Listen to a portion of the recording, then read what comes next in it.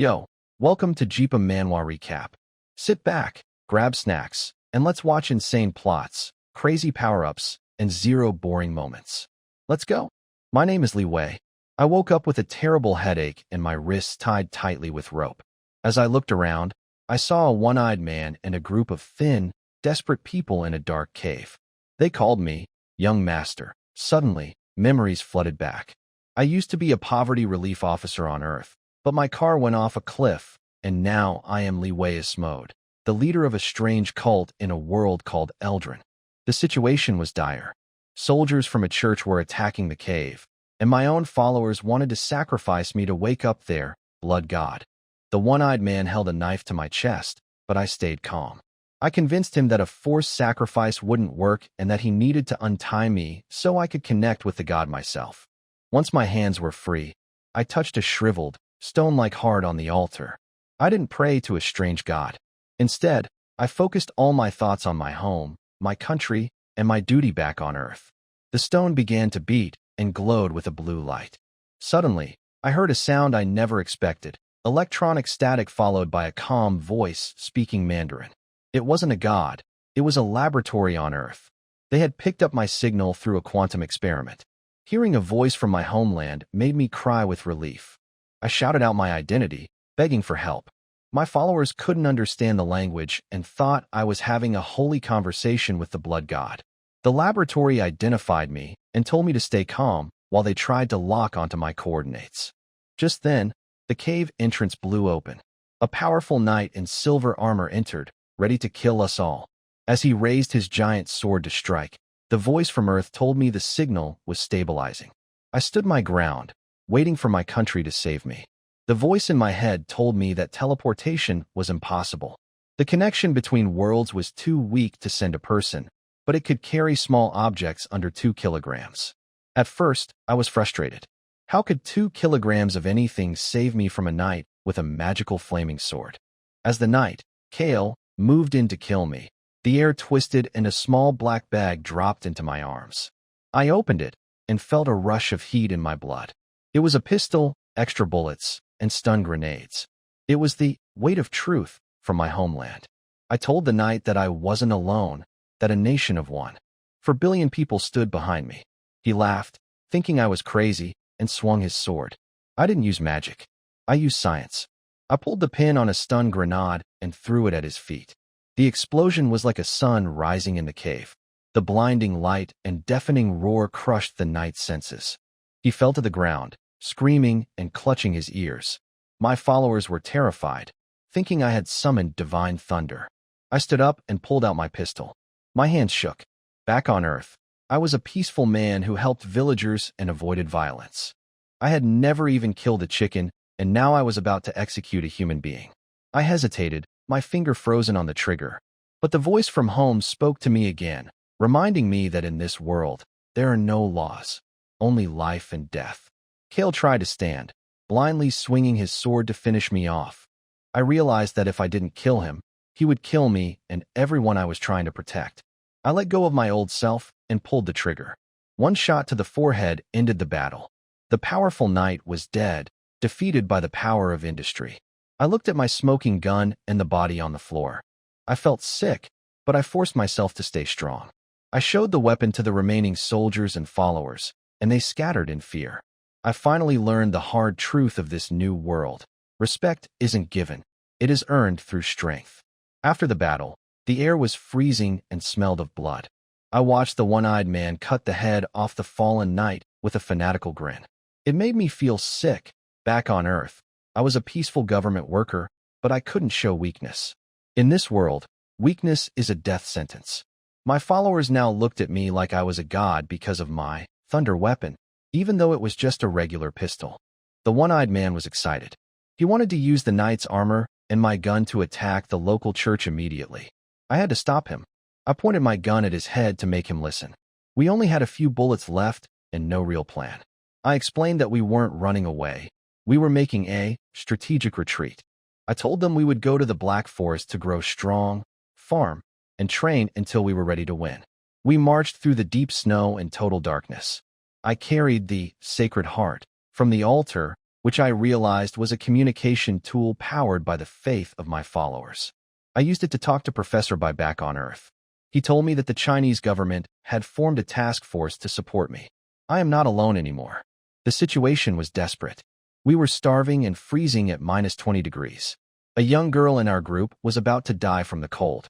The laboratory told me they could only send objects under 3 kilograms, but they had a plan. Suddenly, a green package dropped out of the air. It wasn't a magical sword. It was a Type 09 military self-heating meal. I added water to the heating pack, and steam began to hiss into the cold air. The smell of fried rice filled the cave. To these people, seeing food appear from nowhere was a greater miracle than any magic. As I handed out the hot food, I felt a spark of hope. I realized that the power of my homeland's industry was going to be the key to our survival. In our hiding spot, we found a young girl buried in the snow. She was a witch named Lilith, burned by her own magic and hunted by the church. My men wanted to eat her to survive, but I stopped them. I used my Glock to set a clear rule. On my team, we do not become beasts. I wrapped her in my coat and fed her a self-heating meal. She was shocked by the magic of chemistry that could boil water and cook food instantly without magic or spells. To keep everyone alive, I consulted with the experts back home through my mental link. They taught me how to build a gravity trap using simple physics, just wood, stone, and rope. We used it to crush an ice wolf that would have been too dangerous to fight with rusted swords. I finished it off with one precise shot. Lilith was terrified by the efficiency of my science. From the wolf's head, Lilith recovered a blue magic crystal. I sent this back to Earth through the quantum channel. The reaction from the other side was incredible. The scientists discovered that these crystals have an energy density thousands of times higher than TNT. This single discovery sparked an energy revolution on Earth. Because of the crystal's value, the Chinese government stopped worrying about the energy cost of talking to me. They connected the laboratory directly to a nuclear power plant to keep the portal open. Now, I have the full backing of a modern superpower. The first massive shipment arrived shortly after, a military supply box filled with professional cold weather gear and medicine. As I handed out thick, camouflaged coats to my ragged followers, Lilith stared at the red star on the quality tag. She realized I wasn't just a cult leader. I explained to her that this power wasn't magic or simple chemistry. It was the power of industry. The wind on Black Pine Mountain still blew, but the bone-chilling cold had been shut out. Below the rocky cliff, the campfire burned brightly. The followers, who had once huddled together for warmth like frightened birds, were now wrapped in thick desert camouflage coats. Some even loosened their collars from the heat. The dark green coats were the only color in this white, frozen world. Levi didn't join the group by the fire. Claiming he needed to communicate with the blood god, he climbed alone to a rocky ledge above the camp. The signal was better there, or so he liked to believe. Professor Bai, we've received everything, Levi muttered into his collar. If you could send some heat packs next time, that'd be great. My old legs can't take this cold. Comrade Levi, let's stay serious. The voice in his mind wasn't Professor Bai's, but that of a middle-aged woman with a firm, authoritative tone. Hello, I'm Zhou Lan from the National Academy of Social Sciences. From now on, I've joined the special expert group as well. Li Wei was stunned. The Academy of Social Sciences? Are we going to conduct a population census in another world? No, we're doing strategic planning. Zhou Lan's voice carried a tone of academic precision. Based on the information you've sent back, Professor Bai is mainly responsible for physical support, while we're here to help you establish a foundation. Simply surviving isn't enough. You need a base, you need to develop productivity, and most importantly, you need to understand your foundation. My foundation? Li Wei glanced back at the campfire below.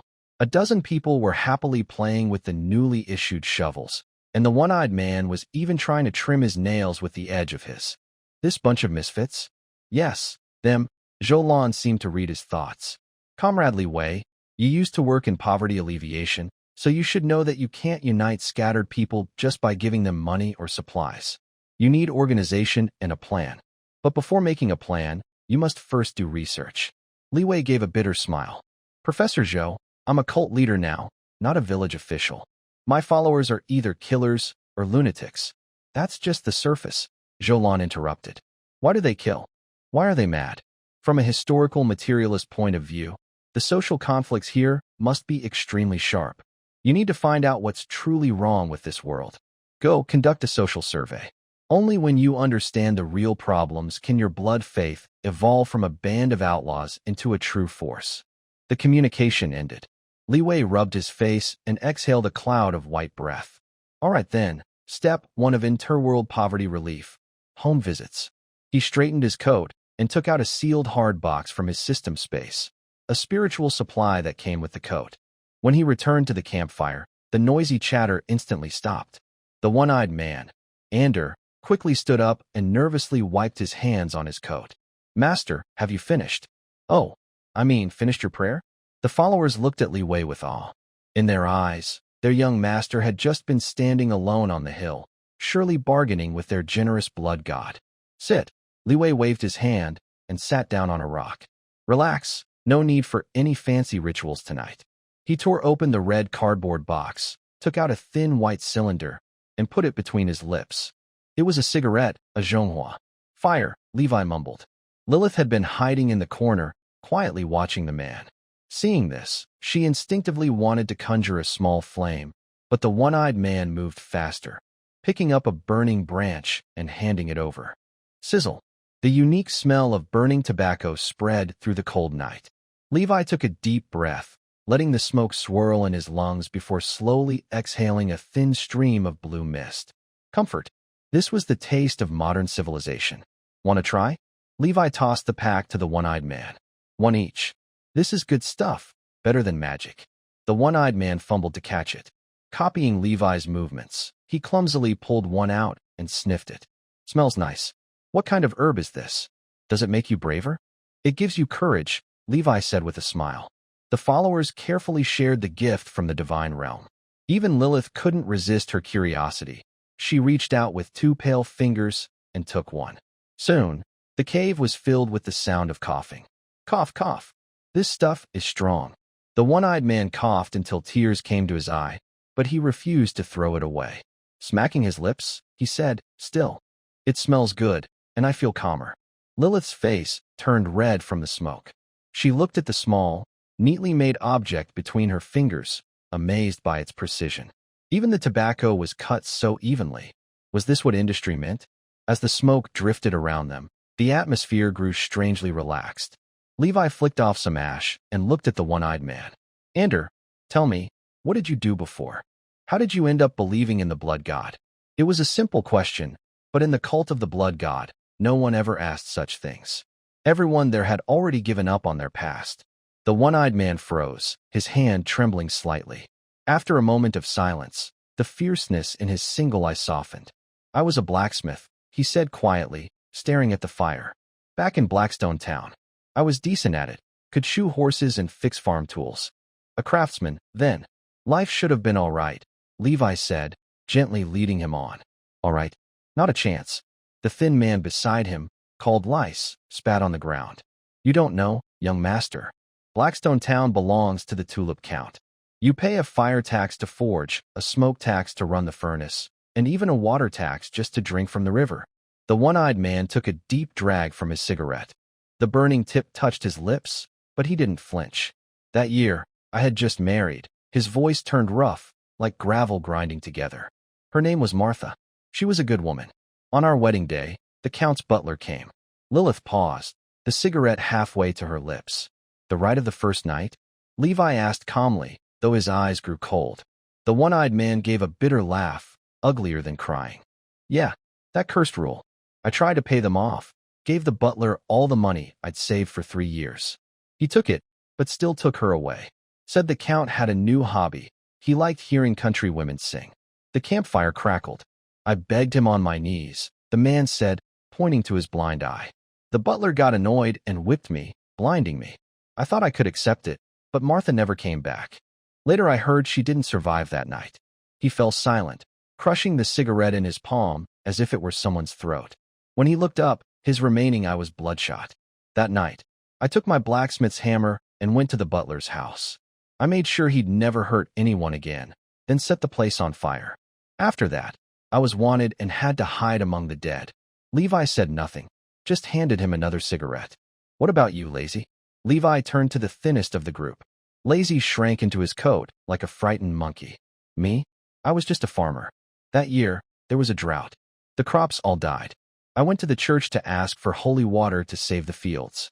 The priest said the water only worked for those with pure hearts, and that I had to buy a pardon. One pardon cost 2 sacks of wheat. I didn't have any wheat, Lazy said with a bitter smile. So I brought my only donkey instead. I got the holy water, but the land stayed dry. The priest said my sins were too heavy and asked for more money. Later, I stole a silver candlestick from the church to trade for food. Since then, the temple knights have been hunting me. One story after another drifted out with the smoke. Some had been beaten for not stepping aside for a noble's son. Others had lost their minds after their sisters were taken by mages for so-called magic experiments. Some were hurt simply because they were too beautiful, their faces scratched by jealous noble ladies. None of them were born villains. Not one truly believed in the god of blood. So, Levi looked at the group of ragged, scarred people. You joined the cult not to seek eternal life, nor to destroy the world? You must be joking, young master. The one-eyed man lit a new cigarette and gave a bitter smile. The cult has a bad name, sure, and they talk about sacrifices, but at least, here, we're all people abandoned by the world. Stray dogs together are better than being eaten by wolves. And sometimes, the cult even finds us something to eat. Lilith had stayed silent. She was a gifted mage, exiled from her homeland, raised in the ivory towers of the Mages Guild. She knew the greed of nobles and the hypocrisy of the church, but she had never heard such raw voices from those at the bottom. This kind of despair was heavier than any forbidden spell. This world is sick, Lilith said softly. Everyone turned to her. The nobles control power and treat commoners like insects. The church claims all truth and blames every pain on sin. The mages care only for knowledge, not for lives. Lilith lifted her head and looked at Levi. That's the truth. You can't change it. Levi flicked his cigarette into the fire and watched the red glow vanish. The firewood crackled, sending sparks into the dark sky, disappearing in an instant. Levi's cigarette burned down to the end. The heat stung his fingers, pulling him back to reality. He flicked the into the snow. With a faint hiss, the last glow was swallowed by the cold. And you? Levi turned to the corner where Lilith sat. The famous witch of fire. Surely you're not wanted for stealing a neighbor's eggs? Wrapped in an oversized military coat, only her small face showed. She had been pretending to watch the fire, but at his words, her body stiffened. I killed someone, she said quietly, as if afraid to disturb the wind and snow. I can tell. Levi took out another cigarette and lit it. In times like these, it's rare to find someone who hasn't. Who is it? My teacher. The one-eyed dragon was holding a stick and picking his teeth. When he heard this, his hand and almost poked his gums. Wow, betraying your master and ancestors? That's a serious crime. No wonder the bounty is so high. Lilith ignored the one-eyed dragon's fuss. She reached out her hand, palm facing up. A ball of orange-red flame suddenly shot out and flickered at her fingertips. But the flame was unstable, flickering dimly, showing her magic was not fully restored. When she was 5, tests showed she had a strong fire element affinity, and she was immediately taken into the high tower of the imperial city. She looked at the flame with no pride, only deep exhaustion. Back then, I thought I was the luckiest person in the world. I didn't have to farm or go hungry. Just a flick of my finger, and I could get gold coins that ordinary people couldn't earn in their lifetime.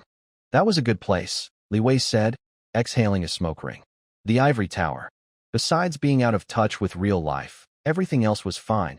Exactly out of touch, Lilith sneered. The flame in her hand suddenly grew higher. That day was my mentor's birthday banquet. A count brought his illegitimate son as a guest. The boy used the estate's maid as a target to practice his wind blade technique, which he never hit properly. The surrounding followers grew quiet. They had heard about these noble scandals many times, but each time, the anger in their hearts would rise again. The maid was covered in blood, kneeling and begging for mercy. But the boy was laughing, and so was the mentor. The count even praised his son's precise magic control. Lilith's fingers clenched tightly, crushing the flame into sparks. At that time, I was practicing a 3rd-level magic, explosive fireball. So, you blew up the illegitimate son? The one-eyed dragon asked excitedly.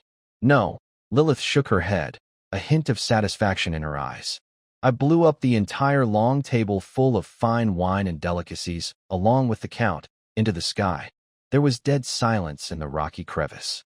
After a few seconds, Lizzie took a deep breath.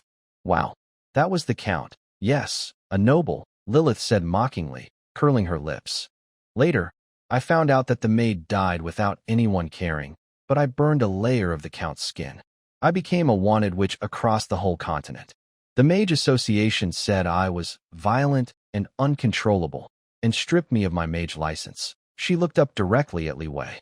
But do you know what's the most ridiculous part? Those civilians, those people like the maid, when they saw the wanted posters, didn't hate the nobles. Instead, they eagerly wanted to report me to get the reward money. This is why I don't believe in gods. If gods really existed, they would have sent lightning to strike down these wicked people long ago. But unfortunately, gods just sit in the clouds, watching us tear each other apart like bugs. The snow and wind seemed to lessen a bit, but the heavy feeling of oppression remained. Lily buried her face in her coat collar, her eyes, which had seen too much dirt and evil, fixed on the fire, as if trying to see through the flickering flames. The other followers around her stayed silent. The one-eyed man was smoking a cigarette stub close to his fingers, but he didn't notice. They were all waiting for the so-called young master to give an explanation or a vague comfort. For many nights and days, the priests of the blood god cult had done this, using the lie that you can live forever in the blood pool after death to numb these people who lived worse than animals. Livy took the last puff of his cigarette, the spicy smoke swirling in his chest, easing some of the cold. His communication channel was still open. Professor Jolan from the Social Sciences Institute hadn't hung up. It seemed she was quietly listening from the other side of the world. Comrade Livy, Jolan's voice broke the silence. Did you hear that? This is classic class oppression.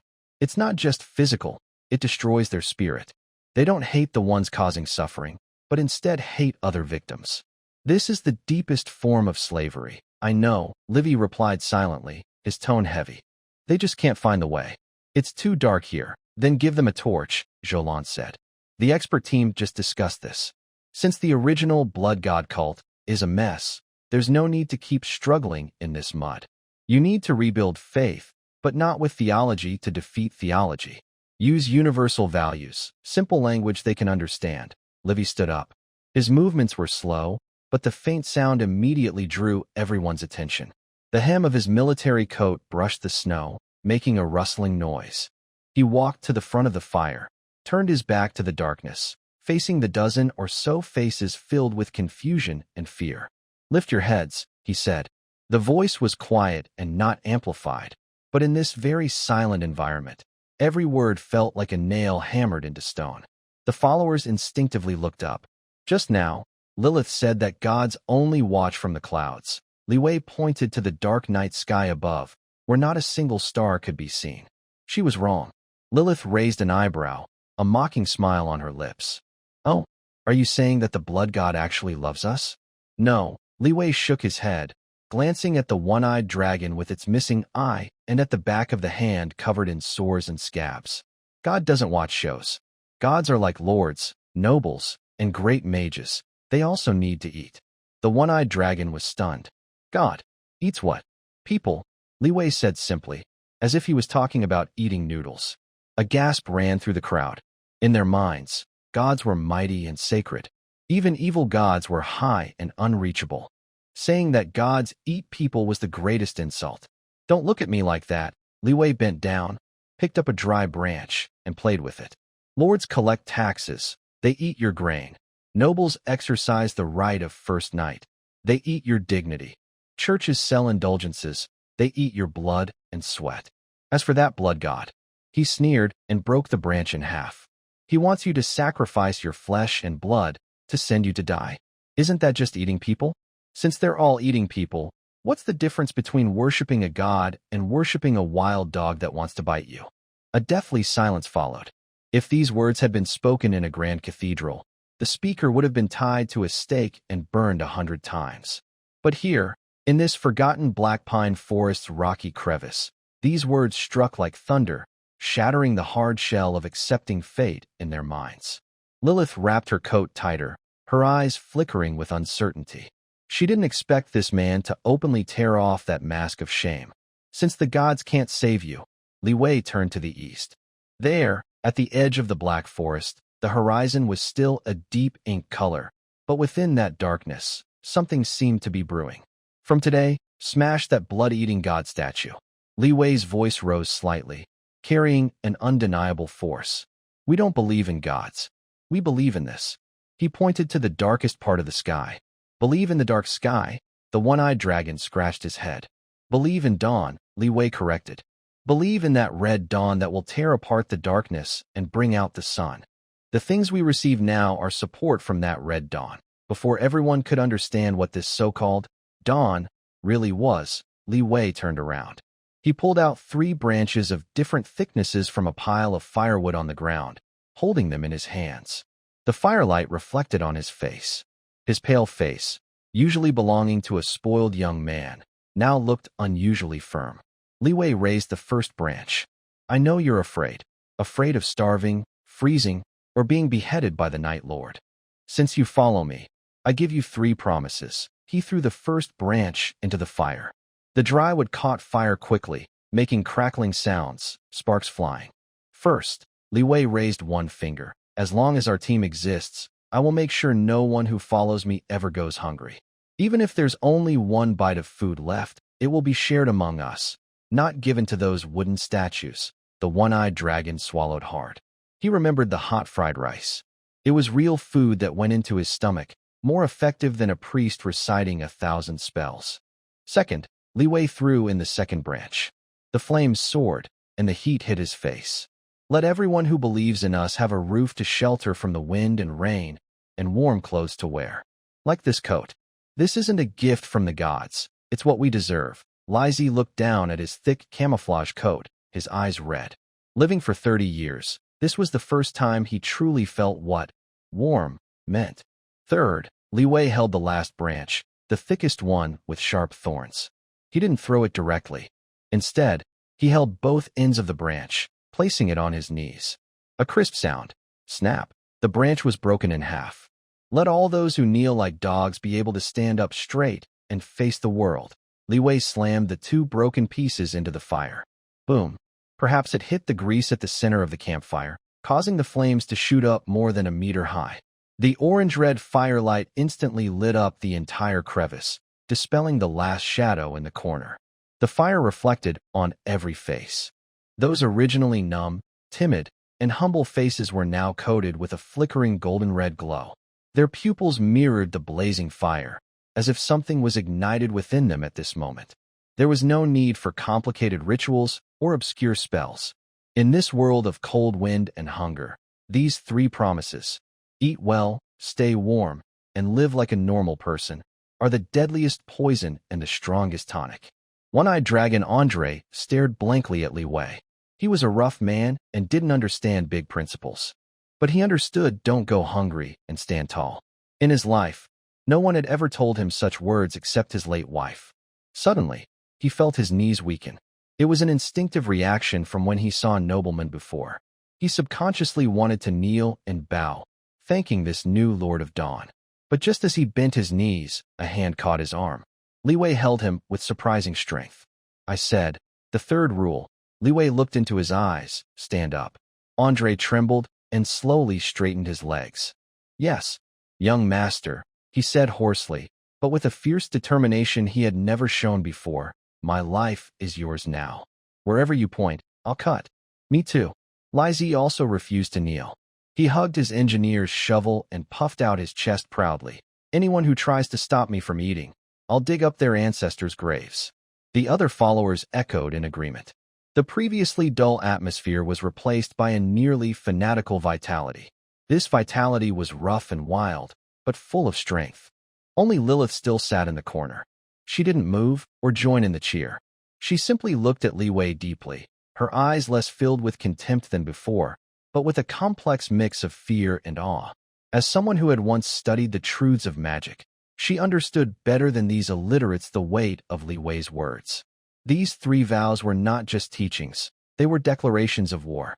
They were a declaration of war against the established, decaying, and arrogant world order. Do you know? Lilith softly spoke, her voice only audible to Levi nearby. These three oaths are more frightening than a forbidden spell. How so? Levi tilted his head. A forbidden spell can only destroy a city. Lilith buried her chin in her coat collar, her red eyes shining with strange light. But if you truly can do these three things, you will destroy all thrones. If I could really do that, she murmured, unconsciously rubbing the five-pointed star button on her coat. At this moment, the sky outside the rocky crevice was finally no longer pitch black. On the mountain ridge to the east, a faint blue-gray light split the night. Soon after, a soft red dawn seeped through the clouds, like blood or flames. Dawn had arrived. The first sunlight pierced through the snow and wind, slanting into the crevice, shining directly on Levi's face and casting a golden edge on Lilith's messy red hair. Levi looked at the group of ragged, dirt-covered people before him, but now their eyes finally shone with hope. He withdrew his gaze and clapped his hands. All right, enough sentimentality. Now it's time to work. Levi returned to his practical, office manager demeanor, pointing at the supply box on the ground and the wolf meat that hadn't been eaten yet. Ander, take 2 people and smoke dry the remaining meat to make marching rations. Lazy, sharpen your engineer shovel. This tool can dig, and when swung properly, it can also smash a knight's helmet. Since we formed a new group, we need rules. Lilith hesitated. So, what should we call ourselves? The Dawn Sect. Levi shook his head. He thought of the figures trudging through mud on Earth, and of that red 5-pointed star. Calling it a sect sounds too simple. Levi stepped outside the crevice. The snowstorm had just eased, and although the road ahead was still blanketed in white, he could at least see the direction. Write this down. Our name is the Crimson Dawn Pioneers. First task, survive and walk out of this dark forest. At the end of the Black Pine Forest, the snowstorm had just eased. Levi stood on a cliff edge, holding a metallic sphere-like object called the Multiverse Echo Core. On the holographic interface projected onto his retina, a detailed 3D terrain map is being built in real time. CN-01 Laboratory calling Comrade Li Wei.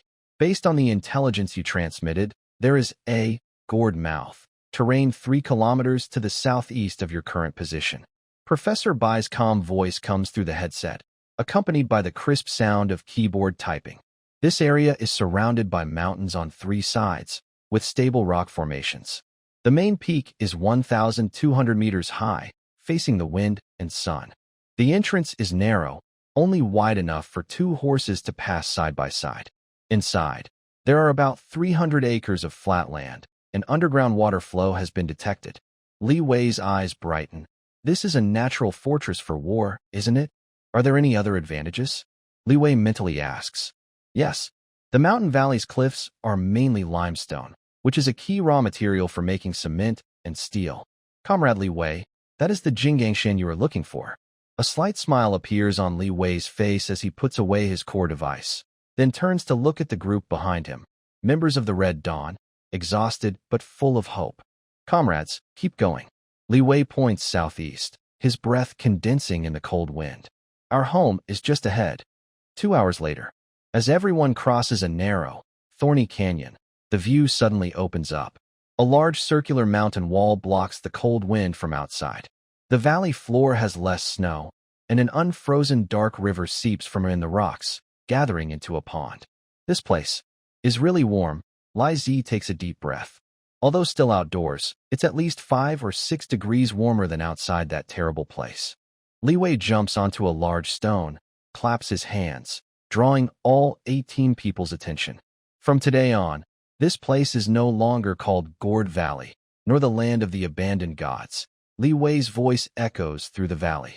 It's called Haesong Mountain Revolutionary Base. One-eyed Long scratches his bald head. The term is too advanced for him.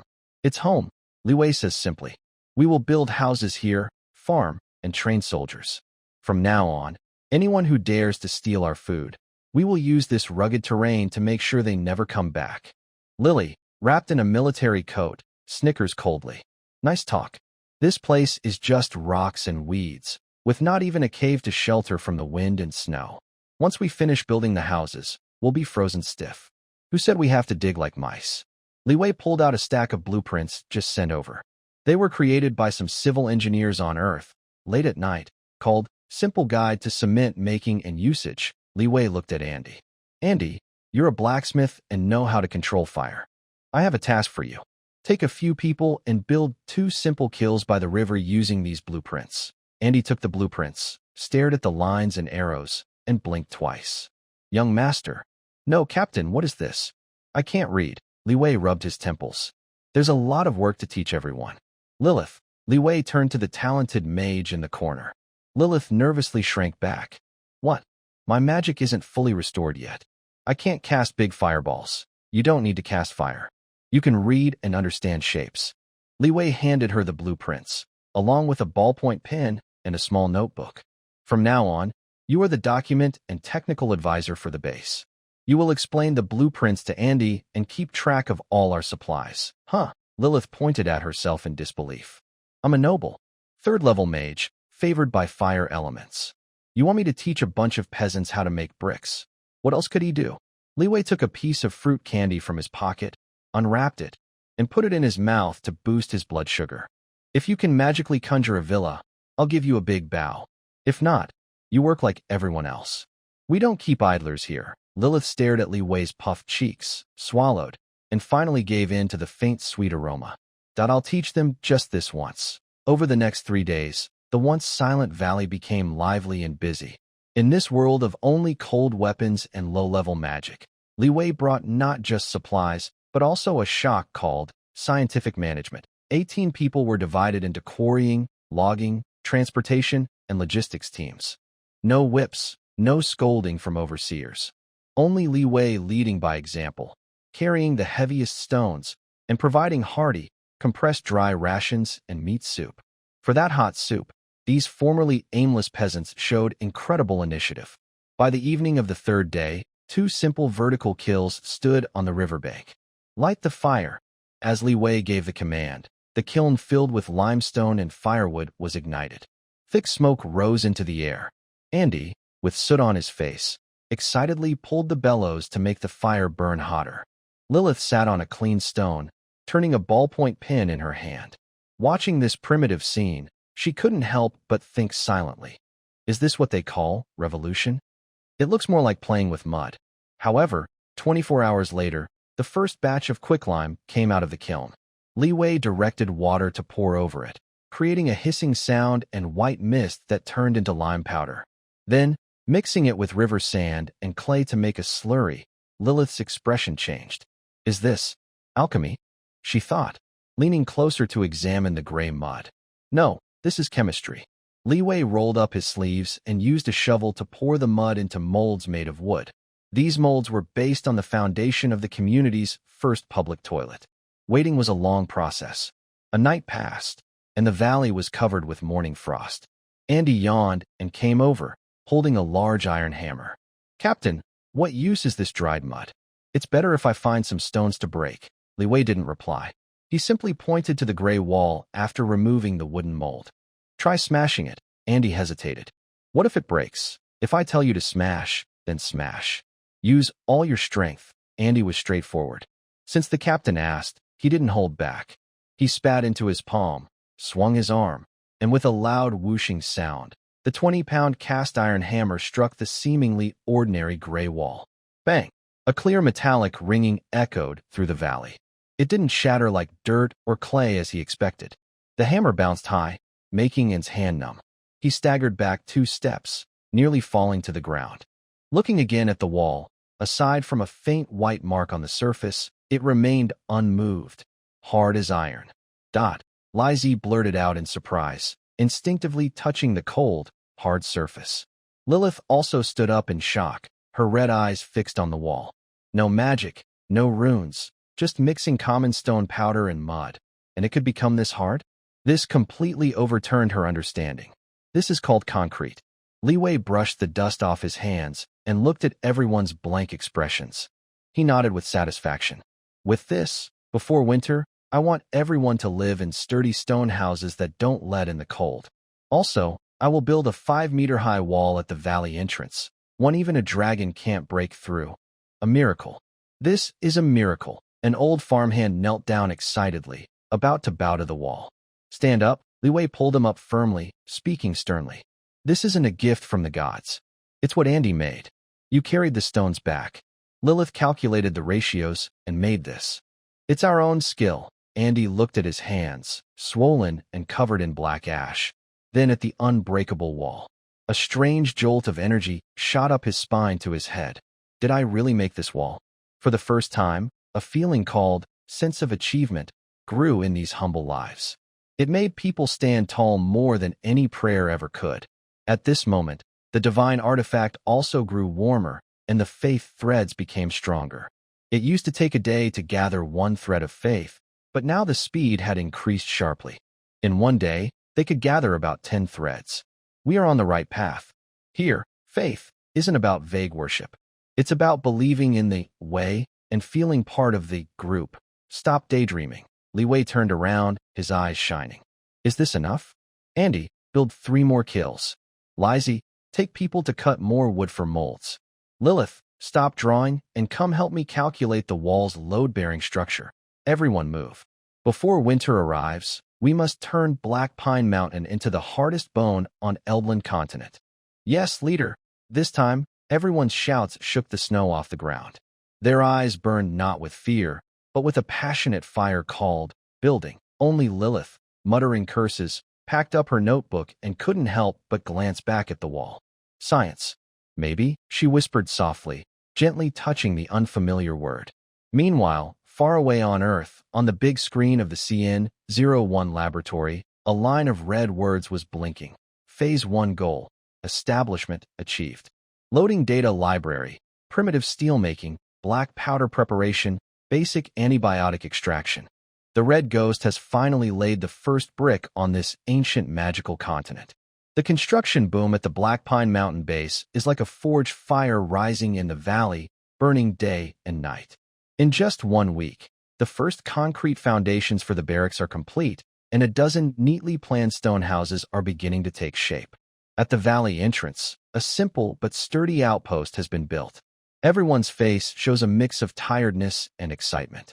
Compared to physical labor, the pride of building their home and watching the wilderness change day by day gives a spirit that no magic can provide.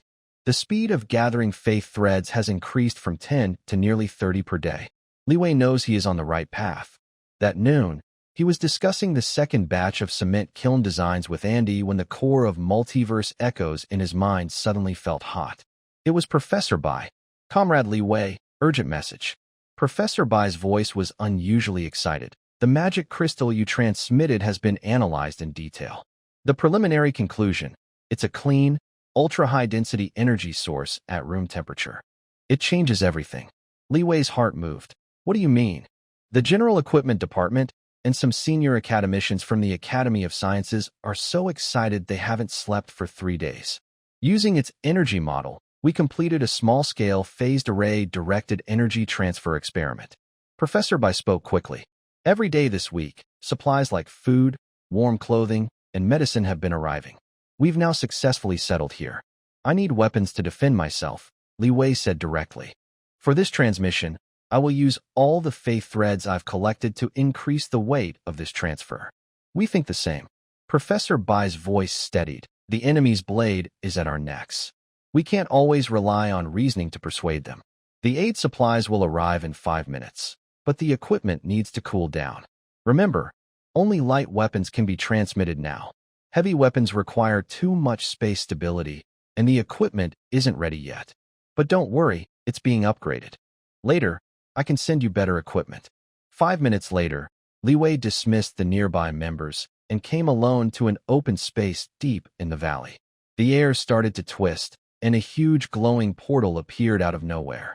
It was over 2 meters wide, with a deep whirlpool inside. Instead of small packages being squeezed out, heavy, dark green military crates were smoothly placed on the snow with a dull sound. There were 5 large boxes in total. The portal closed. Li Wei stepped forward, looking at the familiar red 5-pointed star and white painted numbers on the boxes. His eyes felt a little warm.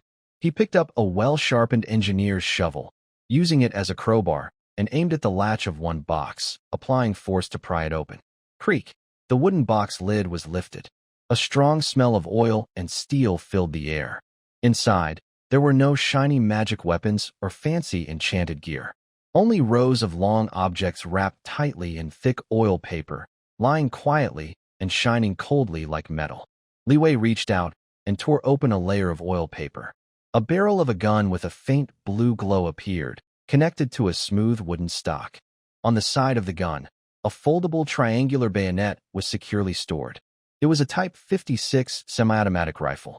Li Wei's fingers brushed the cold steel, and a long-lost feeling of safety, deep in his bones, surged up. He opened the second box, which contained neatly stacked ammunition boxes. The third box held bundles of small hammers with wooden handles. It was a Type 67 wooden handle grenade. Li Wei took a deep breath, then turned around and shouted loudly, "Everyone, stop what you're doing and gather here." More than a dozen members of the Red Dawn quickly ran over. When they saw the 5 open boxes and the neatly arranged iron sticks inside, they froze in surprise. "Captain, are these new farming tools?" Lizzie asked curiously. "No," Li Wei replied, picking up a semi-automatic rifle from the box. He skillfully pulled the bolt, making a crisp metallic click. That sound seemed to have a magical effect, instantly quieting the entire valley. "These are tools for talking reason."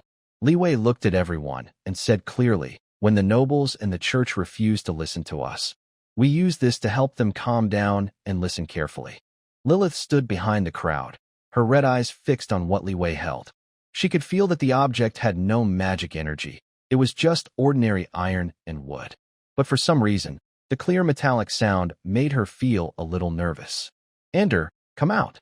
"Yes." The one-eyed dragon stepped forward. "Take this." Li Wei handed him the gun.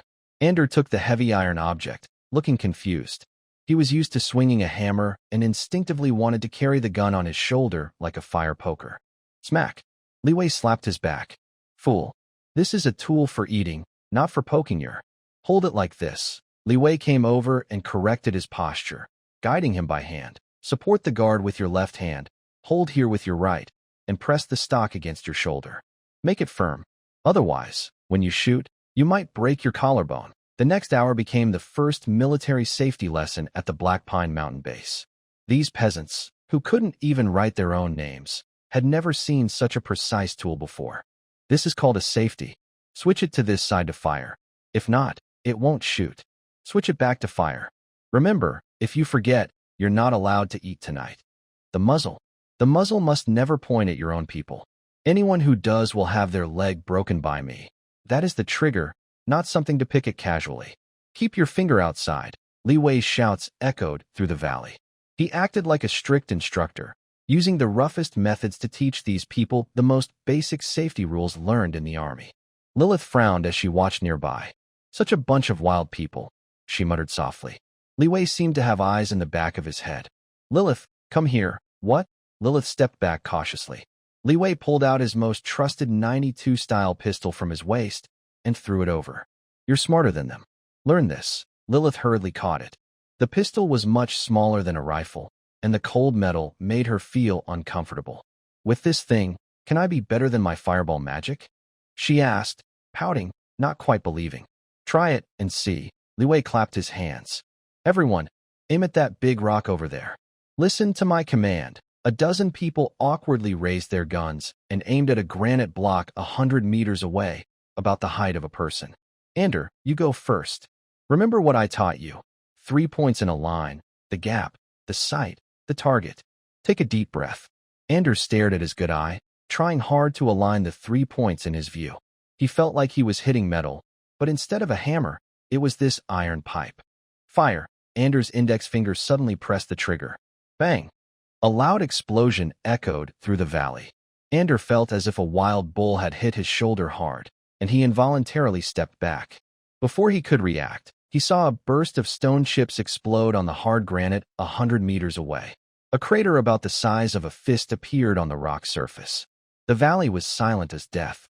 Everyone widened their eyes, staring at the stone and then at the smoking iron pipe in Ender's hand. Lizzie's mouth was wide enough to fit an egg. He had cut through the stone with his engineer shovel and knew how hard that material was. But now, with just a loud bang. What is this magic? One believer trembled and asked. Lilith's face instantly turned deathly pale. She knew better than anyone what this meant. Creating a burst fireball usually takes at least 3 seconds of chanting and mental guidance. But Ander, a blacksmith who couldn't read a single word, just pulled the trigger, and it caused an effect comparable to a third-level, stone-shattering spell. The scariest part was, he didn't need to use any magic at all. This doesn't require a spell? She whispered, her voice filled with disbelief and fear. No element affinity? No mental power to build a spell model? Li Wei looked at her calmly and replied, it requires practice. But yes, a 3-year-old child, as long as he has the strength to pull the trigger, can kill a much stronger swordsman. This sentence was like a thunderbolt, striking deep into Lilith's soul. Her pride, her superior fire element affinity, her reputation as a genius mage. At this moment, all seemed like a joke. Bang, bang, bang, bang, bang. More people started shooting under Levi's guidance. The continuous gunfire shattered the peace of the dark pine forest and also broke the last bit of respect they had for the old world. When the last bullet was fired, everyone was out of breath. Their shoulders ached from the recoil, but in their eyes, there was a new fire called strength. Levi ordered everyone to be given a rifle, 2 sets of ammunition, and 4 grenades. After about 10 minutes, a new team appeared in the valley. They were still ragged, with dirt on their faces. But they were no longer scared refugees hiding and avoiding eye contact. They carried their rifles slung over their backs, grenades at their belts, and stood straight. The confidence that radiated from them had changed from sheep to wolves. They looked at each other and at the cold steel on their bodies, filled with unprecedented confidence. From today, we are the Red Dawn Pioneers, and Levi looked at this emerging armed group and slowly spoke. The first armed militia team in Black Pine Mountain. He removed the magazine from his Type 92 pistol, reloaded it, and handed it to Lily, who was still staring blankly. Keep this for protection. Our home needs everyone to defend it. Lily looked at the gun in her hand, and then at Levi, her eyes full of complex emotions. At that moment, outside the valley, several kilometers away in the dense forest, a faint bird call broke the silence. A 7-person mercenary team was quietly moving in a combat formation. They were well equipped, with dried bloodstains on their leather armor, and their eyes sharp as eagles. The leader was a man with a scar on his face. He squatted down, picked up some ash from the snow, and sniffed it. It's fresh smoke ash. They are nearby. He took out a crumpled sheepskin wanted poster from his pocket and unfolded it.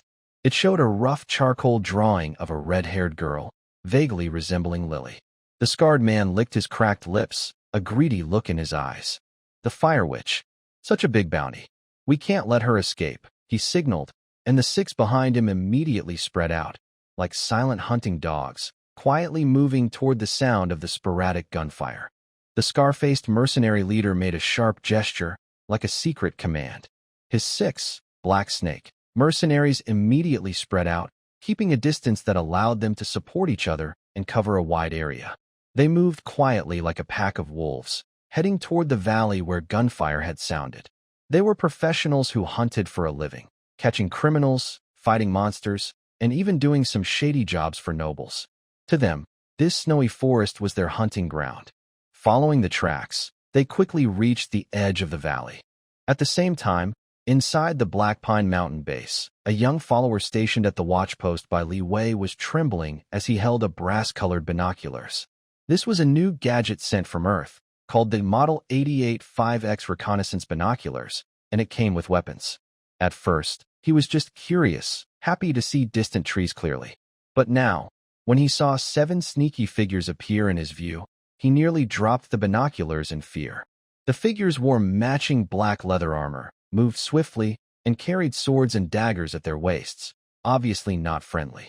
He scrambled down from the watchpost and ran straight to Li Wei, who was checking weapons. Captain, something's wrong. There are people outside. 7 of them. And they all have weapons. The tense atmosphere in the valley suddenly cooled. Ander, Li Zi, and others instinctively gripped their rifles tightly, their faces showing worry. They had just picked up their guns and weren't even good at changing magazines yet. Only Li Wei remained calm, his face unchanged. "Why are you panicking?" he said softly, his voice quiet but commanding silence.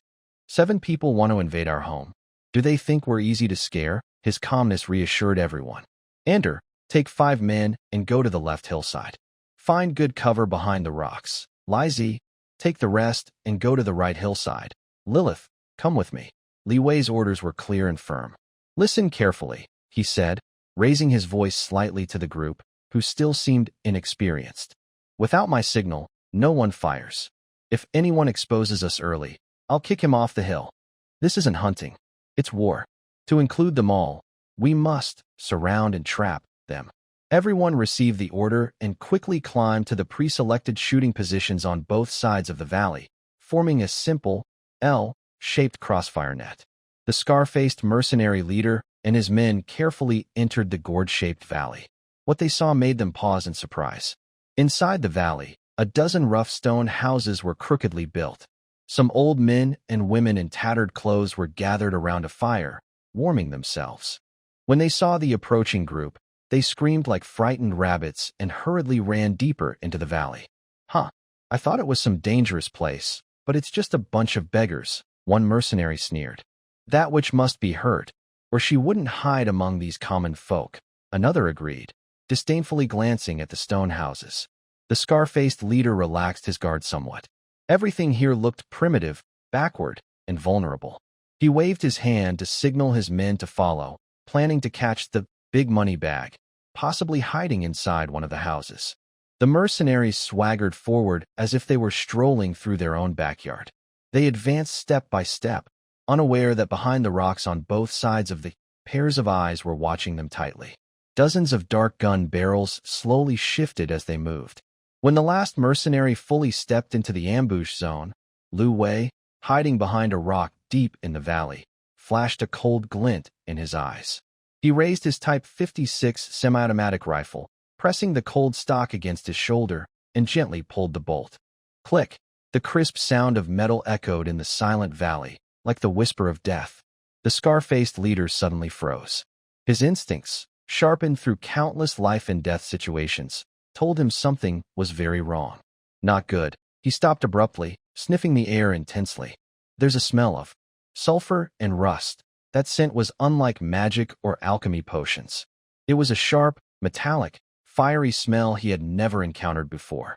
His pupils shrank suddenly, and his body hairs stood on end. An ambush. With a sharp whoosh, he drew his long sword from his waist, and a faint blue glow flickered across the blade. However, it was too late. Li Wei's response was a gunshot. Bang! The trigger was pulled, and the bullet was fired. This gunshot was the signal for the attack, the command for a full. In an instant, several flames burst out from the slopes on both sides of the valley. Bang! Bang! Bang! Bang! Bang! The intense gunfire sounded like a sudden rain, breaking the quiet of the valley.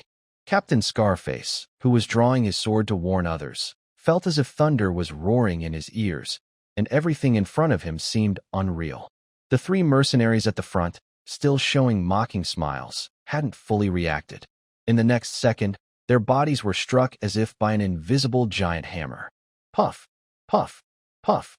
Blood splattered wildly across their chests, stomachs, and heads. Their tough leather armor was as fragile as paper against the powerful force of 7.62 mm rifle bullets. The bullets easily tore through their bodies, creating clouds of blood mist. The 3 mercenaries didn't even have time to scream. They looked like rag dolls with their bones pulled out, flying backward and crashing heavily into the snow, turning the white snow into a shocking red. The remaining 4 mercenaries were completely stunned. Their minds went blank. What just happened? No magic chance, no arrows flying through the air, not even a shadow of the enemy was seen. Only deafening explosions in their ears and the terrifying sight of their comrades turning into corpses in an instant. Death came silently, but so brutally. Enemy attack. Form a formation. Raise shields. Captain Scarface, with his experience, reacted from the initial shock and let out a frantic roar. But his voice was drowned out by even more violent gunfire. Ander, with his single eye wide open, looked nervous but was now filled with wild excitement. He felt as if he wasn't just shooting, but wielding an invisible hammer, smashing enemies 100 meters away one by one. Die! All of you die! He shouted fiercely and mechanically repeated Li Wei's training. Shoot! Pull the trigger! Shoot again! At that moment, he saw the surviving mercenaries trying to gather back to form a defensive line. Hey! One-eyed dragon grinned, showing a row of yellow teeth. He took a small iron ball with a wooden handle from his waist. Mimicking Li Wei's earlier actions, he unscrewed the back cover and struck the fuse against a stone. A puff of blue smoke appeared. Captain said this is called a hand grenade. He used all his strength to throw the wooden-handled grenade toward the gathered mercenaries. The grenade flew in a curved path and landed precisely at the feet of a few panicked mercenaries. What is that? One mercenary looked down, confused. Next moment, boom! A loud, deep explosion erupted, more thunderous and terrifying than gunfire. The blast wave kicked up snow and rocks, forming a visible shockwave. Two mercenaries trying to form a line were instantly torn apart, their limbs flying into the air, then falling like bloody hail. Smoke filled the air, gunfire was deafening, and the strong smell of blood and gunpowder mixed, turning the valley into a battlefield of chaos. The members of Black Pine Mountain saw for the first time how brutal and efficient modern warfare could be. Just by pulling a trigger from over 100 meters away, they felt a new sense of shock and power. Less than a minute after the fight started, only the leader of the Black Snake mercenary group was still standing. Li Wei's brow furrowed tightly, because just then, during the barrage and grenade explosion, that scar-faced leader surprisingly survived. He was kneeling on the ground, covered in a thick blue glow. The glow looked like solid armor, protecting him completely. Countless bullets hit the blue light, causing ripples but couldn't break through. The shrapnel from the grenade was also deflected. The scar-faced leader roared like a beast. He looked up, eyes glowing red, staring fiercely at the flames spitting from the hillside. Alchemists, you bunch of sneaky rats! He shouted angrily, and the blue glow around him suddenly surged, causing the ground beneath him to inch by inch. The next moment, he shot forward like a fired cannonball, ignoring bullets coming from all directions. He braved the heavy gunfire and charged toward Li Wei's position.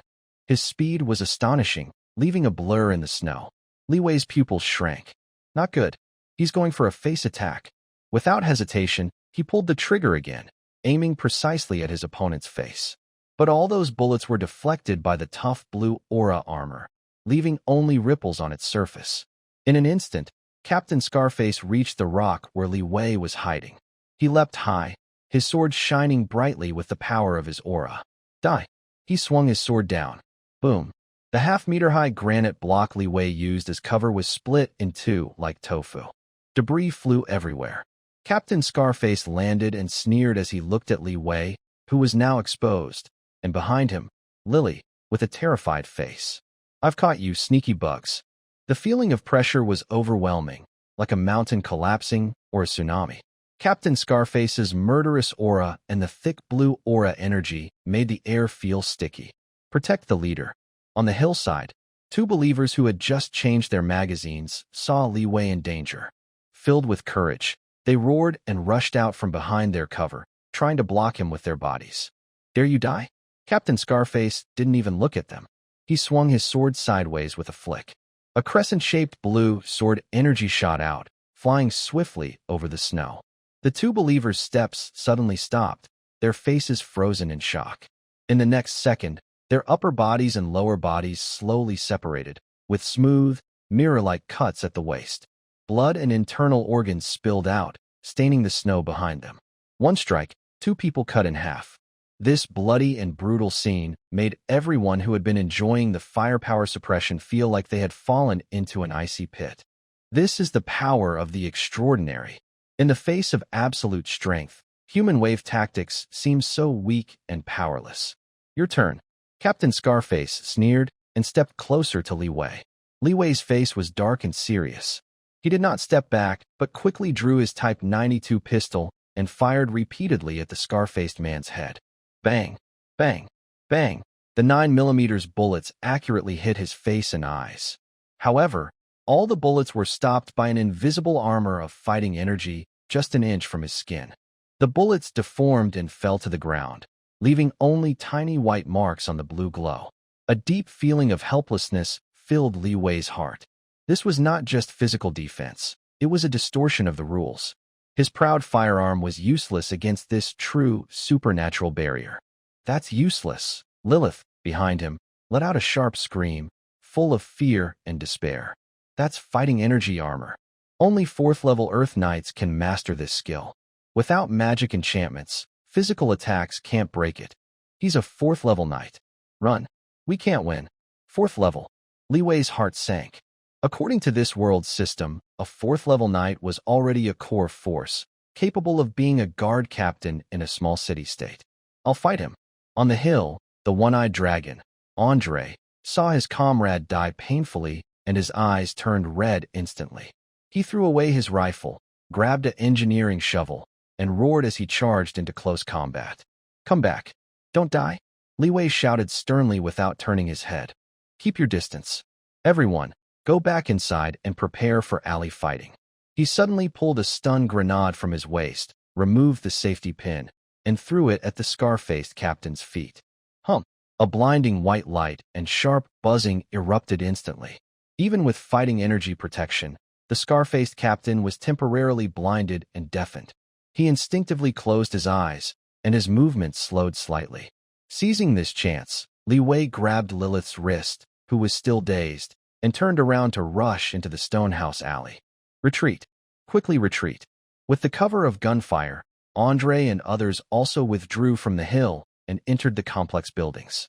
A few seconds later, the scar-faced captain recovered.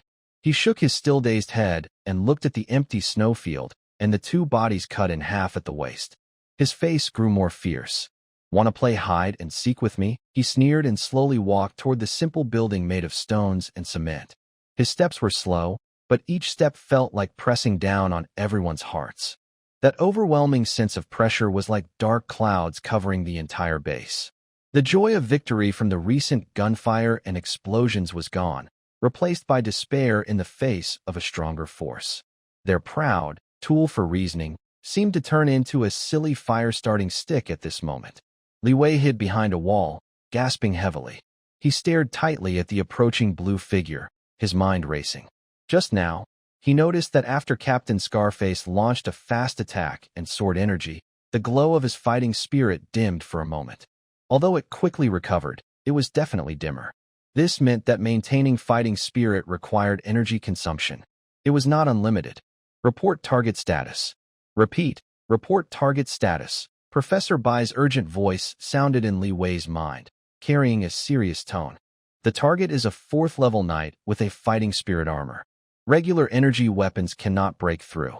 2 of our team members are already dead, Li Wei reported simply and clearly. Received. Data model is being built urgently.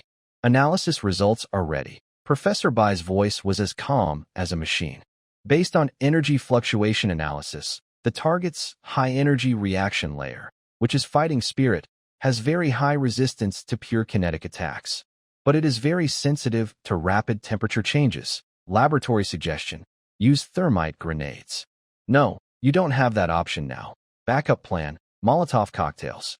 Large amounts of high heat value combustibles attached to the target's surface, burning continuously, can quickly drain his fighting spirit energy or even burn through his defenses.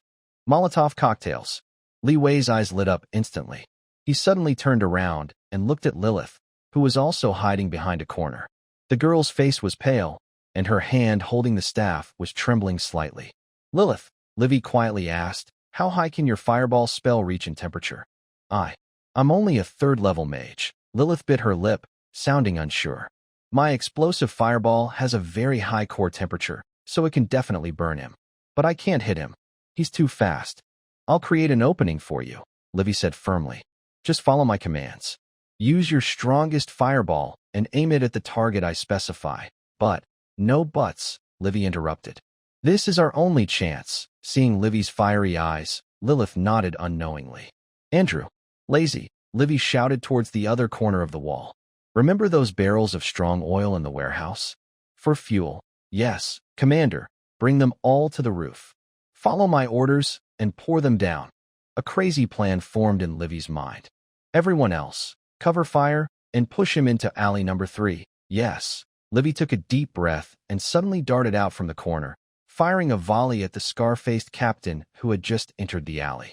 The bullets were deflected, but they successfully drew his attention.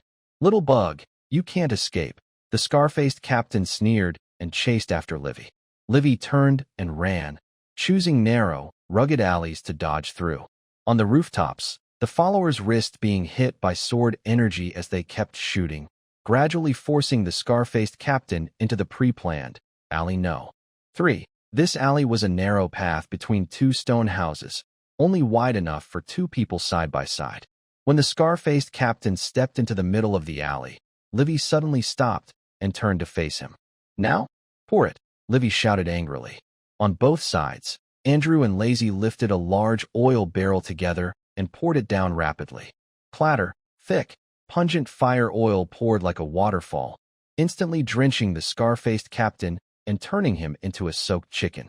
"What's that?" The scar-faced captain wiped oil from his face, about to mock this childish trick. But Livy moved faster than him. He threw another stun grenade. Meanwhile, Lilith, who had been hiding at the end of the alley and gathering her magic power, had bright red eyes filled with intensity. In the name of fire, explode! She nearly exhausted all her magic and aimed a compressed, glowing white giant fireball at the shadow in the alley, then suddenly launched it. The bright flash of the shockwave just appeared. Then, the exploding fireball rushed toward them. The blazing oil, the fiercely burning fireball, and the narrow, enclosed alley created a perfect mix of chemistry and magic at this moment. Boom! An unprecedented loud explosion occurred. The terrifying high temperature instantly filled the entire alley, and the flames even created a brief vacuum, out all the surrounding oxygen. The blue aura of energy armor could only hold for less than a second under the over 2,000-degree heat before bursting like a popped bubble. "Ah!" The scar-faced leader let out a piercing scream that sounded inhuman. He turned into a blazing fire being, rolling and struggling wildly in the alley, but he couldn't extinguish the flames on his body, which clung to him like maggots. Li Wei calmly raised his Model 92 pistol, aimed at the twisted flames, and pulled the trigger. Bang! This time, the bullet had no obstacle. It precisely pierced through the flames and hit the already charred forehead of the head. The scream suddenly stopped. The fierce fire illuminated half the valley, and the acrid smell of burnt flesh was nauseating. The battle was over. Victory came at a high cost, and with a tragic heroism. Li Wei looked at the two cold bodies of his comrades at the alley entrance, with no trace of joy on his face. His fists clenched tightly, and his face was grim and terrifying. The flames in the alley gradually died down, leaving only the charred figures still smoking. The air was filled with the pungent smell of burning oil and an even more disgusting smell of burnt flesh. Li Wei's stomach churned, but he clenched his teeth and refused to. He was the backbone of the team, and if he showed weakness now, the morale they had just built would collapse instantly. "Ander," Li Wei's voice was hoarse but carried an undeniable authority. One-eyed Andre knelt beside the two bodies that had been cut in half at the waist, clutching a handful of dirt tightly. His shoulders trembled violently. When he heard a call, he suddenly looked up, his single eye filled with bloodshot tears. "Captain, gather a few people and clean up our brothers. Tidy them up." Li Wei took a deep breath, forcing himself not to look at the gruesome wounds. "Everyone else, clear the battlefield. Don't leave even a button behind for these beasts." "Yes." Li Wei turned and walked toward the charred remains of a four-legged knight. Lilith sat slumped in a corner nearby, her staff lying beside her, her face pale as paper. The explosion of the fireball had drained her of all her energy, and now she had no strength to stand. Li Wei approached and handed her a half-full water jug. "Good job." Lilith took the jug tremblingly and took a sip, her eyes somewhat vacant. "Is he dead?" "He's as dead as he can be." Li Wei squatted down and began searching the knight's belongings. Although the body was blackened, the knight's leather armor was of very good quality and still mostly intact. Li Wei fought off his nausea and reached into a hidden pocket inside the armor, pulling out a heavy pouch containing about 50 gold coins.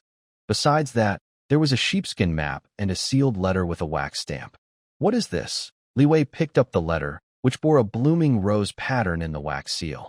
Lilith leaned over to glance, and her pupils shrank suddenly. A rose.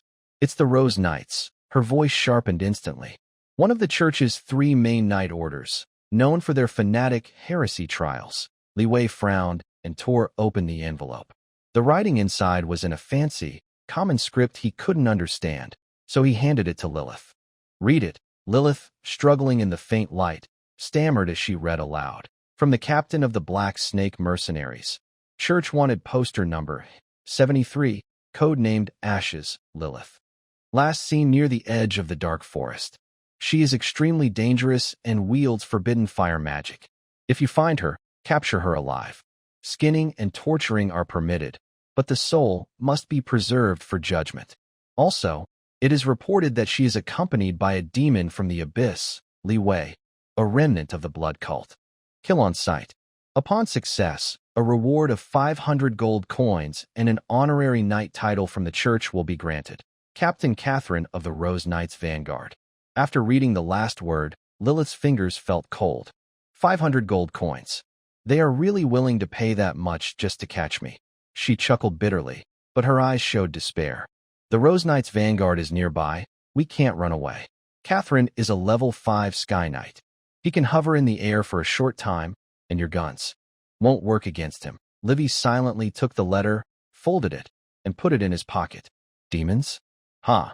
They like to blame everything on us. He stood up and looked around.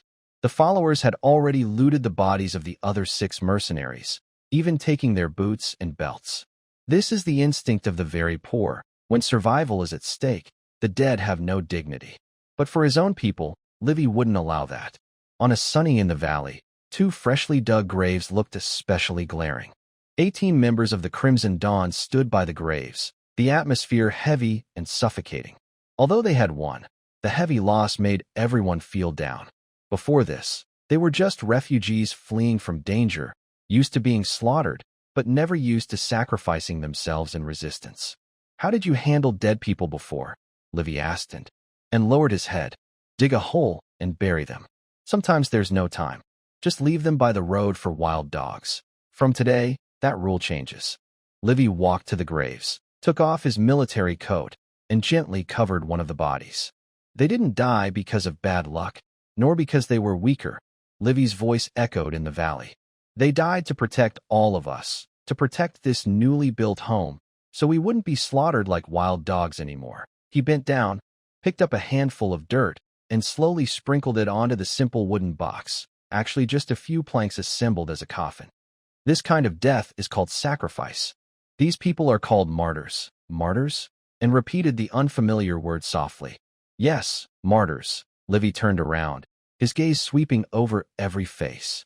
From now on, any member of the Crimson Dawn who dies in battle will have their name carved on a stone monument and be honored by the whole group.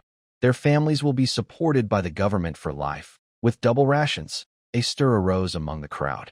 In this world where human life is cheap, no one has ever made such a promise to them. Even when the knights of the regular army die, their pensions are heavily deducted, let alone these common folk. All of you salute, Li Wei shouted loudly. Remove your hats. Salute. He led the group in a proper military salute. Although the soldiers' actions were uneven, some even looked funny. At this moment, their cloudy eyes shone with a new feeling called dignity. Fear faded away, replaced by a serious sense of solemnity. After finishing the ceremony, Li Wei immediately returned to the stone building that served as the command center. Calling Professor Bai, he connected to the multiverse echo core. We're here. Professor Bai's voice was still calm, but Li Wei could hear the noise of keyboard typing in the background. We have analyzed the battle data. Li Wei, the situation is very serious. I know. Li Wei repeated the contents of the letter. A 5th-level Sky Knight can fly. How do we fight this thing? Do I have anti-air missiles? Not yet. And according to the law of conservation of energy, making a human overcome gravity and hover requires an extremely powerful burst of energy, came Zhoulan's voice. This means his mobility and defense are above that of a 4th-level knight. With your current firepower, fighting him directly has 0 chance of success. So what do we do? Wait to die. Li Wei, frustrated, scratched his head. I have a dozen guns, over 100 bullets, and a mage who has run out of magic. Stay calm, Comrade Li Wei. Zhou voice was steady and strong. History is full of examples where the weak defeated the strong. We don't need anti-air missiles. We need tactics. What tactics? Guerrilla warfare. Zhou paused, as if reviewing information. Based on the map and intelligence you provided, Catherine, as a vanguard team, must have a small number of people. The heavy armored knight order has poor mobility in forest terrain, which is your advantage. The enemy advances, we retreat. The enemy stays, we harass. The enemy is tired, we strike. The enemy withdraws, we pursue, Professor Bai added. This is a proven truth countless times. Li Wei, your top priority now is not to fight head-on, but to keep your team alive and eliminate the enemy's remaining forces through mobility. Li Wei took a deep breath, recalling the famous statement of the great person in his mind. Yes, how could I forget that? Also, Zhou continued, about the fighting spirit silk armor. The physics team in the lab has made a new discovery. The recent battle footage shows that when you used the shockwave bomb, the opponent's fighting spirit exhibited high-frequency oscillations. This means that this energy structure is very sensitive to sound waves and bright lights. We are urgently developing a targeted interference device, or rather, a special shockwave bomb. How long before it arrives? At the earliest, 3 days. During these 3 days, you must disappear from Catherine's sight with your people. Li Wei glanced out the window. It was already dark, and the black forest looked like a giant mouth waiting to swallow everything. Understood. After cutting off the communication, Li Wei left the room. Lilith was sitting by the campfire, holding a stick and drawing something on the ground. When she saw Li Wei come out, she quickly wiped away the traces, but Li Wei still saw that it was a complex magic circle. Don't waste your effort. Li Wei sat beside her. That's a teleportation circle, right? With your current magic power, you couldn't even teleport a chicken. Lilith bit her lip. I don't want to drag you into this. The Rose Knights are coming for me. Now they're coming for me too. Li Wei pointed at his nose. I'm a demon, and you're a witch. We're a perfect match. Lilith was stunned for a moment, then blushed slightly. Who said we're a perfect match? You rude heretic.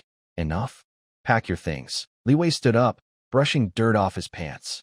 Notify Andy to have everyone dig up the newly planted seeds and take them away. The jars and pots that can't be moved, smash them all. Don't leave the house. Burn it down. Burn it. Lilith's eyes widened. This is where everyone worked so hard to build.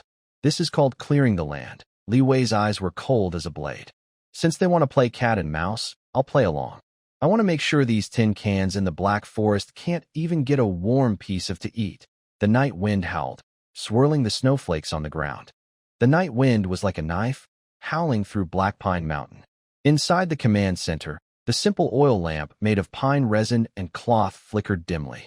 Li Wei stared at the holographic projection in front of him, looking serious as if on a spiritual journey across time and space.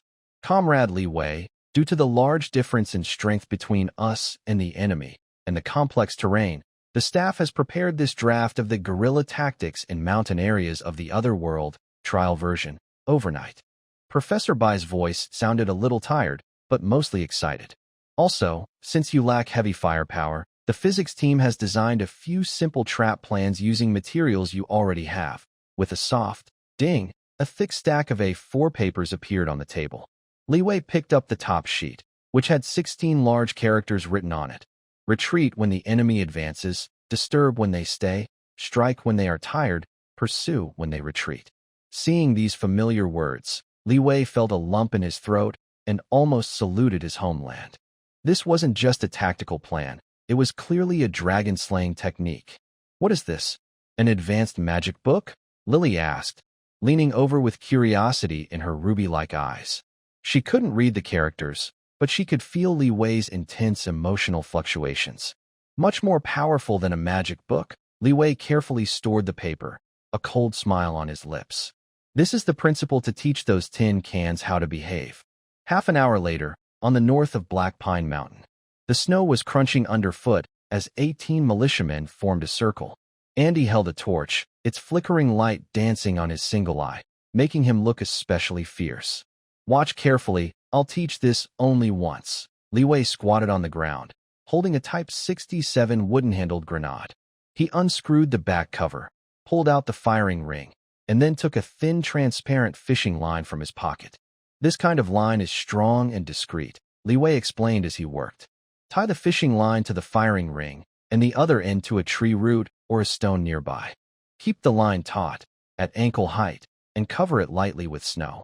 He quickly set everything up, then pointed to the nearly invisible fishing line. As long as those knights' toes gently trip over it. Boom! Li Wei made a sound effect and suddenly spread his arms wide. Everyone around shivered in fear. Captain, this is so sneaky. So clever. Andy swallowed hard. He wanted to say, sly, but the words got stuck, and he changed it to, clever. In the traditional view of warfare on the Elderland continent, knights fight honorably. Even when mercenaries clash, they face each other sword to sword, spear to spear. The idea of secretly planting explosives underfoot is unheard of. Remember, we are the weaker side, Li Wei said, brushing dirt off his hands and looking at everyone. The weak must do whatever it takes to survive. If it means killing the enemy, or even burying mines, or messing with their food, that's all part of the plan. Cheater, ready. The thin, stick-like Li Zi immediately stepped forward. You and 2 others go take all those boxes of grenades. According to the map, plant potatoes along the main path into the mountains. Li Wei's eyes turned fierce. I want these to risk their lives every step they take. Yes. Li Zi's face turned bright red with excitement. As a seasoned thief, he loved this sneaky, underhanded tactic. Meanwhile, at the edge of the Black Forest, a well-equipped cavalry unit was slowly advancing. They wore shiny silver armor with a red rose emblem on their chests, and their crimson cloaks looked like burning flames in the snowy night. This was the vanguard of the Rose Knights. Their leader's horse was especially tall, with enchanted iron shoes on its hooves. She, Catherine, took off her helmet, revealing long, flowing blonde hair and a cold, striking face. She frowned slightly, feeling a faint smell of burnt flesh in the air, which made her feel physically repulsed. Captain, we found the bodies of the Black Snake mercenary group ahead, a scout riding back reported, looking pale. Lead the way. Catherine urged her horse forward and soon saw the gruesome scene. 7 bodies lay scattered in the snow, frozen stiff. The most striking was the mercenary leader, half burned to charcoal, with a terrible piercing wound in his chest. Catherine dismounted, her tall boots crunching on the frozen ground. She approached the bodies and gently touched the wound with her gloved finger. Residual low-level magic, she muttered, her brow tightening. A fireball spell of the 3rd level shouldn't threaten a 4th-level Earth Knight, nor is it any known elemental magic. This kind of destruction, combined with some kind of explosive physical impact. Captain, could this be some kind of alchemical bomb? Her deputy guessed nearby. The alchemy bomb is very unstable and expensive. Who would use such a thing to deal with just a few mercenaries? Catherine stood up, took a handkerchief from her servant to wipe her hands, then threw the handkerchief onto the corpse as if it were something dirty. The Fire Witch, Lilith and the so-called heretical remnants. Catherine's eyes flashed with a cold light. It seems we underestimated the methods of the heretics. All team members, listen up. She suddenly drew her sword from her waist. It was a clear, shining long sword with a faint blue glow flowing along the blade. As she infused her fighting spirit, the sword emitted a clear, sharp sound. Catherine casually swung it, and a 10-meter-long blue sword energy roared out, instantly splitting a large stone in front of them into 2 halves. The cut was smooth and mirror-like. The surrounding knights showed expressions of admiration. This is the power of a 5th-rank Sky Knight, capable of controlling ether, energy, invincible. No matter what strange tricks they use, they are just jokes in the face of absolute power, Catherine said coldly, pointing her sword tip toward the depths of Black Pine Mountain. Let's go?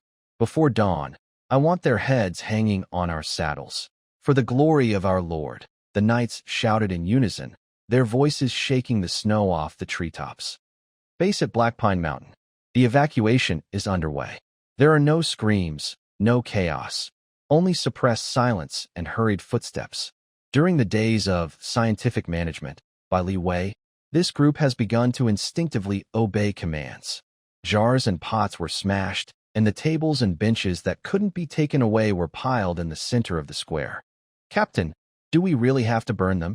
Andy looked at the two newly built kills with reluctance. They were built by him personally, the best kills he had ever seen. "No burning." Li Wei shook his head. "Keep them, huh? Burn the houses, and they'll just think we're afraid and have run away," Li Wei said, adjusting his collar and sheathing his pistol. "Keep the empty houses to give them the illusion that we might return at any moment." And he glanced at the recently filled-in foundation of the public toilet nearby, a sly smile appearing on his face. "I've left them a little gift. Report to the leader." The outer sentry signals that a red cloth is hanging from the treetop. The idea was sharp and quick. Li Zi ran over panting. "I'm here." Li Wei's heart tightened. The feeling of being targeted by a top predator made him feel cold. A 5th-level knight who can fly, this was no joke. "Lilith, take the elderly, the weak, and the sick first. Head to Reserve Point 2, Li Wei ordered. "Andy, take the regular militia and follow me. Remember, no one fires unless I give the command." "Yes." The team quickly disappeared into the dark forest. 10 minutes later, the sound of hooves thundered closer. Catherine led 20 elite knights rushing into the valley. Seeing the empty camp, Catherine pulled on the reins, her horse snorting nervously. Did they run? Her deputy looked around. "The campfire is still warm, so they left not long ago. Just a bunch of mice." Catherine snorted coldly, her eyes fixed on the pile of debris in the center of the square. "Think hiding in the forest will save you? Send orders, spread out and search. Don't miss any clues." Yes, a young, eager knight, eager to earn credit, suddenly pressed his horse's belly and charged toward a small path behind the camp. It looked like a shortcut to the back mountain. "Wait, that's..." Catherine's sharp senses caught something strange. The snow on that path seemed too smooth. But it was too late. The iron hooves of the horse stepped heavily on a transparent fishing line stretched across the snow. A faint string snapping sound was especially sharp in the silent night. Then, a deafening explosion. Boom! An orange-red fireball burst beneath the horse's belly. A huge shockwave, mixed with countless shrapnel, instantly tore apart the horse's stomach, throwing the knight and horse into the air. Blood dyed the snow red. The horse's scream suddenly stopped. All the knights froze. Catherine's pupils shrank suddenly. She stared fixedly at the smoking crater. The familiar, disgusting smell of burnt flesh filled her nose again. This was not magic. No chanting, no magic fluctuations, not even alchemical symbols glowing. Death came so suddenly, so unfair. A few hundred meters away, deep in the dense forest, Levi was lying in a snow nest, looking through binoculars at the scene. He gently exhaled a breath of white mist.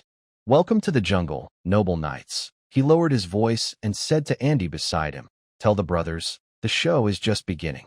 Tonight, we will teach them a new word." "What word?" An's palms were sweaty as he held his gun. "PTSD, post-traumatic stress disorder." The smoke from the explosion had cleared, leaving only a deep crater and a twitching half-dead horse corpse on the snow. That unlucky young knight didn't even have a name left. He was turned into fertilizer for this dark land by fragments from a Type 67 wooden-handled grenade. Catherine stared hard at the crater. As a 5th-rank Sky Knight, she had seen many ways to die. Burned to ashes by a dragon's breath, drained of soul by a necromancer, or pierced through in a night duel. But this kind of death was too frustrating, too ugly. No glory, no fight, like being struck by lightning while walking on the road. "Alert! Form a defensive formation immediately," Catherine shouted sharply, her voice filled with powerful fighting spirit, waking her dazed subordinates instantly. The knights hurriedly raised their shields, forming a circle back-to-back, vigilantly watching the dark forest around them. The wind grew stronger. Shadows of trees danced, like countless clawing ghost hands. What kind of magic is this?" The deputy wiped snow water from his face, trembling. "No magic fluctuations, not even trap signs." "Shut up," Catherine coldly glanced at him. "It's just some alchemical landmine. Heretics only have these tricks, hiding in the dark like rats in the sewer." But her fingers, gripping her sword, had turned white. "Everyone dismount." This was a difficult but correct decision. In this complex terrain filled with hidden traps, tall warhorses were easy targets and could trigger traps. "First squad, activate Detect Evil, and move forward to search. Second squad, protect the horses and logistics. Third squad, follow me as rear guard. Catherine demonstrated excellent tactical skills. However, she was facing a militia armed with the father of guerrilla warfare theory from Earth. 300 meters away on a hillside, Li Wei lay in a snow hole, dressed in white camouflage that almost blended with the environment. He didn't hold a gun, but a large battery-powered speaker that could shout and record sounds. Next to him, Andy and two skilled militiamen were aiming their semi-automatic rifles. "Commander, it looks like that woman leader has taken off her helmet." Andy licked his cracked lips, hatred shining in his one eye. "At this distance, I'm confident. Don't shoot her," Li Wei said, stopping and's gun. "She's a 5th-level knight.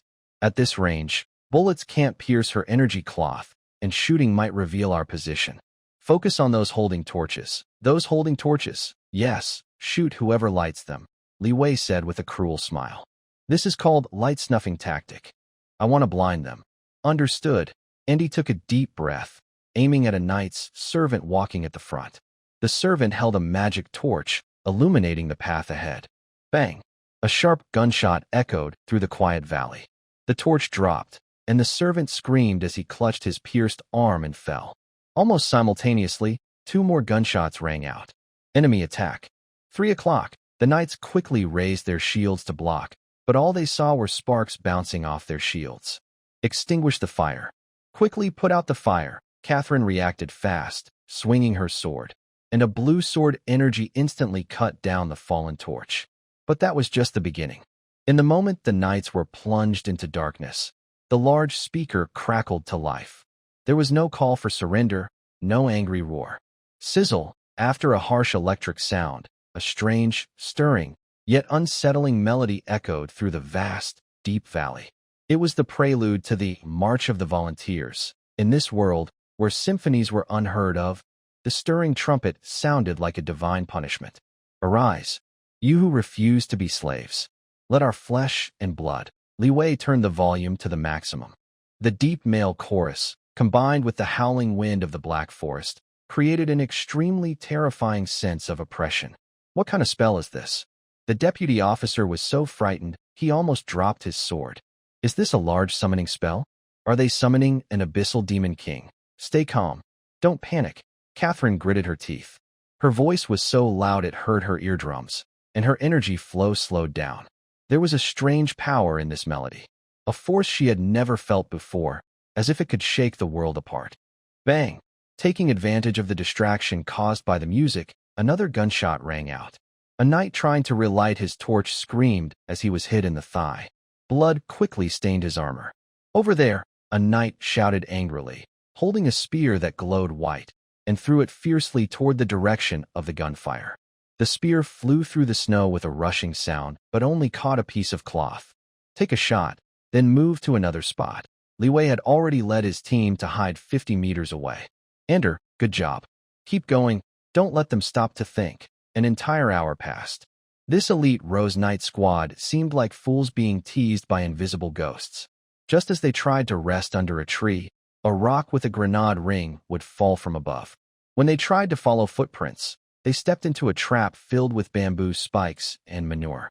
Even when they used magic scrolls to bomb suspicious areas, that cursed loudspeaker suddenly changed direction, playing a sharp air raid siren, scaring the spellcasters so much that their fireballs exploded at their own feet. Fear spread through the team like a plague.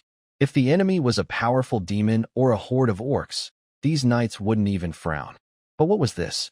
An invisible enemy, strange monster songs they couldn't understand, inexplicable explosions. Every shadow seemed to hide a pair of eyes, and beneath every patch of snow, death seemed buried. Below the valley, the smoke had yet to clear.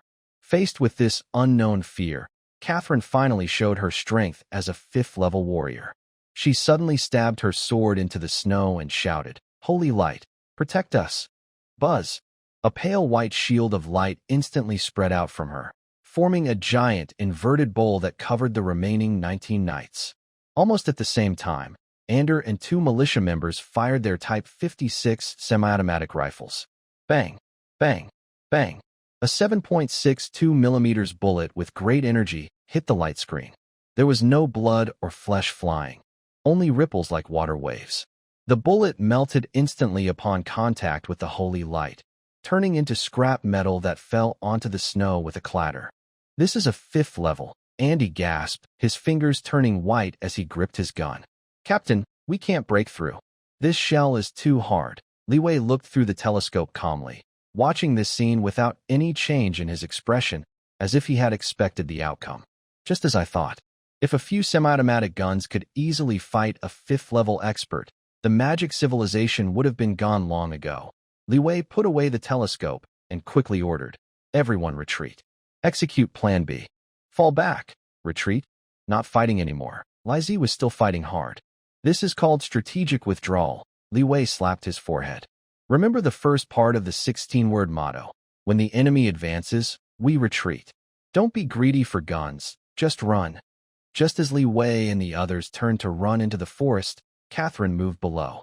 She sensed the faint movements of a few distant energies. As a Sky Knight, it was a huge insult to be mocked by a group of mice who had no fighting spirit at all. "First squad, stay and take care of the wounded. Everyone else, follow me and charge." Catherine drew her long sword, her figure lightning fast, and she leapt into the air by stepping on a tree trunk. The knights behind her also released their fighting energy, charging like a herd of furious rhinos toward the sound of gunfire. "Over there, I see footprints," a knight shouted angrily. But what awaited them was not panicked retreaters, but the beginning of a nightmare. Less than 500 meters ahead, the leading knight suddenly lost footing. Beneath the snow was a trap pit 2 meters deep. There was no magic circle at the bottom, only a dozen sharpened bamboo sticks coated with golden liquid. With a squelch, although the armor protected vital areas, the soft flesh on the inside of his thigh was pierced through. The knight screamed in pain. "Be careful of your feet." Catherine had to slow down. Whoosh! A taut branch suddenly snapped up, sweeping across. Though Catherine cut it with her sword, a wasp nest hanging on the branch flew into the crowd. Even in winter, wasps are slow, but once angered, they will sting anyone nearby. The knights had to wave their weapons to drive away the enemies, causing chaos in the formation. Catherine swung her sword to break a large tree, with chips flying everywhere. She had the strength to cut through steel, but it felt like hitting cotton. The enemies were like ghosts. You could see their footprints and hear gunfire, but you couldn't touch their clothes. Whenever they tried to rest and catch their breath, cold guns would fire from a few hundred meters away. They aimed not to kill but to hit thighs, arms, or just make noise by hitting trees. All afternoon, the Rose Knights wandered 10 kilometers in the Black Forest, never seeing the enemy's face. Instead, 3 of their own were injured, and morale was very low. Night fell. The night in the Black Forest was as cold as the embrace of death. The knights camped under a windless cliff. Their shiny silver armor was now covered in dirt and blood. The knights sat around a campfire, looking blank and too exhausted to even clean their weapons. Catherine sat at the edge of the group, her long sword across her knees, eyes closed to rest. But her furrowed brow showed she was anxious inside. "Commander, eat something." The deputy handed her a hard piece of bread. Catherine opened her eyes and reached out to take it. Suddenly, loud bursts of explosions sounded outside the camp, like gunfire. "Enemy attack!" All the knights jumped up instinctively, knocking over the campfire, drawing their swords, and looking around. Catherine immediately released her fighting spirit, a blue glow illuminating the area around her. But everything was silent, only the wind blowing. "What's going on?" Catherine demanded sharply. The knight on guard ran back, pale, holding a string of smoking red firecrackers. "Report. Report to the commander." "No one. It's this thing, hanging on the tree branch, with a stick of incense underneath." Catherine took the firecrackers, her face turning pale. It was a local product from Earth, Thousand Bangs Earth Red. Lieutenant had asked Professor Bai to send over some New Year supplies, but they had unintentionally given the otherworldly friends a loud surprise. "Idiots!" Catherine crushed the firecrackers in her hand. "They're mocking us. Commander, the brothers are too exhausted." The deputy whispered, looking at the frightened knights around him. "If this keeps up, we won't need to fight. We'll fall apart ourselves. Take turns on watch. The others rest." Catherine clenched her teeth and gave the order. However, Li Wei's training had only just begun. Less than half an hour after lying down, clang. A metal bucket filled with stones rolled down the hillside, making a deafening noise in the quiet night. The knights were startled awake again. Another hour passed. Several fire bottles flew out of the darkness and crashed at the edge of the camp. Although the flames were small and quickly extinguished by snow, the fear of being burned alive at any moment lingered like a poisonous snake in everyone's mind. That night, the Rose Knights experienced hellish torment. Whenever they closed their eyes, strange sounds would ring out. Sometimes firecrackers, sometimes drums, and sometimes a piercing scream from a loudspeaker. The enemy was disturbing us. At this moment, 2 kilometers away from the night camp, inside a hidden cave, Li Wei was eating compressed biscuits with hot water. Lilith sat beside him, scribbling furiously on a sheepskin notebook by the faint fire. "What are you writing?" Li Wei asked curiously. "I'm recording this tactic." Lilith looked up, her eyes shining brightly. "It's amazing." Li Wei smiled and handed her a piece of chocolate. "Eat some to restore energy. The real challenge is tomorrow."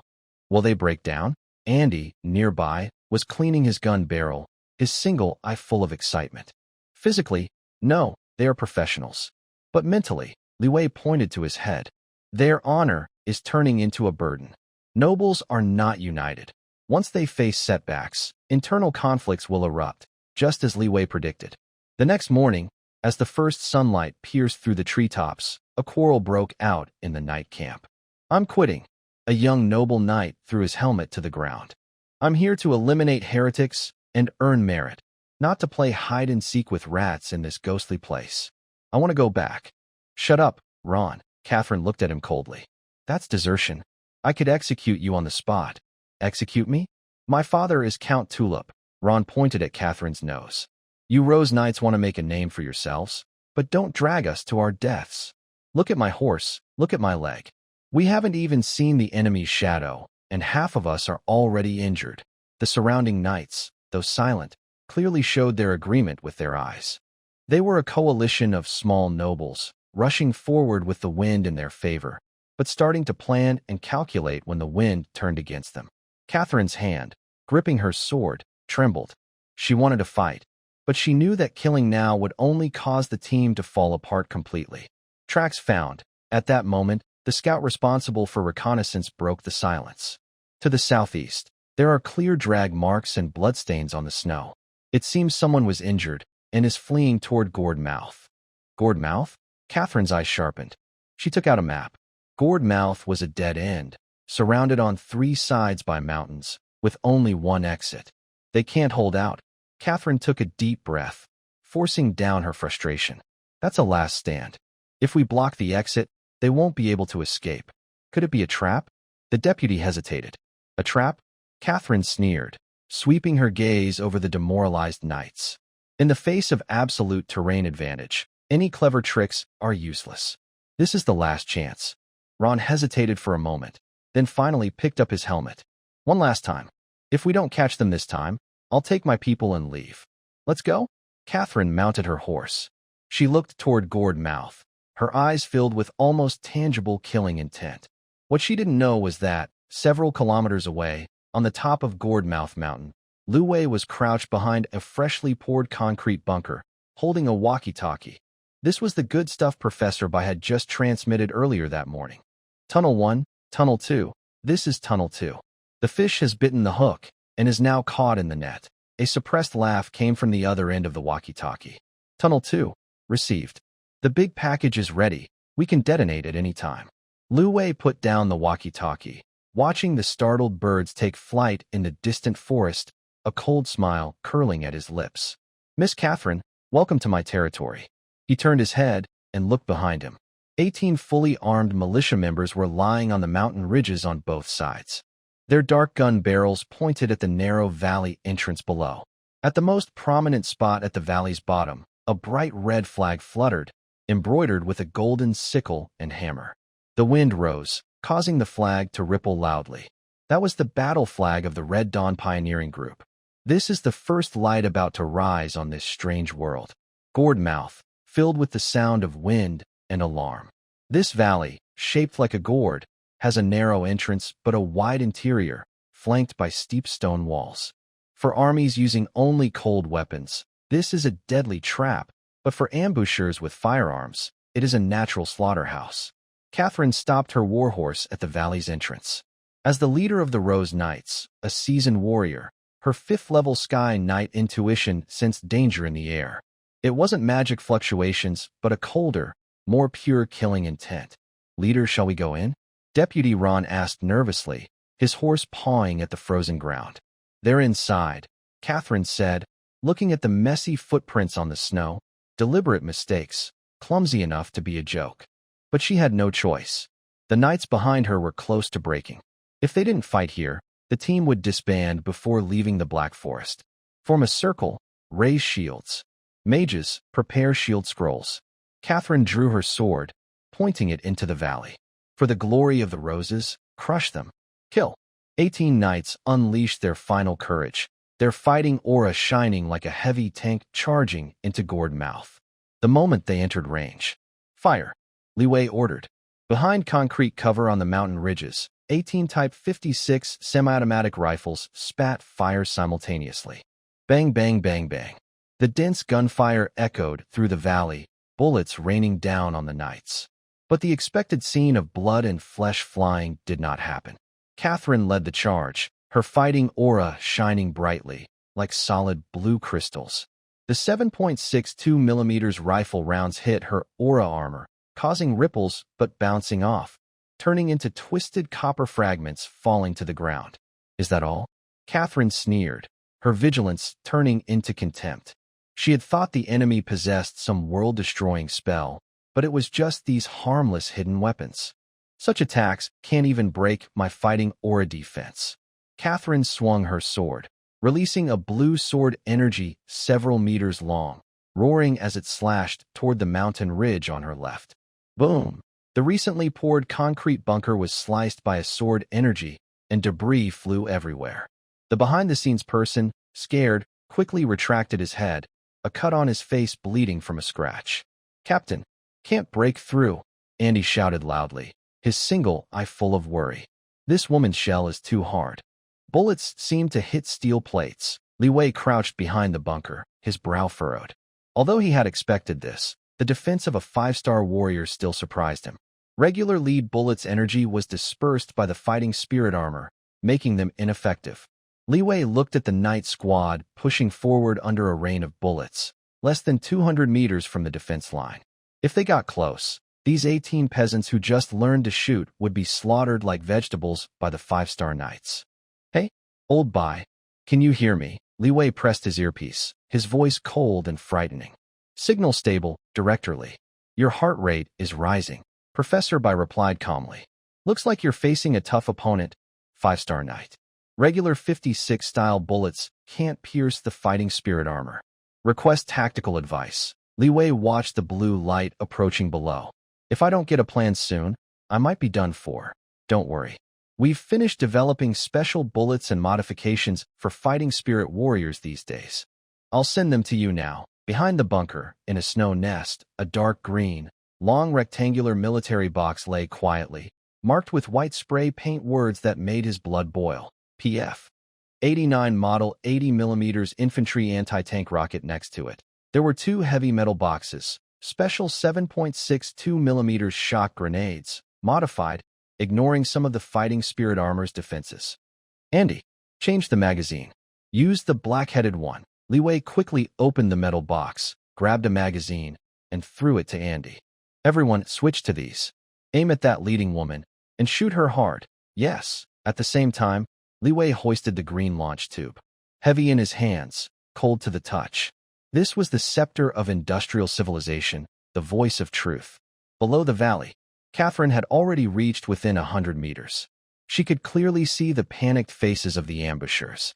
"It's over, heretic." Catherine raised her long sword, her entire body surging with fighting spirit, ready to unleash her strongest attack, the Starlight Cross Slash. She was confident this strike could flatten half a mountain. Ander roared loudly, firing his 56 semi-automatic weapon again. Bang! This time, the gunshots sounded sharper and clearer. Catherine instinctively raised her fighting spirit shield. However, the expected deflection did not happen. The black-tipped bullet, with terrifying penetrating power, instantly tore through her outer fighting spirit armor, like a drill, piercing into her left shoulder plate. Splat! Blood splattered. Catherine grunted, her body jerking as her half-charged attack was interrupted. How is this possible? She exclaimed in shock, staring at the bullet hole in her shoulder. Her enchanted armor, made of fine gold, had been broken? Before she could react, a barrage of black-tip bullets followed one after another. Although most were deflected by her fighting spirit, the immense impact made the knight's blood boil. The once impenetrable defensive formation suddenly showed a gap. Now's the time. Li Wei knelt behind cover, his right shoulder supporting a PF-89 rocket launcher, his left hand steadying the tube. Through the simple optical sight, Catherine's stunned face was clearly visible. An 8th-level knight, huh? An enchanted fighting spirit armor, huh? Li Wei's lips curled into a gentle smile. Sir, times have changed. He pulled the trigger. Boom! A deep, thunderous sound like a sudden storm erupted. A fiery dragon burst out from behind the launcher, and the powerful recoil made Li Wei's shoulder tremble slightly. An 80mm rocket, trailing a long flame tail, streaked through the air at nearly 300 meters per second, forming a deadly straight line. In just 100 meters, it reached her instantly. Catherine felt an unprecedented sense of deadly danger envelop her. She had no time to think about what it was. Instinctively, she gathered all her fighting spirit in front of her, trying to resist. Holy light, protect me. She let out a desperate scream. In the next second, the rocket hit the thick blue shield. A metallic jet stream burst out instantly. PF-89 uses a hollow explosive armor-piercing warhead. When it hits, the high-temperature, high-pressure metal jet can pierce through 630 millimeters of uniform steel armor. Just 5 levels of fighting energy? Under the intense clash of chemical energy and physical laws, that proud turtle shell instantly melts away like hot butter under a hot knife. No, boom. A small mushroom cloud rises in the valley from a fierce explosion. A violent shockwave, mixed with shrapnel and stones, sweeps in all directions. A few nearby knights are thrown into the air, falling onto the rocks along with their horses, their fate unknown. The dust settles. Where Catherine once stood, only a blackened crater remains. The noble leader of the Rose Knights lies at the bottom of the crater. Her beautiful silver armor is torn and battered, her proud fighting energy cloth torn apart, her face covered in blood, and her sword broken into 2 pieces. She is not dead, but barely breathing. The entire valley is silent, like a grave. The remaining knights stare blankly at the scene, their weapons clattering to the ground. The god in their eyes has fallen, defeated by a simple, fiery tube. Smoke fills the air, and the smell of sulfur is so strong it's like the devil's. Around the big crater caused by the explosion, the soil has turned into a strange glass-like crystal. Catherine, a 5th-level Sky Knight, now looks like a delicate doll violently torn apart by a mischievous child, lying limp at the bottom of the crater. Her priceless enchanted silver armor has a large black hole in the chest, with jagged metal edges curling outward and still steaming. She is not dead. A 5th-level expert's vitality is as tough as a cockroach. She twitches, each breath bringing blood foam from the gaps in her faceplate. At this moment, the valley is so quiet that only the sound of wind and heavy breathing can be heard. The remaining 17 Rose Knights stand frozen, still in their charging stance. Their pupils shrink sharply, an instinctive freeze response when facing an enemy beyond understanding. Do you want to keep going? The man's voice comes through a loudspeaker with static and a cold, distorted tone. Livy remains half kneeling, the dark green launcher still on his shoulder. He looked down with a calm expression, his fingers lightly resting near the trigger guard. In fact, the PF-89 was a disposable single-soldier weapon, used once and then discarded. Now, it was just a fiberglass tube. But the knights didn't know that. To them, it was a deadly scythe ready to breathe fire at any moment. Gulp. Someone swallowed loudly in the silent valley, clearly heard by all. Deputy Ron's hand trembled as he held his sword. He looked at the half-dead commander in the pit, and then at the dark-haired man high above, who seemed like a divine enforcer. His mental defenses collapsed. Even a 5th-rank battle energy armor couldn't block one strike. These low-ranked soldiers, at most 3rd rank, what could they do besides turn into fertilizer if they charge forward? I won't kill. I won't kill. A young knight suddenly broke down and shouted, dropping his shield and turning his horse to run. Stop! Ron shouted sternly, but he noticed his voice was trembling too. Hold your formation. Take the commander. We retreat. This was the difference between a regular army and bandits. Even if they were scared stiff, their military training was still in their bones. Wait. Lu Wei's voice sounded again. It was soft but hit everyone like a heavy hammer. Did I tell you to leave? Ron suddenly pulled on the reins, and his horse reared up. He looked pale at the ridge. What? What do you want?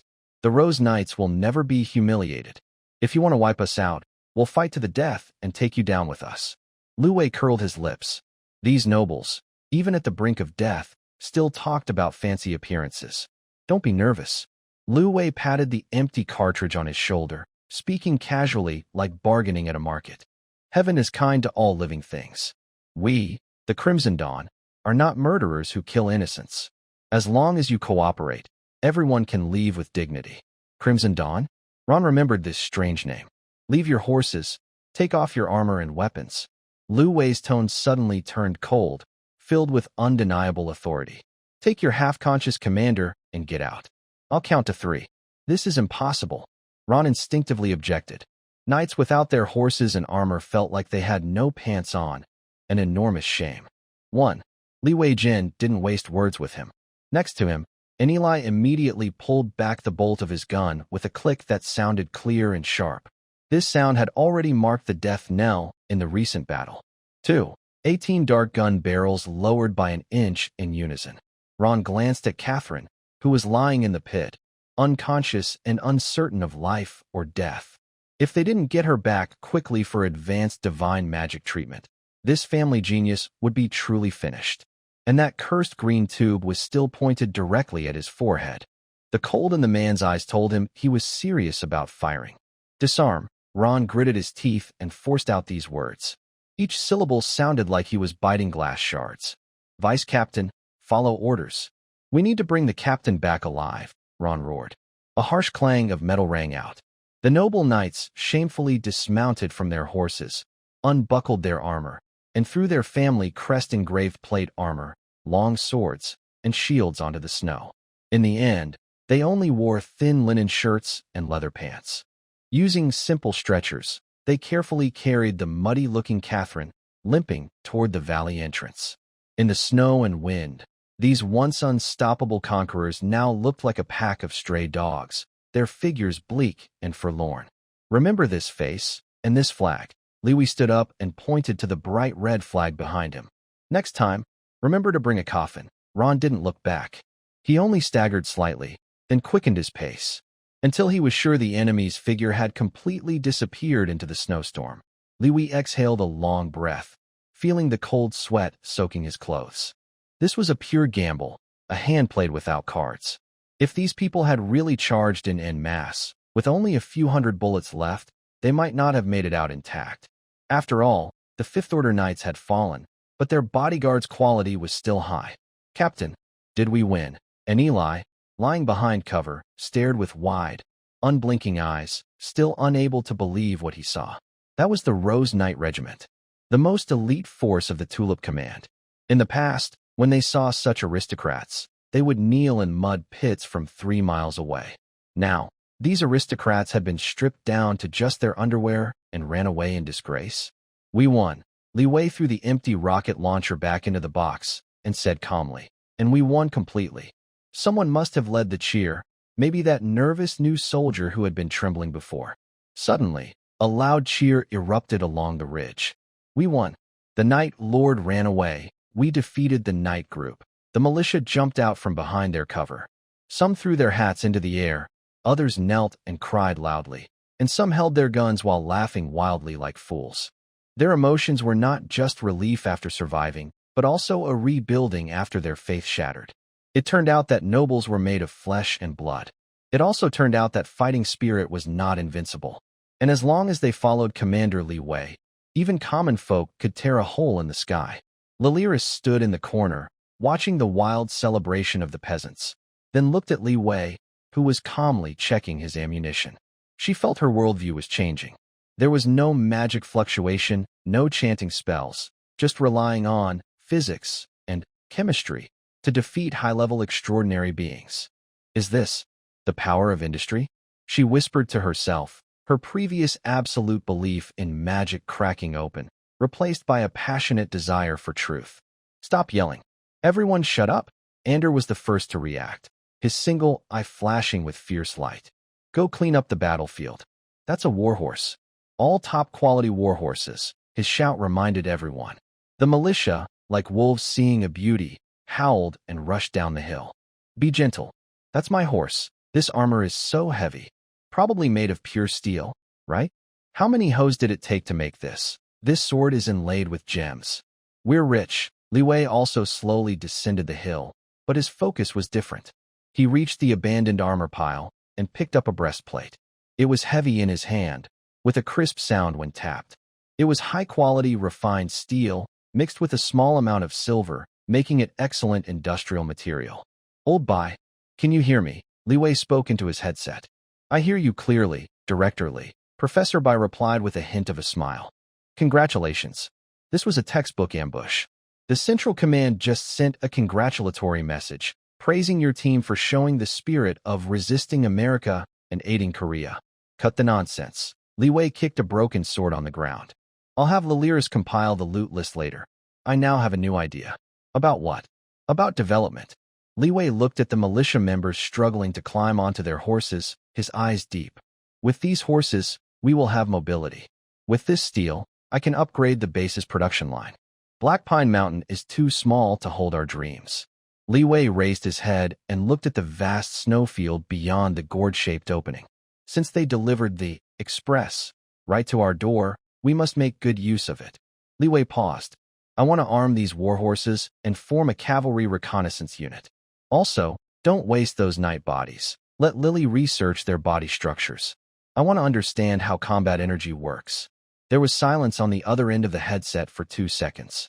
Director Li, your words are sounding more and more like a villain boss. In their eyes, I already am, Li Wei said, picking up the broken half of Catherine's long sword and casually performing a sword flourish. Since I'm a demon, I should look like one. The temporary camp was set on the leeward at the edge of the Black Forest. The air was thick with the sharp smell of herbs and the lingering scent of burnt flesh. 17 rose knights sat dejectedly around the campfire, silent except for the crackling of dry wood. Their expensive secret silver armor was gone, replaced by thin shirts that trembled in the cold wind. It wasn't because of the cold, it's fear. The green magic device called PF-89 weighed heavily on everyone's mind like a nightmare. Inside the main tent, the camp priest had just finished praying. The gentle holy light faded, and the terrifying wound on Sky Knight Catherine finally stopped bleeding and scabbed over, but her face remained pale as paper. Captain, you're awake. Deputy Ron handed her a warm bowl of oatmeal, his hands trembling. Catherine struggled to sit up, gasping from the sharp pain in her chest. She pushed away the oatmeal, her voice hoarse. Are the casualties counted? For dead, 3 seriously injured.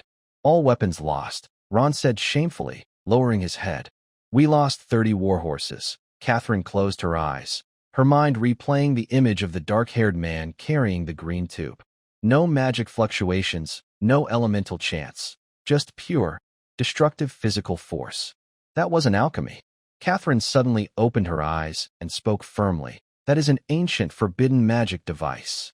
Its destructive power is at least that of a magic master's targeted explosion. The man named Li Wei holds a complete ancient arsenal. Ron nodded vigorously. Exactly. That's the only explanation. Otherwise, how could those amateurs break through your battle energy armor? That's cheating. It's blasphemy. In this self-constructed logical loop, they finally found some comfort. It's not that we are useless, but that the enemy has a powerful artifact. Report. A tired scout stumbled into the tent, looking strange. Commander, that demon sent someone here. What? Ron jumped up like he'd been stung, instinctively reaching for his waist, but it was empty. They're coming after us? So fast? No, not soldiers. The scout swallowed nervously. It's one of our captured new soldiers. They released him and brought back the commander's sword. The tent instantly fell silent. After a moment, the trembling soldier was brought inside. He carried a long, rectangular package on his back and held a letter in his hand.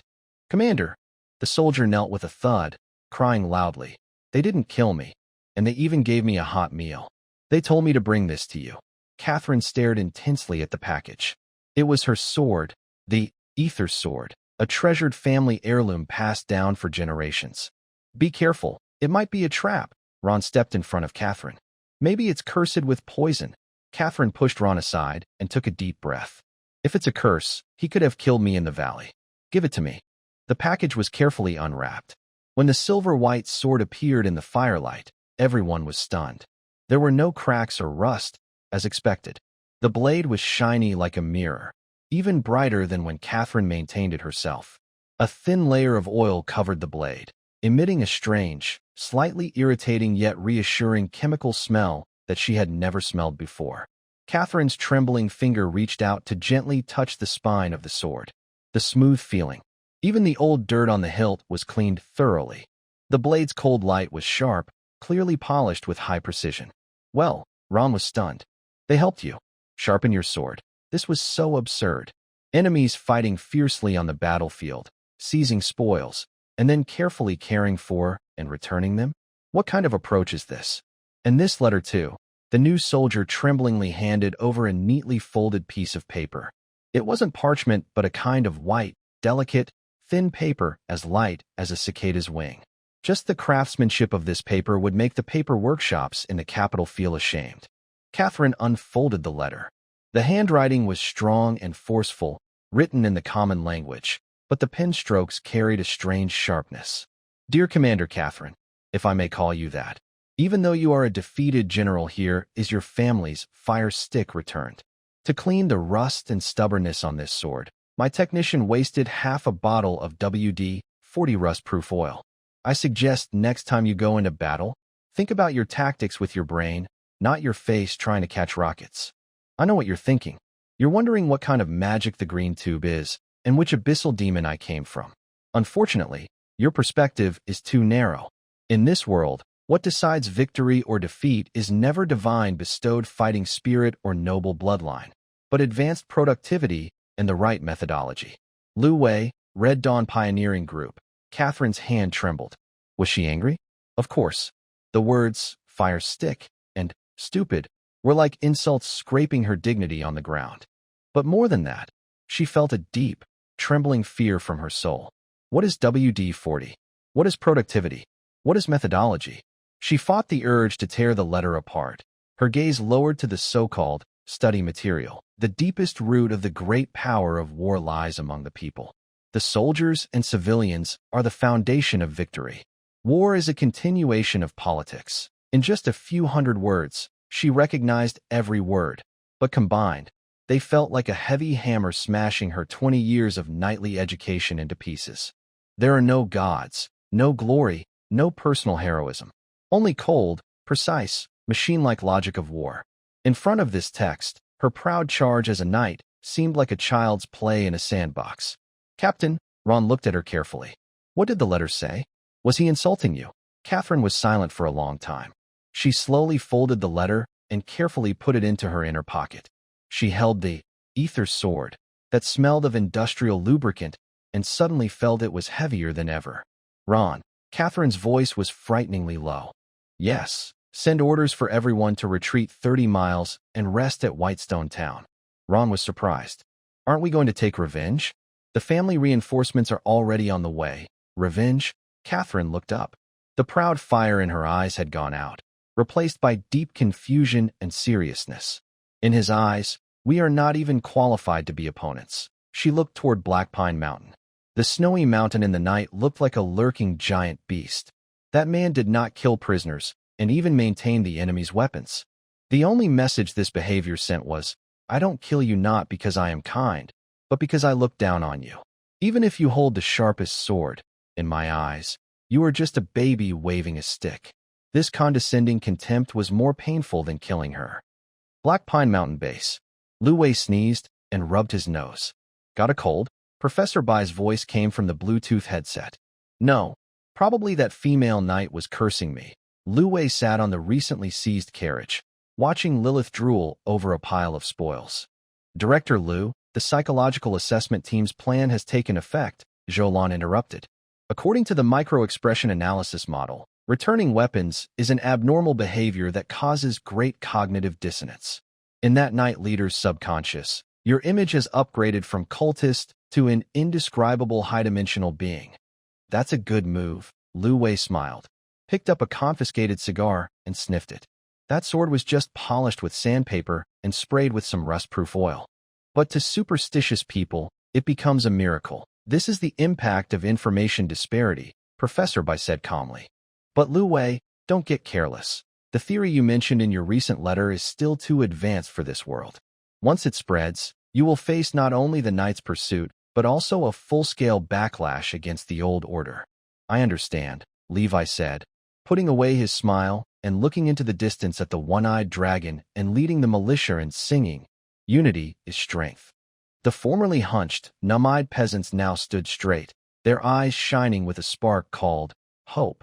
Old White, since I set foot on this land, I have never intended to compromise with the old world. Levi stood up and brushed the snow off his military coat.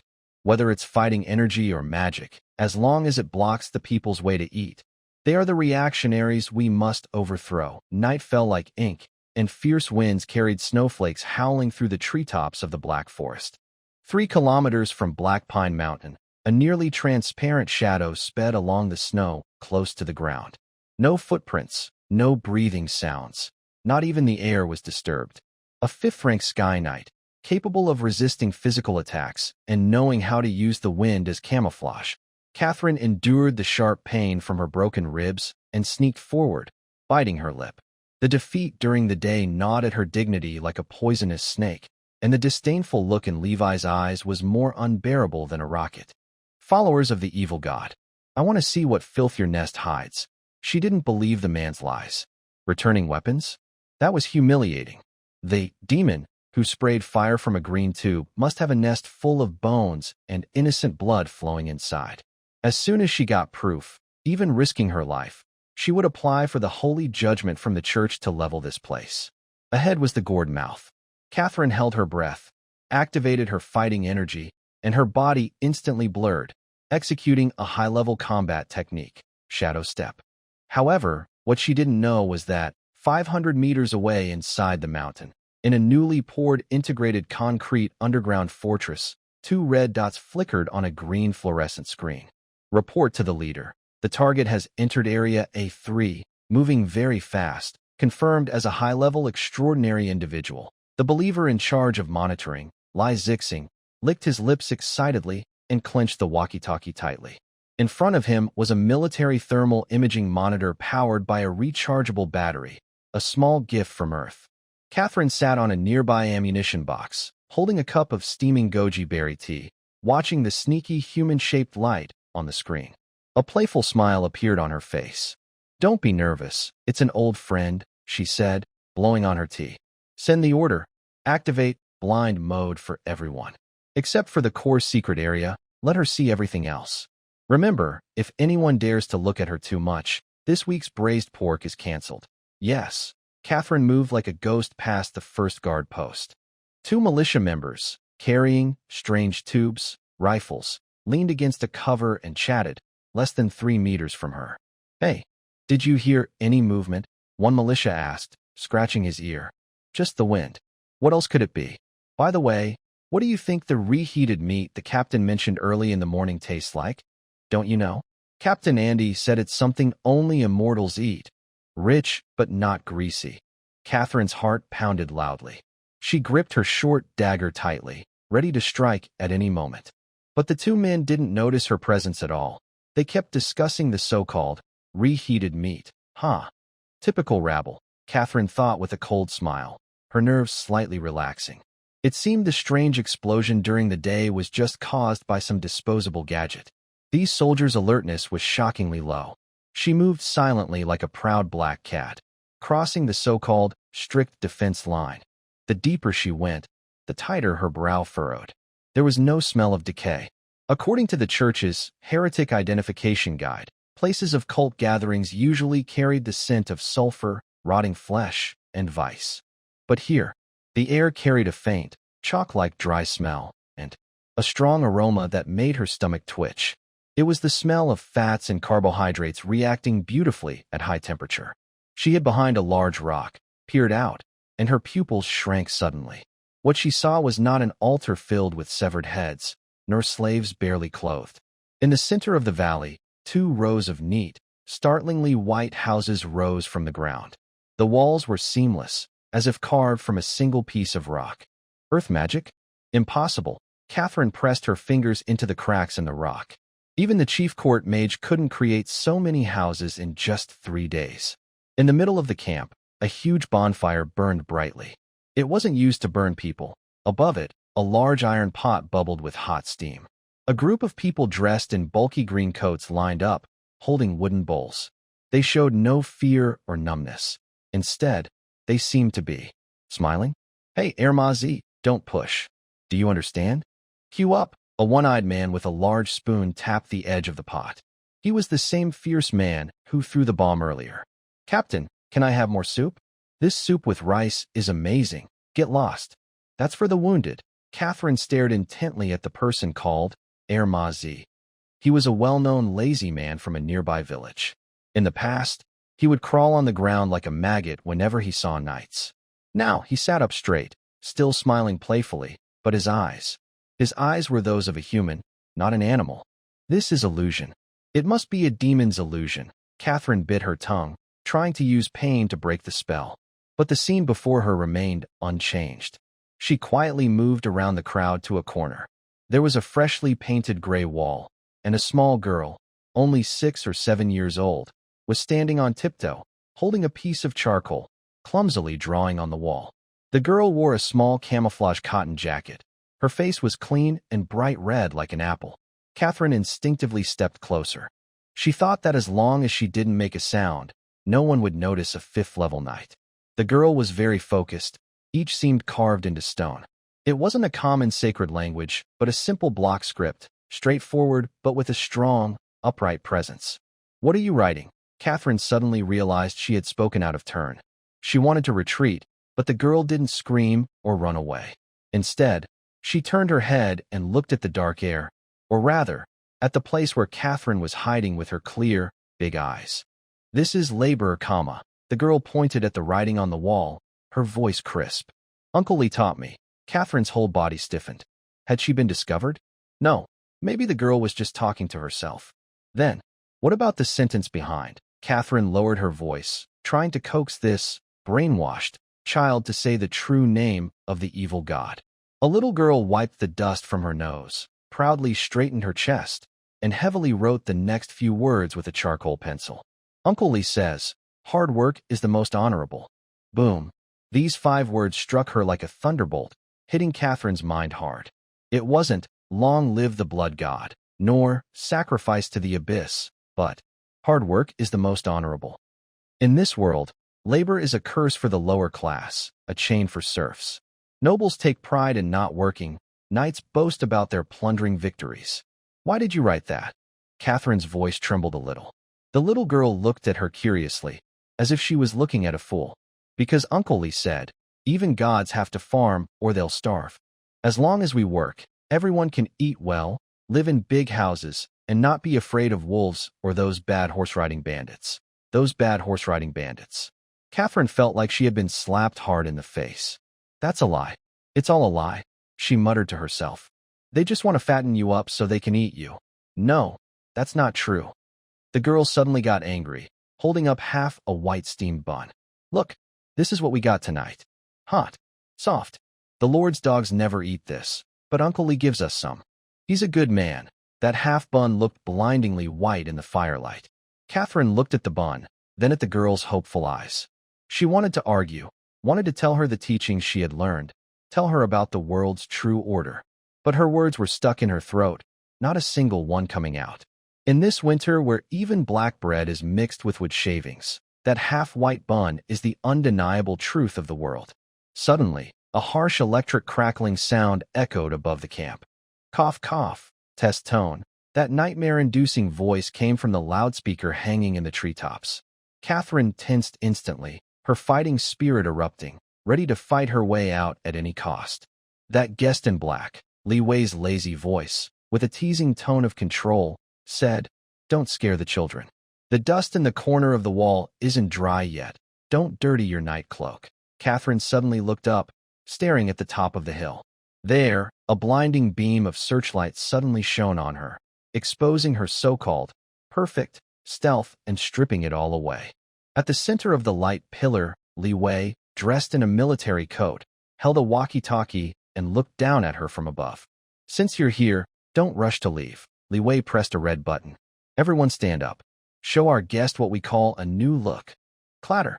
Dozens of peasants and followers, who had been eating and chatting, all put down their bowls and chopsticks at the same time, standing up in unison. There was no panic, no noise. Only a strict discipline that made Catherine feel suffocated. Their gaze was not on the intruder, but seemed to look at a lost lamb that had wandered into a lion's den. Catherine stood inside the light circle, still holding a dagger, but felt like a clown. "You." Catherine clenched her teeth, her voice strained. "What exactly are you?" Li Wei smiled. He turned off the loudspeaker and said to Lily, who looked stunned beside him, "It seems our lesson has gained an unexpected student." The bright light was so intense it was blinding. Catherine, as a fifth-level Sky Knight, reacted instinctively the moment the spotlight turned on. Her aura burst out, a blue glow forcing open the blind spots on her retina. She tiptoed and shot forward like an arrow, not retreating but charging into the dark corner on the side. Trying to run, Li Wei's calm voice came through the speaker. "Lazy one, cut the power." Catherine's alarm bells rang loudly. She thought it was some destructive magic device. She twisted her body in midair, trying to dodge the predicted attack. But there was no explosion, no fire. Suddenly, the ground beneath her collapsed. It wasn't a deep pit, just a slight dip of a few centimeters. Then, a crisp click of a trap. A seemingly thin black net shot up from the grass, instantly covering her. Catherine sneered. This ordinary rope net required no aura to cut. She could tear it with a flick of her finger. She swung her dagger. The moment the blade touched the net, a strange sticky substance spread along the edge. It wasn't ordinary rope, it was coated with a transparent, pungent chemical glue. This was a product of Earth's industry, high-strength structural adhesive, commonly called immortal glue. What's even worse is that the normally flat ground suddenly glowed with a faint purple light. Gravity field modified, 5 times gravity. Lilith's clear voice came from the shadows. Catherine felt her body sink, as if a heavy mountain suddenly pressed down on her back. Her battle energy armor showed signs of instability under this strange, increased gravity. Crash. The proud Sky Knight, like a fly caught on a sticky trap, fell to the ground in a clumsy way, with her fingers stuck to the net by strong glue. This fall caused her broken ribs to hurt badly, and she nearly blacked out from the pain. Footsteps sounded around her. Militia members in green coats gathered around. They didn't mock or insult her. They just looked at her curiously, as if watching a wild boar caught in a trap. "Everyone disperse. Time to eat or sleep." Anders' loud voice rang out.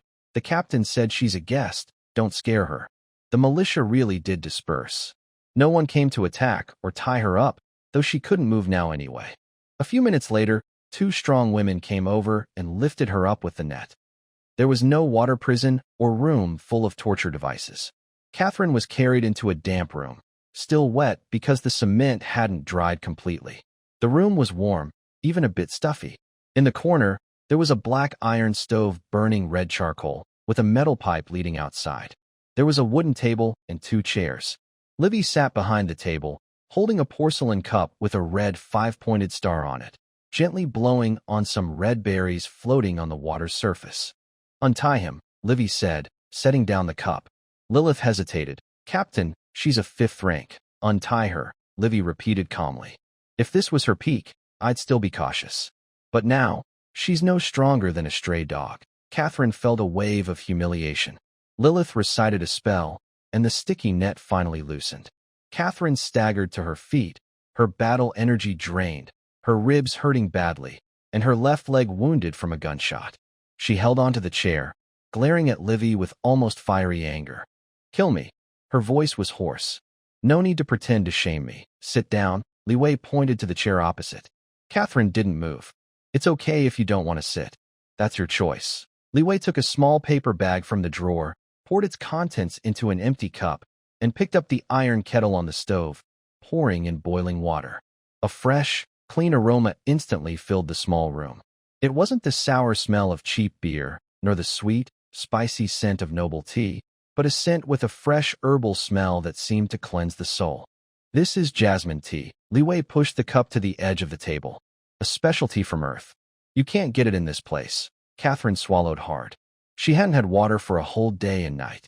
I am the leader of the Rose Knights, appointed by the church. Catherine von Hohenheim. She straightened her back, trying to hold on to her last dignity. I will never bow to the followers of evil gods, nor will I drink your poison. Li Wei smiled, a little helplessly. He picked up a strange device. Professor Bai, does this girl seem a bit sick? Paranoid, a calm voice echoed in his mind. In feudal times, knights were often brainwashed by religion and bound by noble honor.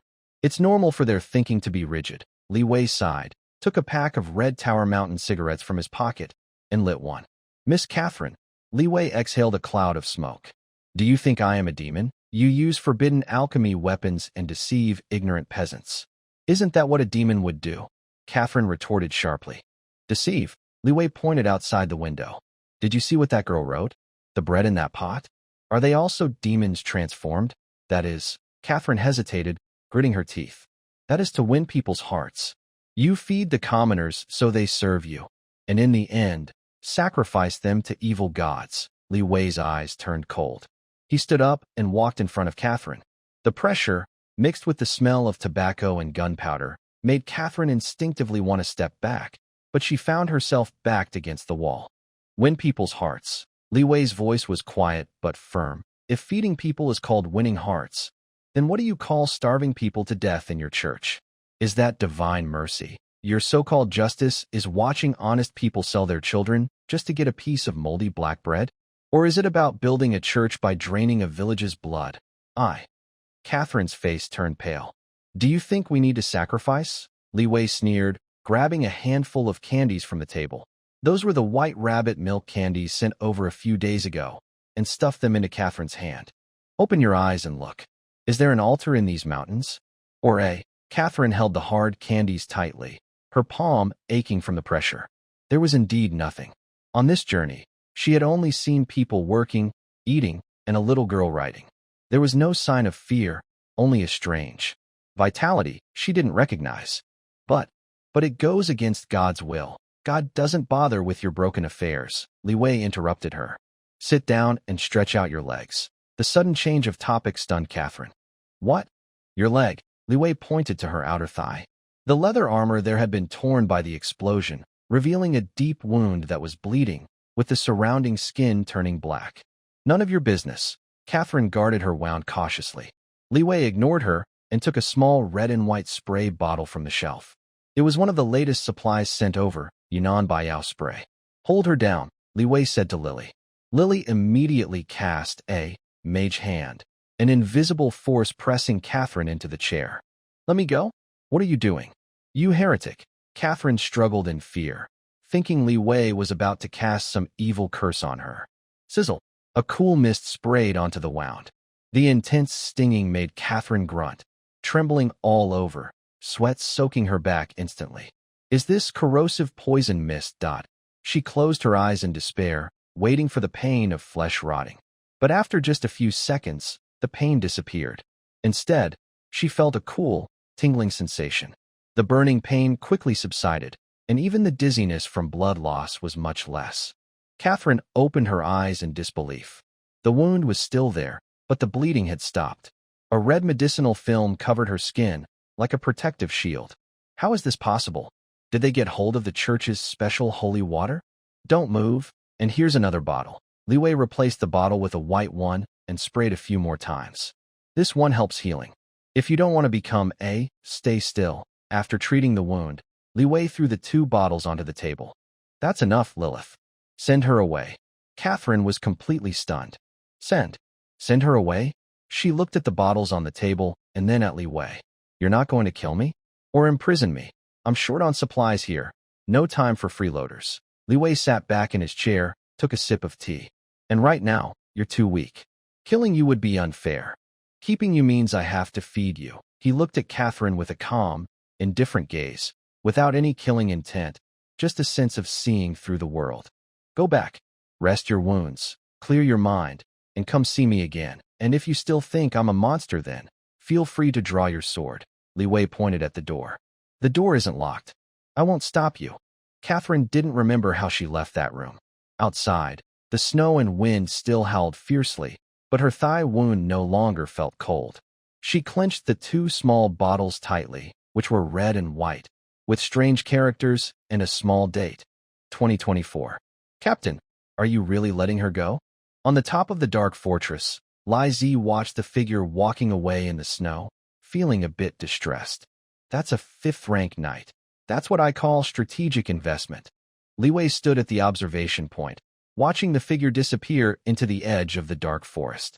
Killing Catherine is easy, but if we do, the church will send 10 more.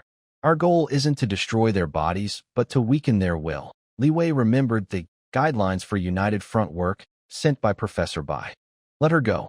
A seed of doubt is more destructive than 10 bombs. In the snowstorm, Catherine paused, looked back at the dark pine mountain.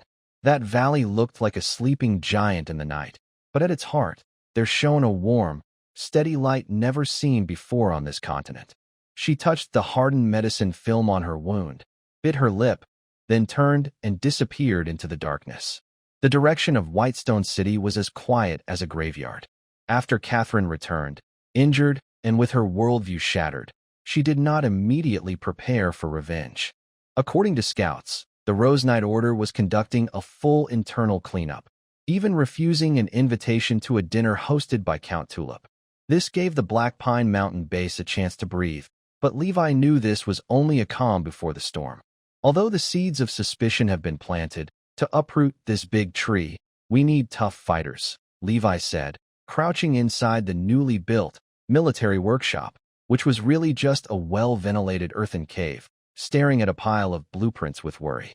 In his mind, the communication light from the quantum entanglement laboratory kept flashing. Right now, I need heavy firepower, Levi said, stamping out his cigarette. 56 knights are okay, but fighting shielded mages or those with divine barriers, that's tough. If I could get a few M107 rockets, I'd show them what truth really is. 107s are too heavy, and our current faith bandwidth can't handle that many shells, Professor Bai quickly rejected. But the tech team has come up with a youthful defense plan for you. A bright screen flickered, and a blueprint appeared on Levi's tablet. M18A1, broadsword, anti-personnel guided landmine, modified version. Levi's eyes lit up, then dimmed again. Professor, no C4? This thing's core is plastic explosive. Even if I melt down and's cooking black box, I can't make C4. No C4? Then use black powder as a base, add some ingredients. Professor Bai said coolly, typical of a tech guy. I've sent you the formula. The raw materials are common civilian supplies. Today's 100-kilogram transfer limit. I've swapped it all for fertilizer. 5 minutes later, outside the cave, 18 militiamen gathered around a pile of woven bags just delivered. The bags were marked with the word urea and decorated with golden weed images. Captain, what kind of magic is this? Li Zi sniffled and leaned in. Smells a bit like that. This is ammonium nitrate fertilizer for farming. It'll make your crops grow taller than you, Levi said, patting the bag. Everyone around stared with wide eyes. For them, the thing that makes crops grow wildly is a miracle, more awe-inspiring than a gun that can kill. Today, we're not planting crops, we're making thunder, Li Wei shouted. Lilith, bring me what I asked for. Lilith walked over holding a sealed plastic jar, her face tense and full of reluctance. Captain, are you sure about this? She asked, protectively holding the jar. This is top-quality white sugar. Snow white sugar. In the capital, 1 jar can exchange for 2 young female slaves. I haven't even dared to taste it. Give it here, Li Wei snatched the jar. In this different world, sugar is a luxury only the high nobility can enjoy, made from pure white granulated sugar. On Earth, it's just raw material for industry. Watch carefully, Li Wei opened the jar and poured the white sugar into a mixing basin. Then he cut open a bag of urea and, following Professor Bai's instructions, mixed the fertilizer with the sugar. He also added the previously stored black gunpowder. Such waste. It's sacrilege. Lilith watched the clear sugar grains being mixed into the dark gunpowder and foul-smelling fertilizer, feeling heartbroken almost to tears. You're throwing gold into a cesspit. Don't you understand? This is called great strength brings miracles, Li Wei said, carefully stirring with a wooden stick. Sugar is the best carbon source in fuel. When combined with ammonium nitrate, this stuff isn't as powerful as military explosives, but in this world, it's enough to those rich guys sky high. After mixing, the compound turned a strange grayish yellow. Once the explosive was ready, he needed to make shrapnel. In the original sword, there were 700 steel balls, but Li Wei currently had no steel ball manufacturing line. His eyes turned to the corner, where a mountain of spoils from yesterday's raid was piled. Fine armor from the Rose Knight Regiment. Besides a few sets sent to Earth for research, the rest of the armor was here. Ender. Got it. The one-eyed blacksmith ran over carrying a large hammer. Cut all this armor into pieces. Li Wei pointed at the polished plate armor that shone like a mirror.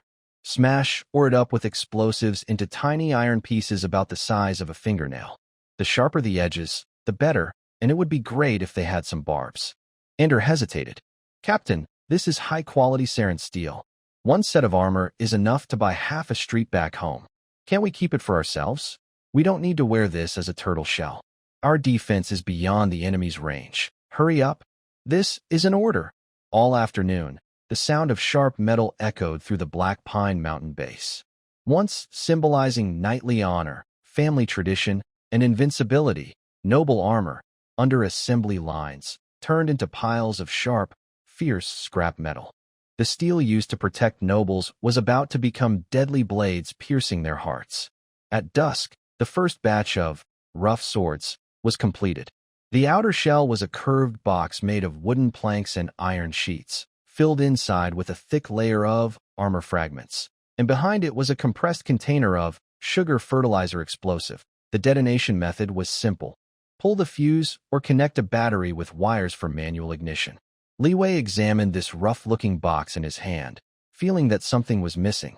He thought for a moment, took out a brush from his pocket, dipped it in red paint, and wrote 4 large characters on the slightly raised curved surface of the box. Face the enemy. The air in Whitestone City seemed to freeze. Compared to the previous tense atmosphere, Whitestone City now resembled a volcano about to erupt.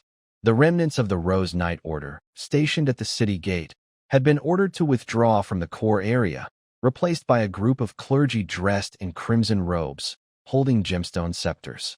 They were the Divine Punishment Mage Corps, directly under the church. In this world, if knights are the noble's sword, then mages are the royal power's trump card. The Divine Punishment Mage Corps was the sharpest tool in the Pope's hand, used to cut out tumors. In the most luxurious hall of the mansion, the atmosphere was warm as spring. The fireplace burned not ordinary wood, but pine wood infused with expensive dragon saliva incense, filling the room with a sweet, intoxicating scent. Catherine knelt on a velvet carpet, her bandages seeping with blood. She lowered her head, afraid to look at the man sitting on the main seat. He was a slightly obese old man, wearing many magical rings on his fingers, which made his thick fingers look like lotus roots. He was leisurely peeling a purple crystal grape imported from the south, the purple juice staining his fingertips, resembling dried bloodstains. Red Bishop Albrecht. So, is that your excuse? The bishop threw the grape into his mouth and swallowed it without chewing, his voice sharp and slick. An elite Empire soldier, defeated by a bunch of peasants wielding torches, losing their armor, and even capturing you, the Sky Knight?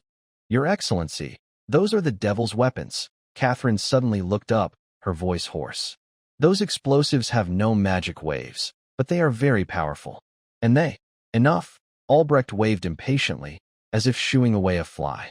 Are you trying to tell me that your failure is because the enemy is too strong, not because your faith isn't strong enough? Catherine clenched her lips tightly. A knight is just a knight, a fool with only muscles in his head, the bishop sneered. He took a damp towel from his attendant and wiped his hands. Dealing with heretics doesn't require charging forward, just purification. He stood up and walked to the large window, gazing at the faint mountain peak in the distant black forest. Give my orders. The 1st Battalion of the Holy Punishment Squad will immediately start building the Crimson Lotus Purgatory Magic Circle. Before sunset tonight, I want that mountain turned to scorched earth. Catherine's eyes widened suddenly. Ignoring her pain, she struggled to stand. Crimson Lotus Purgatory?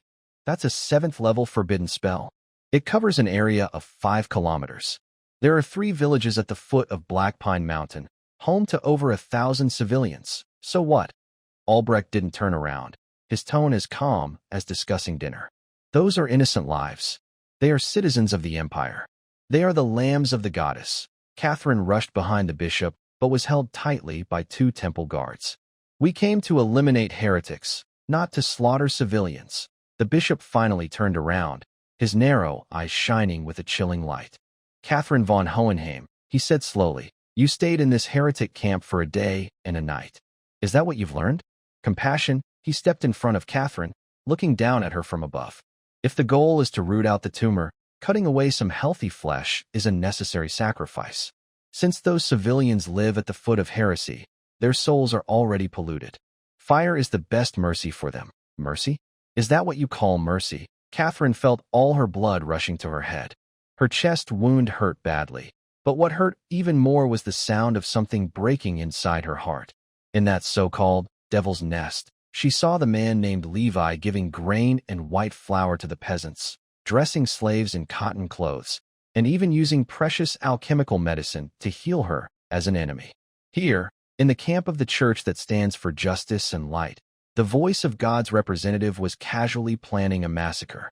Devil, you are the real devil, Catherine whispered, her eyes empty.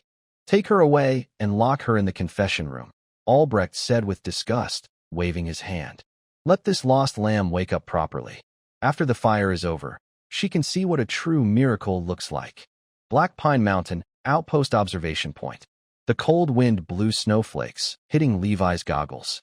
He was lying under a camouflage net, holding a high-powered military reconnaissance telescope that he had bought at a high price from Earth. His right eye squinted slightly behind the lens. Through the lens, the scene on the plain outside the Whitestone City, 3 kilometers away, was clearly visible. A group of people in red robes formed a large circle, with complex geometric patterns carved into the ground. Dozens of huge red magic crystals were placed at the nodes, and even from this distance, Levi could feel the restless energy particles in the air. What are they doing? Levi asked softly. Lily, lying next to him, looked pale as paper and trembled uncontrollably. It was the instinctive fear of a low-level mage facing high-level magical pressure. It's over. It's all over, Lily's teeth chattered. That's the Holy Punishment Mage group. They are building the Crimson Purgatory Array. It's a 7th-level fire magic forbidden spell. Once activated, not only the base, but also the forests within several kilometers will turn to ash. Unless you're a Grand Mage, you can't stop it. Range? Levi asked calmly, as if the question was unrelated. What? I mean, how far can this thing reach? As long as you can see it and lock onto it with magic. Within 5 kilometers, everything will be scorched. Lily desperately grabbed Levi's sleeve. Captain, let's run. Take the core members deep into the Black Forest. Maybe there's still a chance. That's a 7th-level mage group. Your gun can't reach them. Liwei lowered the telescope, a cold smile appearing at the corner of his mouth. 5 kilometers? Yes, that's quite far. He patted Lilith's head gently, like comforting a scared kitten. Don't worry. There's a saying in my hometown. Nothing can be solved with a single precise strike. If it can't, then 2. But our rifle's effective range is only 400 meters. Lilith almost cried in worry. And they have deflection positions. Normal arrows can't pierce through. Who said I was going to use a gun? Liwei withdrew from his cover and took out a special reinforced tablet computer from his pocket. The screen showed full signals from the CN-01 Quantum Entanglement Laboratory. Hello, Professor Bai. Liwei's voice was calm to the point of being frightening, completely unlike someone facing imminent disaster. I'm Liwei. Coordinates confirmed. The enemy is gathering high-value targets. Status: chanting large-scale destructive spells. They are stationary. Professor Bai's steady voice came through the headset. Received. Based on your footage analysis, they are conducting high-energy reactions. In your terms, it's a boss charging up, standing still. Yes, standing still and attacking. Li Wei looked at the towering red light pillar in the distance, reflecting destruction in his eyes. These mages probably have never fought modern warfare. On the battlefield, daring to openly gather and charge spells like this is no different from committing suicide. Because they are arrogant, Professor Bai said sharply. They are used to one-sided slaughter and never thought there could be forces with longer range and higher accuracy. Professor, is the 100-kilogram transmission quota still available today? Yes, it is. I was planning to send you antibiotics and seeds. Professor Bai paused, and the sound of keyboard typing came through the background. Since the situation has changed, Plan B is now in motion. It has no bolt, no magazine, only a thick black cable connected at the end. On the other side of the cable is a semi-transparent lead box, which contains a high-energy magic crystal extracted from the Ice Wolf King's head. This device looks very ugly, even simple. The exposed wires are tangled like blood vessels on the gun, and the cooling grill is rough, as if taken from a tractor. What is this? An alchemy magic gun? Lilith's eyes widened, and tears of fear shimmered at the corners. This is a prototype made by the CN-01 laboratory, a portable high-energy laser emitter for individual use, Li Wei said, lying behind the emitter and adjusting the optical sight, which was clearly taken from a high-precision measuring instrument. In the distance, a red beam of light shot straight into the sky. The chant of the divine punishment mage core reached its. Fire elements in the world went wild, melting the snow on Black Pine Mountain. The overwhelming pressure felt like an invisible hand gripping the heart tightly. Captain, the magic wave has exceeded the critical limit. If we don't run now, it will be too late. Lilith shouted. She could clearly feel that the destructive spell was 90% complete. Stop making noise. Li Wei's voice was quiet but strangely calming. He pressed his eye to the sight. With the help of a quantum supercomputer on Earth, the distant scene was brought into clear view. In the lens, the red-robed mages were in a state of extreme frenzy. Their shields were fully active, and all their attention was on their wands and the spells on their lips. To maintain that huge magic circle, they had to stand still and cast continuously. Professor, wind correction? Laser weapons don't need to consider wind or gravity. Light travels at 300,000 kilometers per second. At this distance, aim and fire directly, Professor Bai said calmly. Just consider atmospheric refraction. Target, the fourth node at the 3 o'clock position. That mage's magic flow is the most unstable, the weakest link in the circuit. Understood. Li Wei's finger pressed the trigger. In this world of swords and magic, people are used to projectiles taking time to fly, to arrows or fireballs tracing through the sky. But today, Li Wei was going to give them a physics lesson. This lesson is called special relativity.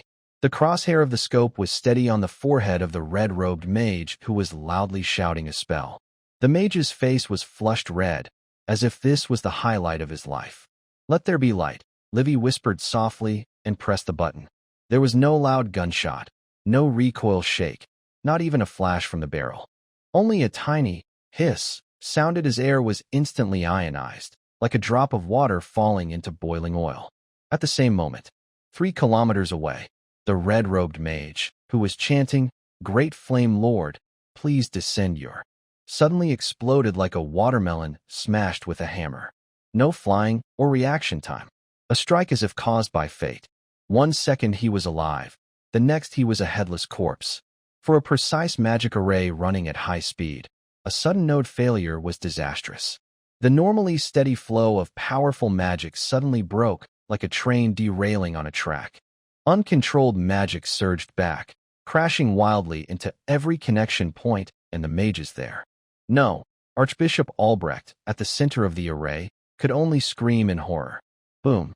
A brilliant red lotus flower did not bloom on Black Pine Mountain, but instead burst open at the heart of the divine punishment mage team's position. It was a pure magic explosion. Dozens of high-level mages' magic went out of control at once, causing an explosion as powerful as a small tactical nuclear bomb. A red shockwave swept out, blowing apart the mages, expensive magic devices, and surrounding guards, sending them flying like dry leaves. Lily looked wide-eyed, almost dislocating her jaw.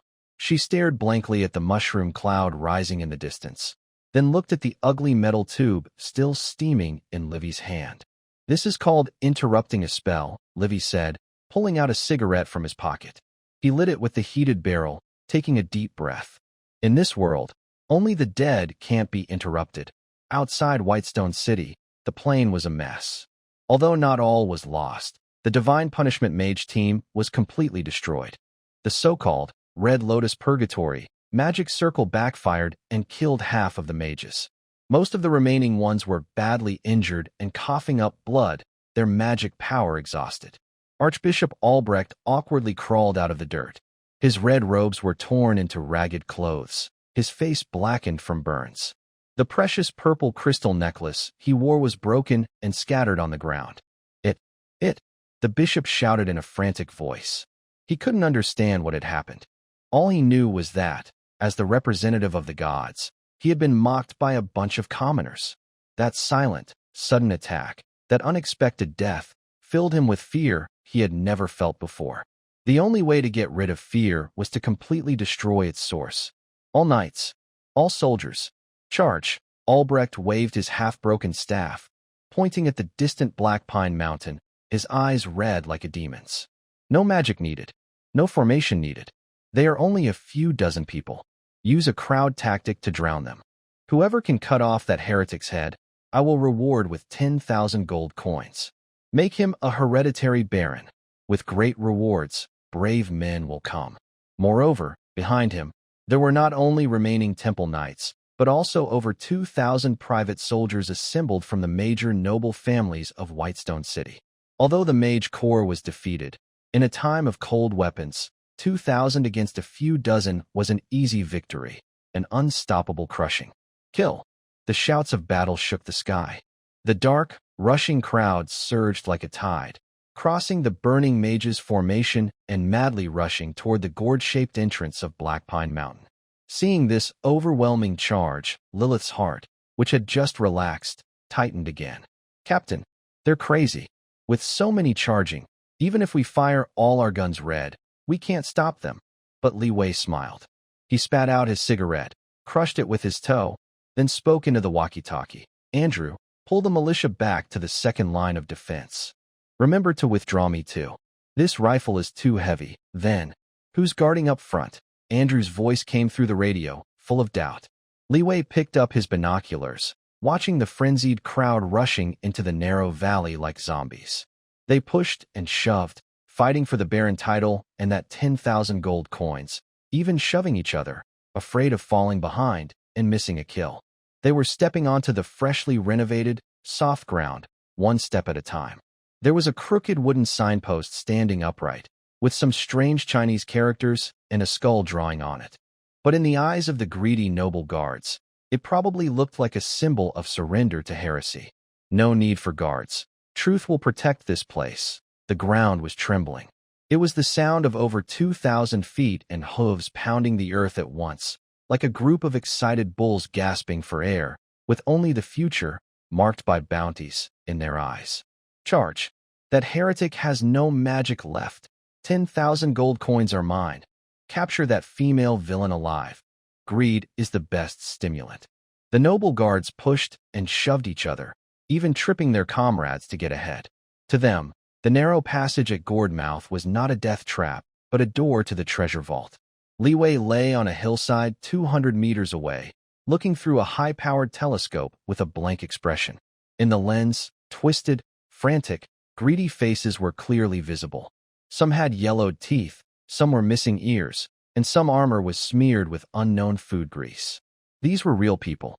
But right now, he only felt like he was watching a herd of livestock being driven into a slaughter line. "Captain, they're coming in," came Andrew's trembling voice through the earpiece. Even a blacksmith who had fought knew this was no ordinary scene. "Don't rush. Let the bullets fly for a while." Li Wei's voice was as cold as the surrounding snow and ice. "Wait until the front line is 50 meters from the first barrier before acting. Remember, this isn't a fight. It's a harvest. 100 meters. 80 meters. 50 meters. The knight leading the charge had already shown a wild smile. He could even see the bright red paint on the lonely skull sign stuck in the ground ahead. That was a large character written by Li Wei. Face the enemy. The knight didn't understand Chinese characters, but he would soon realize the weight of those 4 words. Detonate, Li Wei whispered softly, as if saying, dinner is ready. Andro took a deep breath and pressed down the modified industrial remote control. In that moment, time seemed to freeze. There was no dazzling spell like a fireball or the glowing effects of energy bursts. Boom. 50 fan-shaped, earth-made broad swords exploded almost simultaneously. If it had been a traditional black powder explosion, maybe some people would have survived intact. But this was ammonium nitrate mixed explosive, purified by Lilith using alchemy, a deadly sigh of death. Even more terrifying were the fragments. Those fine silver steel armor pieces from the Rose Knights, cut into tens of thousands of sharp metal shards the size of fingernails. Under the force of the blast wave, they turned into a flying sea of metal, crashing down like a tidal wave. At that moment, the gourd mouth became a meat grinder. The hundreds at the front even had no time to scream. Heavy shields, torn apart like paper. Plate armor, pierced like tofu. Aura, in front of the thousands of meters per second metal jets, aura cloth was as fragile as a joke. The knights and horses at the front turned into a blur of blood mist in an instant. It was real, shredded flesh, with not a single intact bone left. The metal storm kept going, piercing through the first row, then tearing through the second, third rows.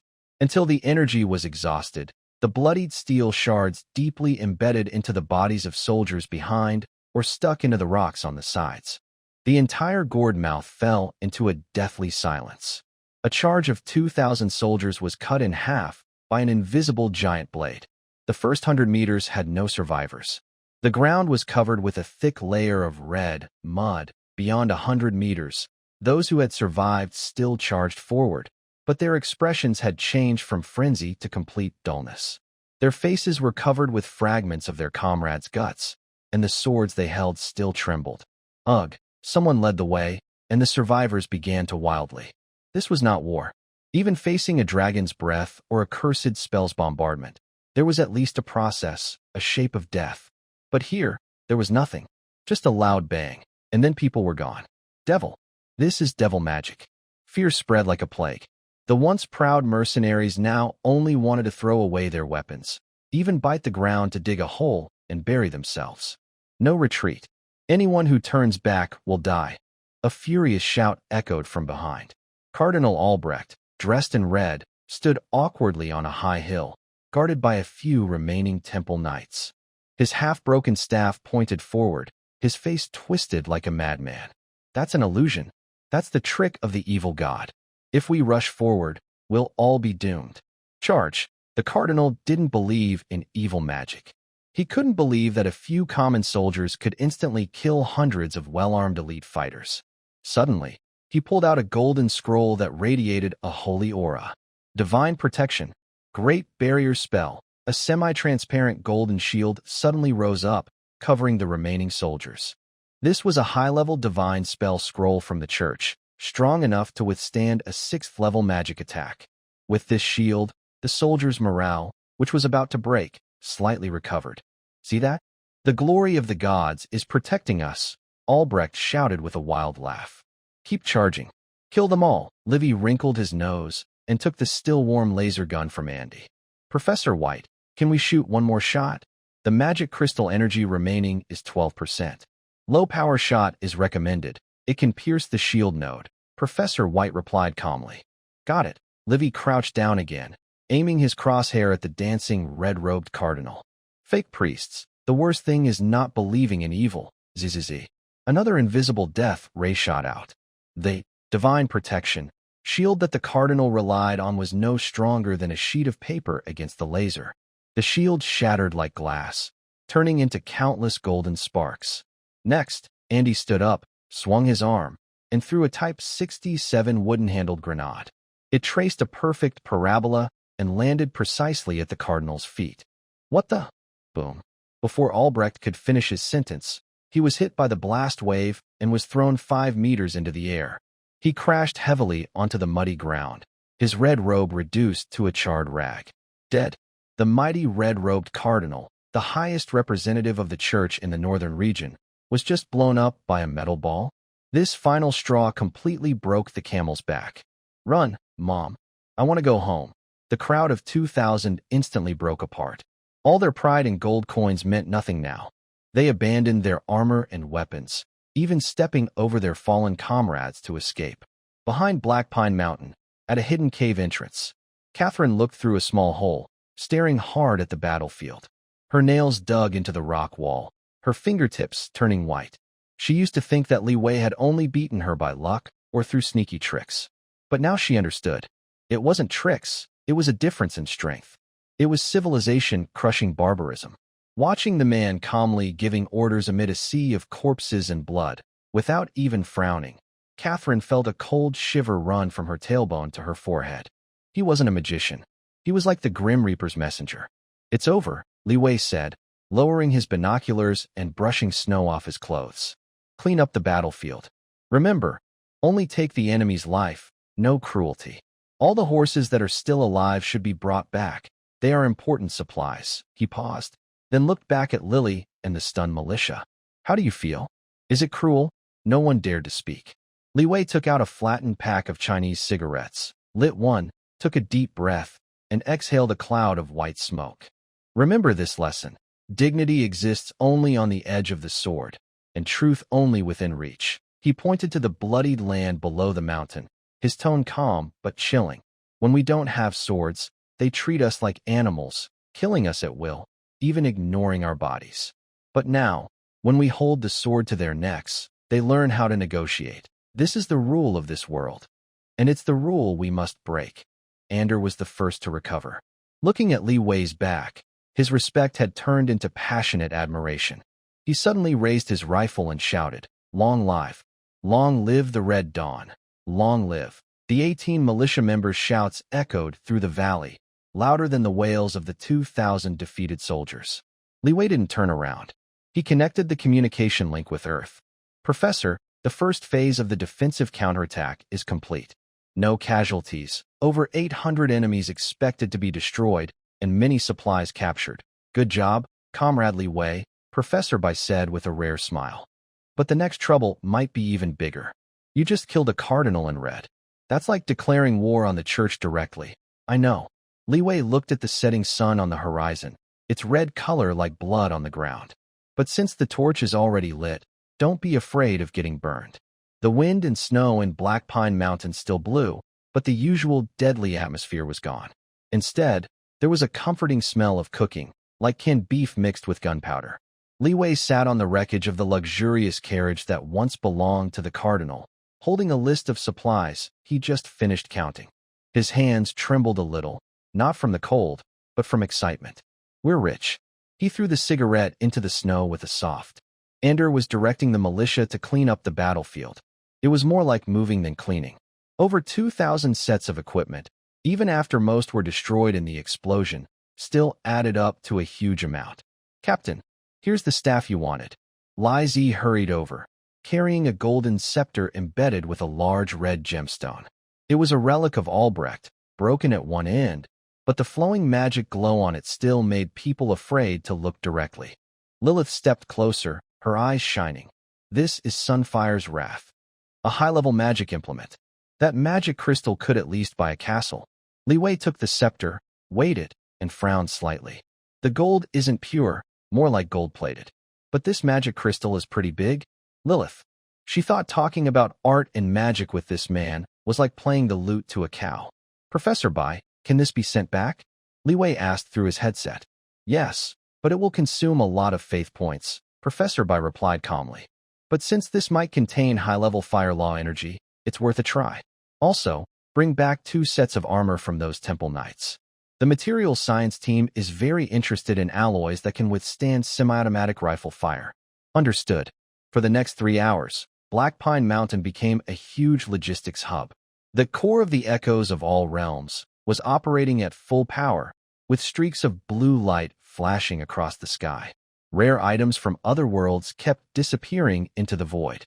High-level beast pelts, rare metals like mithril, fragments of silver armor, and even the corpse of a 5th-level magical beast warhorse that had been blown up were cut up and sent back to Earth. For Earth, this was a new and untapped treasure trove of resources. For Li Wei, this was the first big profit of the Red Dawn project. Comrade Li Wei, based on initial estimates, the value of the materials you brought back, if converted into military funds, Professor Bai paused, seeming to check the data, is enough to fill that mountain valley 3 times. Don't fill the mountain. I need production capacity, Li Wei immediately replied. Right now, I lack people, equipment, and technology. Approved, Professor Bai answered quickly. As a reward, the higher-ups have approved a small hydroelectric generator for you. It will be sent in batches over the next few days. Also, thanks to the magic books and notes you provided, the country has officially established the Institute of Interdimensional Language and Magic. Your young magic girl advisor is now a key focus of our attention. Li Wei glanced at Lilith, who was drooling over a pile of magic scrolls nearby, and a smile appeared on his face. If Lilith knew she was already targeted by a group of Earth scientists armed with scalpels and microscopes, she might have a strange reaction. 3 days later, in Whitestone City, this border town was now shrouded in a silent, terrifying atmosphere.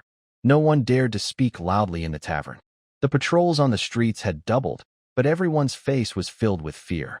A piece of news spread quickly across the northern region, even reaching the church's cardinal court in the distant capital. Did you hear?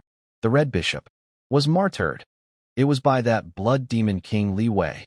Rumor has it he's 8 feet tall, with a green face and sharp teeth, and can summon lightning without chanting. What lightning? I heard from the private soldiers who escaped that it's called the Death Finger. The demon king just points his finger, and the target explodes. Rumors always spread faster and more wildly than the truth. In the Lord's Mansion's conference room, Count Tulip looked at the crumpled wanted poster on the table, his face pale as paper. The picture on the wanted poster had already been replaced. The original portrait of the delicate young man with black hair was taken down and replaced by a fierce silhouette shrouded in black mist, with countless bones faintly visible behind it. Bounty, 50,000 gold coins. A noble title was also promised, hereditary viscount. But none of the dozen or so minor nobles in the meeting room dared to speak. When the bounty was 10,000 gold coins, they had rushed forward like mad dogs. Now, with 50,000 coins in front of them, they only felt it was the price of their lives paid by the Grim Reaper. 2,000 people. That's 2,000 people. A baron trembled as he broke the silence. Even the bishop is dead, and the Holy Punishment Mage Corps is wiped out. What can we fight with?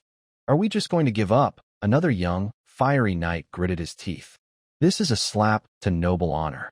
It's blasphemy against the gods. Then you go, the count said coldly, glancing at him. Go see that gored mouth.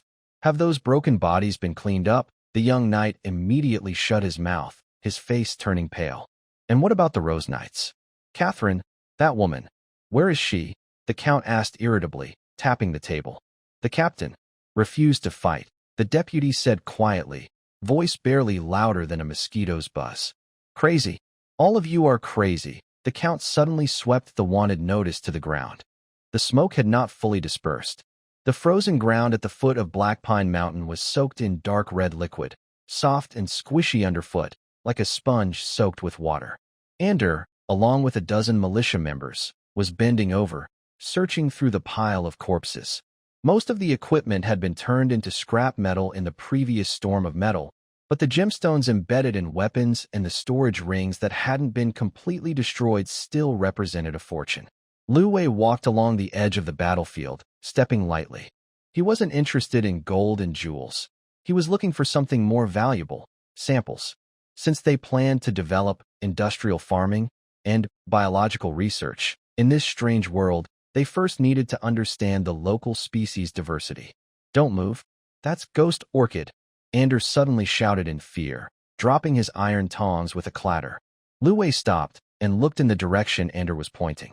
On the body of a temple knight, whose face had been completely disfigured by the explosion, a strikingly beautiful plant was swaying in the cold wind. Its root is not embedded in the soil, but deeply inserted into the hollow that once held the eyeball of the corpse.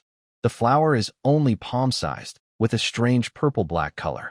Its petals have fine jagged edges, looking like a mouth chewing flesh.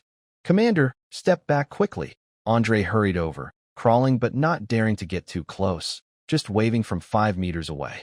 "This thing is very unlucky. Old folks say it's the resentment of the dead turned into a spirit, and anyone who touches it will have bad luck. It can cause injuries, and worse, it might even take your soul." Li Wei did not step back. He crouched down, took out a pair of thickened nitrile rubber gloves from his pocket, and put them on. Plants are just plants, no ghosts or spirits. He reached out to pick it. "Stop." A slender hand suddenly held Li Wei's arm. Lily appeared out of nowhere. She stared at the flower, her brows furrowed tightly, as if trying to squeeze out a fly. "Listen to him this time. This thing is really evil." Li Wei paused, turning to look at the talented mage from 2 days ago. "Explain." "This is rotting corpse orchid, a top-grade undead magic plant." Lily took out a small stick from her sleeve and carefully prodded the petals. The petals shrank back as if frightened, making a tiny sound like a baby grinding its teeth. "It only grows on corpses filled with high-level energy, especially those of powerful people who died with strong resentment. This knight was at least a 3rd level, and he died so. Frustrated, which made him perfect nourishment for it." Li Wei became interested. "What's it used for? Besides poisoning people, I can't think of any other use." Lily disdainfully threw away the stick. "Its sap is highly corrosive and has an incredibly strong vitality. Ordinary poisonous plants die when soaked in holy water, but this one is different. I saw my mentor experiment in the Mage Tower. They soaked it in highly purified holy water for 3 days and nights. It didn't die. In fact, it grew even more lively. Not afraid of holy water either. The holy water of this other world is essentially a high-concentration liquid form of positive energy, naturally effective against creatures of darkness and negative energy. But this flower could actually reverse that effect. Take it." Levi took a sealed sample bag from his belt. Lilith widened her eyes. "Are you crazy? If you bring that thing back to camp and its spores spread, what then? Who said I'm planting it in the camp?" Levi quickly used tweezers to pull the corpse orchid out by its roots. When the stem left the eye socket of the corpse, it made a clear popping sound, releasing a bit of thick, dark red liquid. Levi swiftly placed it into the sample bag, sealed it, and added 2 more layers. "This is a rare biological sample." He stood up and brushed the dust off his gloves. "Professor Bai keeps complaining that I only send minerals and hides. He says the biology team is so bored they might start growing mushrooms. Let's give them something to do." 10 minutes later, Levi sat behind a rock, sheltered from the wind, and opened his tablet. "CN01, this is Levi. Requesting to open a material transfer channel." The screen flickered twice, and Professor Bai's ever-expressionless face appeared. There was some noise in the background, as if heavy equipment was being moved. "Received.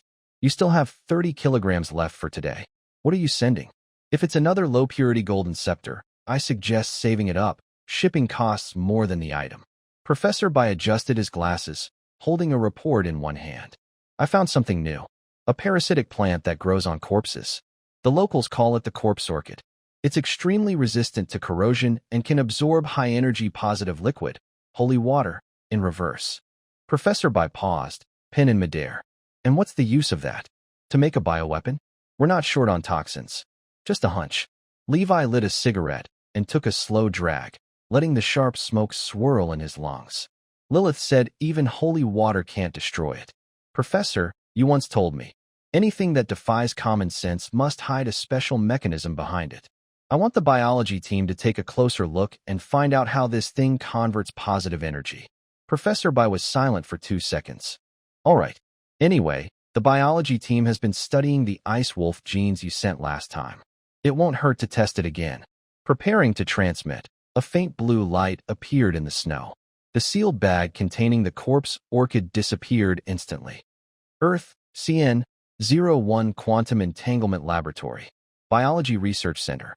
This is the busiest and most interesting part of the entire base. The air is filled with the smell of disinfectant and various unknown chemicals. Is it coming from that side again? Researcher Liu, a middle-aged man with a Mediterranean hairstyle, yawned while holding a cup of strong tea. On the transmission platform, the sealed bag lay quietly. Director Li said it's a special sample, so we need to test it urgently. Assistant Xiao Zhang, wearing a gas mask, said in a muffled voice. Special? Last time, that unicorn dung sample turned out to be just some high-phosphorus horse manure. Although Lu grumbled, he still systematically activated the isolation robotic arm. First, do a routine toxicology analysis, then slice to look at the cell structure. Oh, and since Director Li mentioned holy water, let's add 2 milliliters of the stored holy water sample to see how it reacts. Got it. Xiaozhang skillfully operated the equipment. After 10 minutes, on the microscope display, a disgusting scene appeared. The cells of the corpse orchid, under high magnification, looked like greedy mouths, frantically devouring all nearby nutrients. The activity is really high. Lu took a sip of tea.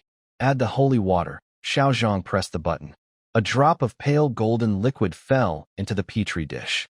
Based on past experience, when dark-type biological cells encounter holy water, they would boil violently like oil meeting ice water and then quickly die. But this time, the scene on the screen froze. 1 second, 2 seconds. The golden drop of holy water did not kill the cells. Instead, it seemed like a drop of ink falling into clear water, quickly being absorbed and permeating the black cells. The originally black cell walls, after absorbing the golden light, surprisingly began to turn transparent. A never-before-seen crystal structure quickly formed inside the cell nucleus.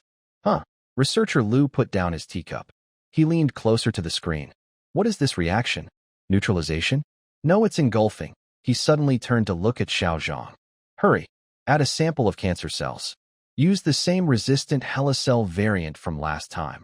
Although Xiaozhang didn't understand, he hurriedly took out a sample labeled HL09 from the freezer. This was one of the most troublesome cancer cell types in medicine, growing quickly and almost completely immune to chemotherapy drugs. The sample was injected into a petri dish. The moment they touched, researcher Lu's hand trembled.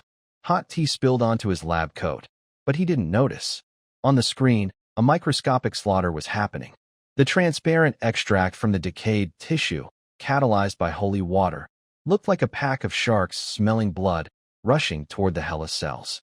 No explosions, no rejection. Just pure, relentless engulfing. Those cancer cells that baffled many doctors disintegrated instantly upon contact with the transparent liquid. The cell membranes broke down, and the nuclei were quickly absorbed. In just 30 seconds, the petri dish was spotless. All the cancer cells had vanished, leaving only a clear, slightly rippling liquid, as if still eager to continue. Xiaozhang took off his mask, his mouth wide open, unable to close it for a long time. What's the inhibition rate? Lu's voice trembled. According to the data, Xiaozhang stammered, looking at the readings, 100%. And it shows no attack on normal human cell samples. Thud. Researcher Lu's teacup fell to the ground and shattered. He suddenly rushed to the control panel and pressed the red emergency button. A shrill alarm immediately echoed through the biological research center. Lock down the lab. Hurry. Lu's voice cracked with urgency. Notify Professor Bai? Notify the Central Command. We're about to succeed. No, humanity is about to be saved. The corridor's lights are pale and cold, with no warmth. This is the top medical facility in the country, the last hope for many people. But tonight, this hope is about to fall apart. Outside a small, plain hospital room, guards in military uniforms stand in silence. They are armed and serious, as if guarding a nuclear reactor, not a patient. Inside, the heart monitor beeps loudly and quickly. Beep, beep, beep. Each sound feels like a heavy to the hearts of those in the room. Lying on the bed is an old man. He is very thin. His cheekbones are high, his eye sockets deep, and his skin looks yellow and sickly, covered with brown age spots. The blanket covers him, barely moving, like a piece of paper on dry wood. His name is Chen Guobang. In ordinary life, he might be unknown. But in the country's secret files, he is a hero who makes the nation proud. He has received awards for his work on nuclear bombs and satellites, and is a leading scientist in nuclear physics. He used his knowledge to create powerful nuclear defenses for the country. Now his severe liver cancer has caused a deep coma, slowly breaking down his defenses. Director Zhang, is there really no way? An elderly woman with white hair speaks. She is Chen's wife. Her voice is hoarse, and her tears have dried. She stares at the alarmed monitor with empty eyes. Director Zhang, the top cancer expert in the country, is the one being addressed. He is used to life and death situations, but now he is sweating heavily. He looks at the terrible blood test report and shakes his head. The cancer has spread through the lymph system, and the liver is completely failing. He takes off his glasses and rubs his red eyes. Madam, prepare for the worst. Tonight might be the end. The room feels very heavy and sad. A few middle-aged men standing nearby turn away and shake with emotion. They are Chen's students and now important figures in the country's nuclear industry. Just then, the scene continues. At the end of the corridor, suddenly, a series of quick and orderly footsteps could be heard. It was the sound of sturdy military boots hitting the floor. Clear the way. Emergency military situation. A deep voice echoed through the corridor. The door to the ward was forcefully pushed open. A middle-aged man in a black trench coat strode in quickly. He wore a special badge on his chest, the National Security Agency. Behind him, two researchers carried silver metal temperature-controlled boxes. The boxes were marked with bright red CN01. Who is the attending doctor? The trenchcoat man looked around the room sharply, like a knife. Director Zhang hesitated for a moment and instinctively raised his hand. I am the leader of the Special Operations Team of the National Security Agency, codenamed Thunderbird. The man took out a document stamped with the highest red seal from his pocket and directly pressed it against Director Zhang's chest. This is a clinical trial permit approved by the Central Military Commission. We have brought the Life 1-foot reagent. Director Zhang only glanced at the heading on the document, and his hand trembled. Top secret. Urgent. Unconditional cooperation. We need to inject Mr. Chun with a new medicine. Thunderbird pointed to the temperature-controlled box behind him. New medicine? Director Zhang looked at Mr. Chun on the bed and sighed with a bitter smile. Comrade, I understand your feelings. But Mr. Chen's health condition. Any medicine is a burden for him. We've tried imported targeted drugs and the latest immunotherapy. This isn't targeted medicine, Thunderbird interrupted him. The researcher opened the temperature-controlled box. The white cold air dispersed. A glass test tube, about the thickness of a thumb, lay quietly in black foam. The liquid inside the tube was a strange violet color, but under the light, it shimmered with a faint golden glow. It was a product of mixing extract from corpse lily and holy water in a specific ratio. Is this traditional medicine? Director Zhang frowned. This color was completely different from what he knew about chemical drugs. You can think of it as hope. Thunderbird didn't explain further. Administer the injection. A researcher quickly took out a syringe and skillfully drew 5 milliliters of purple liquid. Wait. Mr. Chen's wife suddenly rushed forward, blocking the hospital bed. What are you doing? He's already at the end of his life. Can't you just let him go peacefully? Please, stop putting him through this. She cried out, like a mother protecting her child.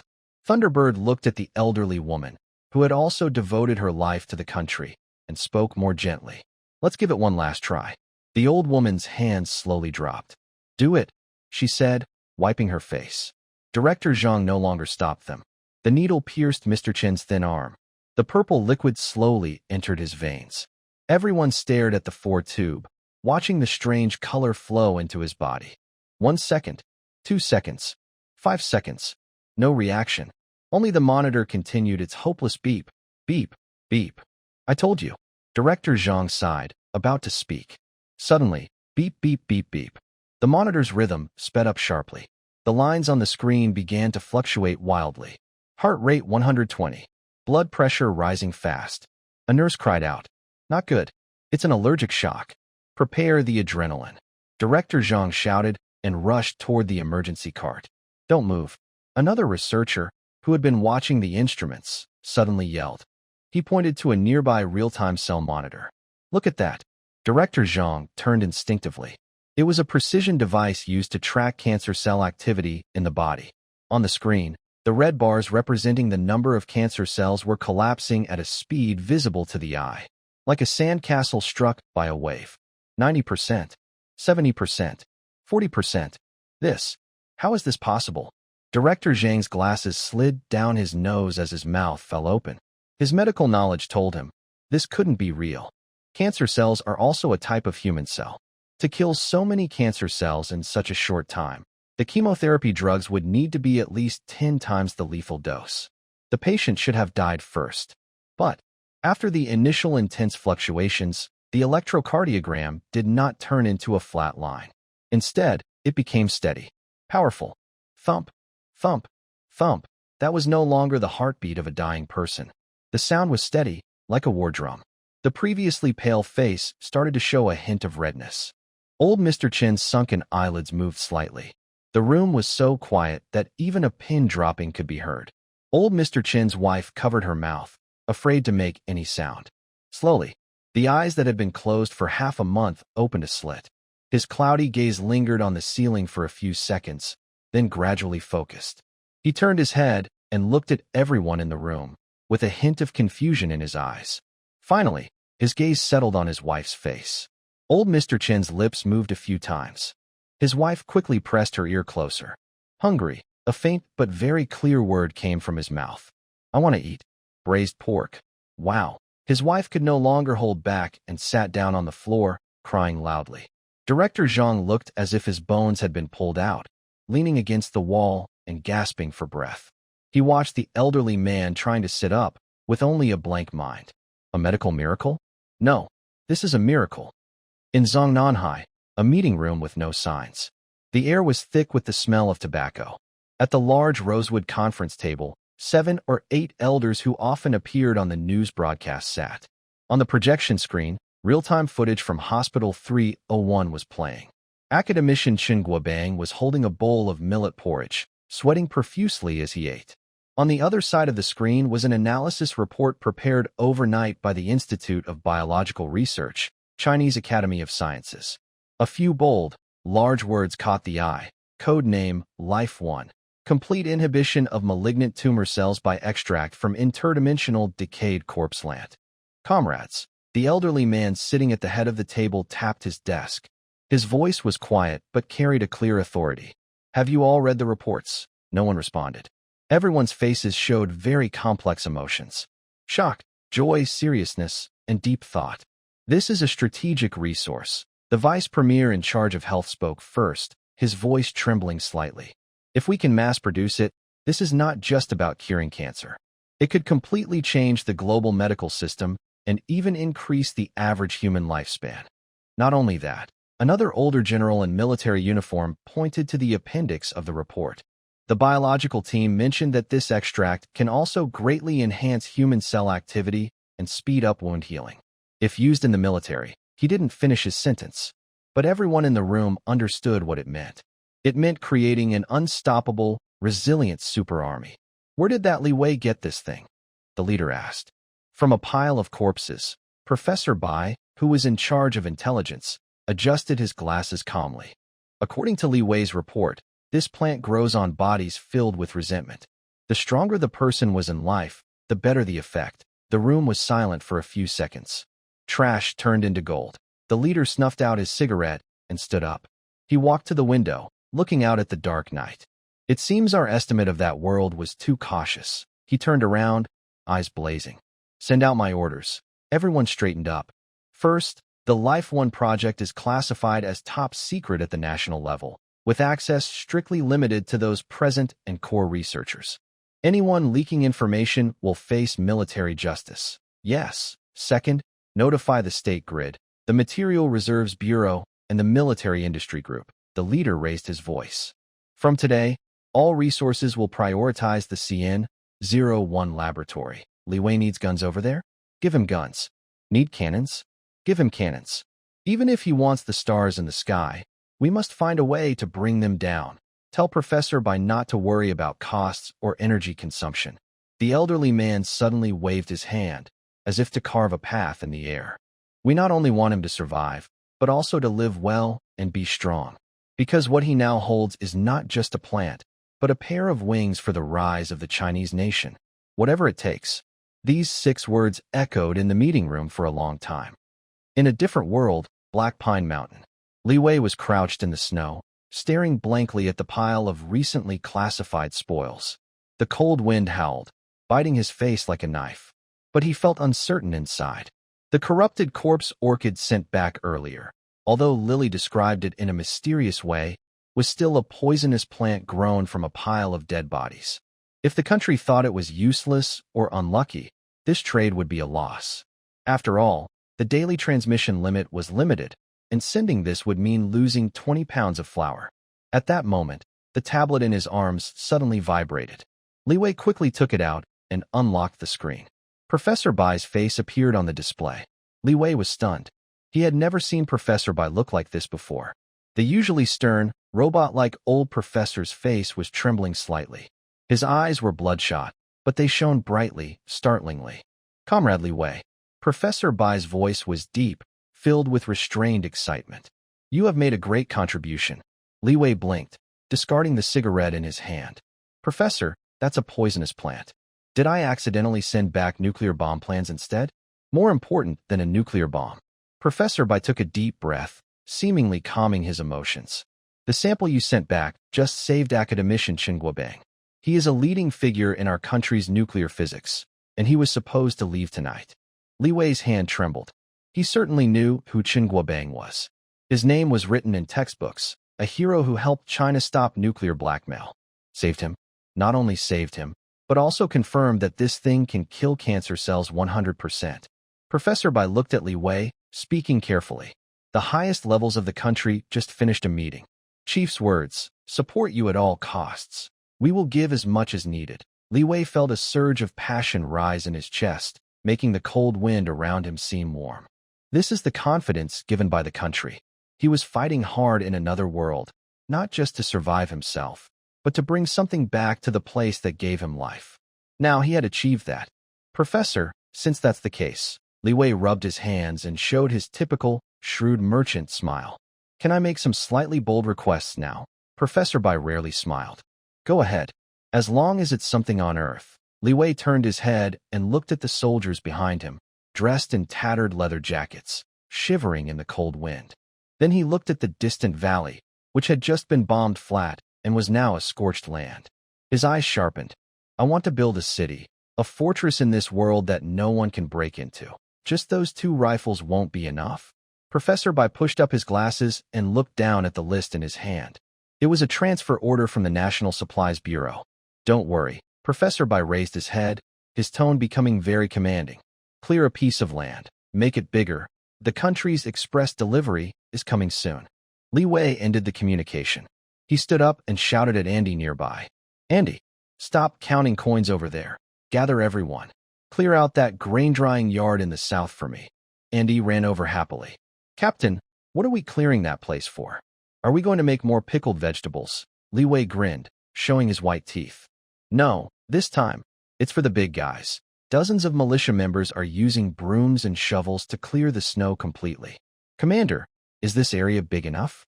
Andy asked, rubbing his hands that had turned purple from the cold. Li Wei looked at the open space about the size of 2 basketball courts and nodded. "That's about right." The amount of faith points available was only a few thin strands, enough to teleport at most 2 boxes of instant noodles. To teleport large supplies, the energy required is an astronomical amount.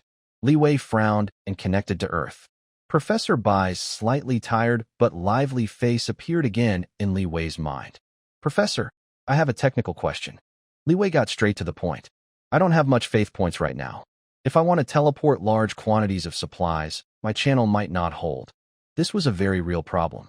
The operation logic of the core of the multiverse echoes is based on equal exchange and energy conservation. Without enough energy, the cross-border channel is just a thin pipe that can't fit an elephant. Professor Bai on the screen listened without showing any difficulty. He even reached to pick up a cup of tea on the table. "Comrade Li Wei, did you not hear the leader clearly just now?" Professor Bai took a sip of strong tea, speaking calmly, as if discussing a trivial matter. At all costs, Li Wei was stunned. Professor Bai put down the teacup and held a freshly printed red-headed document. Just 3 minutes ago, the national power grid received the highest command. The 3 main lines of the North China power grid have been connected and switched. To ensure your receiving channel remains stable, Shipment Industrial Zone, Langfang High-Tech Zone, and 4 surrounding county-level cities will implement rolling power cuts starting now. Li Wei's hand holding the tablet froze. A few cities experiencing power cuts just to supply his band of over 100 bandits? Is this the power of the national machinery in action? Professor Bai's voice continued. Unit 3 of the Qinshan nuclear power plant is running at full capacity, and all redundant power is being converted into channel energy through quantum entanglement devices. Don't worry about faith points or energy loss. He wanted to say something, but in the end, his words condensed into just one word. Okay, let's begin. Professor Bai nodded and waved to the operator beside him. Execute this saturation rescue plan. Start transmission. Li Wei ended the communication. He took a few steps back and shouted loudly at Andy and the militia still standing in the open field. Everyone back. Retreat behind the shelter. Andy was startled by the strict tone of the commander and quickly ordered his men to retreat. Commander, should we also up that mountain over there? Li Wei ignored him, just staring fixedly at the open space. Suddenly, there was no loud explosion or earth-shaking tremor. Only light. A pure white beam of light, extremely bright, descended vertically from the sky. It didn't flash like when transporting supplies before, but looked like a towering pillar, firmly embedded in the snow. The diameter of the light pillar was over 10 meters. The surrounding snow and wind vaporized instantly upon contact with the edge of the pillar. Andy opened his mouth wide, his single eye filled with fear. The most powerful magic he had ever seen was the big fireball Lilith threw. But this, in front of him, was like a miracle. Is this the God behind the commander? The light pillar lasted for half an hour. In the past, each second of its existence would require Li Wei to carefully manage his faith points. But now he just watched quietly. He knew that on the other side of this light pillar was a huge industrial country with a population of 1.4 billion, providing blood transfusions just for him. Finally, the light began to fade. When the last speck of light disappeared into the air, the once empty threshing yard was gone, replaced by a mountain. A mountain made of woven bags of various colors, wooden boxes, and iron barrels stacked together. Andy rubbed his eyes. He didn't recognize the square boxes, but he recognized the white woven bags at the very front, because one of the bags had a tear, spilling white powder onto the black ground. Very noticeable. Is that snow? Andy muttered to himself. Li Wei walked over and patted the woven bag. Above, large red characters read, China Grain Reserve. Below, a line of small print says, Premium wheat flour, net weight 50 kilograms. Go take a look. Li Wei nodded toward Andy Yang. Andy tremblingly walked over, carefully pinching a small amount of white powder with his calloused, frostbitten hand. It felt smooth and fine. Not cold like snow, but warm and grainy. He put his finger in his mouth. No roughness from gravel, no moldy smell from aged grain, and no bitterness from sawdust or wild grass. Only a faint sweetness. That was the pure, natural aroma of carbohydrates. Flour. It's flour. An's voice trembled, and tears suddenly streamed down his face. It's all refined flour. No bran at all. Don't just look at the flour. Li Wei bypassed the pile of flour and pointed to hundreds of green metal cans behind him. That's luncheon meat. All meat, no bones. He then pointed to a stack of bags labeled Northeast rice. That's rice, steamed to be whiter than snow. Finally, he patted several sealed silver metal boxes. Inside are medicines. No matter if you're hurt by a knife, a gun, or have a fever, one shot of this will make even the Grim Reaper step back. These contain domestically produced penicillin, cephalosporins, along with many vitamin tablets and antibiotic ointments. In this world where even a cold could be deadly, these items were more precious than gold. The surrounding militia members had already fallen to their knees. They didn't understand strategic reserves or industrial capacity. They only knew that following the leader meant having white flour to eat and meat to eat. That was enough. A young militia member, only about 16 or 17, looked at the white flour, hesitant to touch it. He was afraid of dirtying this divine food.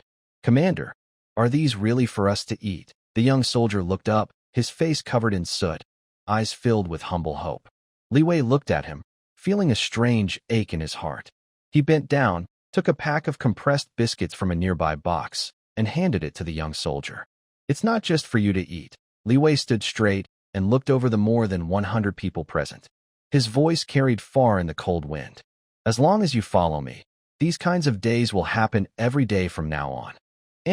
Ander, who was kneeling and licking flour off his fingers, suddenly jumped up. Yes. Commander, you ordered. Stop licking there. It's embarrassing. Li Wei scolded with a smile and kicked a nearby canned food box. Call the cooks over. Start the fire. Boil water. Tonight, no dry rations. Li Wei strode over to the pile of Central Reserves, grabbed a 50-pound bag of rice, and threw it to a strong man nearby. Open all those boxes of canned pork and get a few bags of sweet potato noodles. Add more meat, less water. Li Wei looked around at the thin, pale men with greenish eyes and shouted loudly. Tonight, pork stew with noodles, white rice. Enough for everyone. If anyone can't eat enough, I'll kick there. Boom. The crowd erupted completely. The long-suppressed hunger, fear, and despair were fully released at this moment. Long live the commander. Long live the Red Dawn. The cheers echoed through Black Pine Mountain, even shaking the snow off the treetops. Li Wei watched the excited crowd silently light a cigarette. He knew that from this moment on, the spirit of this team was truly established. Just then, a figure in a black mage robe approached. Lilith held a test tube pulled from a box, one of the outdoor sampling tools Li Wei specifically requested. Is this your science? Lilith looked at the mountain of supplies with a complex expression. As a mage, she was very sensitive to spatial fluctuations. The energy contained in that beam of light just now, if used to cast a forbidden spell, could erase the entire city of Baishur from the map. But that mysterious being only brought a bunch of food. Such luxury completely overturned her understanding of magic. She raised the test tube to her eye, examining the precise markings and pure glass. This crystal is incredibly pure. Only the ancient masters in the Royal Mage Tower have such perfect containers. At this moment, a tempting aroma comes from the nearby kitchen area. The fat from canned pork melts at high temperature, mixing with the fresh scent of rice, spreading through the cold air. It's a smell that makes your mouth water. Dinner is ready, Anders shouted loudly. The soldiers who had just been kneeling and crying now hurriedly rushed toward the pot with broken bowls and pots, acting wildly. But halfway there, they all suddenly stopped at the same time, because Li Wei hadn't moved yet. Everyone looked at Li Wei with eager eyes, but also with deep respect. Li Wei smiled and made a welcoming gesture toward Lilith. Let's go, Miss Witch. Forget about business for now. Whether we're fighting over territory or digging up graves, we need to eat first. Try my hometown specialty, pork stew with rice noodles. This is just inanimate matter, ordinary dust. You must have used some advanced alchemy that I didn't notice yesterday to make it explode. Lilith stared into Levi's eyes. She refused to accept any argument. In the world of magic, power comes from magical energy. This is a basic rule. If something causes such terrible destruction without any magical energy fluctuation, then it is not magic. Levi looked at her stubborn expression and couldn't help but smile. He put down the fire-starting stick and drew a circle in the sand with a stick. Lilith, in this world, not only magic can drive power. Impossible, Lilith replied quickly. God gave all things life, and magical energy is the physical form of that life. Without magical energy, there is no power. Levi shook his head. Energy is everywhere, just in different forms. He wrote a big E next to the circle. In my hometown, there is a wise person with curly hair. He told us that energy is neither created nor destroyed. It only changes from one form to another. Lilith paused. Conservation? That sounds like a very strict rule of alchemy. Levi pointed to where the ammonium nitrate was originally placed with the stick. Those powders don't need you to communicate with them. They contain a lot of chemical energy inside. What you need to do is not inject magic, but give it a key to unlock that energy. Key, heat, or impact. Levi drew a flame on the sand and an arrow pointing outward. When the lock is opened, the stored energy inside will be released very quickly, causing a rapid expansion. This is an explosion. Lilith moved closer. The firelight reflected on her face, turning her golden hair a fiery red. She looked at the strange symbols and lines on the sand. They were a magic circle she had never seen before. No, that wasn't a magic circle. There were no runes or twisted symbols, only straight lines, circles, and a certain cold, logical structure. First law of thermodynamics, Levi said, uttering a strange term. He continued drawing on the ground. Gas expands doing work, and its internal energy decreases. Do you see? What is the true nature of fireball magic? Lily looked at Levi. She instinctively answered, "It's the gathering and projection of fire elements. That's just the surface." Levi tapped the ground with a stick. "The real essence is energy release.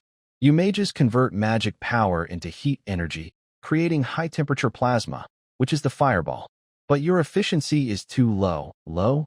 Lily, like a cat with its tail stepped on, looked surprised. "My explosive fireball can easily smash a big rock. That's just relying on quantity to get the job done." Levi pointed out the problem clearly. "You let the flames burn during flight, causing energy to spill everywhere. If," Levi paused, drawing a piston structure in the sand with his stick, "if you could compress the burning process, compress, yes, prevent it from burning outside the target, and instead, release all the energy at the moment of contact, or even inside a tiny sealed space." Levi's voice was calm and strong. "It's like putting an elephant into a matchbox and then suddenly opening the lid." Lily stopped arguing. She stared at Levi's profile. The campfire flickered. Under the light and shadow, his features looked especially sharp and three-dimensional. He wasn't wearing a mage's robe or any badge of power, just strange gray-green cloth clothes. There was no magic fluctuation around him. But at this moment, Lily felt he was more dazzling than any high-level mage she had seen. The old men in the mage tower only talked about the will of elements and divine gifts in a confusing way. But Levi was different.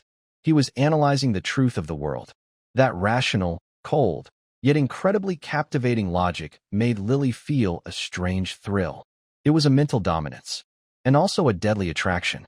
"Putting the elephant into the box," Lily muttered to herself. Her eyes gradually became empty, as if she was deep in thought.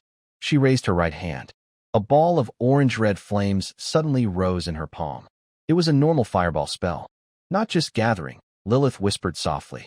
She began to try doing it according to Levi's instructions. It wasn't just about gathering fire elements, but about suppressing them. She used her mental power to create an invisible cylinder, trapping the wildfire elements inside, preventing them from releasing heat and increasing their density. Levi watched the flames in her palm. The orange-red fireball started to shrink. Its color was changing, from orange-red to bright yellow, then gradually turning into a dazzling white. The surrounding air began to twist. A hot gust of air swept outward from Lilith. Levi's eyelid twitched. "Lilith, stop!" He sensed something was wrong. Although the fireball was only the size of a fist, the dangerous aura it emitted was more terrifying than a large basin-sized explosion. "No, I can't." A fine sweat appeared on Lilith's forehead. She felt as if she was holding not just fire, but a wild beast struggling fiercely. The rebound from this compression far exceeded her expectations. The physical and magical rules clashed violently at this moment. That invisible cylinder was about to break. Internal combustion engine principle. Needs secondary compression. Lilith clenched her teeth, her mental power tightening again. Buzz. A sharp buzzing sound rang out. The bright white fireball trembled violently, and cracks appeared on its surface. It was a sign of energy losing control. Levi threw away the branch in his hand. He didn't have time to think. His body reacted faster than his mind. Just at the moment when the glow was about to explode, at 0.01 seconds, Levi suddenly lunged forward. There was no catastrophic explosion as he had imagined. Just a dull pop, like a thick rubber balloon filled with high-pressure gas being punctured. Boom! A scorching gust of air swept across the ground. A dust storm rose. The campfire was blown out directly, leaving only embers flickering with a dark red glow in the darkness. The world was plunged into a brief darkness. Lilith's mind went blank. She felt as if a big mountain was pressing down on her. Her back was against cool, sandy ground, while in front of her was a hot, burning body. Dust slowly settled. The camp returned to silence. Only the distant, watchful, one-eyed dragon, Ander, made a confused shout, then was stopped by Levi's hand gesture. Lilith blinked. Her vision gradually returned. In the faint glow of the embers, she saw the person lying on top of her. Levi.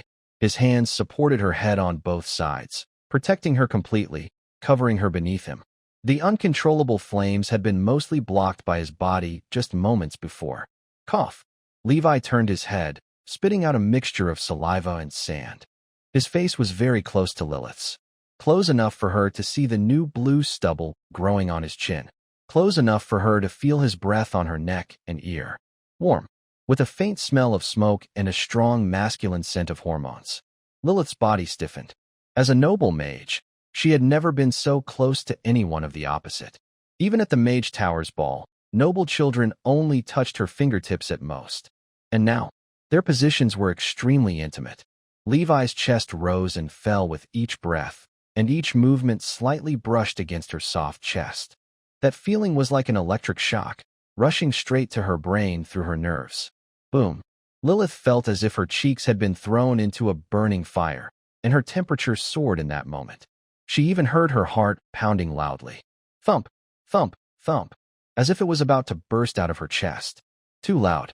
She was sure Levi could hear it. Lilith felt embarrassed and wanted to cast a quick invisibility spell right then, or dig a hole and hide herself. Scientific experiments always carry risks. Levi's voice sounded above her head. It was a little hoarse but steady, as if nothing had happened just now. He used his arms to lift himself up and then reached out to help Lilith stand from the ground. Be careful next time. Turning ideas into reality takes time. Don't always expect to succeed all at once. Lily brushed the dust off her clothes and checked her sleeve. There was a scorch mark from the gust of wind just now. Fortunately, she was unharmed. Lilith covered her chest. The suffocating pressure she felt earlier had disappeared, replaced by a strange sense of loss and confusion. She looked at Levi's back. This man, who had no magic power, had just protected her with his body. In that moment, he had no hesitation.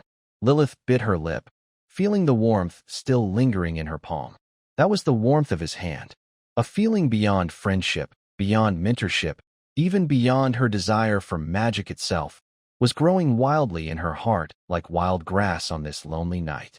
Get some rest. We need to keep moving tomorrow. Levi didn't dwell on the small incident. He added a few more sticks to the fire and turned to go into his tent. Lilith was left standing alone.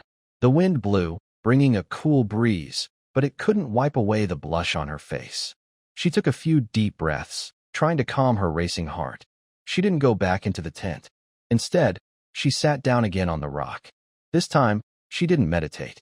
She took out her leather notebook from her pocket. Under the flickering firelight, she began to write furiously. Not magic spells, but formulas. She didn't understand the strange symbols Levi spoke of, but she remembered the structure of the piston and the concept of compression. Every word Levi had just spoken echoed in her mind. The theories about energy, work, and release were like keys, opening a door to a new world. Beyond that door was no longer old-fashioned magic based on talent and bloodline. It was truth. Lilith's pen moved quickly across the parchment, making a scratching sound. Her eyes shone brighter and brighter. She stayed awake all night. The next morning, when the first rays of sunlight broke the horizon, Li Wei crawled out of the tent. He stretched lazily, ready to wake everyone up. Li Wei, an excited scream. Lilith, with two big dark circles under her eyes, rushed in front of him like a crazy person. Her hair was messy, and her face was smudged with soot, but her eyes shone brightly and intensely. Look, quickly, look, she reached out her hand, palms facing up. There was no chant, no long magic guidance. Only a brief moment. A small purple-white fireball, about the size of a dragon's eye, appeared in her palm. It no longer moved restlessly but floated quietly, its surface smooth like a mirror, resembling a solid gemstone. But Li Wei could feel the terrifying energy inside this tiny gem. This was completely different from what they saw last night. It was more stable, denser, and more deadly. Lilith suddenly waved her hand. The purple-white fireball turned into a streak of light, shooting toward a large rock 100 meters away. There was no loud explosion, only a soft hissing sound. The large rock, as tall as two people, instantly had a big, transparent hole in it. The cut was smooth like a mirror, with edges that looked like glassy crystals. High heat penetrated through. Extreme compression created incredible piercing power. Lilith turned her head, looking like a child waiting for praise, her face full of anticipation as she looked at Li Wei. Li Wei looked at the smoking hole in the rock, a hint of admiration flashing in his eyes.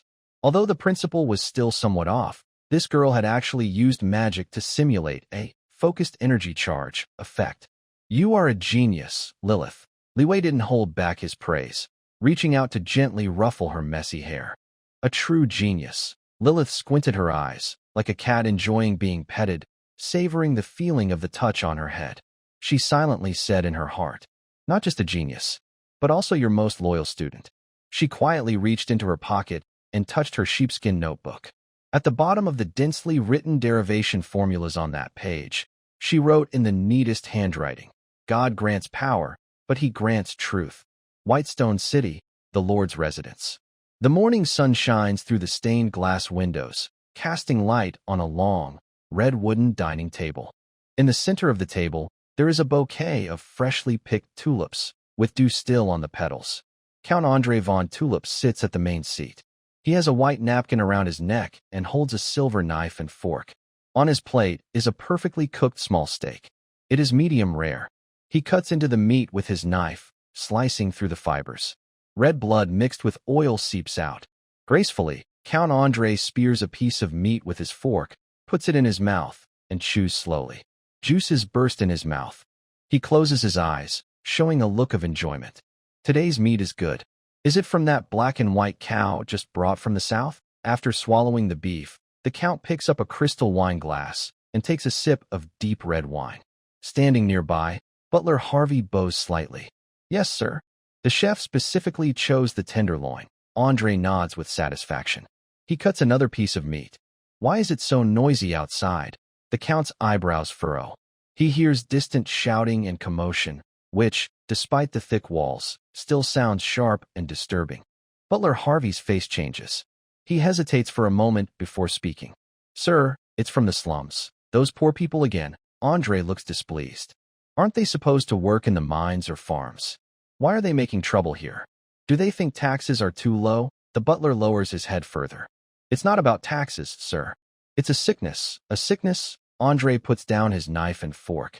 The silverware clinks against the plate with a clear sound. The butler pulls out a handkerchief, wiping sweat from his forehead. Yes, a strange disease. It started 3 days ago. At first, only a few had fevers, and black spots on their bodies. We thought it was just a common fever, but it spread too quickly. The butler swallows hard. Now, hundreds in the slums have fallen ill. The black spots turn into ulcers, oozing black pus and giving off a terrible smell. They call it black rot disease. Andre's expression of enjoyment disappeared from his face. He instinctively leaned back, as if the bacteria could float over through the air. Black rot disease. Sounds like the work of a necromancer. The Count took out a silk handkerchief sprayed with perfume and covered his nose. What does the church say? Let them handle it. Every year, we pay so much tithe to the church. Shouldn't those priests help now? The butler gave a bitter smile. The bishop has seen it. He says it's an unclean disease, and only the highest level of holy water can purify it. A bottle of high-grade holy water costs 50 gold coins. To control the current situation, we need at least a few hundred bottles. And there's more. The butler looked at the Count's face. The bishop says this kind of disease is usually a punishment for unfaithfulness and a fallen soul. The church does not recommend free treatment. Andre sneered. These vampires are more calculating than I am. A few hundred bottles of holy water. That's over 10,000 gold coins. That money was meant for expanding the castle's garden and buying new purebred warhorses. Spending it on those commoners? That's absolutely impossible. Then seal off the slums. Andre picked up his knife and fork again. His tone was calm, like discussing how to deal with moldy grain. Let them die inside. Burn the dead, and don't let bad luck spread to the inner city. The butler didn't move. It seemed he had more to say. What's wrong? Is there more? Andre was cutting his steak without looking up. Master, sealing it off might cause riots. And it's not just about the dead anymore. The commoners are causing trouble. They say. The butler paused, carefully watching the Count's expression. They say it's because you attacked Black Pine Mountain before, angering that cultist. It's a curse from the demon lord. Clang. Andre's knife suddenly slammed onto the plate. The bloody steak jumped slightly from the impact. The Count's face turned pale. That name was like a thorn, deeply stuck in his throat. The Rose Knight Order had been defeated. The church's divine punishment mages also failed. 2,000 private soldiers were all wiped out. Now, he was the laughingstock of the entire northern noble circle. Every time he attended a banquet, people pretended to be polite but secretly mocked him for being beaten by a bunch of commoners. Even the bounty of 50,000 gold coins had not been accepted by any mercenary group so far. A curse? Andre clenched his teeth, his cheeks puffed out. That heretic, how dare he curse my city? The butler hurried to explain. It's just a rumor from the ignorant, sir. But if not handled properly, your reputation. Andre stood up. He paced back and forth in the dining hall. His leather boots made dull sounds on the thick carpet. That Levi, who killed his bishop, still wanted him to take the blame for bringing the curse? If that's the case, Andre suddenly stopped walking. He turned around and looked at the bloody steak on the table. A wicked thought, like a poisonous snake, slithered into his mind. If it can't be cured and costs money to fix, and if the commoners say Levi brought the curse, then let them go find Levi. Harvey. A smile appeared on Andre's face. It was more elegant and brighter than before. If they believe it's the Demon King's curse, as a merciful lord, how can we stop them from seeking a cure? The butler was stunned. Master, you mean? Andre walked to the window and pushed it open. The cold wind blew in. He pointed toward the distant Black Pine Mountain. Isn't Levi claiming to give everyone bread and dignity? Isn't he trying to save the suffering poor?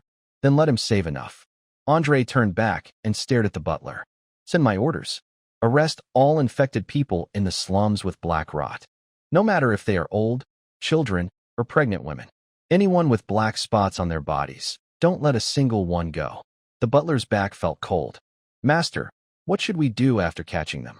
Should we execute them all at once? Rude. Andre waved his finger. We are nobles. We must act with dignity. Drive them out of the city. Show them the way, straight to Black Pine Mountain. Tell them only the Demon King has the cure, or that there's a way to survive there, whatever you want to say. In short, send all these sick refugees to Li Wei's doorstep. The butler gasped. This was a deadly plan. Hundreds, even thousands, of refugees carrying dangerous diseases.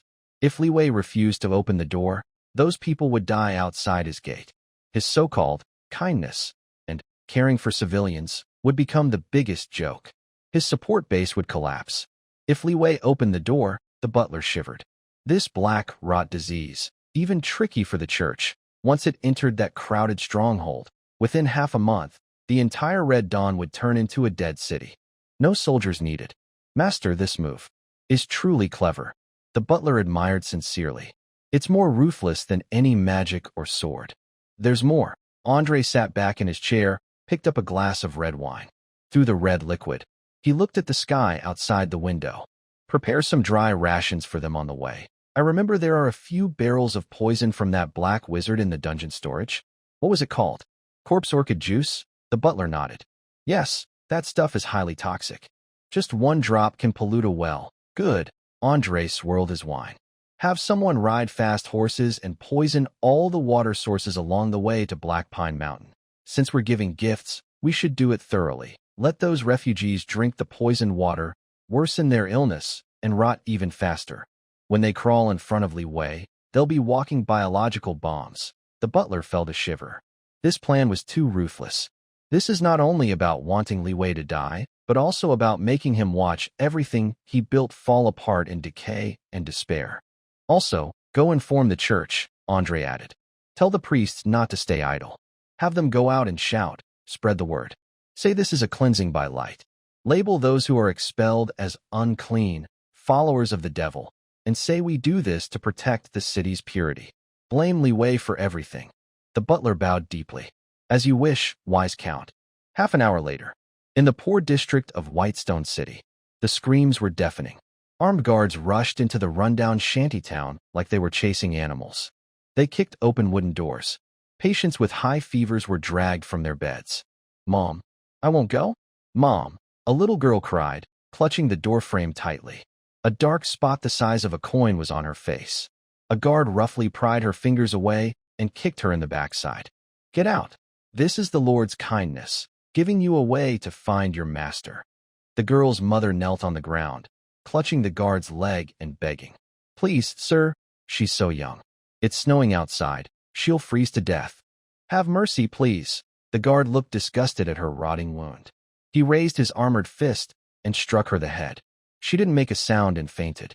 So dirty, the guard muttered, wiping his gloves on her clothes. Drag her away and throw her out of the city gate. The same scene played out in every corner of the poor district. Hundreds of ragged men, women, and children, all smelling of filth and sickness, were driven by guards with spears and whips toward the northern city gate. On the street sides, several priests in white robes held scrolls of amplification magic and loudly preached, "God loves everyone, but also punishes evil. These unfortunate people have been deceived by the red devil, and their souls are stained with filth. To protect the devout followers and keep the city pure, the unclean must be isolated. Send them back to the embrace of the Demon King." Those citizens who had once shown some sympathy or even wanted to stop this stopped in their tracks when they heard this. Fear overtook their compassion. They looked at their former neighbors with shy or even disgusted eyes. So they are cursed by the Demon King. No wonder they look so rotten. Quickly drive them away. Don't let them infect us. Some even picked up stones from the ground and threw them at the refugee line. Get out of Whitestone City. Go die, unclean ones. One stone hit a little girl's forehead. Blood started to flow. She looked around blankly at the familiar faces, confused why the kind bakery uncle who gave her half a cookie yesterday was so fierce today. Amid insults and stones, the refugees staggered out of the city gates. On the city wall, Count Andre, dressed in a thick bear fur coat, looked down at the scene. The cold wind blew his blonde hair. He held a perfumed silk handkerchief, gently covering his nose. He watched the winding black dragon heading north and the struggling figures in the snow. His expression was completely emotionless. Only cold indifference from above, like watching a bunch of rotten meat about to be thrown into a trash heap. Look, Andre turned to the priest behind him, speaking softly and elegantly. What a beautiful scene. This is order. He stretched out his hand, making a vague grabbing gesture toward the city below, as if he wanted to crush all those lives. Hail the god of light. Andre closed his eyes, took a deep breath of the cold air, as if smelling some wonderful fragrance. I am purifying this city. Through the lens, at the end of the white snowfield, a thin black line appeared. It looked like a group of ants moving house. As the distance closed, the creepy wriggling sensation became clearer. They were not ants. They were people. Hundreds of people. They wore ragged clothes, supporting each other, moving slowly in the snow. No flags, no weapons.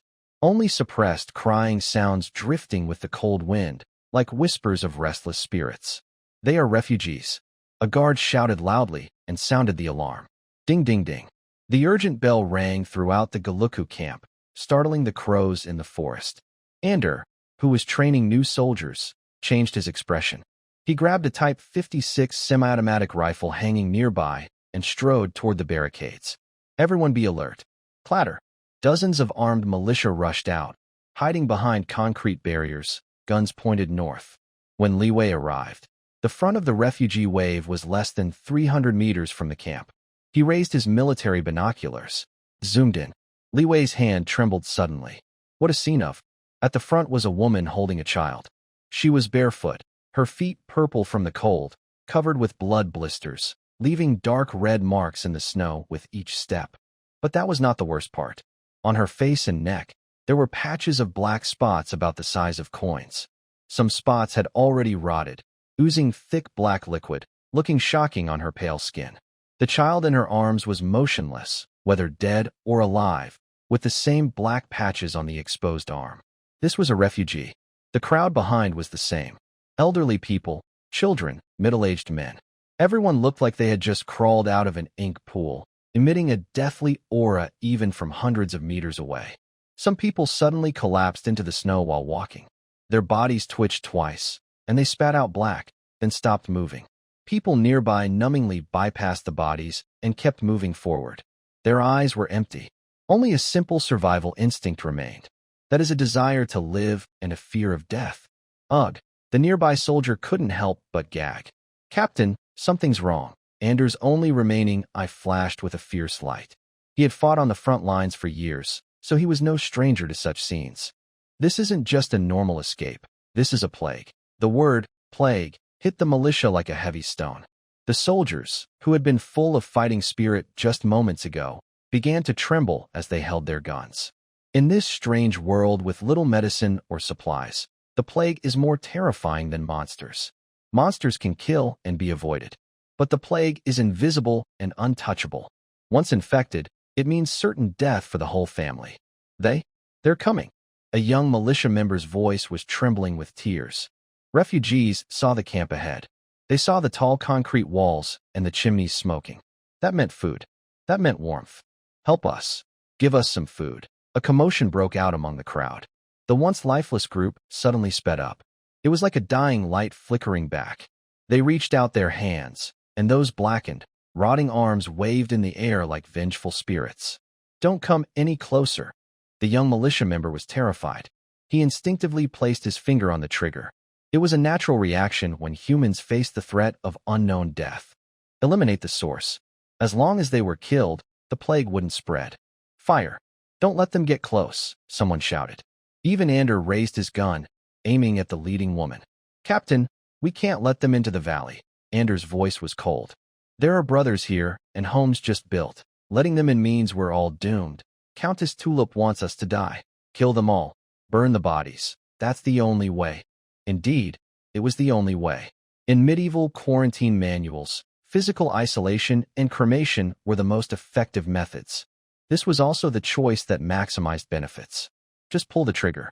A few minutes later, many bodies will be here. Although cruel, the Red Dawn pioneering group can survive. No one will blame Li Wei. The rule of this world is survival of the fittest. To protect themselves, they kill those who are sick. In the eyes of the Lord and the Church, this is even considered a brave and decisive act. Click. Andra cocked his gun. The woman was only 100 meters from the warning line. Just one shot, and that plague would be kept out. Put down your gun. A calm voice sounded. It was quiet, but in this noisy environment, it clearly reached everyone's ears. Andra was stunned. He turned his head and looked at Li Wei. Captain, I said, put down your gun. Li Wei lowered his binoculars. His face looked bad, not because he was afraid, but because he was angry. A kind of anger that wanted to smash someone's bones one by one. He understood. This was a sneaky plan, to bring hundreds of civilians with highly contagious diseases here. If you don't open the door and let them die outside, your claims of saving the world, justice, and for the common people are just nonsense. Your team's morale will fall apart, and your faith will collapse. But if you open the door, that's like inviting wolves into the house. This disease is obviously severe, possibly a mutated version caused by magic or poison. If it spreads inside the camp, not only will there be rebellion, but everyone could get sick and die from diarrhea. What a noble Count Tulip. What noble elegance. This move is 100 times more vicious than thousands of soldiers charging. Anyone who dares to shoot, I will kill them. Li Wei drew his Model 92 pistol from his waist and unlocked the safety. But he didn't point at the refugees or Andra. He pointed at the sky. Bang! A crisp gunshot. The noisy militia quieted down. The distant refugees were also startled and stopped. Andra, Li Wei stared at the one-eyed dragon. You used to be a blacksmith. If someone set fire to your door, would you tear down the house or put out the fire? Andra clenched his teeth. Commander, the fire is too big. It might burn people alive. Then call the fire brigade. Li Wei put his pistol back into its holster. He strode quickly to the front of the barricade and picked up the large battery-powered loudspeaker. A crackling sound of electricity came from it. All soldiers of the Red Dawn, listen up. Everyone turn back, retreat 50 meters. Without my orders, no one is to touch the refugees or anything they have touched, including the snow on the ground. Anyone who disobeys will face military justice. The militia members looked at each other uncertainly, but their long-standing training and blind admiration for the commander made them follow the orders. They neatly retreated. A wide buffer zone was left in the snow. Lilith, Li Wei called out over his shoulder. The blonde girl was hiding behind a rock, holding a notebook, peeking out cautiously. Although she was a mage, she was also frightened by the scene. Here, Lilith ran over, cleverly casting a wind shield around herself. It was good enough to away bacteria. Can you use Mage's Hand, or a similar telekinesis spell? Li Wei asked. Lilith nodded. Yes, I can. What do you need? Do you see that person lying on the ground? Li Wei pointed to the front of the refugee group, where the body had just fallen. Next to it was a fresh black. Bring me some of that black water. Remember, use a glass bottle, seal it tightly, and don't touch it yourself. Lilith's face turned very pale. Are you crazy? That's the source of the plague. That's evidence. Li Wei's eyes were as cold as ice. It's also the antidote. A few minutes later, a sealed glass bottle floated over to Li Wei. Inside was half a bottle of thick, black liquid, bubbling with strange bubbles. Li Wei didn't reach out to grab it. He took out a silver metal sphere from his pocket, the core of the multiverse echo. Professor Bai, I need to use today's emergency transmission channel, a flash of light. The glass bottle disappeared into thin air. Earth, CN01 Quantum Entanglement Laboratory. On the large display screen, images from another world are being shown in real time. These are first-person views captured by Li Wei through a tactical helmet camera. Snowy ground, dark patches, rotting skin, and those hopeless, hollow eyes, like those of walking corpses. The entire command hall is eerily silent. Only the hum of server cooling fans can be heard. Professor Bai, sitting at the main control console, grips the armrests tightly. His knuckles turn white from the force. Even the seasoned experts in the think tank feel physically uncomfortable. This is not a war. It is a massacre. A cruel, inhumane act of violence. Ding. The notification sound from the transmission station breaks the silence. A robotic arm holds a sealed glass container and places it inside the isolation chamber. Sample received. The system's electronic voice is emotionless. Professor Bai takes a deep breath. He adjusts his glasses, and his sharp gaze behind the lenses is like a blade. Is this the work of Count Tulip? Li Wei's voice comes through the speaker, filled with restrained anger. Yes. Besides bringing people here, they also poison water sources along the way. The plant is called Rotting Lily. He's using civilians as biological weapons. This time, he doesn't plan to win with swords or guns. Professor Bai stands up. He turns around and looks at the row of top scientists in white coats, all serious and focused. This is the best minds of the country. Biologists, virologists, chemists, military strategists. Comrades, his voice is quiet, but every word sounds like it's squeezed from between his teeth. You have seen it. In another world, someone is carrying out a biological attack against civilians. Such actions, in any time or civilization, are absolute taboos. This is a crime against humanity. The air in the hall seems to freeze. Everyone's eyes burn with the same fire. Li Wei, Professor Bai looks back at the big screen. Send the sample immediately to the P4 laboratory for whole genome sequencing and toxicology analysis. Give me half an hour. No matter what kind of poison it is, or which god created this curse. We will break it down into its basic molecular structure. And then, Professor Bai paused. We will create something that makes that countess regret being born into this world. The country will support you. Do you want to save people? Li Wei was silent for 2 seconds. Then, with a firm voice that crossed dimensions, he replied, Yes, save them. Then, save them. Professor Bai suddenly waved his hand. Biology team, all members on top-level alert. I want to see the analysis report and treatment plan as soon as possible. Move out. The entire laboratory instantly became lively. Countless data streams flooded the screens wildly. This is a rescue across time and space. It is also a contest of limits between two civilizations. The cold wind carried snowflakes, stabbing at their faces like knives. Outside the Black Pine Mountain Valley, the deadline had not stopped creeping despite Li Wei's orders. Hundreds of refugees huddled together. They dared not cross the 50-meter warning line. The shot just now shattered their last hope. But they refused to retreat. Going back meant death. Either dying in the wilderness or at the hands of the Countess's guards. Staying here, perhaps the legendary Demon King would show mercy and give them a morsel of spoiled food. Wow! A piercing baby cry broke through the snowstorm. Then, as if triggering a chain reaction, long-suppressed crying erupted among the crowd. Someone knelt in the snow, frantically bowing their head toward the camp. Their forehead hit the frozen ground with a dull thud, quickly turning red. Sir, please, give us some food. The child is about to die. I can do anything. I can work like a beast. Please, save us. The wails of despair carried by the wind into every soldier's ears. The young warrior's hands, holding their guns, began to tremble. They also come from hard backgrounds. Not long ago, they were like these people, rolling in the mud, fighting over half a piece of black bread with stray dogs. Seeing those faces as pale and thin as their own, and those elders covered in black spots, desperately protecting their children. Their hearts are not made of iron. Captain, a new soldier couldn't help but turn around, eyes reddening. Shut up, Anders sharply ordered.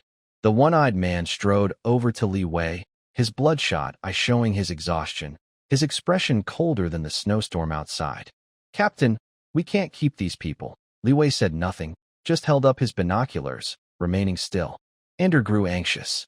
He grabbed Li Wei's sleeve tightly, speaking in a low but firm voice. I know you're kind-hearted and can't stand to see the poor suffer. But you have to count the costs. Anders pointed with his rough finger, one by one. Our food supplies, thanks to the support from the homeland, are only enough to feed us for 3 months. How many people are outside? 400? 500. With them, our stored grain can only last half a month. And the medicine. Anders pointed at the sickly refugees outside, covered in pus. This illness is incurable. Once you catch it, you die. We don't have priests or holy water. If we let them in, not only will the food be eaten up, but if the plague spreads, all our hard-earned resources will be lost. Anders' words are rough, but reasonable. This is the logic of survival. On the continent of Elderland, mercy is a luxury. Only survival matters. Lilith, holding her notebook, stood nearby, shrinking back. She wanted to say something, but seeing Anders' fierce face, she swallowed her words. Li Wei slowly lowered his binoculars. A layer of fog covered the lens. He turned his head, looked at Anders, then at the struggling soldiers around him. Count the costs. Li Wei's voice was very soft. Anders, you're calculating the economic costs. But I am calculating the political costs. Anders was stunned. He didn't understand what political costs meant. All he knew was, more people mean more food needed, and when they get sick, people die. Li Wei did not explain. He raised the telescope again, his gaze passing through the snowstorm, focusing on a corner at the edge of the crowd. There sat a thin old man. The old man was holding a small girl, about 7 or 8 years old. The girl was no longer moving, her face covered with ugly black spots. The old man took off his tattered rough cloth coat and wrapped it around the girl in layers. He was shirtless, standing in the snow at below freezing temperatures, his body turning purple from the cold. But he was still smiling. With his hands, as rough as tree bark, he gently patted the girl's back, humming a lullaby. That look in his eyes. Li Wei's fingers clenched tightly, his knuckles turning white. Anders, Li Wei's voice was a little hoarse. You used to be a blacksmith, bullied by the Lord, lost an eye, and your wife died. Anders' face twitched, but he said nothing. Liar. Li Wei looked at the small soldier nearby. You stole an apple and was hung on a tree, beaten for 3 days and nights. And you, old Zhang. Your whole family starved to death. Only you survived. Li Wei's gaze swept over each soldier's face. Why are we gathered here? Is it to dominate the mountain? Or to become the second Earl of Tulip? No one spoke. Only the wind howled. We are called the Red Dawn. Li Wei pointed to the bright red flag behind him. I said we will smash that old, cannibalistic world. We want the people on this land to stand tall and be honest, to have enough to eat. Li Wei suddenly turned around, pointing at the group of refugees outside the valley, looking like walking corpses. Now, those who have been chewed up and spit out by the old world are right at our door. If we close the door and watch them die, what's the difference between us and those high and mighty nobles? And what face do we have to raise this flag? Anders clenched his teeth, veins bulging on his forehead. But Captain, that's a plague. It's a dead end. If everyone dies, what's Dawn worth? Who says we will all die? Li Wei's voice suddenly grew louder, overpowering the sound of the wind and snow. He took out a silver metal ball from his chest. The core of the multiverse echoes was gently heating up. Just now, Professor Bai's voice had already echoed in his mind. Although it was only a few words, it was enough. Li Wei looked at Anders and everyone else. His eyes showed no hesitation, only a firm resolve that made Anders feel a chill. That kind of determination did not belong to this world. It came from another civilization, after experiencing countless disasters and hardships, and had become deeply rooted. In this world, nothing is a certain death trap. And there is nothing the Red Dawn dares not do. Li Wei stepped confidently onto a raised rock. He looked down at the militia below. Countess Tulip wants to use these hundreds of lives to annoy me and break our will. She wants to tell everyone that following Li Wei leads only to death. She is wrong. Li Wei sneered. She underestimated us. She underestimated the power of people even more. Give my orders. Li Wei suddenly waved his hand. First squad, clear out Area 1 immediately and set it as a quarantine zone. Second squad, take all the lime from the warehouse. And Ander, yes, Ander instinctively stood straight. Take people to boil water. As much as possible. Set up all the pots. Lilith, huh? Here. The blonde girl was startled. Stop daydreaming. Get your fireball ready. I want every inch of this land disinfected at high temperature. Li Wei spoke very quickly, with a tone of unquestionable decisiveness. Since they call me the Demon King, since they say these people are the unclean who were abandoned by the gods, fine. Li Wei turned his head and looked toward the vast sky to the north. That was the direction of Earth. Then I will act as the Demon King. I will take back these people from that cursed death god, one by one. Ander opened his mouth. He looked at the man standing high above. That man had no aura of fighting spirit or magic fluctuations. But at that moment, Ander felt that this man was taller than any knight. That crazy confidence, that courage to carry hundreds of lives on his shoulders. Crazy, Ander muttered. He spat fiercely, a fierce look flashing in his single eye. Did everyone hear that? The one-eyed man turned around and shouted at the stunned soldiers. Move. Don't dawdle like a girl. Boil water. Bring lime. If anyone dares to slack off, I'll deal with him. After a brief pause, the camp suddenly sprang into action. The oppressive feeling of fear faded a bit amid the busy commands. People are like that. As long as they have a clear goal and a strong leader, even if facing danger, they will dare to go forward. Li Wei jumped down from the rock. He felt his palms were sweaty. His words just now sounded brave and confident. But inside, he wasn't so sure. That was a biological weapon, a mutated virus from another world. Earth's technology is advanced, but whether they can handle this magical virus is still unknown. He was gambling, betting on a country with a population of 1.4 billion, betting on a civilization that had defeated many plagues before, wouldn't let him fail. A soft chime sounded in his ear. Li Wei shivered. He quickly found a sheltered corner and pressed the answer button. Li Wei. Professor Bai's voice came through. There was an unmistakable tiredness, but also excitement. The results are out. That noble family really helped us a lot. Li Wei was stunned. What do you mean? The so-called rotting corpse orchid virus is indeed very powerful. Professor Bai's voice carried a hint of coldness. It can consume life force and spread through water and droplets. But it has a deadly weakness. Or rather, it has a trait that just happens to match our strategy. Li Wei held his breath. You mean, remember the ghost orchid sample you sent back before? The one that can devour cancer cells? Professor Bai paused. This black rot virus is actually a mutated spore of the corpse orchid. Its behavior inside the human body is very similar to cancer cells. It multiplies wildly and steals nutrients. But there's one thing it fears. What is it? Li Wei asked quickly. Penicillin. Professor Bai gave an answer that completely surprised Li Wei. To be exact, it's a third-generation broad-spectrum penicillin, improved through targeted induction. Together with the serum we developed by reversing the properties of the ghost orchid, this forms the special cure. Li Wei felt his blood surge with excitement. Penicillin, on Earth, it was already common, even considered outdated. But in this other world, it had become a miracle drug.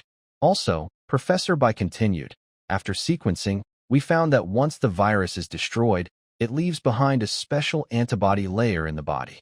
This layer greatly boosts the immune system and can even slightly improve physical strength. In other words, the refugees who survive will all become stronger and healthier, hardly ever catching a cold again. Li Wei couldn't help but laugh, tears almost coming to his eyes. Count Tulip? Oh, Count Tulip. You went to such lengths to create a biological attack, and in the end, you've given us a group of naturally selected, physically enhanced super soldiers? The supplies are ready, Professor Bai said seriously. The first batch includes 5,000 doses of the otherworld version of penicillin, along with syringes and protective suits. They were produced overnight by the Academy of Sciences. Li Wei, get ready to receive them. Let the people of that world see what a true miracle looks like. Li Wei took a deep breath, calming his excitement. He stepped out of the corner and stood once more in the wind and snow. In the distance, Ander was leading people to set up large pots, with boiling water steaming into the cold air. Lilith was waving her staff, sending fireballs onto the ground of the quarantine zone, burning the soil black. Though their movements were clumsy and their equipment simple, but the strong spirit of enthusiasm had already eased some of the gloom of death. Ander, Li Wei shouted loudly. Let the brothers open their eyes. Our reinforcements have arrived. As he finished speaking, suddenly, a strong ripple appeared in the air. Then, one by one, silver-white metal boxes marked with red crosses and cyan symbols appeared out of nowhere. Boom, boom, boom. The boxes heavily hit the snow, kicking up clouds of snow dust. It was the sound of hope landing. The first open space was quickly cleared. A dozen thick logs were deeply nailed into the frozen ground, forming a clear warning line. Inside the line were the refugees covered in black spots with hollow eyes. Outside were large pots bubbling with hot steam. The smell of strong alcohol mixed with lime powder was very sharp in the cold wind. Listen carefully, Ander shouted, his single eye full of caution. Anyone who crosses this line, my gun won't recognize you. The refugees curled up and trembled. They looked at the dark gun barrels, and then at the pile of bodies still not buried, their last glimmers of hope fading. It seemed that the only help was to bury the dead deeper. At this moment, a group of monsters came out from deep inside the camp. They were a dozen or so strange people wrapped from head to toe in white. They wore bulky one-piece suits, with white masks like bird beaks covering their faces, only revealing their eyes. They carried silver metal boxes. Even seasoned mercenaries had never seen such strange outfits, let alone these poor people who had never left the city. It's executioners. A commotion erupted among the crowd. Legend says the evil spirits under the Demon King's command are white. They want to extract our souls to make candles. An old woman screamed and tightly hugged her grandson, desperately retreating behind the crowd. The white monsters stopped at the warning line. The leader of the group, a strange person, took off his goggles, revealing a pair of pitch-black eyes. He glanced at the boiling pot, and then at the terrified refugees. His voice, muffled through the mask, sounded a bit dull. Ander, move your people back 20 meters. Ander hesitated for a moment. Although he also thought the clothes looked very strange, he recognized the voice as the captain's. Captain, are you sure you want to go in? This is, follow the orders. Li Wei didn't waste words. He grabbed his medical kit and was the first to cross the warning line. Hundreds of eyes stared at him on the snow. Li Wei felt like a wolf entering a sheep pen. The fear was real, a suffocating pressure. He approached the old man holding the dead child. The old man was frozen stiff, with frost on his eyebrows. The small girl in his arms, about 7 or 8, had a blue face. The black, egg-sized abscess on her neck was still slightly pulsating and giving off a bad smell. Don't come closer. The old man's lips trembled as he tried to cover the child's face with his thin, bony hands. She's clean. Don't eat her. Please, take me instead. Li Wei felt a sharp pain in his heart. He knelt down carefully. Even through his thick rubber gloves, he could feel the child's hot temperature. She was not fully dead. There was still hope. Li Wei opened his medical kit, skillfully took out a disposable syringe, and broke a glass vial. The clear liquid was drawn into the syringe. The surrounding refugees immediately panicked. He's taking her soul. That's a devil's poison needle. A few younger men, with red eyes, tried to rush forward but were pushed back by armed militia pointing their guns. Don't move if you don't want to die, Ander shouted, though his finger trembled slightly on the trigger. He couldn't understand what the captain was doing. Would the girl survive if the needle went in? Li Wei ignored the noise. He sterilized the girl's shriveled arm with alcohol, found a vein. The needle went in. He pushed the medicine. He withdrew the needle. The entire process was smooth and fast, almost too quick to see. It was a basic skill he had learned during his rural medical training when village barefoot doctors were not enough, and he had to fill in as a doctor. Hold the cotton ball, Li Wei told the stunned old man. The old man mechanically pressed the cotton to the girl's arm, tears streaming down his face. It was over. All was lost. Li Wei didn't stop. He stood up and moved on to the next patient. Lilith, come help out. The white monster, Lilith, who had been hiding in the back, slowly approached. Although she is a mage, she is still afraid of death. Can this so-called protective suit really block the deadly curse? Don't just stand there. Do as I teach you, Li Wei said, slipping a prepared syringe into her hand. Inject it under the skin, not into the blood vessel. Time passed second by second. The noisy crowd gradually quieted down. They realized that those who had been injected did not die immediately, nor did they turn into zombies or skeletons. Instead, the little girl who was the first to be injected showed a shocking change. The terrifying black pustule visibly shrank and dried up. Her rapid, chest-pumping breathing slowed and became steady. Her red, sunburned face, though still dirty, was no longer hot. Cough, cough, a faint cough sounded. The girl opened her eyes. She was still weak, but her gaze was focused. Grandpa, I'm hungry. This weak call was more effective than any holy spell. The old man trembled as if struck by lightning. He reached out trembling to touch his granddaughter's forehead. It was no longer hot. It really wasn't hot anymore. She's alive. She's alive. The old man suddenly knelt on the ground, frantically bowing to Li Wei, banging his forehead against the ground with a loud thud. A miracle. It's a miracle. The surrounding refugees stared in shock. Is this the black rot disease condemned by the church? Is this the curse that only leads to death? That devil injected her, and she lived?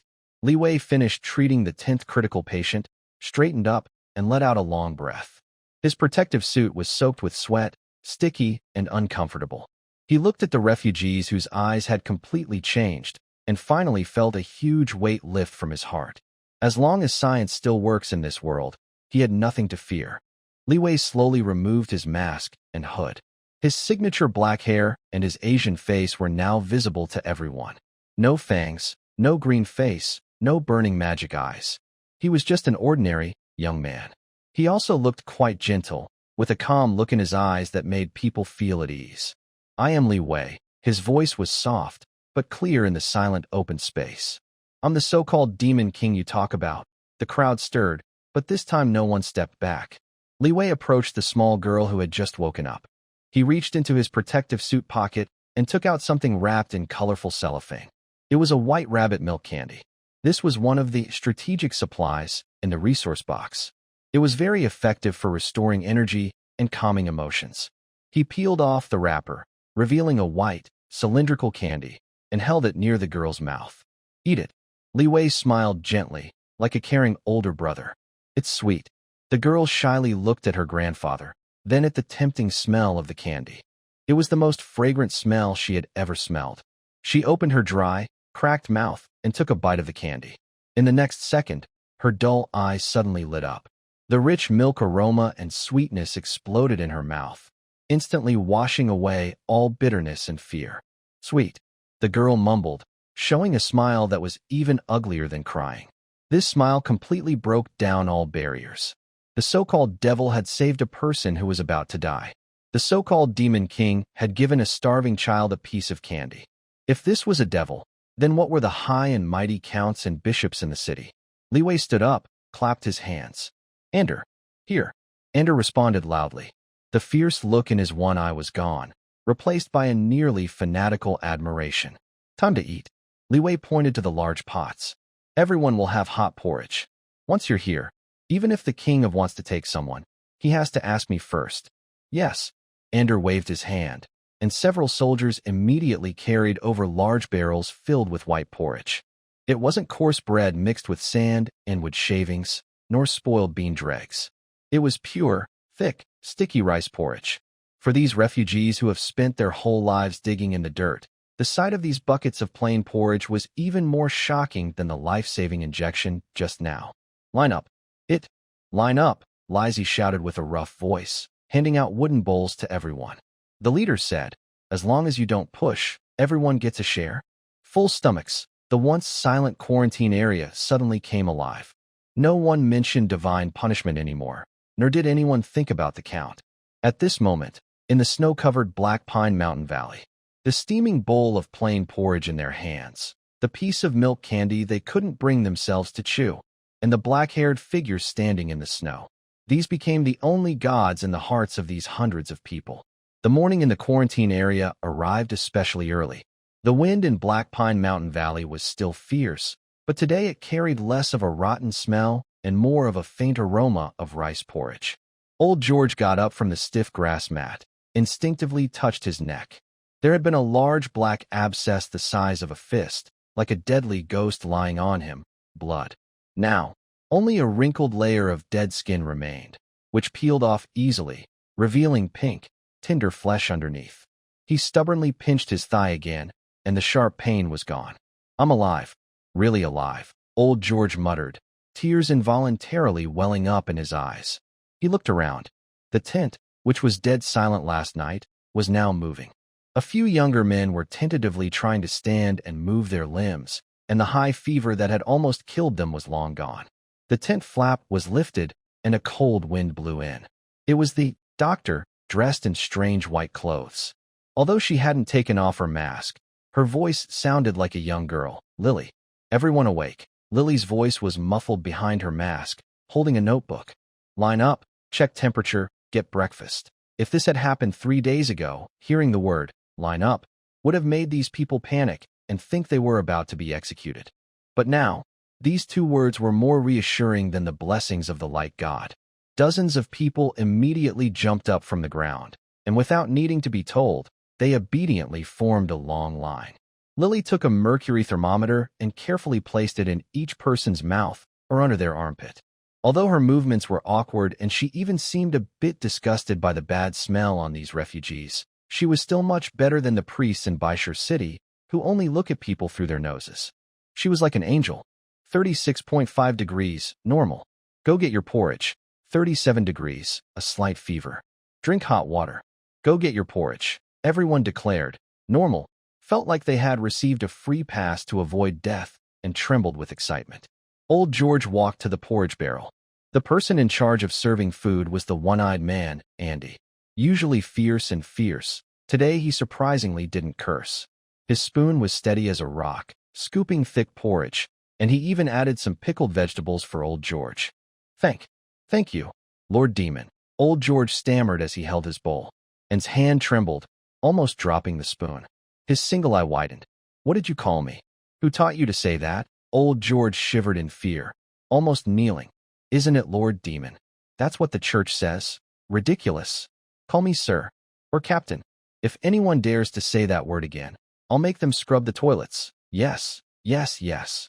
Thank you, sir. Thank you, captain." Old George felt like he had been saved and stepped back with his bowl. He squatted in the corner, sipping hot porridge. The salty taste of pickled vegetables mixed with the aroma of rice, flowing down his throat into his stomach, warm and cozy. "Sir." Old George chewed the pickled vegetables and thought about the word. In Baishur City, only the wealthy old men in silk clothes who taught in big houses deserved to be called sir. The young man who saved hundreds of them, and who made them call him that. This Lord Demon was too casual and unpretentious. But this lack of formality was really nice. Although the quarantine zone's security line hadn't been removed yet, the atmosphere had completely changed. The first group of mild patients who recovered were allowed to move within the designated area. They wore uniform green old military coats. These were leftover work clothes from Earth's stockpile. Though old-fashioned, the cotton inside was warm and comfortable. This group of people in green coats became a strange sight in Black Pine Mountain. They started helping with chores voluntarily. Some carried firewood, others cleared snow. No one slacked off, and no one complained. Those who had died once valued their lives more than anyone and understood gratitude better than anyone. In a few kilometers away, at Whitestone City, the atmosphere felt heavy, like a dark cloud pressing down. Although Count Andre had sealed the city gates and forbidden anyone to enter or leave, there is no wall that keeps everything secret, especially when it is built on lies. At the sewer entrance in the slum, a few muddy figures quietly peeked out. They were the city's mice, surviving by trading rumors and scavenging. Is it true? The old crippled man and his family were thrown out, and they're still alive? A ragged beggar asked softly. Absolutely. The mouse, who had just sneaked back from outside, wiped mud off his face, eyes shining with excitement. I saw it myself. right at the gourd-shaped opening in Black Pine Mountain. That place is so bright during the day, and at night, they're burning big fires. What about the plague? That's the black rot disease. It's cured, the mouse said excitedly, voice trembling. That magic? No, Mr. Li Wei has divine medicine. One shot, and even death has to spit people out. And they're giving out clothes and food. White rice porridge that fills you up. Wow, a gasp of shock spread around. White rice porridge that fills you up. That was almost like a fairy tale to them. In Whitestone City, even families with modest means wouldn't dare eat white rice every day. Didn't the church say, if you go to Black Pine Mountain, your soul will be taken? Someone whispered. Nonsense. The mouse spat. Old Three's family is still lively, wearing those green cotton coats, looking healthier than us. Are we just going to stay in the city and wait to die? That sentence was like a spark falling into dry grass. The slum was already full of fear. Even though hundreds had been driven out after the black rot disease, who could guarantee they hadn't caught it? The Count refused treatment, and the church only helped if paid, obviously letting them fend for themselves. Count wants us to die. The devil wants us to live. Someone shouted this in the darkness. The words were simple and harsh, but they hit everyone's pain point exactly. There were no grand principles, no theological debates. This was the most basic survival instinct. Whoever gives me food and keeps me alive is good. Whether they are a devil or an angel doesn't matter. News spread quickly, like it had wings, traveling through sewers, rooftops, and dark alleys, reaching the entire slum and even spreading into the commoner districts. The next morning, in the town square of Whitestone City, the cardinal, dressed in a beautiful gold-threaded robe, holding a staff, was preparing for the usual morning prayer and sermon. Usually, the square was already full of devout followers, eager to get a splash of holy water. But today, the square was mostly empty, with only a few pigeons calmly walking around. Occasionally, a few commoners hurried past, avoiding eye contact with the church gates, their expressions strange. What's going on? The cardinal frowned, looking grim. Where are those common folk? A nearby priest wiped his cold sweat and hesitated, not daring to speak. At that moment, several guards brought over a man with a bloody face. Your Eminence, this man was spreading rumors in the alley, saying that there are holy medicines from the Demon King's side, and that the church is a scam. The man, though beaten and bruised, had bright, intense eyes. He lifted his head and spat blood and saliva at the cardinal. I'm not lying. My brother is in Black Pine Mountain. He's alive. That's proof. The cardinal's beard trembled with anger, and he slammed his staff to the ground. Take this heretic, bewitched by demons, away. Burn him. This is the devil's lie. It's a lie to sell your souls for a false life. Souls? The man still laughed wildly as he was dragged away, his voice sharp and piercing. If selling my soul to the devil means I can eat well and not get sick, I'd sell my whole family to him. Better than being drained by you vampires. In the shadows around the square, countless eyes silently watched this scene. No anger, no fanaticism, only a chilling silence. The cardinal looked at the empty square and suddenly felt an unprecedented coldness. It wasn't from the winter wind, but from the unseen hearts of people. The foundation of faith was cracking. Meanwhile, on Black Pine Mountain, Li Wei sat inside a command tent, staring at the core of the multiverse echo. Many believers were transforming, and the speed of faith thread convergence was greatly increasing. Li Wei looked at the red dot on the map representing Whitestone City, a faint smile on his face. He played with a large white rabbit milk candy, unwrapping the paper and popping it into his mouth. Andre, your assist was excellent. He chewed the caramel, the sweetness melting on his tongue. Professor White, it seems our delivery can be upgraded. By Sure City, Lord's residence. Crash. A priceless Ullington white porcelain vase shattered against the wall, breaking into countless pieces. The shards flew, cutting the cheek of the kneeling guard commander. Blood seeped out, but he dared not blink, standing still like a stone statue with his head bowed. Count Andre stood in the messy hall, his chest heaving. His normally well-maintained face, always wearing a fake, elegant smile, was now twisted like crumpled paper. Not dead? You say those commoners didn't die? His voice was sharp and harsh, like a rooster being strangled. Hundreds of infected with black rot disease, not only alive, but building that heretic's house. The guard commander swallowed hard. Yes, sir. The scouts reported a strange, white camp outside Black Pine Mountain. The expelled commoners are wearing uniform green thick coats, clearing snow and moving wood. From a distance, their faces are hard to see, but they are moving, all moving. Andre sneered with anger. He grabbed a heavy silver candlestick from the table, ready to smash it, but paused mid-air, his veins bulging on the back of his hand. That is black rot disease. Even the church's bishop said it was an unclean curse, a deadly illness that could only be eased by washing the soul with holy water. To get rid of these burdens, he had poured the toxin of corpse lily into the water source. Double insurance. Now he was told that Levi, called the Blood Demon King, had saved this doomed group. This is no demon king. It looks more like a god than the clay doll on the altar of the Grand Cathedral. What does the church say? Andre threw aside the candlestick with a loud clang. Butler Harvey stepped out of the shadows, looking pale. The bishop says, it's a demon trick, a dark magic that drains life force. Those commoners are alive now, but their souls have been devoured by Black Pine Mountain. Nonsense. Andre suddenly turned around, pointing at the butler's nose and shouting, this kind of nonsense is just to fool those foolish peasants. Overusing your strength to carry wood, to repair structures? That's labor. It's hundreds of unpaid, loyal workers. Although greedy and cruel, he was not stupid. In this remote frontier, people are resources. He originally wanted to use a plague to weaken Li Wei and turn Black Pine Mountain into a wasteland. But this boomerang hit him hard in the head instead. Master, there's worse news. Butler Harvey's voice was so quiet it was like a mosquito's buzz. Andre took a deep breath and tidied his messy collar.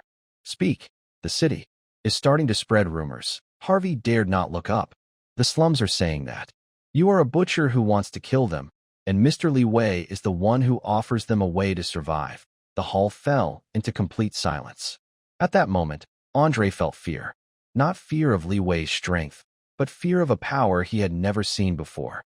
In the past, when facing rebellions, he only needed to send knights or ask the church's judges to act, using swords and fire to solve the problem. But now, words can't be cut with swords, and fire can't burn away people's hearts. Lock down the city. Andre squeezed out 2 words from his teeth, his eyes turning cruel and ruthless. Send my orders. Close all 4 gates immediately. Only allow in, no one out. Send the guards to patrol the streets. Anyone daring to speak a word about Black Pine Mountain will be charged with treason. Hang them. Display their bodies on the city walls. Since he couldn't control people's hearts, he would use fear to keep them in line. And also, Andre walked to the window, looking at the dark mountain range in the distance, his gaze like a venomous snake spitting. Go and invite that gentleman. Tell him, no matter how many gold coins are needed, I want Li Wei's head. Butler Harvey trembled, as if he remembered a terrifying name, and quickly nodded. Yes, sir. I will go to the black market right away. At the Black Pine Mountain base, in the command tent. Outside, the wind howled fiercely, but inside the tent, it was warm and cozy. A small oil heater from Earth was quietly burning in the corner, its orange-red flames reflecting on the map table. Li Wei sat on a folding military chair, peeling the wrapper off a large white rabbit milk candy. The translucent rice paper along with the milk candy was sent into his mouth. The rich milk flavor exploded on his tongue instantly. This kind of candy, which costs only a few yuan per gene on Earth, could probably be exchanged for an equal weight of gold at the Baishur City auction. Captain, here is today's supply list. Lilith pushed aside the curtain and entered. She had taken off the silly bird-beak doctor protective suit and put back on her smaller military coat. The proud red-haired witch, who usually carried a bit of arrogance, now looked at Li Wei with a kind of mysterious respect. If the pistol and dynamite before had made her admire the power of science, then treating hundreds of plague-infected people had completely shattered her worldview. There was no chanting, no magic circle, only small medicines in glass bottles and white pills called antibiotics and fever reducers. Even a disease as deadly as black rot, which cannot be cured by divine magic, was suppressed in this way. This isn't scientific, but it's very materialistic. Li Wei glanced at the list, nodded with satisfaction, and said, Good job. You should have one too. He casually threw her a large white rabbit candy. Lilith hurriedly caught it. Looking at the beautifully crafted candy with a white rabbit drawing, she hesitated for a moment, then peeled it open and ate it, mimicking Li Wei. The next second, her eyes widened. The smooth, rich, explosively sweet taste felt like some advanced mental magic directly impacting her brain cortex. Is this an alchemical potion? Lilith asked vaguely, holding her cheeks. No, this is the happiness of industrial sweetener. Li Wei smiled and turned his gaze back to the map on the table. Professor Bai, little Li, well done. Your mind control tactic works better than directly setting a mortar at their city gate. Li Wei replied in his mind, mostly because of peer support. If Count Andre had any sense, I wouldn't have been so easy to catch. Professor Bai's voice sounded cheerful. According to the think tank analysis, Baishur City's social structure is on the verge of collapse. Your presence provides an outlet for frustration. Now, it's not about whether you fight or not, but whether they can defend against their own people. The laboratory has upgraded its equipment, so the volume and precision of transported items will improve in the future. Has the passage been upgraded? Li Wei focused on this key point. Yes, Professor Bai's tone became serious. We could only send personal gear and food before. Now, we can send you some big stuff. Li Wei's eyes lit up. He pointed heavily at the map at the location of Whitestone City. Then don't hold back, Professor. Since Andre wants to close the door forever, I need to prepare a hammer that can break down the door in the wall. What do you need? Li Wei looked at the dark night outside the tent, a slight smile on his face, showing his white teeth. I want the tool of the Industrial Revolution and the carrier of truth. At the same time, at the south gate of Whitestone City, the night was deep and the cold wind was biting. The torches on the city wall flickered in the wind. 2 guards huddled in a corner to avoid the wind, dozing with their spears. At the foot of the wall, several dark figures were lying on the cold snow, slowly moving forward. They were a few thin, pale refugees, carrying tattered bags with all their belongings, some black bread and old blankets. Shoo! Be quiet, the one-eyed old man whispered. When it's time for the shift change, no one will watch that gap. Old man, do you really want to go? A thin, young boy behind him trembled. The church said the devil eats people. Eats people. The one-eyed old man turned back, a flicker of hope shining in his cloudy eye. Look at Erin Yang next door. She went to Black Pine Mountain not long ago, and her letter says they eat meat every day. Our lives are cheap. If I can die full, it's worth it. The night in Black Pine Mountain became crowded. The camp, which originally held dozens, now had over 500 people packed in. Although the quarantine zone was still operating, the recovered refugees had been assigned to the reserve production team. With so many people, problems arose. People had to queue for food, queue for the toilet, and after dark, apart from a few dim kerosene lamps and torches, the entire camp was in darkness. Li Wei stood in front of the map in the command tent, frowning. Commander, we are out of charcoal. Ander pushed the door open, and the one-eyed man looked anxious in the firelight. These newcomers eat too much, and we still need to burn firewood at night for warmth. At this rate, we will have cut down all the nearby dead trees. Lilith was leaning over the table, organizing the new household register. She looked up and added, and the work is too slow. Last night, to make warm clothes quickly, the sewing team lit over 10 candles. This morning, several women had red eyes from working so long. Li Wei crumpled the wrapper of a big white rabbit candy and threw it into the trash. During the primitive accumulation stage, it's really tough, he said, pointing to the map at the gourd-shaped opening. But this place is well chosen. There was a waterfall over 30 meters high, with rushing water all year round. Recently, melting snow caused the water flow to increase even more. Li Wei used to see it just as a natural barrier and water source, but now he saw it as a flowing energy source. We need to upgrade, Li Wei said into his communicator. Professor, are you there? After a crackling sound, Professor Bai's steady voice responded. CN01 online. Shaoli, it seems you've hit a bottleneck. We've gained a population advantage, but we're almost overwhelmed, Li Wei said directly. We need infrastructure and production. Relying only on manpower and animals isn't enough. I need a more efficient energy source. I want electricity. There was a 2-second silence on the line, as if the professor was checking some data. I've looked at the data for Gourdmouth Waterfall. The drop is 32 meters, and the average flow is moderate. It's not the Three Gorges, but building a small hydroelectric station is easy, Professor Bai said with a hint of a smile. So, you want to light the first lamp in this world? Not just a lamp, Lu Wei said with bright eyes. With electricity, I can have chainsaws, crushers, welding machines. I want the nights here to be as long as the days. Got it. The lifeblood of industry. Professor Bai paused, then typed rapidly on his keyboard. Coincidentally, a domestic electrical factory has a batch of high-durability micro-hydropower units meant for export. Originally for aid projects in Africa. Tough, reliable, easy to maintain, but a bit heavy. How heavy? Each unit, with the matching transformer, weighs about 1.5 tons. The channels have been expanded, but transporting the whole machine is still a challenge. Lu Wei calculated his current faith points. Ever since he saved those refugees, the faith thread representing approval had been increasing wildly every day. Open the transmission, Li Wei decided quickly. We need to use original core parts. For the shells and supports, these heavy metal lumps. We can make them ourselves if the design is simple. If we can't, we'll send the parts in batches and assemble them ourselves. That's bold, Professor Bai praised. As long as you handle the construction and assembly, I will prioritize the equipment. Also, I will send you a simple water and power plant construction guide, with the cement mix calculations included. Less than 10 minutes after hanging up, complex blueprints appeared on Li Wei's desk, glowing faintly. Lilith leaned over and looked at them. Her pupils shrank to a needlepoint size.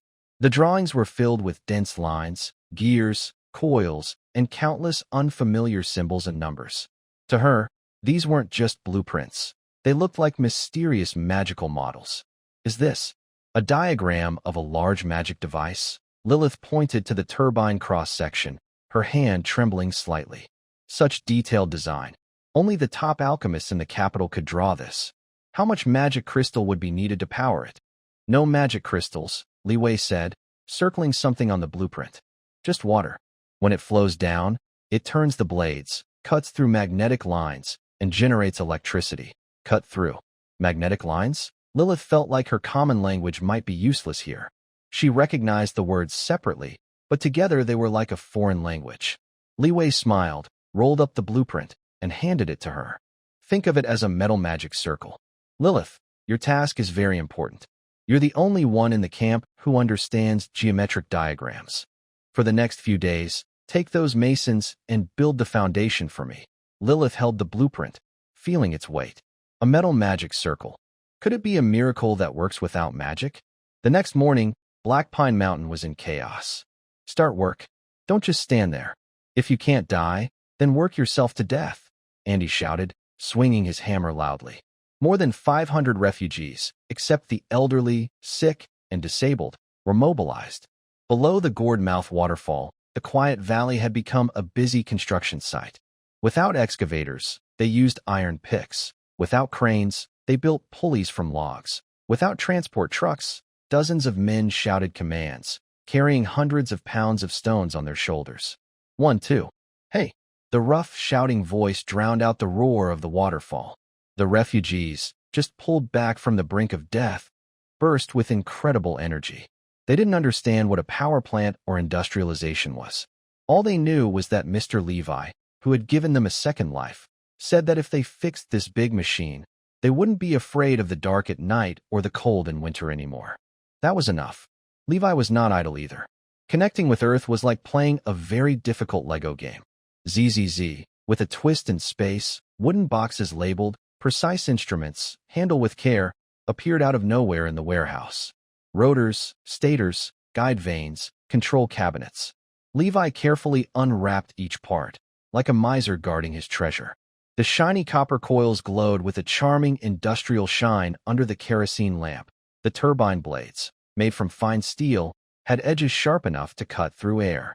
This was not just a machine. It was the result of two civilizations coming together. Is this the heart of the artifact? Andy looked at the half-human-sized generator rotor. Even as a lifelong blacksmith, he was stunned by the craftsmanship and couldn't speak.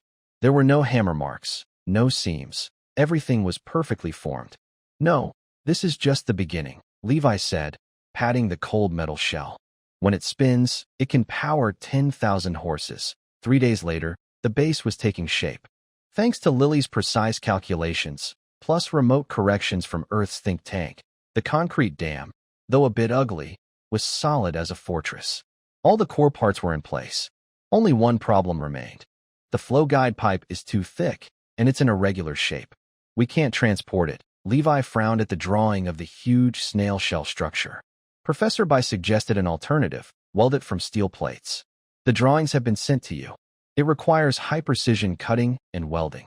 Are your blacksmiths capable? Levi looked at Andy, who was handing out salted porridge to the workers. The old man was good with a hammer, but welding pressure vessels? That would probably up as soon as he powered it on. Just then, Lily came over. She looked at the steel plate thickness needed for cutting on the drawing and suddenly pointed her finger. A ball of hot orange flame gathered at her fingertips, compressed, and finally formed a thin, dazzlingly bright fire thread. Snick, she casually scraped it across a piece of scrap iron. The tough cast iron was cut open like tofu, with a smooth, even edge and red-hot melted edges. Do you need to cut these metal sheets into this shape? Lilith asked, pointing at the blueprint. Li Wei was stunned. He looked at the compressed fire element at Lilith's fingertip and immediately thought of a word. Plasma cutting? No, this is magic cutting. How thick can you cut? Li Wei asked eagerly. As long as I have enough magic power, I can cut through even city walls, Lilith said proudly, lifting her chin. But my magic is recovering slowly lately. Without hesitation, Li Wei turned around and rummaged through a box of supplies. What's this? Lilith asked, looking at the blue liquid. Earth specialty, energy drink, Li Wei said, opening a bottle and handing it to her. It can't restore magic, but it boosts physical strength. And, he smiled mysteriously, if you do this job well, I'll ask for some books on advanced mathematics and basics of physics for you. Lilith's eyes instantly lit up like two searchlights. Deal. Thus, in this strange world's valley, a very bizarre, yet harmonious scene appeared. A fallen noble lady in an old military coat, one hand holding a red bull, the other shooting high-temperature flames, precisely cutting steel plates dug out from an alien mine. Nearby, a group of refugees in work uniforms was shouting commands, assembling the cut steel plates, waiting for the heart from a distant time and space to beat. This was not just a magic array of metal. It was a magic array of civilization. Earth, Beijing, a secret meeting room. Professor Bai looked at the constantly updating logistics list on the screen, frowning slightly. In 3 days, 1 ton of special lacquered copper wire has been shipped, 500 kilograms of neodymium iron boron magnets, and high-precision bearings. A security officer sitting opposite him put down his teacup, his eyes sharp. Professor, although this is for Comrade Li Wei's mission, such frequent movement of special materials, especially near that remote mountain lab, might have already alerted some old friends. Professor Bai took off his glasses, wiped them, and a cold smile appeared at the corner of his mouth. Let them smell it. Better yet, let them think we're developing some secret superweapon. He put his glasses back on, and a flash of sharp light flickered behind the lenses. Delivering packages to Li Wei is top secret. Anyone who tries to interfere will be cut down. At this moment, Li Wei didn't know that his phone call about power had already triggered a silent war on the other side of the world, as the intelligence network quietly began its covert operations. Earth, IA Langley. The CIA headquarters, underground 3rd floor, Asia Strategic Situation Awareness Center. The air here is kept at a constant 22 degrees Celsius all year. Large electronic screens on the walls flicker with countless red and green lights. Dozens of analysts work like bees, typing on keyboards about everything in the Eastern Hemisphere, from the draft depth of a certain country's aircraft carrier to the pork prices at a local market. Boss, look at this. A senior analyst pushed an encrypted report to Director Smith's desk, looking serious as if handing over a nuclear launch box. Smith took a sip of his cold coffee and glanced at the title.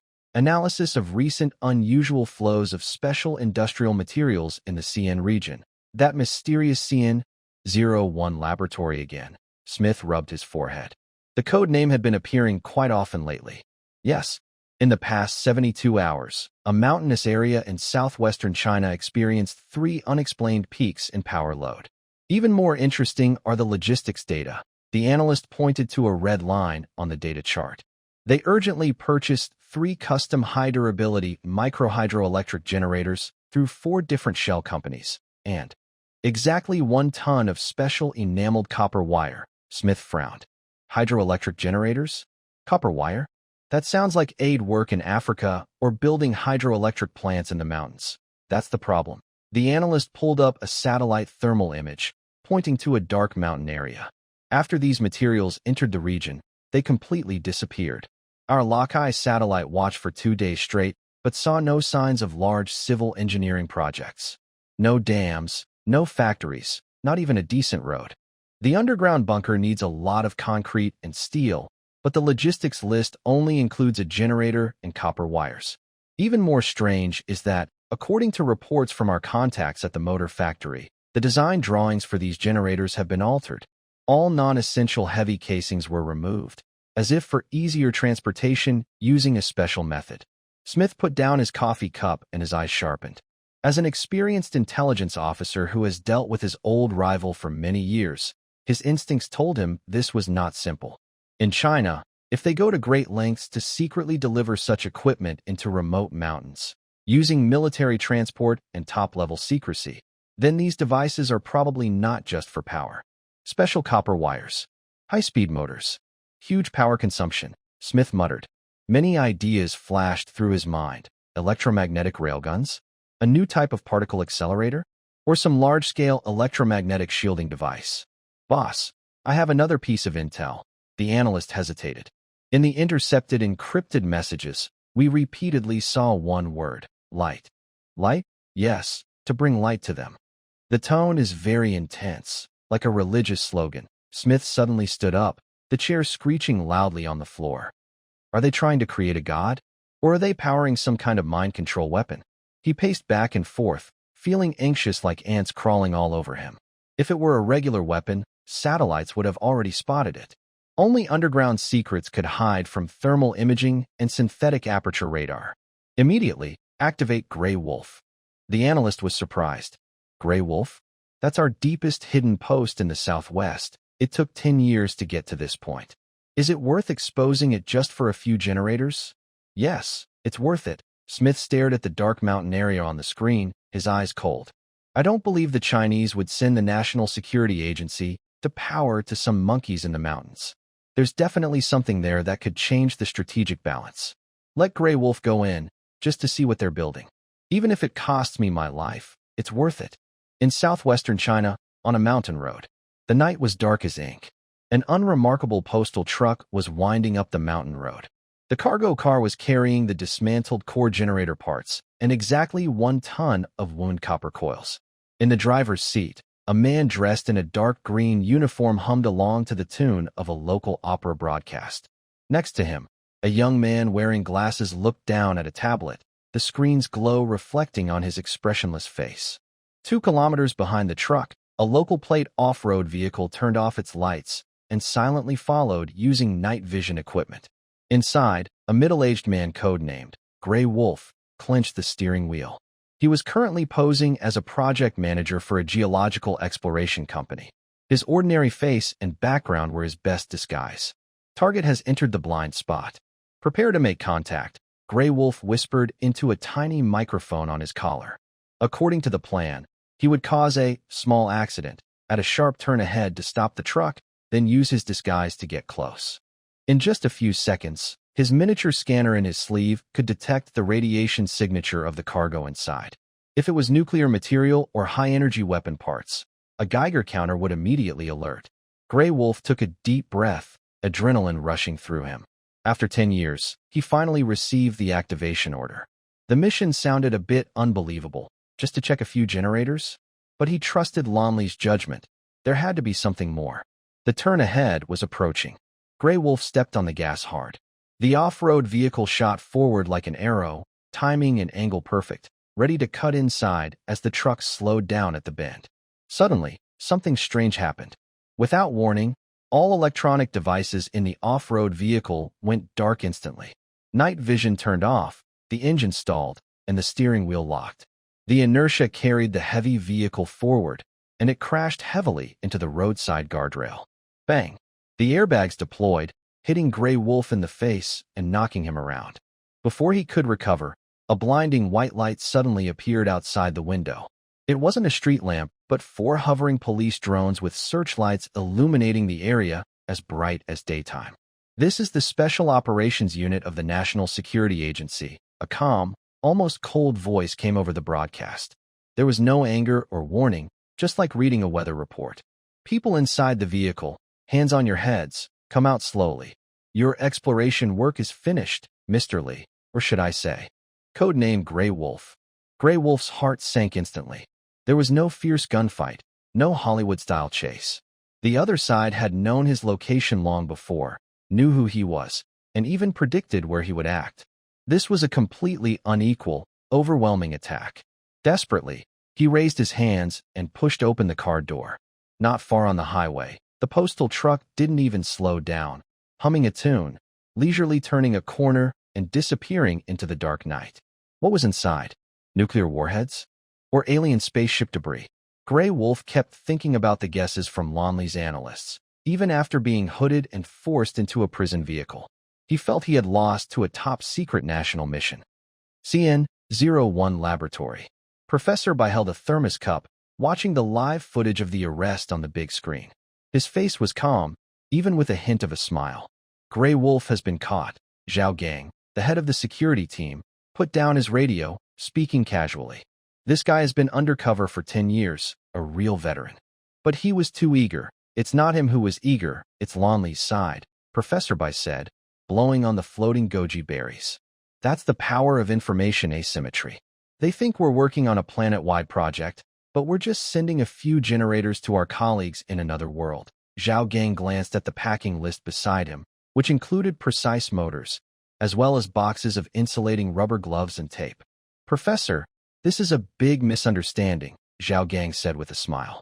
If the CIA finds out they lost a trump card just to steal some civilian motors, Director Smith might have them on the spot.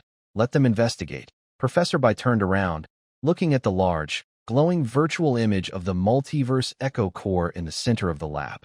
The more intense their investigation, the better. The more complicated their thinking, the better. Let them focus on the so-called secret weapon. Who would have thought? This is actually a pathway to another world, a poverty alleviation channel. Professor Bai walked to the console and pressed the communication button. Li Wei, your package is on the way. There was a small hiccup. I cleared out a fly for you, no worries. Furthermore, Professor Bai's lips curved into a meaningful smile. Things are getting a bit noisy here, so you'd better make some noise on your side to match this attention. Since the Americans think we're creating an artificial sun, wouldn't it be disrespectful to the CIA if you don't light up the night sky over Baishur City? On the other end of the screen, signals from another world flickered briefly, and Li Wei's excited voice came through with some static. Don't worry, Professor. The dam here is now connected. Lilith's human laser cutter just finished cutting the last guide vein. Tonight, I will let these country bumpkins see what we call the brilliance of industry. The night in Black Pine Mountain was as dark as Count Andre's heart. Below Hulu Gorge, cold wind mixed with water vapor, making faces ache. Nearly 1,000 refugees, just escaped from the plague, shivered along the riverbank. They wore ill-fitting old cotton clothes, supplies brought from over there by Li Wei. Though they smelled a bit moldy, it was their only choice in the -10-degree night. In the center of the crowd, 3 large dark green machines lay quietly. These things looked heavy. To move these 3 giants from the teleportation point to the bottom of the waterfall, Li Wei mobilized all the strong workers, laid logs as roads, and pushed all day and night. Sir, do you really think this will work? Andy held a wrench, his palms sweaty. He's no longer called the One-Eyed Dragon. Li Wei said that name sounded too gangster, not suitable for the future militia commander. Li Wei ignored him, just checking the last connection wire. The thick black insulated cable snaked into the newly poured machine room beside the waterfall. Confirm the turbine blade angle, Li Wei said into the walkie-talkie. Confirmed, the angle is offset by 30 degrees, ready to take in water, came Lilith's voice. Once a noble mage lady, now she was lying beside the oil-stained sluice valve, her face smeared with black dust, but more excited than ever. She couldn't understand the complex patterns called circuit diagrams, but she could feel that within these cold metals, there was a power capable of overturning her understanding of magic. Li Wei stood up and dusted off his hands. He looked at the dark crowd around him. Those eyes showed fear, confusion, and more often, a kind of foolish fanaticism like a pilgrimage. Since curing the black rot disease, the people's gazes at him have become more strange. Even a slight breeze makes them want to kneel. Everyone stand up. No kneeling, Li Wei shouted through a loudspeaker. This is a scientific experiment, not a magic ritual. The crowd shrank back, not daring to move. Li Wei sighed. Well, the task of educating about materialism is long and difficult. He looked at his watch. 8 p.m. Beijing time, the end of the national news broadcast, and also late at night here. Lilith, open the floodgates. Received. A harsh screech of metal rubbing sounded, followed by the roar of rushing water. The calm underground river was suddenly diverted into a specially designed water channel, and the immense water pressure struck the blades of the turbine. A deep, steady hum began, initially soft like distant thunder underground, but gradually grew louder, making the rocks beneath tremble slightly. 3 dark green generators started spinning, their dials flickering wildly. The crowd became restless. Monster! There's a monster inside the metal shell, someone shouted in fear. Quiet! Andy kicked the person in the back. That's the captain's magic tool. Li Wei kept his eyes on the voltmeter. 200V, 210V, 220V, stable. Connect the load. He suddenly pushed the main switch. At that moment, time seemed to freeze. On the highest watchtower of the camp, for powerful searchlights, industrial-grade lights usually used for prison riot control or maritime rescue, were already turned on. ZZZ. Pop. No spells, no magic circles, no elemental fluctuations. Only the purest, most violent light. For bright beams instantly pierced the dark night of the other world, like 4 sharp swords reaching into the sky. The beams were so strong that even the dust in the air was clearly visible within them. They gathered into a huge core of light, then suddenly spread outward. The valley, which was pitch dark and impossible to see with the eye, was illuminated as bright as daytime in an instant. Everyone instinctively closed their eyes, a natural reaction to the intense brightness. When they opened their eyes again, the world had changed. They saw each other's frightened and amazed faces, the water splashing from the distant waterfall, the textures of every rock on the cliff, and even the outline of Whitestone City, which had been shrouded in darkness for miles. The bright beam of light was so intense that it shone straight into the sky, making even the twin moons above look dull in comparison to this industrial glow. Thud! Someone was the first to kneel down. Soon after, over 1,000 refugees all knelt together, as if cutting wheat. No one spoke, not even daring to breathe loudly. This overwhelming power, beyond their understanding, could only be called a miracle. Is the light god here? An old farmhand buried his head deep in the dirt, trembling all over. No, that's the captain, someone replied. Anders stood behind Li Wei, watching the figure turned away from the light. The spotlight shone on Li Wei, casting a long shadow that stretched to the end of the valley, as if covering the whole world. Li Wei didn't feel like a god. He frowned as he looked at a list in his hand. The current is a bit high. The coil of machine number 3 is overheating. Looks like those second-hand parts are still not good enough, he muttered. I'll have to ask Professor Bai to scam 2 more stabilizers later. He turned around, looking at the kneeling crowd with a helpless sigh. Everyone get up, Li Wei raised a loudspeaker, his voice echoing through the valley. This isn't a miracle. It's electricity. It's physics. It's a gift from that bald, old man, Faraday. No one listened to him. In the eyes of these alien natives, creating a light brighter than the sun out of thin air, what else could it be but a divine power? Lilith stood by the water gate, staring blankly at the towering beam of light. She was a mage, a noble spellcaster. She had seen the strongest light magic, holy light judgment, but it was just like a big firefly. And what was in front of her? No need for magic circuits. No need for sacrificing souls. Just let the water flow over the iron. Lilith reached out, trying to touch the non-existent magical elements in the air, but found nothing. This power was cold, domineering, unreasonable, yet so grand. Is this industry? She whispered to herself. Meanwhile, over 10 kilometers away, in Whitestone City. The guards on the city wall were yawning and complaining about the cold wind tonight. Suddenly, a bright white light shot from the direction of Black Pine Mountain, blinding his dog-like eyes. Enemy attack! The soldier's sharp scream broke the silence. All of Whitestone City was in chaos. Count Andre, who was enjoying his supper inside the castle, was so startled that he knocked over his red wine glass, spilling the dark liquid onto the expensive carpet. He rushed to the balcony, staring fixedly at the beam of light that stretched across the sky. It was coming from the direction of Black Pine Mountain. The light was so steady and bright, like an artificial sun hanging above the rebels, coldly looking down on the decaying city. "What is that thing?" Count Andre's voice trembled. The fear from the unknown was stronger than his usual contempt for commoners for the first time. Meanwhile, on Black Pine Mountain, Li Wei turned off 2 of the searchlights, leaving 2 on as constant light sources. The lights softened a little but still illuminated the entire camp. "Tonight's dinner is on us," Li Wei waved his hand. "To celebrate our power being turned on, everyone gets canned meat." This command was even more effective than the bright beam. The refugees, who had been trembling on the ground, suddenly looked up. Their fear turned into a more primal desire. "Hooray for the leader!" Cheers erupted like waves. Li Wei watched all this and finally smiled slightly. He looked up at the dark night sky. In the invisible void, it seemed as if there were eyes from Earth watching here. "Professor Bai, this is enough noise, right?" At the CN-01 laboratory on Earth, Professor Bai took a sip of goji berry water from his thermos and smiled. He turned to look at Zhao Gang from the National Security Agency, who had a serious face.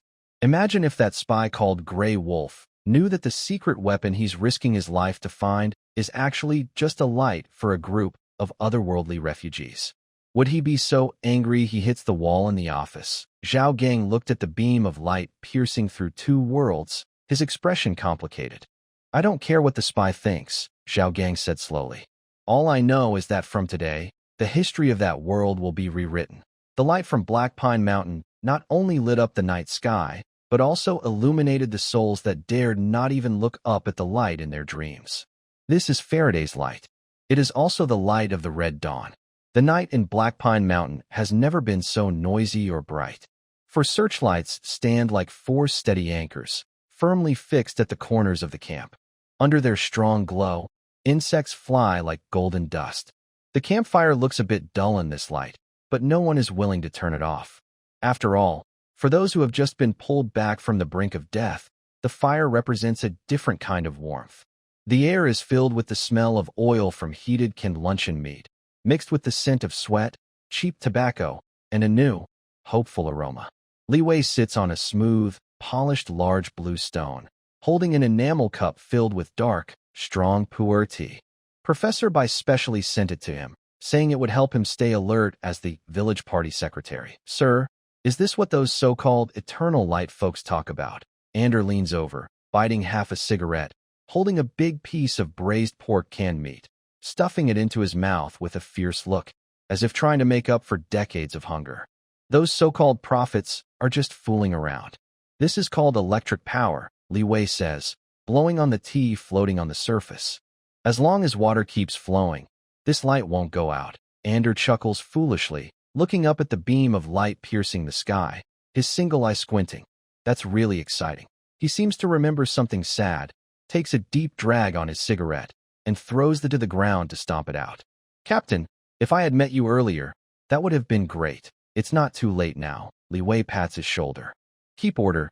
Don't let anyone get too close to the transformer. That thing bites harder than a wolf." Ander straightens up and performs an awkward military salute, then turns around and shouts, "Liar. Take a few people to watch the electric tiger. Anyone who dares to touch it gets their hand chopped off." Li Wei shakes his head and takes a sip from his teacup. Suddenly, everything quiets down. A faint smell of sulfur mixes with a girl's unique fresh scent drifting past. Lilith sits beside him, hugging her knees, staring intently at the light source of the searchlights. She is no longer wearing her old, tattered mage robe, but a mismatched camouflage training uniform. The sleeves are rolled up several times, and her belt is tight, outlining a striking curve. The firelight reflects on her face, and her purple eyes mirror 2 small, artificial suns. What are you thinking about? Li Wei asks. I was thinking, if I had encountered this kind of light earlier, I wouldn't have burned half the library just to get a candle. Lilith turned her head, her eyes a bit dreamy. Is your world also so bright at night? Livy smiled softly, his gaze passing through the void as if he saw that bustling world. Much brighter, 10,000 times brighter. Lilith was stunned. 10,000 times? Wouldn't that burn the sky? It's not that kind of brightness. Livy lowered his teacup and made a gesture. Where we are, every window has a light. There are lights on the streets, in cars, even toys in children's hands glow. From above, the city looks like an upside-down starry sky. That's called a city full of lights. Lilith chewed on the phrase. A city full of lights. She reached out, as if trying to grasp that illusory scene. As a wanted witch, she was used to darkness, used to hiding in gutters and caves. Light usually meant chasing torches or the judgment spells of holy nights. But this was the first time light made her feel warm and safe. I want to see it, Lilith suddenly said softly, like a feather brushing against Livy's heart. See a world without hunger, without divine punishment, and even without night. Livy was silent for 2 seconds. The restrictions were still there. Living travel was temporarily forbidden. But looking into Lilith's hopeful eyes, he couldn't bring himself to say, no, there will be a chance. Livy's voice was deep and firm, with an undeniable certainty. Really? Monks don't lie. Lilith chuckled softly. She didn't understand what monks were, but she trusted this man. Since that box of instant fried rice, every unbelievable thing he said had eventually become real. But first, Livy turned to face Lilith directly. We need to light up this place too. He pointed to the dark wilderness in the distance, toward Whitestone City and the entire Eldland continent. Light shouldn't only shine on us. If only we are bright, we become targets. Only by lighting up all places can darkness hide nowhere. Lilith looked at him. At this moment, behind Livy were 2 huge searchlights. In the backlight, his features were a little blurry, but his eyes were hotter than the light behind him. It wasn't the kind of aggressive fire, but a steady, hard warmth. Lilith suddenly felt her heartbeat skip a beat. This feeling was more intense than when she first successfully cast a fireball spell. By instinct, she reached out her hand. Lu Wei didn't dodge. Their hands gently touched. Lu Wei's hand was rough and broad, with calluses from holding a gun for a long time. Lilith's hand was cold and soft, with a faint magical glow at her fingertips. The atmosphere instantly became a little thick. The cheers, chewing sounds, and crackling of firewood around them seemed to fade away at that moment. Lu Wei gently held her hand. He didn't squeeze, just held it loosely, and the warmth from his palm kept passing to her. Lilith didn't pull back her hand. Instead, she clasped his fingers from behind. Their eyes met in the air, as if countless invisible sparks were crackling between them. Captain, a loud, rough voice broke the romantic mood. Lizzie hurried over, waving a piece of sheepskin paper. That old who escaped from the city woke up. He said he has important information. Lu Wei quickly withdrew his hand, took a sip of cold tea from a teacup, hiding a trace of awkwardness on his face. Lilith was much calmer, but her ears were red like ripe apples. She glared at Lizzie, and a small flame flickered at her fingertips. Lizzie felt a chill on his neck and shrank back. Am I not coming at the right time? No, just in time. Lu Wei stood up, instantly returning to his cold, tough leader look of the pioneer group. Let's go see. He strode toward the medical tent, his back looking a little hurried. Lilith watched his back, a playful smile curling on her lips. Coward, she muttered softly, extinguishing the flame at her fingertips, then quickly followed. At the same time, in Whitestone City, at the Lord's Manor, Count Andre was not asleep. He was standing in front of a large floor-to-ceiling window, staring fixedly at the beam of light stretching to the sky in the distance. That light was too bright, so bright it made him uneasy. Even from 10 kilometers away, that light still felt like a sword hanging over his head. Andre did not look back, his voice cold and sharp like a venomous snake. Behind him, a figure dressed in tight black clothing knelt. This was his secret guard leader, the executioner responsible for dirty work. Reporting to Lord Count, the secret guard's voice trembled. The scouts didn't dare get too close. That light was too strange. Also, they dug many ditches around Black Pine Mountain, defenses I haven't seen before, and, the guard hesitated, There are rumors in the city. Speak. People in the slums are saying. They say it's a miracle. They say that Li Wei is a true savior, here to punish. To punish you. Andre burst into angry laughter, his voice echoing through the empty hall, sending chills down the spine. Savior? Punish me? He walked to the wall and reached out to touch a large double-edged sword hanging there. It was a family heirloom left by his grandfather, once used to kill a beastman general. Since they like light so much, I'll let them enjoy it on the gallows. Andre's eyes reflected the beam of light outside, his gaze wild and twisted. What he didn't know was that under that light, some things had quietly changed. In a corner of the slums, a few ragged people gathered, secretly passing around a crumpled piece of paper in the faint glow from afar. It was a flyer Li Wei had previously distributed, with simple drawings, a bowl overflowing with rice and a big smiling face. At the knight's headquarters, Catherine sat in the darkness, wiping her sword. The light outside illuminated half her face, half bright, half shadowed. On her desk was a sealed letter, and signed, with only a red 5-pointed star mark. Catherine's finger gently brushed the strange symbol, her eyes complex. 10,000 lamps, she whispered softly, her voice lost in the night wind. The morning in Whitestone City was shattered by a sudden, urgent bell. At the cathedral entrance, Archbishop Gregory stood on a high platform, his face paler than the marble steps below. He held a scepter embedded with a holy light stone, his knuckles turning blue from gripping it too tightly. Below the stage, thousands of citizens and soldiers crowded together, looking dazed and pale. The bright light that tore through the sky last night became a shadow in everyone's mind. Heretics! That is pure heresy. Gregory's sharp voice echoed loudly through the square, amplified by a loudspeaker. That is not light. It is the evil eye of the abyss demon. It is a curse used by the demon king Levi to harvest souls. Anyone touched by that light who does not donate atonement money to the church will have their soul rot within a month, and after death, fall into eternal torment. The crowd stirred with fear. Panic spread like a disease. Your Grace, but I saw that light was very bright, brighter than the sun, a young soldier whispered. Be quiet. Gregory waved his staff, and a faint holy light hit the soldier's face, drawing a bloodstain. Foolish idiot misled by the evil eye. The brighter the light, the hungrier the demon. From today on, no one is allowed to look toward Black Pine Mountain. Anyone caught will be burned at the stake. Count Andre stood on the castle terrace, listening to the distant roars, and sneered as he finished his glass of red wine. A bunch of holy men, just scaring common folk. He turned to the knight commander behind him. But that's good. Fear works better than military law. Tell the city guards, anyone who dares to talk about the light on Black Pine Mountain will be hanged on the wall. Black Pine Mountain, command room, really just a large tent. Levi was eating breakfast while looking at the map, a steaming bowl of millet porridge with 2 oily salted duck eggs. Captain, they're starting to curse over there, Li Zi said happily as he pushed open the curtain. The spies inside the city report that the church says our searchlight is an evil eye of the demon, and looking at it will give you a sore bottom. Sore bottom? Levi almost spat out his salted duck egg. These holy men are so unimaginative. Besides, they think everything below the waist is evil. Lilith sat nearby drawing without looking up. That's normal. Fear comes from the unknown. To them, an unexplained light source is evil. TSK, I was hoping to save some electricity. Levi put down his chopsticks and wiped his mouth with a napkin. Since they call it an evil eye, we'll just give this eye some eye drops. He turned to Andre.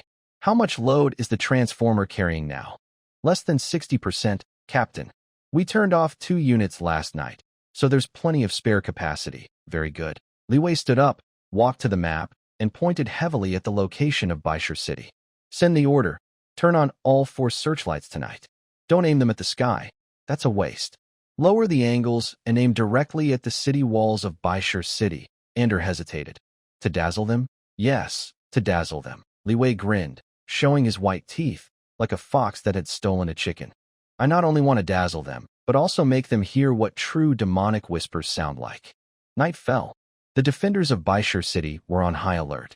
The torches on the city walls flickered in the cold wind, and soldiers huddled in their thin leather armor, trembling. To prevent soldiers from looking at the evil eye, the patrol team carried whips and patrolled the city walls. Don't look over there. Keep your heads down. An officer whipped a soldier trying to lift his head. At that moment, buzz, a familiar low-frequency rumble sounded again, like a giant beast awakening. Then, four bright white beams suddenly erupted without warning. This time, they didn't shoot into the sky but acted like four huge swords of light, spanning over 10 kilometers, precisely focusing on the southern city wall of Baishur City. My eyes! The first few sentry soldiers screamed and covered their faces. The brightness of these industrial-grade searchlights, in the pitch-black night of this strange world without light pollution, was like continuous flashes of stun grenades. The entire southern city wall was illuminated in detail. Even the moss and the cracks could be counted. Soldiers hiding behind the battlements were terrified to find that even with their eyes closed, their eyelids appeared bright red and transparent. Evil eye. The evil eye has opened. Panic erupted instantly.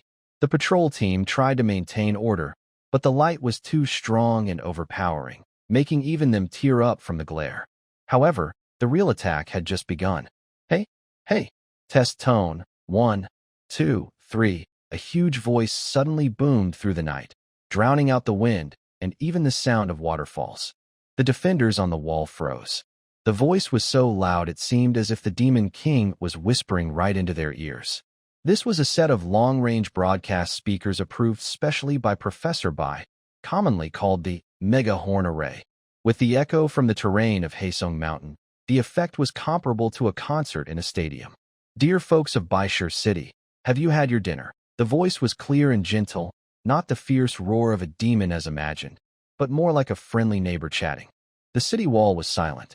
The soldiers looked at each other, their stomachs rumbling. Dinner? That moldy black bread hardly counted as dinner. I know you haven't eaten enough. Andre, that stingy old man, probably cut the pay again. Li Wei's voice continued, with a teasing tone. Standing guard late at night is tiring, cold, and hungry. But we at Black Pine Mountain are different. We just finished eating. At this moment, Li Wei sat in front of a microphone, with a bowl of hot braised pork beside him. He picked up a piece with chopsticks and deliberately on the juice toward the microphone. Slurp. The amplified sound was so clear it was startling. Oh, today's braised pork is a bit greasy, Li Wei sighed exaggeratedly. Andre, tell the kitchen to add more potatoes and less meat tomorrow. Eating only meat makes everyone complain about getting food stuck in their teeth. A voice from the loudspeaker responded, in a cooperative shout. Captain, the refugee camp says they want to eat beef. All right, beef it is. 1 pound per person, enough for everyone. This conversation felt like sharp knives stabbing into the hearts of the defenders in Baishur City. Beef? Enough for everyone? An old soldier swallowed hard, his throat dry as if he had swallowed sand. He remembered he hadn't seen meat in 3 months, only a bowl of bone broth during the new year. Is the Demon King eating so well? A new soldier nearby looked longingly in that direction, even forgetting the curse of the evil eye. Don't listen to his nonsense. That's the devil's temptation, the commanding officer shouted angrily. He's eating human hearts. He's eating children. But in the next second, the scene from the loudspeaker suddenly changed. No longer Li Wei's voice, but a recording. A recording that sounded like the late-night street food stalls on Earth. Loud, lively, full of sizzling, chopping, and frying sounds. The crackling of oil in the pan, the chopping of knives on cutting boards, and even the sounds of people chewing loudly and clinking glasses filled the air. Then Li Wei started listing dishes. Braised pork, twice-cooked pork, preserved vegetable pork, for happiness meatballs, steamed rice, white steamed buns, meat buns, oil-splashed noodles. Each word hit like a heavy hammer. This was not a magic attack. Lily stood nearby, watching Levi at the microphone with a complicated look. This is cruelty. Levi turned off the microphone, took a sip of water to soothe his throat, and smiled back. Can't take it anymore? If Professor Bai sends over the audio of A Taste of China, these people will up the camp tonight. The commotion on the city wall could no longer be contained. I don't believe it. No one eats meat every day, a soldier shouted in despair. But that light is real, another weak voice argued. Someone powerful enough to create that light wouldn't bother to lie to us poor soldiers. This is a calculated plan. Powerful beings with miraculous strength don't bother to lie. This idea is deeply rooted in the minds of the locals. Since the light is real, then the meat is probably real too. Even more frightening was that the light stayed on. It was like a tireless eye, watching them closely, as if asking, "Are you hungry? Are you cold? Why are you still risking your life for that count who makes you starve?" In the slums inside the city, rumors spread like they had wings. Did you hear? The light from the Demon King's side is actually full stomach light, and it makes you not hungry. Nonsense. The Demon King is actually going to give us that light, and if we join them, each of us will get a set of those pure white cotton clothes. My uncle's second aunt's neighbor climbed over the wall yesterday. This morning, I could smell the scent of meat coming from that side. Count Andre was furious in the hall, smashing the third vase. "Shut him up. Silence that horn, sir. It's too far. Our crossbows can't reach," the knight captain said, sweating profusely. "The mages won't go near either. The light is too strong and could blind them." "Then plug your ears. All troops, stuff cotton in your ears." But it still couldn't be stopped. The sound was so powerful it pierced through the city wall's cracks, entering everyone's dreams. That night, no one in Whitestone City slept. All they dreamed of was braised pork. "Captain, how's it working?" Andre looked at the chaos of torches on the city wall, rubbing his hands excitedly. "Almost there." Levi checked the time. 2 hours had passed. "Turn off the lights and go to sleep. Tomorrow, unpack the remaining compressed biscuits, find some clever ones, and shoot them into the city with slingshots." "Huh? Feed them?" Lizzie looked pained. "This is called a trial sample." Liwei patted Lizzie's head. "If they don't get the real thing, how will they know that the Demon King's cookies are even more delicious than Count's gold coins?" Darkness once again covered the valley. But the people of Whitestone City had already seen a glimmer of hope. It wasn't a longing for light, but a deep desire for carbohydrates and proteins. This desire is more dangerous than any forbidden spell. The morning in Whitestone City was shrouded in a dull, gray fog. Although the terrifying light beams from last night disappeared before dawn, the lingering shadows in people's minds still flickered. Even more frightening was the sound, the voice that kept announcing dish names all night, like an invisible feather scratching inside everyone's empty stomachs. In the slums at the foot of the southern city wall, the air was filled with the smell of sewers and rotting garbage. Old shoemaker Tom was squatting at the door of his wooden house, which was full of holes. He held a piece of hard black bread, trying to soften it in a stinking water bucket. "Old Tom, that's for pigs," said Mary, the laundry woman, passing by with a basin, her eyes vacant. "Having something to eat is good enough," Tom muttered. Carefully, he tried to chew the softened breadcrumbs. Before he could swallow, a sudden knocking at the door almost choked him. Knock, knock, knock. 3 long, 2 short. Tom trembled. That was the secret signal he and his son had agreed on. He jumped up like a frightened mouse, looked around to make sure the patrol had just gone, then quickly opened in the door. A shadow wrapped in a tattered cloak squeezed inside. "Dad," the shadow pulled back the hood, revealing a young but somewhat thin face. His son, little Tom, who had gone missing half a month ago. "You little rascal," old Tom slapped his son's back. Lowering his voice, he cursed. "You're not dead? The church said you were taken to mine, and you would have died from exhaustion long ago." "I'm not dead, Dad. I'm not," little Tom said, closing the door behind him and leaning against it, panting heavily. "I came back from Black Pine Mountain." Old Tom's face turned pale instantly. He covered his son's mouth with his hand. "Shut up. Do you want to be executed? That place is a demon's den. That's where the heart-eating Demon King lives." "Dad, listen to me." Little Tom pushed away his father's hand, his eyes shining with fearsome intensity. "It's all fake. It's all a lie. The Demon King doesn't eat hearts. The Demon King gave this." He tremblingly took out a small cloth bag from his pocket and carefully unwrapped it layer by layer. A rectangular object about the size of a palm, wrapped in silver foil, was revealed. "What is this?" "Silver." Old Tom was stunned. "It's called compressed biscuits." Little Tom swallowed hard and carefully tore open a corner of the foil as if holding a sacred relic. A strange, rich aroma instantly filled the narrow room. It was a sweet smell of fats, wheat, and milk powder mixed together. For the poor who had only smelled rotten water for years, this scent was more intoxicating than any drug. Old Tom sniffed deeply twice, his eyes widened. "Take a bite, Dad, just one," little Tom said. breaking off a small piece and putting it into his father's mouth. It was dry and crispy. As saliva soaked it, the biscuit quickly melted into a thick, sweet paste that flowed down his throat. Old Tom felt like he was swallowing a ball of fire. A warm feeling spread from his stomach to every part of his body. Oh my gods! Old Tom's cloudy tears fell. Is this from the devil? It's given to everyone. Little Tom took out a crumpled piece of white paper. Look, Dad. Miss Lilith taught me how to read. It was a printed flyer on A4 paper with simple comic-style drawings.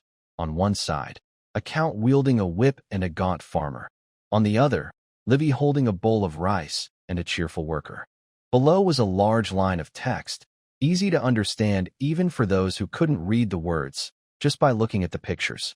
Follow the count and starve. Follow Livy and eat meat. Father, they don't hit people there. They work and get food. If you're sick, they give medicine. Little Tom held his father's hand. The devil said, "We poor people are not animals. We are human. We are human." These two words hit Old Tom like a heavy hammer.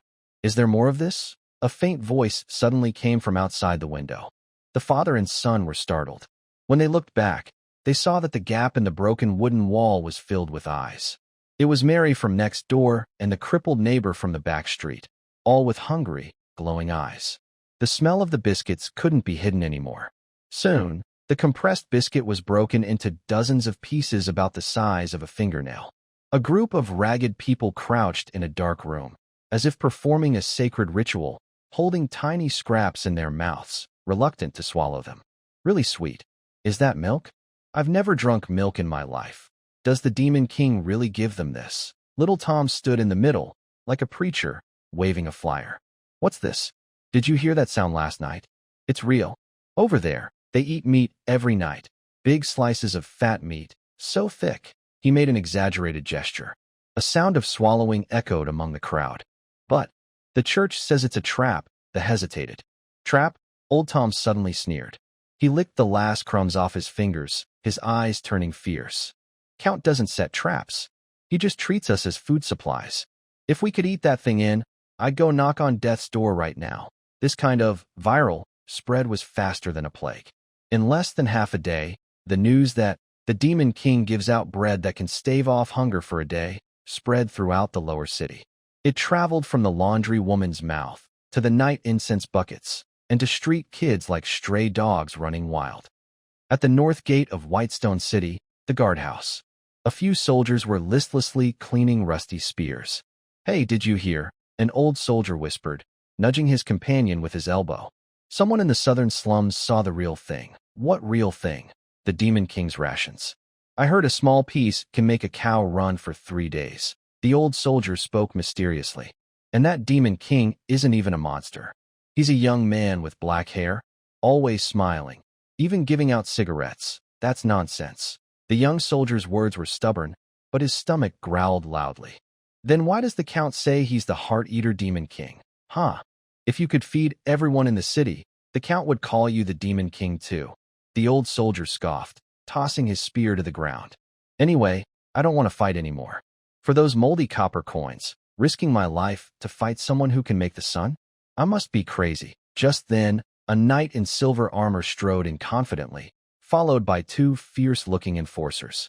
Why are you all gathered here? The knight shouted. Lord Andre has ordered us to increase patrols tonight. Anyone caught dozing on duty will have their ears cut off. No one moved.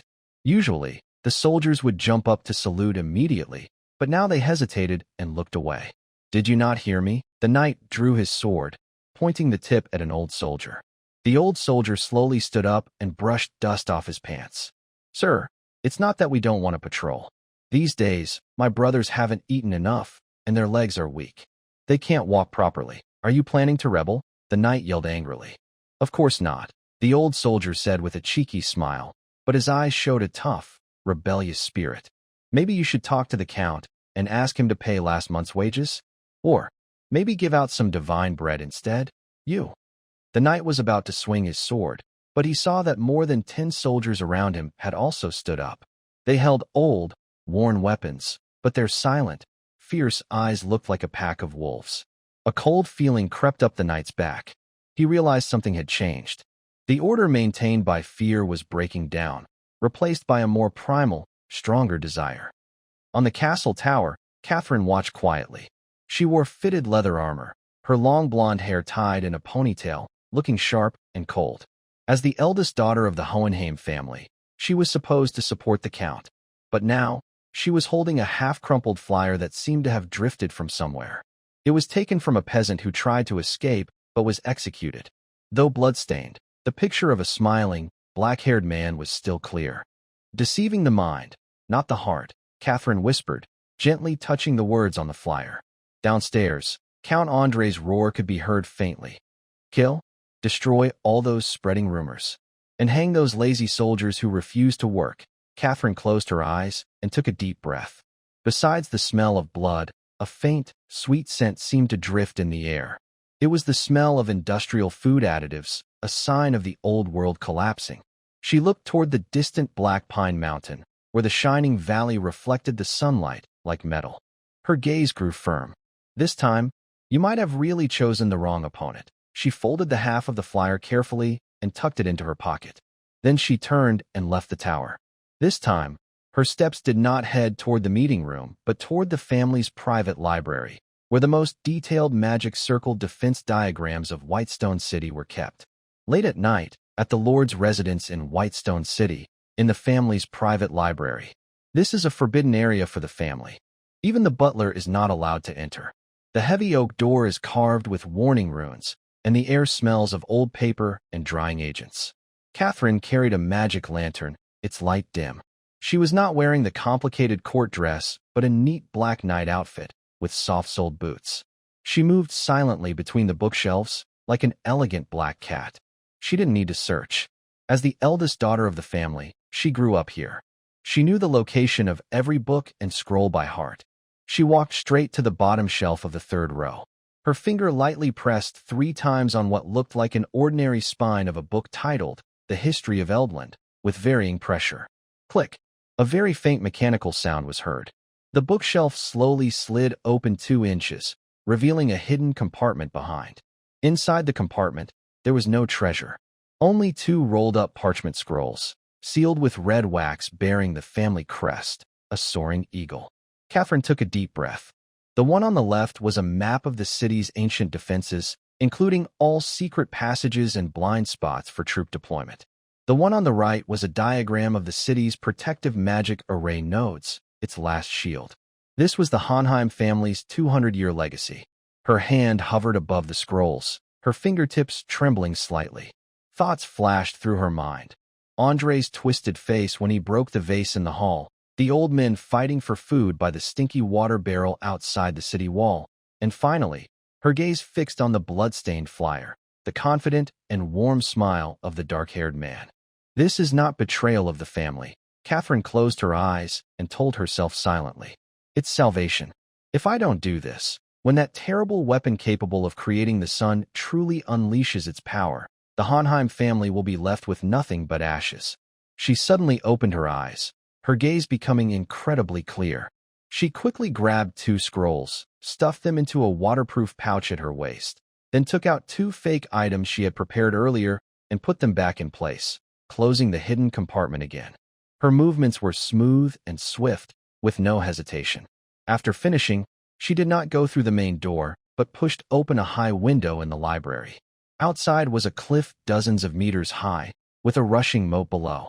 This would be a dead end for ordinary people, but for a sky knight, it was a shortcut. Catherine silently recited a spell, and a light, gentle breeze wrapped around her legs. She leapt into the air, like a black feather, quietly blending into the night. At 3 a.m., Black Pine Mountain Base. Apart from a few powerful searchlights carefully scanning the surroundings, the camp was quiet and peaceful. Occasionally, patrol soldiers walked along the gravel paths, making soft sounds. Lu Wei was still awake. Inside the command tent, the lights were bright. He and Professor Bai were conducting their routine cross-border communication. The current media campaign is working well, Professor Bai said calmly. According to thermal imaging from high-altitude drone reconnaissance, soldiers inside Whitestone City are frequently leaving their posts at night to gather, which shows a loss of morale. Yeah, more deserters are coming in, Lu Wei said, taking a sip of strong tea and rubbing his forehead. Yesterday, Andy received 45, all surrendering with weapons. At this rate, without fighting, the count will be a mere figurehead. Still, we can't be careless, Professor Bai warned. The magic circle is still a threat. If we attack directly, casualties will be hard to keep under double digits. Suddenly, outside the tent, there was a commotion. Who? Stop right there. Alarm. Then, a clear sound of a bowstring being released, and specially made composite crossbow. Lu Wei immediately drew his pistol and kicked open the tent flap, rushing out. On the open ground outside, several soldiers were holding guns, alert and ready for battle, aiming at the sky. The beam of the searchlights quickly focused on the area. A black feathered arrow was deeply embedded in a wooden post in front of the command post. Its tail was still trembling slightly, and it had no arrowhead, but a heavy pouch was tied to it. Don't shoot. Li Wei shouted to stop the militia from pulling the trigger. He stepped forward and looked at the arrow. The arrow shaft was made of fine black ironwood, and the feathers were from a magical beast called the Wind Eagle. Such high-quality materials were only affordable for nobles. Captain, be careful of an explosion, and suddenly appeared, alertly watching the darkness around them. It might be a magic trap. If it were a trap, it would have exploded already, Li Wei said, putting away his gun.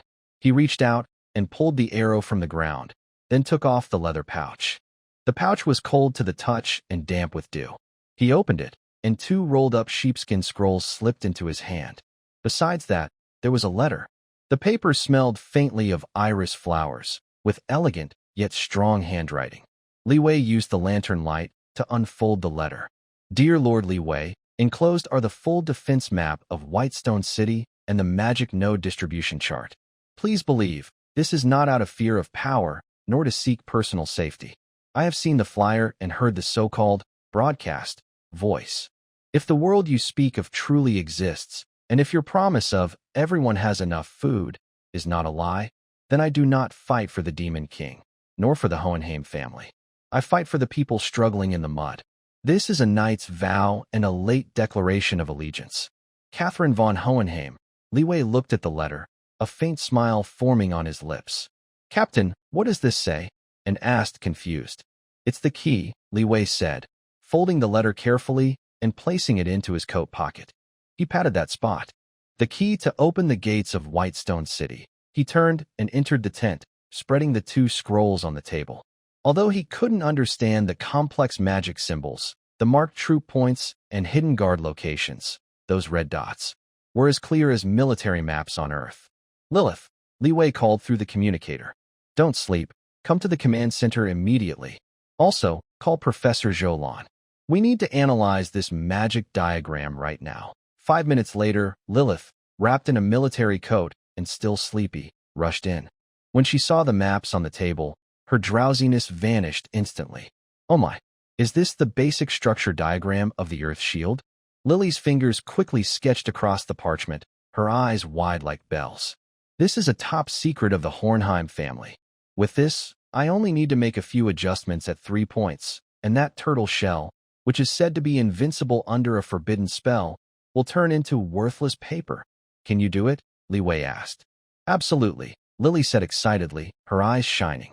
If I cut off this magic corridor and block the element vent here, the entire magic circle will short-circuit because of magic buildup. Then, not only will their defenses fail, but they will up themselves. No explosions, Li Wei said firmly, knocking on the table. We want a complete city, not ruins. Got it. Just want to paralyze it. Lily stuck out her tongue. By the way, who sent this? Such a big gesture. Li Wei smiled, but didn't answer directly. Instead, he looked up at the dark night sky outside the tent. In the distance, the outline of Whitestone City appeared faintly in the night, like a sleeping giant beast. At the heart of that beast, a seed had already sprouted. Welcome to the team, Miss Knight, he whispered. He turned around, his expression becoming serious and cold. In that moment, the gentle aid worker disappeared, replaced by the commander of the Dawn Pioneering Group. Ender, yes, notify all squad leaders, cancel morning drills. A war briefing will be held at 6 o'clock sharp. Li Wei's finger pointed heavily at the map near the south gate of Whitestone City. Since we have the key, we won't be polite anymore. From a strong attack to a clever attack. Within 3 days, I want to celebrate in the Lord's mansion of Whitestone City. Yes. Anders straightened up, saluted with a standard military gesture, his single eye burning with fierce fire. Outside the tent, the eastern horizon was beginning to turn pale with dawn. Dawn was coming. At 5 in the morning, deep inside Black Pine Mountain. The air was so cold it seemed like it could freeze the lungs. This batch takes up a lot of space, so I arranged 6 deliveries, Professor Bai said tiredly, but with excitement. As you requested, not camouflage. That stuff is too obvious in the snow, and we don't have enough in stock. I got you a batch of dark green, thick work uniforms from back in the day, along with matching liberation shoes and rubber belt buckles. That's enough. Li Wei looked at the pile of packages gradually appearing in the light, his eyes burning with excitement. For them, this is divine gear. Also, your specialty is in that red box, Professor Bai added.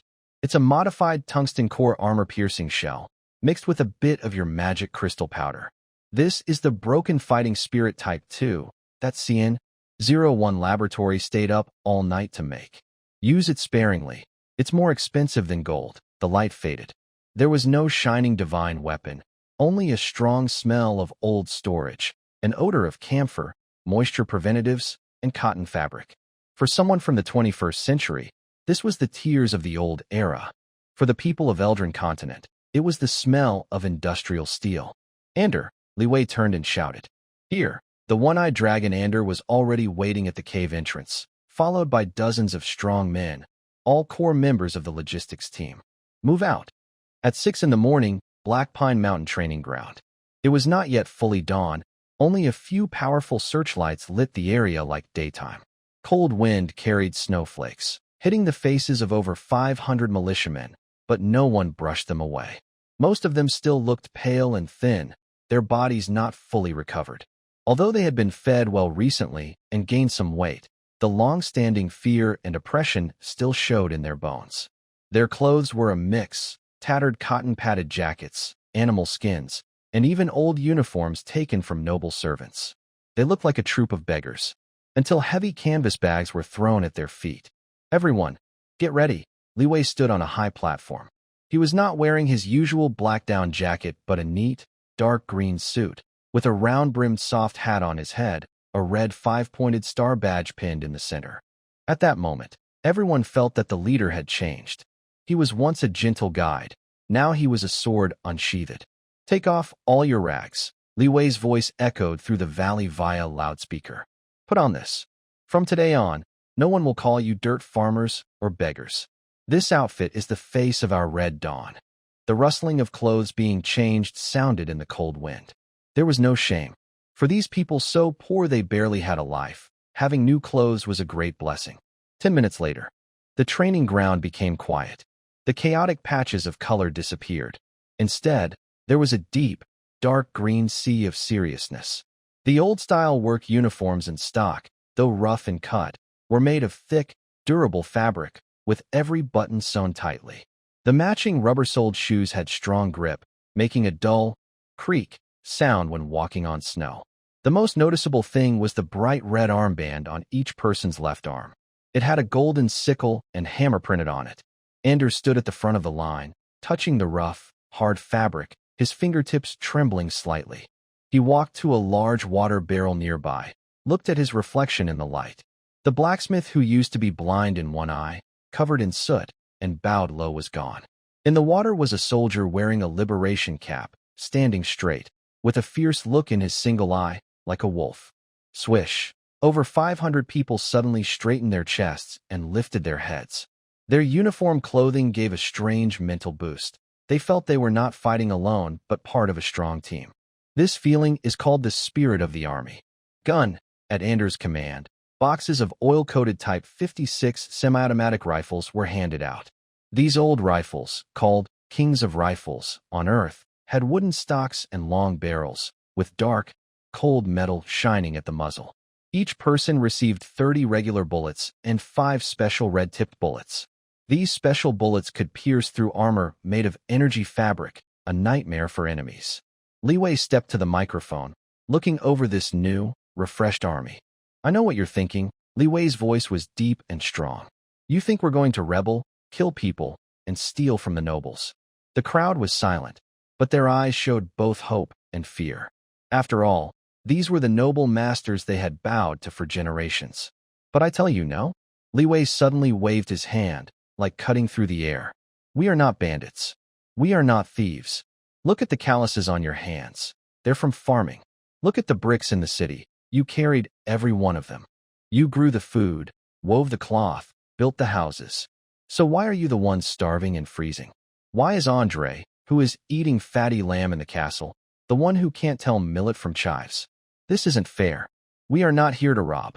Li Wei shouted loudly, his voice making the amplifier hum. We are here to take back what is ours. To regain our dignity. Below, Li Zi's eyes turned red. That skinny guy who was most afraid of death was now clutching his gun tightly, his knuckles turning white. Now, I declare the battlefield rules. Li Wei raised 3 fingers. 3 main rules. First, follow orders in all actions. Anyone who runs around will be shot.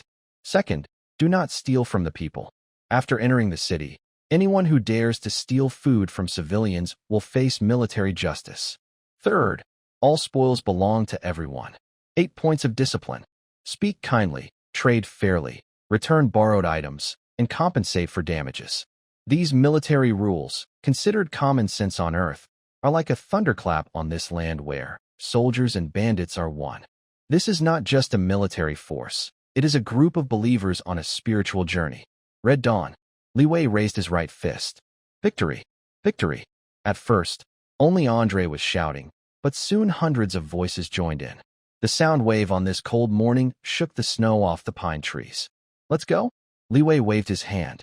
A team of 500, arranged in a not perfectly neat but tightly packed column, headed east toward the still sleeping white city. A green river of troops winding across the snowfield, like a giant snake about to swallow the old era. Lily lowered her voice, her eyes complicated. Andre would never have guessed that he was facing not a band of rebels, but a monster that had never appeared in this world. Li Wei looked ahead, the dawn's first light breaking through the clouds, shining on his face. It's not a monster, he said softly, with unwavering certainty. It's the future. At this moment, there are 3 kilometers to Whitestone City. Count Andre's breakfast milk has probably just been warmed up. On the morning in Whitestone City, the fog has not yet cleared. The guards on the city wall are breathing out frost. For these temporarily conscripted serf soldiers, fighting is a distant thing. After all, who would bother to attack a count's territory without reason? Unless that person was crazy. Everyone stay alert. The captain of the guards, wearing half-plate armor, whips a soldier who is dozing off. The count will come to inspect soon. Anyone who loses face will be thrown out to feed the wolves. The soldiers shrink back and grip their rusty spears tightly. Suddenly, the ground trembles. It's not a violent earthquake, but a steady, dull jolt. Thump, thump, thump. The sound comes from the distant fog, like a giant heartbeat. The captain frowns and leans on the cold arrow stand to look outside. The fog swirls, as if something is tearing through the white veil. What's that? An old soldier's voice trembles. The fog clears. On the horizon, a deep green line appears. It's not a group of scattered bandits or noble troops waving colorful banners. It's a formation, a square of 500 people, moving as if they are one. There are no drums, no horns, not even voices. Only footsteps. 500 pairs of rubber-soled shoes lift and fall at the same time. 1, 2, 1. Someone shouts the command, short and strong, with a metallic feel. All 500 move in unison, their deep green uniforms standing out sharply against the snow. The color is not cheap dye from the continent. It's deep and alive, like a moving forest. At the front of this forest, a bright red banner waves in the wind. The red is pure, like fire, blood, or the rising sun. Is this the man-eating demon army? Count Andre has somehow already arrived on the castle wall. He wears a fancy mink coat and holds a steaming cup of red tea. But his hand, holding the tea, is suspended in midair. He has imagined many possibilities, a ragged group of beggars rushing forward with pitchforks and sticks to die. But he never expected this. This overwhelming feeling of suffocation is something even the royal guards in the capital cannot achieve. Neatness means discipline. Silence means obedience. This is an army. A real army. Prepare the mage corps. Count Andre's voice is sharp. Blast them to pieces. A few gray-robed mages behind the city wall immediately start chanting, their magic light gathering at the tips of their staffs. However, the Green Army stops. They stop perfectly in line, as if someone pressed the pause button. They are exactly 600 meters from the wall. The chief mage curses. My lord Count, they are out of fireball range. That's the limit of the crossbow cannons, and it's also a blind spot for low-level magic. Livy lowers his telescope, a cold smile on his lips. When we're short on resources, we use tactics. When we have enough, we them up. We're not rich yet, so we need to save our bullets. Livy waves his hand. Get the weapons ready. A few sturdy militia rush forward and set up several large metal cones in front of the position. Black, rough, and hard. These are high-pitched loudspeakers sponsored by the Earth CN-01 laboratory, equipped with high-power batteries. Their maximum output can even broadcast music from square dance grandmas 2 kilometers away. The defenders on the wall are so nervous they almost wet their pants. Is that a magic cannon? Such a large caliber. We're doomed. We're going to die. Mom, I don't want to die. Count Andre's face also changes. He instinctively shrinks back behind the battlements. Even the alchemical cannons of the capital have never looked like this. Suddenly, a harsh electric sound echoes through the sky and earth. The archers on the wall are so frightened they tremble, and their arrows fall softly to the ground. Cough, cough. Livy holds a microphone and clears his throat. His voice, amplified 100 times by the loudspeakers, booms like thunder over Whitestone City, shaking the snow on the wall to fall in clumps. People of Whitestone City, I am Livy, without any magical chant, only this divine-like, grand voice. Li Wei's voice continued to blast into everyone's ears. I've heard it all. That Andre told you I am a heart-eating demon king, eating 3 children's hearts every day and bathing in blood? The soldiers on the city wall looked at each other. This demon king, why does he sound so down to earth? A sneer came from the loudspeaker. I don't have that much free time. Today, I came to ask you 3 questions. Li Wei's voice suddenly rose, filled with anger as if questioning the sky. First, why do you get up earlier than chickens, go to bed later than dogs, and have mountains of wheat, but your children still starve in winter? A deathly silence followed. This sentence was like a hot knife stabbing deep into the hearts of the defending soldiers. Second, why does Andre, that pig-headed fool, not even know whether the handle is round or flat, yet he can live in a warm castle, drinking your sweat and blood, and sleeping with your wives and daughters? The captain of the guards turned pale. He saw the soldiers around him gripping their spears so tightly that their knuckles turned white, and their eyes looked strange. Third, these 3 words, Li Wei shouted with all his strength. Why? Why is he born a lord? Why are you born as cattle and horses? Are nobles and officials born better than us? Although people from another world didn't understand classical Chinese, the anger behind these words crossed language barriers. Look at the people behind you. Li Wei pointed at the militia formation behind him. Open your eyes and see. Andre tore off his hat, revealing his distinctive one-eyed face. He spoke into the microphone, his voice trembling slightly but clear. Second dog. I'm Olden from the blacksmith shop. Do you remember me? Last year, your mother was sick, and you had no money for medicine. Who lent you 2 silver coins? On the wall, a thin soldier suddenly trembled, incredulous, and stuck his head out. Uncle, you're not dead? Weren't you beaten to death by the steward? I'm alive and well. Andre patted his thick cotton coat. See? This is from the captain. It's all new cotton. I just ate 2 meat buns this morning, all meat filling. I'm full. This kind of personal testimony was more effective than any big speech. Is that the village troublemaker? Is that the old? How come his leg is so nimble now? Oh my God, that's my cousin. He's really alive and so fat now. The wall instantly erupted in chaos. Those people described as eaten by the demon king are now all red-faced, dressed in neat clothes that even the respectable townspeople can't afford, calling out their names across the gap. There are no evil magic or monster eaters. It's all lies.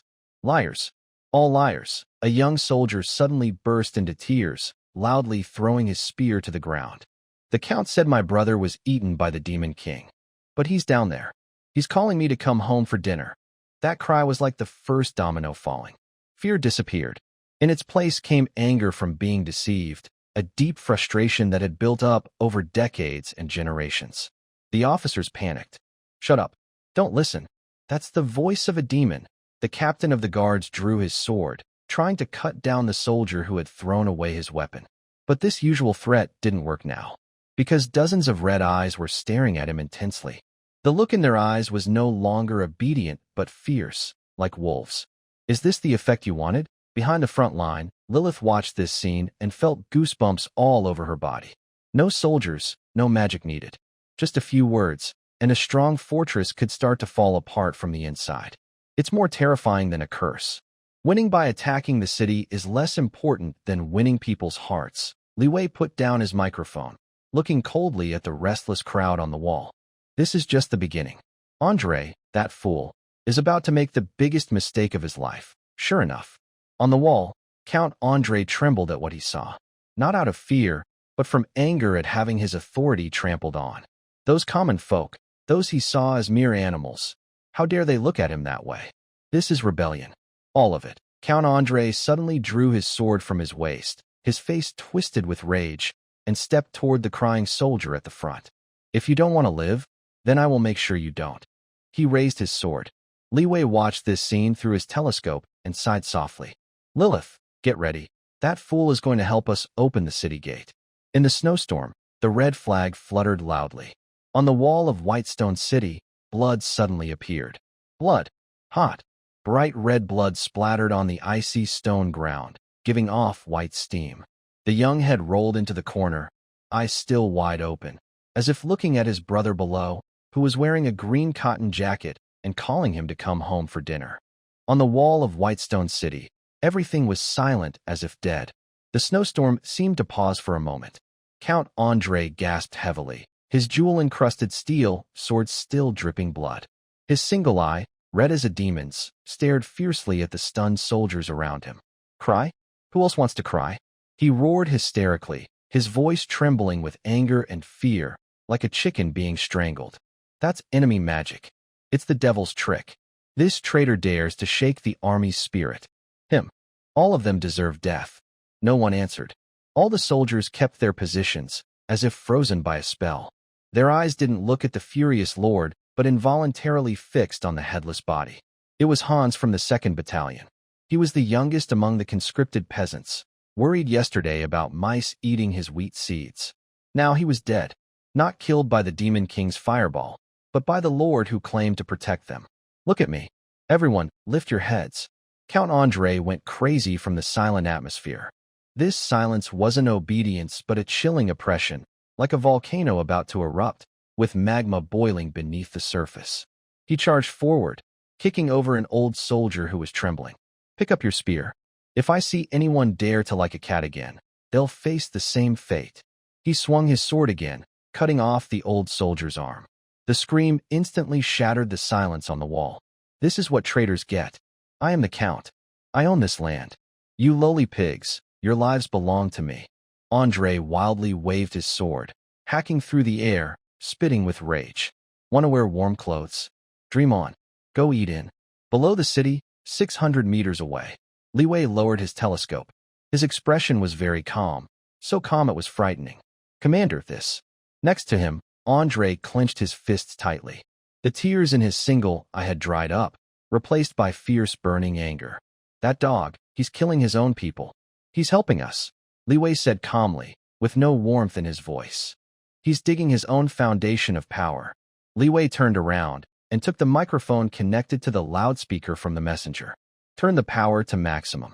The electric hum sounded again, sharper than before, drowning out the wails of the wounded on the city wall. Did everyone see that?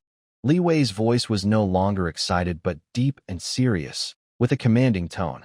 "That is your lord whom you serve. Over there, people are beheaded just because they miss their loved ones or want a full meal.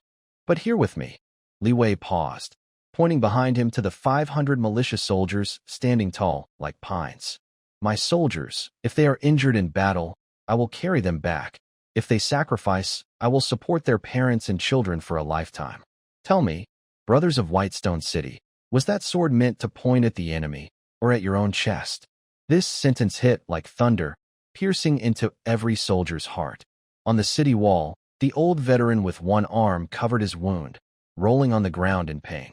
Blood stained the soldier's worn boots around him. Count Andre was stunned. He realized the atmosphere had changed. The formerly timid, sheep-like peasants now slowly lifted their heads.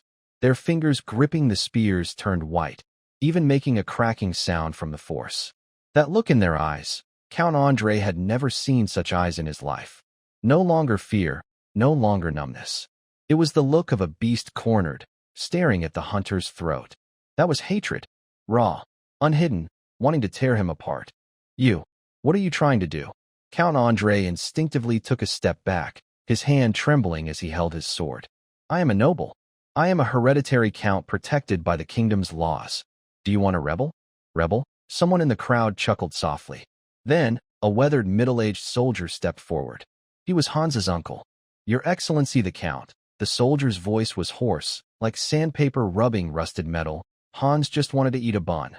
Fall back. Get back, Andre shouted in terror. His innate arrogance collapsed at this moment, replaced by a primal fear of death. Guard. Royal Guard. Kill these commoners. Kill them all. However, even his private guards hesitated now. They were also human. They had loved ones outside or inside the city. Seeing the uncontrollable situation ahead, everyone knew the tide had turned. Wizard Corps. Attack. Kill the one with the loudspeaker. Andre, acting like a madman, rushed toward the mage tower, grabbing the chief mage by the collar. Cast the forbidden spell. Hurry. The chief mage was a clever middle-aged man. He looked at the fierce soldiers on the city wall and then at the hopelessly organized green army below. He calmly broke free from Andre's grip. Count, the magic circuit. It seems to have a problem. What are you talking about? It might be the cold weather, causing a blockage in magic transmission. The chief mage lied. Even an apprentice wouldn't believe it. Then he signaled to his subordinates, and the mage corps began to retreat quietly. In the chaos of this moment, within the shadows of the city, a tall figure moved swiftly along the wall's edge. Catherine, dressed in black leather armor, was no longer the radiant noble lady she once was at the banquet. She glanced at the chaos on the city wall, a cold smile curling on her lips. Fools, she muttered softly. People like Andre would never understand that the source of power is never the noble title above your head or the sword in your hand, but the hearts of the people. When he swung his sword at his own soldiers, that seemingly indestructible Whitestone city had already fallen. I am Catherine. She pressed the small communicator near her ear. This was something Li Wei had brought in last night, called a tactical bone conduction headset. Although she didn't understand how it worked, its clarity was 100 times better than magic communication. This is Li Wei. How's the situation? Came the steady voice of the man through the headset. Andre has gone crazy. The guards are losing morale, and the hatred is at its peak, Catherine said, glancing at the heavily guarded side door and pulley room ahead. I'm now at the side door defense zone. The magic defense nodes there haven't been shut down yet. How long do you need? Catherine drew her short sword from her waist, standard issue for the Rose Knights. Her determined eyes reflected on the blade. Give me 5 minutes. Okay. After 5 minutes, I will show Andre what a surprise really is. Li Wei's voice cut off. Catherine took a deep breath, her body turning into a shadow, rushing toward the 2 guards at the pulley room door. Outside the city, Li Wei glanced at his wristwatch. The second hand ticked. All units, prepare. Li Wei's voice was transmitted through the headset to every squad leader. Load your bayonets. In 5 minutes, we will go help our brothers in Baishur City and seek justice. The snow fell heavier and heavier. But to everyone's eyes, the falling snow seemed to turn into burning ashes. The bright red flag fluttered loudly in the snowstorm, as if playing a dirge for the old era. On Baishur City's wall, the old soldier with a broken arm finally stopped crying out. He struggled to stand, using his remaining hand to pick up a spear from the ground. He didn't look at Andre, but at his comrades nearby. Anyway, we're all going to die, the old soldier spat blood. I just want to have a hot meal before I go. The soldiers around exchanged glances. The flames in their eyes finally threatened to ignite the cold winter night. Baisher City, side door pulley room. The air was thick with a burnt smell. This was the scent after the magic circuit overload burned out. 2 guards on duty didn't even have time to draw their swords before they fell into pools of blood, with tiny, precise cuts on their necks. Catherine retracted her still blood-dripping short sword.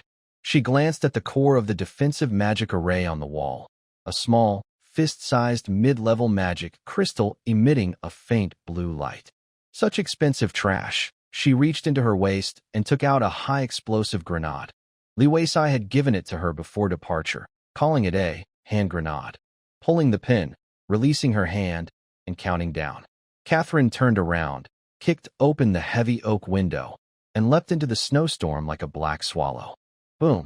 A muffled sound came from behind her, not loud but heavy enough. The winch room and the magic array maintaining half of Whitestone City's shield instantly turned to ruins.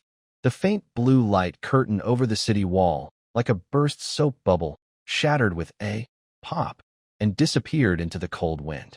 Next, a red meteor tore through the gray sky. It was a signal flare. The fierce red light reflected on the snow, dyeing this deadly winter with a touch of blood.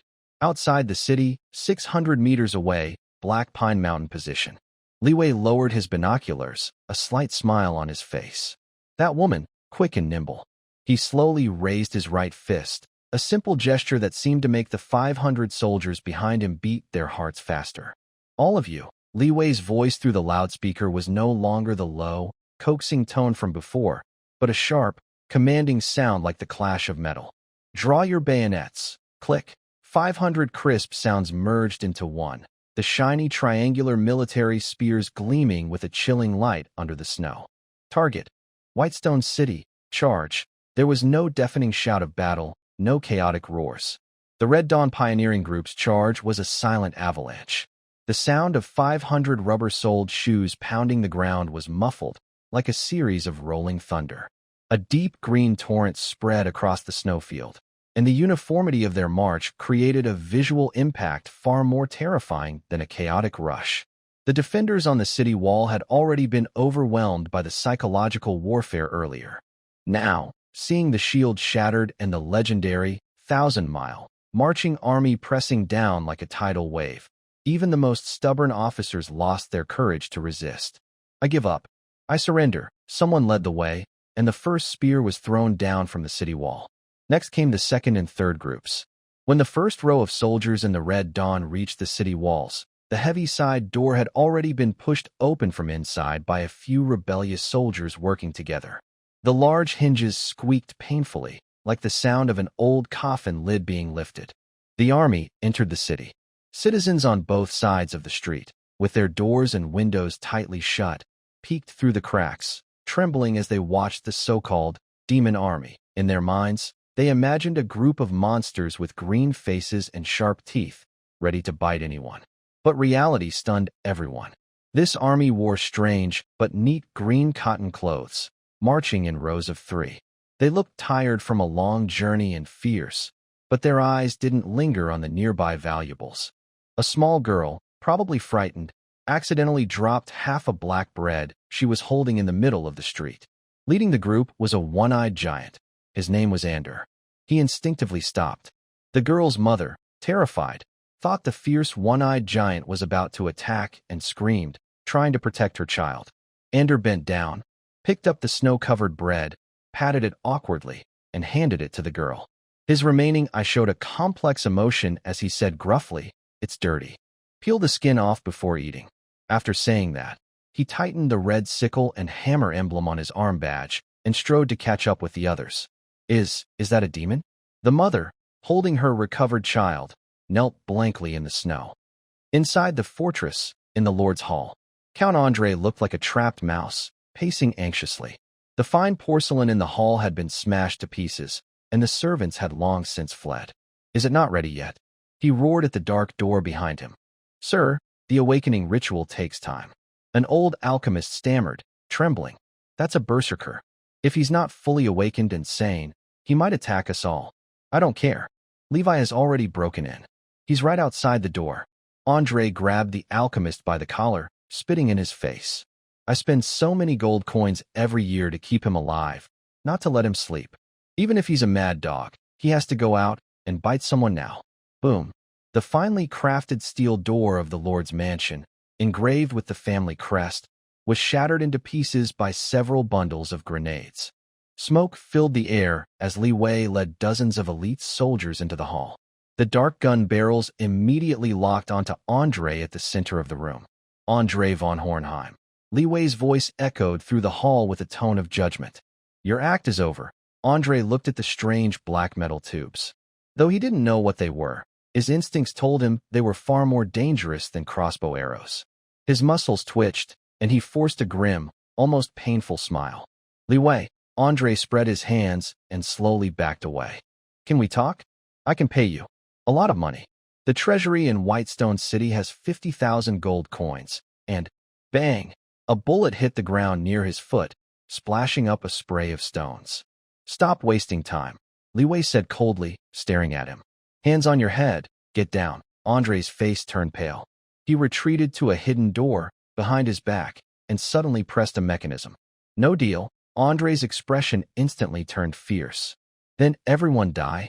Come out, my war machine. Roar. A beastly roar came from deep inside the hidden door, causing the chandelier in the hall to shake. The sound was filled with endless brutality and murderous intent, like a beast from the abyss. The ground began to tremble. Thud, thud, thud. Heavy footsteps sounded like war drums. In the next moment, the hidden door was smashed open with a great force. Flying wood chips revealed a towering figure nearly 2.5 meters tall. It was a barbarian. He was bare-chested, with strange totems carved into his bronze skin. His muscles were as solid as granite, each one bursting with explosive power. His eyes were a swirling, blood-red color, with no pupils, only pure desire to kill. The most terrifying part was the dark red aura flowing around him, an advanced warrior's battle aura cloth, a 6th-rank berserker. In this frontier province, where the highest combat rank was generally 3 or 4, what did 6th rank mean? It meant a one-man army. It meant a walking natural disaster. Open fire. Li Wei's pupils shrank as he immediately gave the order. Da-da-da-da-da. Multiple Type 56 semi-automatic rifles fired simultaneously. The dense gunfire poured like a metal storm onto the giant. However, a despairing scene unfolded. The special bullets, powerful enough to pierce a 5th-rank warrior's energy armor, hit the dark red energy armor on the giant. Instead of penetrating, they bounced off like hitting steel, making a ringing sound and only causing faint ripples. Ha! Andre hid behind the giant, laughing wildly. Fools. That's the energy shield of a 6th-rank expert. How can a mortal weapon hurt him? The barbarian was pushed back slightly by the impact of the bullets, but this only made him angrier. He let out a low growl, and the granite floor beneath him shattered loudly. He transformed into a red shadow and quickly rushed toward 2 soldiers at the front. These soldiers were among the first veterans, quick to react. They immediately raised their explosive-proof shields, made from high-strength polycarbonate material transmitted from Earth, said to withstand even 2nd-rank magic. Die! The barbarian roared, swinging a huge axe that sounded like tearing through the air. The explosive-proof shield, strong enough to withstand a wild boar charge, was fragile against the giant axe wrapped in energy. The force also knocked the soldier behind the shield flying, smashing him against the wall. His fate was uncertain. Third brother, a comrade nearby, was furious and aimed his gun to shoot. But the barbarian was too fast, far beyond what his size should allow. Using the momentum from swinging his axe, he suddenly slapped another soldier in the chest with his backhand. The tactical vest on the soldier's chest caved in instantly, and he was thrown back more than 10 meters, as if hit by a truck. Just one glance. 2 well-equipped elite soldiers of the Red Dawn were seriously injured or unconscious. This is the foundation of a high martial world. The root cause of the strict hierarchy, violence, can be monopolized by individuals. The air in the hall seemed to freeze. For the first time, the soldiers' eyes showed doubt. They weren't afraid of death, but could humans really defeat monsters that even guns and shields couldn't stop? Did you see that? Andre peeked out from behind the giant's massive body, a look of revenge on his face. This is the power of the nobility. You simple-minded fools, thinking you can change the world with just a few sticks of firewood? Dream on. The barbarian gasped heavily, and his blood-red eyes turned toward Li Wei. His instincts told him this man was the leader. He slowly raised his large blood-stained axe. Dark red energy began to gather on the blade, and the air around them twisted from the high heat. Everyone could see that his next strike would be unstoppable. Li Wei looked at this seemingly invincible monster with a calm face. He didn't step back or even show any change in his expression. He pressed the communicator near his ear, his voice cold and frightening, as if his soldiers hadn't just been knocked away. Don't worry about Andre. He's a lost cause. Li Wei lifted his head and stared directly into the barbarian's blood-red eyes. Everyone, spread out and keep your distance. Follow Plan C. Lure him away. Catherine, is that big guy ready? Catherine's voice came through the headset, slightly panting but very excited. Commander, I've been eager for this moment. A small smile appeared on Li Wei's face, the kind that made the Earth's lab researchers feel a chill down their spines. Then let's see him dance. The air in the hall seemed to turn into glue, thick and suffocating. Boom. Without any fancy moves, the barbarian simply lunged forward with a powerful kick. The marble tiles of the Griffin dynasty, over 300 years old, shattered into dust. It was too fast. This wasn't human speed. It was more like a red missile flying close to the ground. Just moments ago, he was over 10 meters away, and in the blink of an eye, his bloody, foul-smelling axe was already hanging above Li Wei's head. Everyone, scatter! Li Wei's shout blasted through the headset, but his body's reaction was still too slow for a sixth-tier expert's burst of power. The three soldiers at the front instinctively tried to retreat, but an invisible force like a giant hand pressed them down, holding them in place. In that instant, they clearly saw the barbarian's eyes filled with mockery, as if he was watching a lamb about to be slaughtered. Pop! The explosion-proof shield and the arm holding it flew into the air. Blood sprayed like a fountain across the hall. The soldier didn't even feel pain, just stared blankly at his empty right shoulder until 2 seconds later, a heart-wrenching scream burst from his throat. Medic! Tourniquet! Forget me! Shoot! Kill that dog! Bang! Bang! Bang! Bang! Bang! The angry flames swallowed the barbarian. The Type 56 semi-automatic rifle's power at such close range was enough to pierce a light armored vehicle. However, a hopeless scene repeated itself. The dark red energy cloth armor looked like a bug growing on Newton's coffin lid. The bullets hit it, only causing ripples of red waves, then slid off like scrap metal drained of energy, powerless. One stray bullet was deflected by the energy shield, grazing past Li Wei's ear and creating a deep hole in the pillar behind him. Ha! Useless! Useless! Andre cowered behind the railing on the second floor of the inner fortress. His face, once full of fear, twisted in excitement, trembling all over. This is Garrosh, the nightmare of the northern frozen lands. Even in the royal capital, he's a monster that makes the great knights headache. You common folk, what can you do against him? He clutched the railing tightly, his knuckles turning white, as if shouting back all the humiliation he had just suffered. Li Wei, do you see? This is class. This is the chasm. In front of absolute power, your tricks are just jokes. Li Wei ignored the barking upstairs. His face was calm as water, his mind like a high-speed supercomputer, quickly analyzing the data before him. He was not invincible. That round of concentrated fire had slightly dimmed the barbarian's energy glow for just a fraction of a second. Though barely noticeable, it was clear through the high-powered scope. The law of conservation applies everywhere. As long as there is energy, it will be consumed. Andre led one team left, another right. Don't stand in a straight line so he can pick you off. Li Wei calmly pulled the bolt, his voice steady without a tremor. Everyone listen up. This isn't a defensive battle. It's a hunt. Treat him like a bear, a glowing bear. Roar! Garrosh was clearly angered by this tickling attack.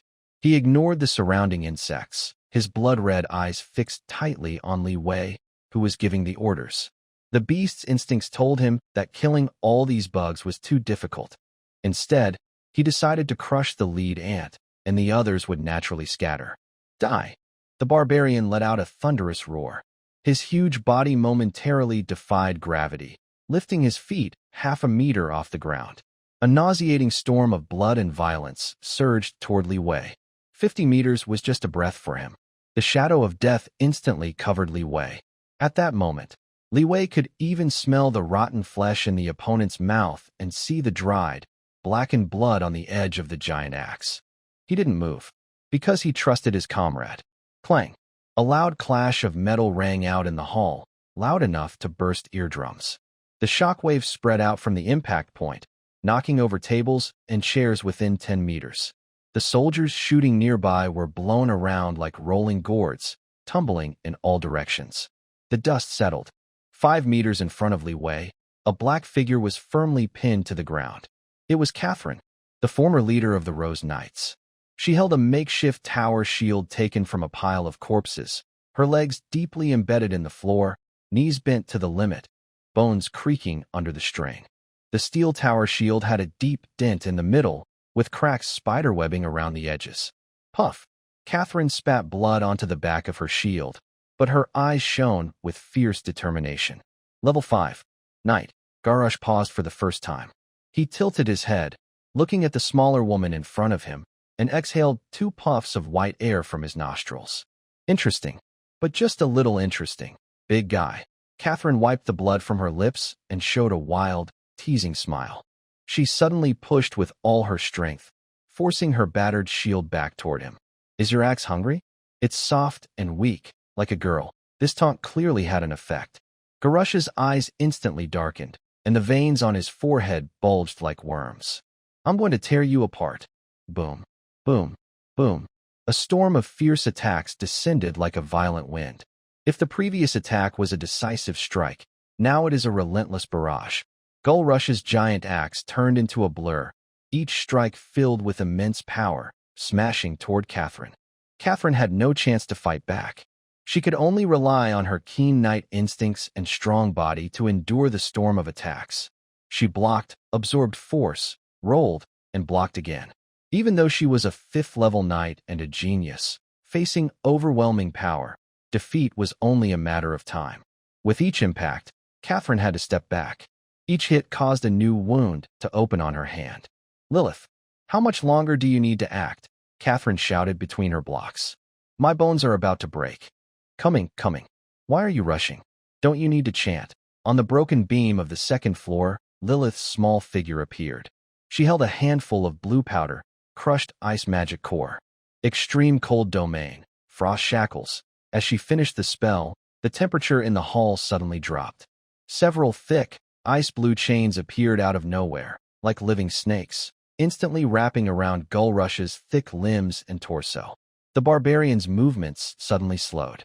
That brief delay gave Catherine a chance to breathe. She rolled away clumsily, narrowly avoiding the axe that could have cut her in half. Trickery! Garrosh roared angrily, his fighting spirit surging like a volcano erupting. The magical ice chains, as hard as steel, shattered in less than a second under his terrifying strength, turning into countless ice crystals. Wow, that actually works? Lilith almost fell from the beam in shock. This big guy has such high resistance. Although it was only a second. For Li Wei, that second felt like forever. Everyone pay attention.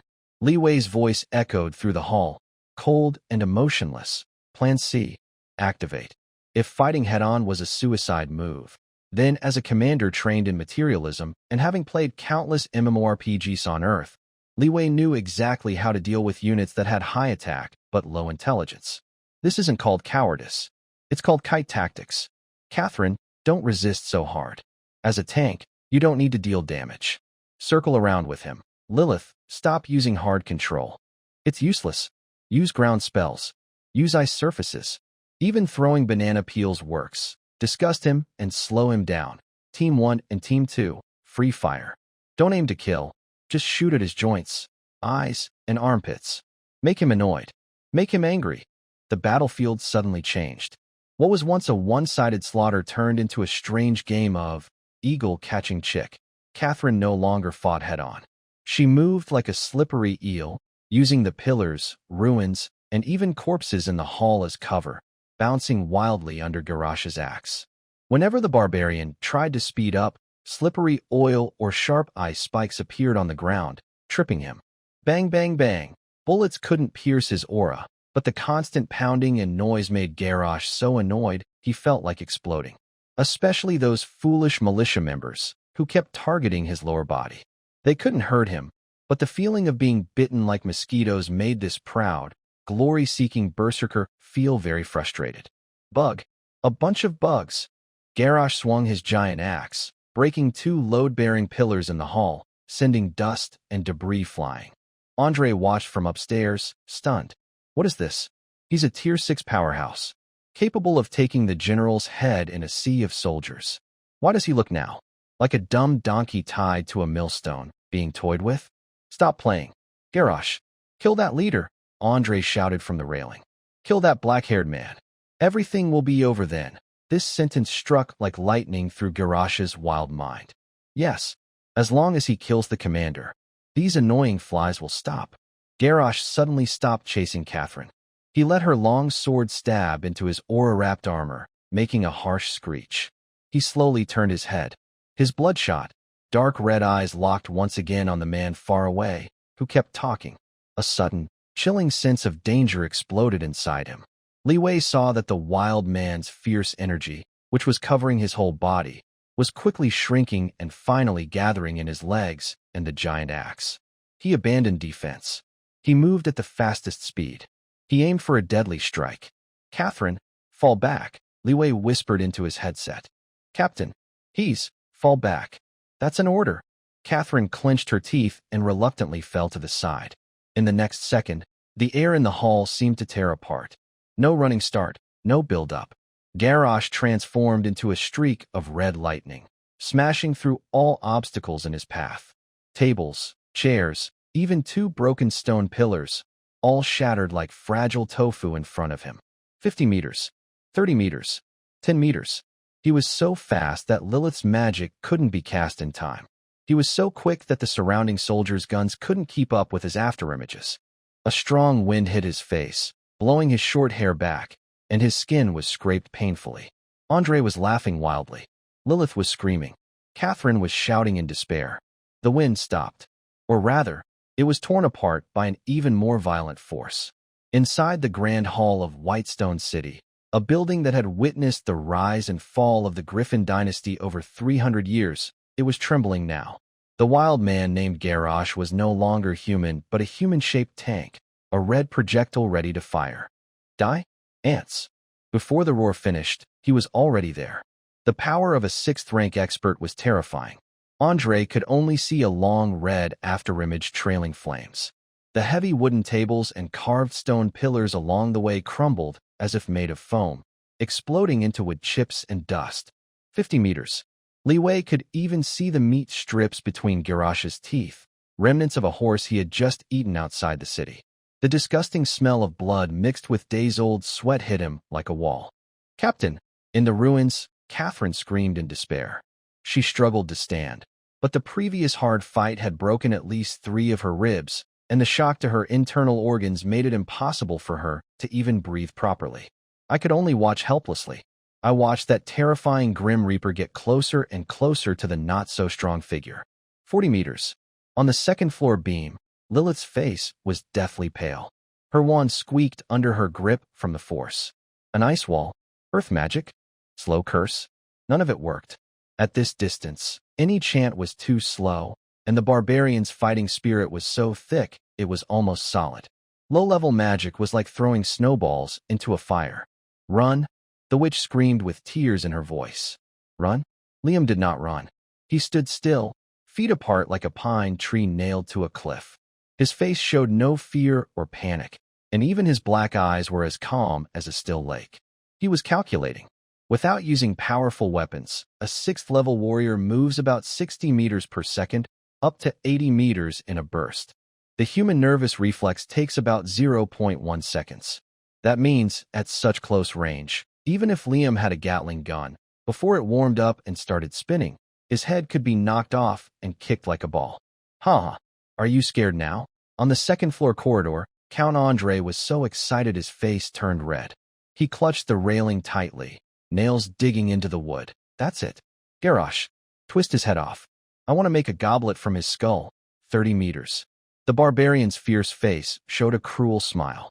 He loved this look, those eyes wide with fear, giving up resistance. He raised his giant axe high, pouring all his fighting spirit into it. The blade vibrated with a piercing scream. Even a dragon, he believed, could be shattered with this axe. At this moment, time seemed to stretch infinitely.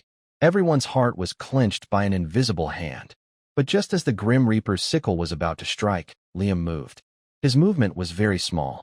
He didn't turn to run, nor did he draw his semi-automatic rifle from his waist. With a steady, discreet motion, he pulled out an unremarkable black cylindrical object from his coat. This object looks like a slightly thicker flashlight, with no magical energy fluctuations at all. What's that? Andre was surprised. Is this poor guy going to hit someone with a metal pipe? 20 meters. Garush also saw the strange metal pipe, but he didn't care. At this distance, not to mention a metal pipe, even the magic cannon of the Mage Tower wouldn't have time to charge. Destroy it. The barbarian roared, stomping his feet the ground, leaping into the air, ready to finish the attack with gravity. Livy looked up. From his headphones, Professor Bai's calm voice came. Target locked. Distance corrected.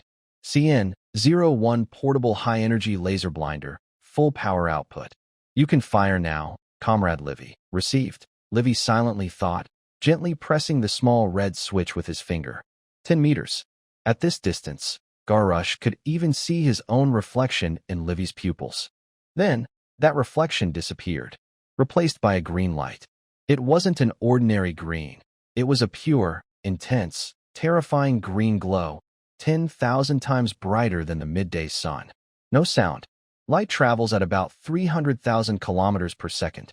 In this universe, nothing can move faster than light. Garush's proud speed was slow compared to light, like a fly trapped in amber. ZZZ, a very faint sound of air ionization. A high-power laser beam, only as thick as a thumb, ignored distance, air resistance, and even the red battle aura cloth that could deflect bullets and resist magic. Battle aura can defend against physical impacts and counter magic elements, but it can't block light. Even a 6th-level expert's retina, made of proteins and nerve cells, couldn't withstand it. That green light shot precisely, ruthlessly, and mercilessly straight into Garush's eyes, which were as big as copper bells. 0.01 seconds. The retina instantly carbonized. The visual nerves transmitted a signal to the brain in that moment. Not what I saw, but collapse. The originally mighty roar instantly turned into a piercing scream. This pain directly affects the nervous system, far more terrifying than losing a hand or foot. Gaurus, who was midair, suddenly lost all sense of balance. For a warrior, sight is everything, coordinates and focus. Falling into complete darkness, his carefully prepared attack instantly collapsed. His giant axe, which should have struck Levi's head precisely, missed. Boom. The axe scraped past Levi's body and heavily struck 3 meters to his side. The hard marble floor shattered like a cookie hit with a hammer, with fragments flying everywhere. Meanwhile, Gaurus himself looked like a runaway drone crashing out of control, rolling past Levi with great force. My eyes! My eyes! The proud 6th-level expert was now on the ground, desperately clutching his eyes and rolling around. His solid armor-like aura of energy, because of his pain and panic, turned into a boiling mess, flickering and darting chaotically. The entire scene fell silent. Count Andre's wild laughter suddenly stopped, as if someone had choked him. His mouth was wide open, eyes bulging, unable to understand what was happening. No magic? No martial skills? That black metal tube flickered once, and the nightmare of the northern frozen land fell? What kind of sorcery is this? Andre shouted, trembling. This is a curse. A devil's curse. Not only him, but Catherine and Lilith were also stunned. They had imagined countless ways Levi might respond, perhaps even transforming into a dragon, but this just flickered once. Levi ignored the surrounding gazes. He remained standing, gently brushing dust off his shoulders from the shockwave. He looked at the barbarian rolling on the ground in pain, his expression cold, as if watching malfunctioning data. Even the highest martial arts fear flashes. Levi put away his laser device, pressed his tactical headset, and his voice was quiet but carried a chilling sense of dread.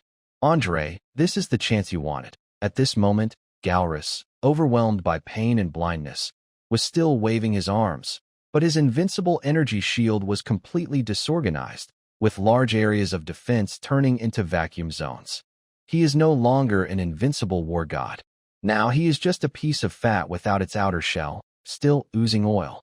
On the other end of the headset, the one-eyed dragon Anders' voice came through, filled with suppressed joy and trembling. In the background, there was the crackling sound of a lighter igniting a fuse. "Commander, I've been waiting for you to say that." Li Wei raised his hand, pointing at the still screaming barbarian, as if the Grim Reaper was delivering the final verdict. Unkind artillery. Fire. A corner of the city wall had collapsed, and dust filled the air. In the ruins created by the explosion of a sixth-level powerful being, the blind barbarian Gromash was still wildly swinging his giant axe. Each strike tore through the air with a sharp cracking sound, but it was chaotic, like a drowning giant trying to cut through the surrounding water. Li Wei pressed the headset and took a step back. At that moment, behind some ruins about 150 meters from the side of the battlefield, a camouflage net was lifted. What was revealed was not a finely inscribed golden cannon barrel or a shining magic device like a mage tower. It was several large gasoline drums. To reinforce them, the drums were wrapped with thick rope and iron wire. The lower half was buried deep in a trench, looking like a broken jar of pickled vegetables from the countryside, full of dirt and crumbling. Ander, the one-eyed dragon, crouched beside the trench. His single eye burned with a fierce heat, even hotter than the midday sun. The cigarette in his mouth had burned down to the filter, burning his lips slightly, but he was unaware. For this moment, he and his team had dug the trench all night. The commander called this Thunderbolt Cannon, but in Anders' view, it should be called the Funeral Director. "Ready," Anders spat out the cigarette, then fiercely waved the small red flag. His voice was hoarse, like sandpaper rubbing against rust. "Fire." Zzz. Several thick fuses were ignited at the same time. The sound of this homemade heavy artillery firing was dull and terrifying, like an ancient beast coughing deeply from the depths of the earth. Boom, boom, boom. The ground trembled violently. The defenders on the city wall felt their feet go numb, and then they saw several strange black shapes shooting out from those big jars. It was a bundle of explosives tightly bound with rope, each weighing 10 kilograms. These were called super-large aerial bombs. They tumbled in the air, not making sharp whistling sounds, but instead emitting deep, breath-like groans, like the sighs of death. Their flight path was not graceful, even crooked, but at 50 meters away, precision wasn't needed. This is called firepower coverage. Although Gulrush was blind, his sixth-level perception was still active.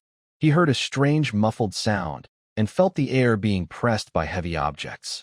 Is it a hidden weapon? Or a catapult? He forced himself to stay calm despite the pain. Catapults are slow, heavy siege weapons. Stones take several seconds to fly, and the impact energy could be resisted with his protective aura. Child's play, Gulrush roared, and his crimson aura surged again. Although he couldn't gather it into a point because of his blindness, he released his aura outward in all directions, forming an absolute defense shield with a radius of 3 meters. This shield could not be pierced even by heavy siege bows. Even if a giant stone weighing 10,000 pounds fell, he was confident he could smash it with a punch, as long as that cursed green light wasn't there. But what fell wasn't a stone. The first explosive bundle detonated about 5 meters above Gulrush's head with a loud boom. That was just the initial blast. Immediately after, as if a chain reaction, 7 or 8 remaining shadows fell one after another, surrounding the area where he was. Rumble. Outside Whitestone City, it was as if a man-made sun had risen. In that moment, all sounds disappeared. The enormous shockwave exceeded what human ears could perceive, turning into pure physical vibration that pounded heavily on everyone's chests. Count Andre stood on the second floor of the inner fortress. He saw the bulletproof glass in front of him shatter instantly, and a wave of heat mixed with the shockwave flung him like a ragdoll, crashing him hard into the wall behind. Cough, cough. What? What is this? He got up covered in blood, looking at the explosion's center with fear. There was no magical energy fluctuation. Not a bit. But the power, the visual effect, was even more terrifying than a forbidden spell. The scene at the explosion's center became a lifelong nightmare for everyone present.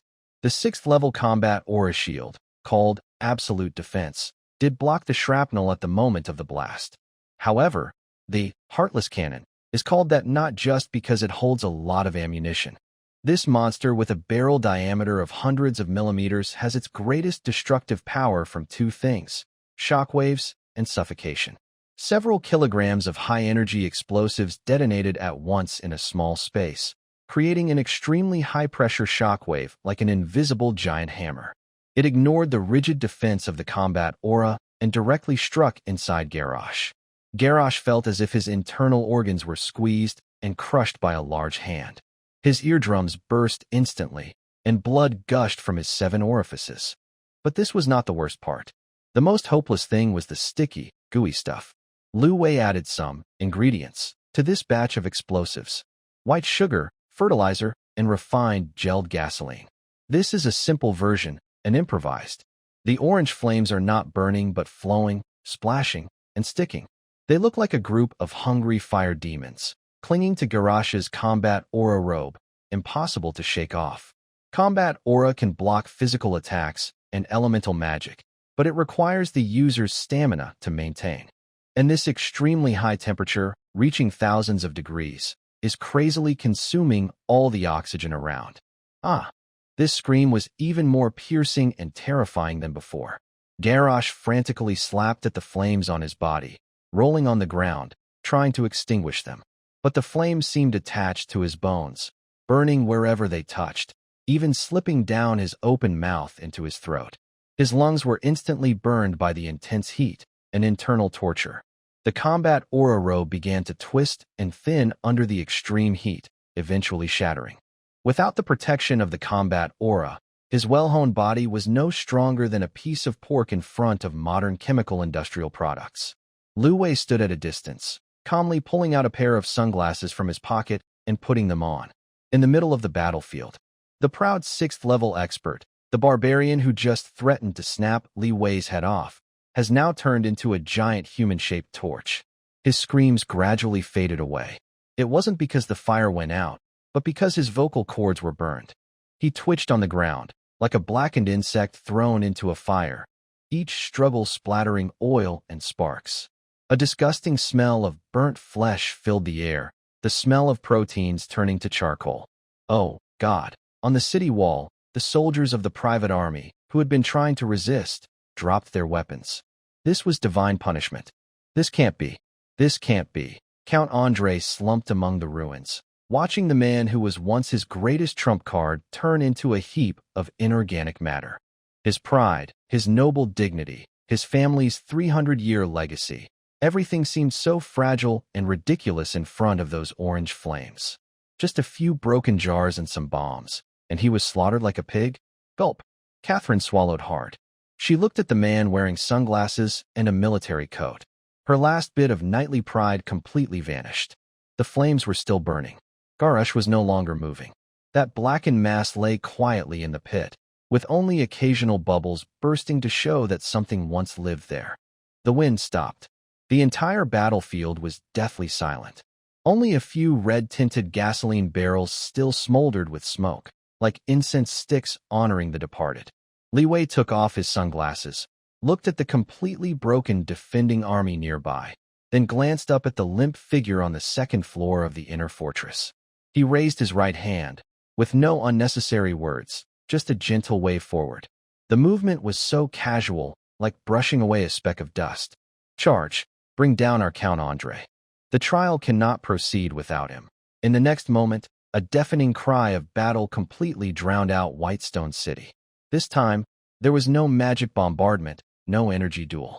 Only a red torrent, trampling over the bones of the old era, rushing forward. The smoke had not yet cleared, and the shouts of battle had already torn apart the last line of defense in Whitestone City. This was not the sound of a regular army charging in formation. There were no neat horns or unified battle cries, only countless throats erupting with decades of suppressed anger.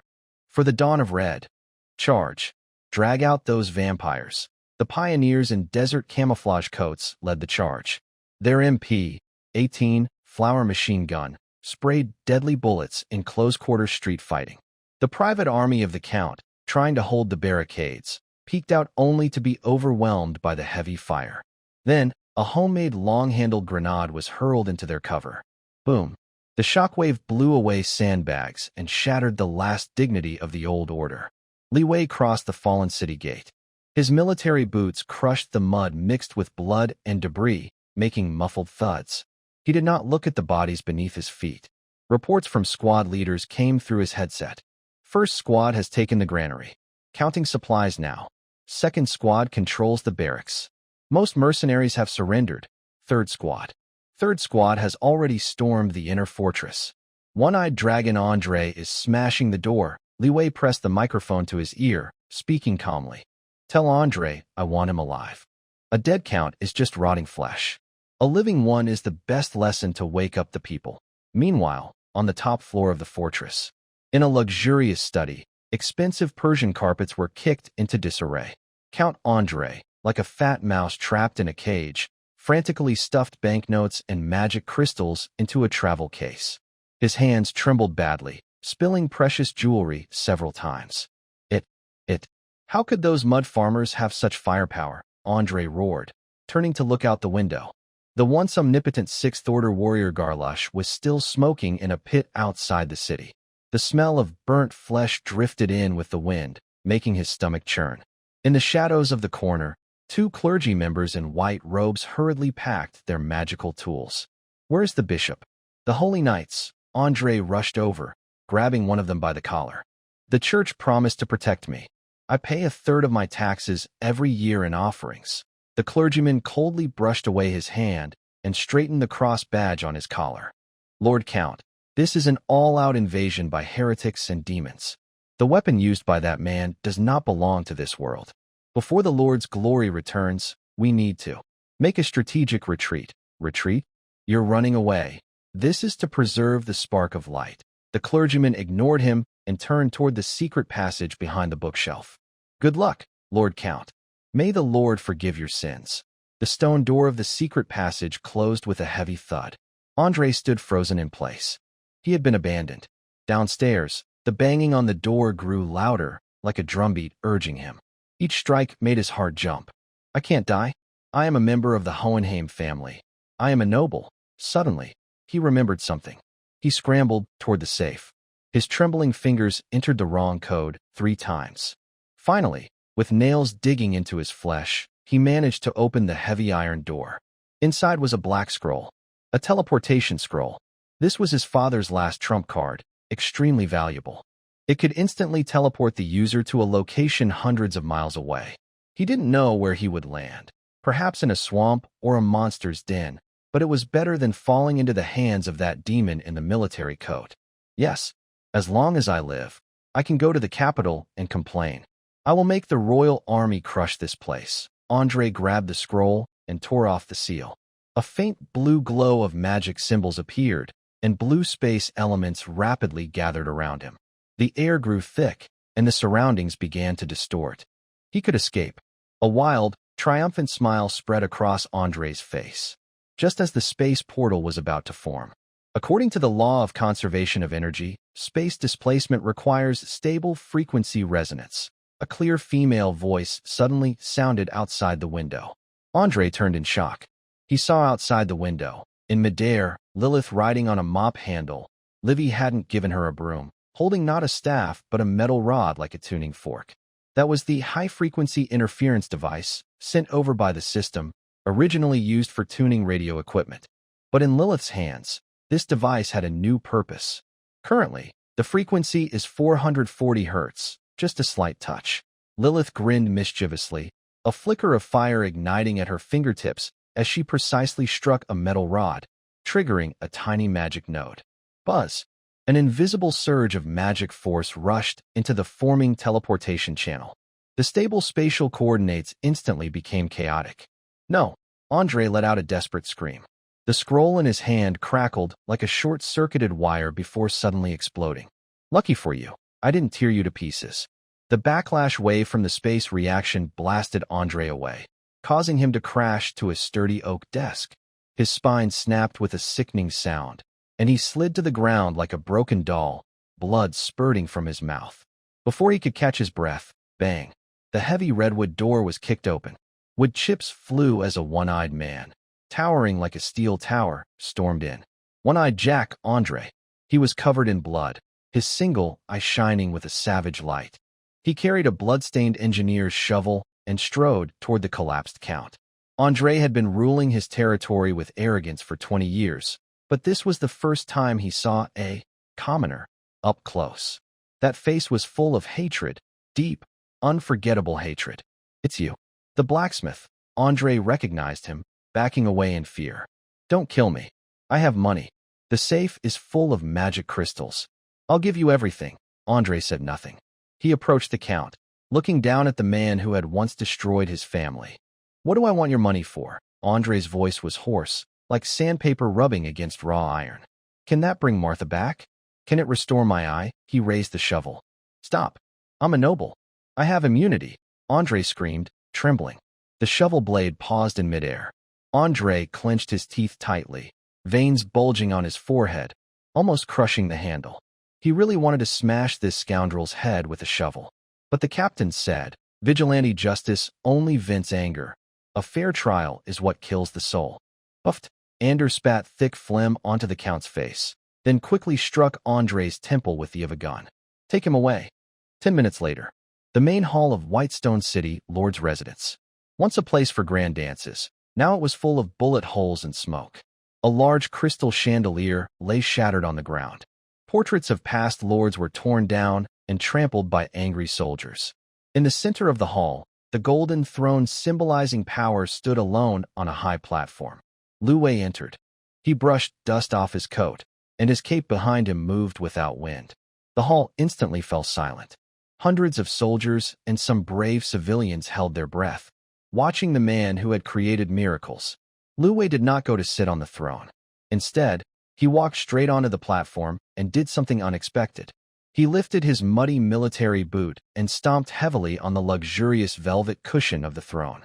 In front of this chair, Count Andre wasn't kneeling. Andre's face was swollen and bloody, his fine silk clothes torn into strips. He struggled to lift his head and looked at the cold-faced man before him. Do you know what you're doing?" Andre spat out a broken tooth, trembling but with a hint of defiance. "You're rebelling. The king's army will tear you apart. The church will burn you at the stake." Lu Wei lowered his head, took off his sunglasses, revealing a pair of frighteningly calm eyes. He didn't answer Andre's question, but looked at the dark crowd in the hall. Among them were farmers who lost their land, slaves who had been whipped, and craftsmen whose families had been torn apart. They were ragged and thin, but now, for the first time, their eyes shone with hope. Lu Wei pulled out a pistol from his waist, casually cocked it, and chambered around. The crisp sound of metal echoed through the hall. "Rebelling?" Lu Wei smiled. He bent down and tapped Andre's face with the hot barrel of the gun. "No, Count. You have misunderstood a concept." Lu Wei stood up straight, turned to face everyone, and spoke softly but clearly through a loudspeaker, so his voice could be heard throughout the castle and even outside in the square. "We are not rebels." He kicked over the golden throne that symbolized feudal power. Bang! The loud crash sounded like a funeral bell. Lu Wei stepped onto the overturned chair and looked down at the trembling old noble, declaring to all, "From today, Whitestone City has no lord. Take him away and lock him in the water prison." Lu Wei waved his hand as if shooing away a fly. "Don't let him die. Meet at the square at noon tomorrow." He paused, a cold smile appearing on his face. "We will hold a meeting. Let's call it the public trial." The crowd erupted into loud cheers. Lilith stood in the corner, watching the man on the high platform. Lu Wei, with his back to the sunlight shining through the broken dome, looked very tall and distant. Lu Wei put away his gun and looked at the setting sun outside the window. The long night is ending. But for the powerful people of this world, the nightmare has only just begun. The noon sun pierced through the clouds fiercely, shining directly on the central square of Whitestone City. This place used to be where the Count inspected the knights, and where common people kneeled in respect. The cracks between the stones were stained with brown marks, probably blood left by some unlucky person years ago. In the middle of the square stood a large guillotine, built 200 years ago by the first count to scare the rebels.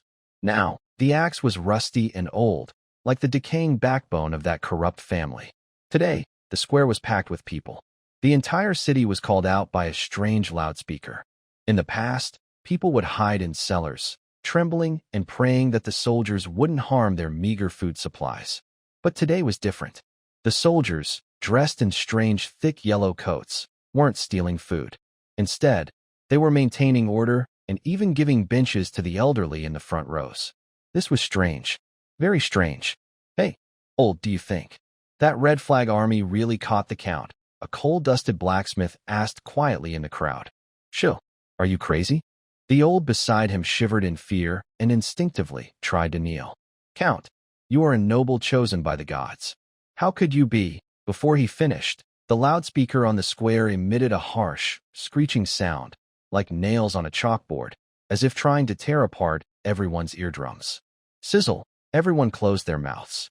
In the deathly silence, only the wind whipping the red flag sounded. Li Wei stood on a wooden platform he had built. He was not wearing the blood-stained coat, but a faded, old shirt, sleeves rolled up neatly to his elbows, revealing strong forearms. No scepter, no crown, no statue of a deity, only a dark, iron lump in his hand, the loudspeaker.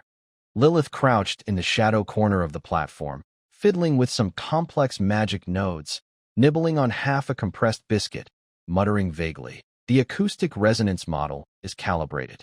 This guy, even without magic, can produce forbidden spell sounds. Bring him up. Li Wei's voice was quiet but powerful through the amplifier Lilith had enhanced, echoing like thunder across the square. A clattering sound of chains dragging on the ground.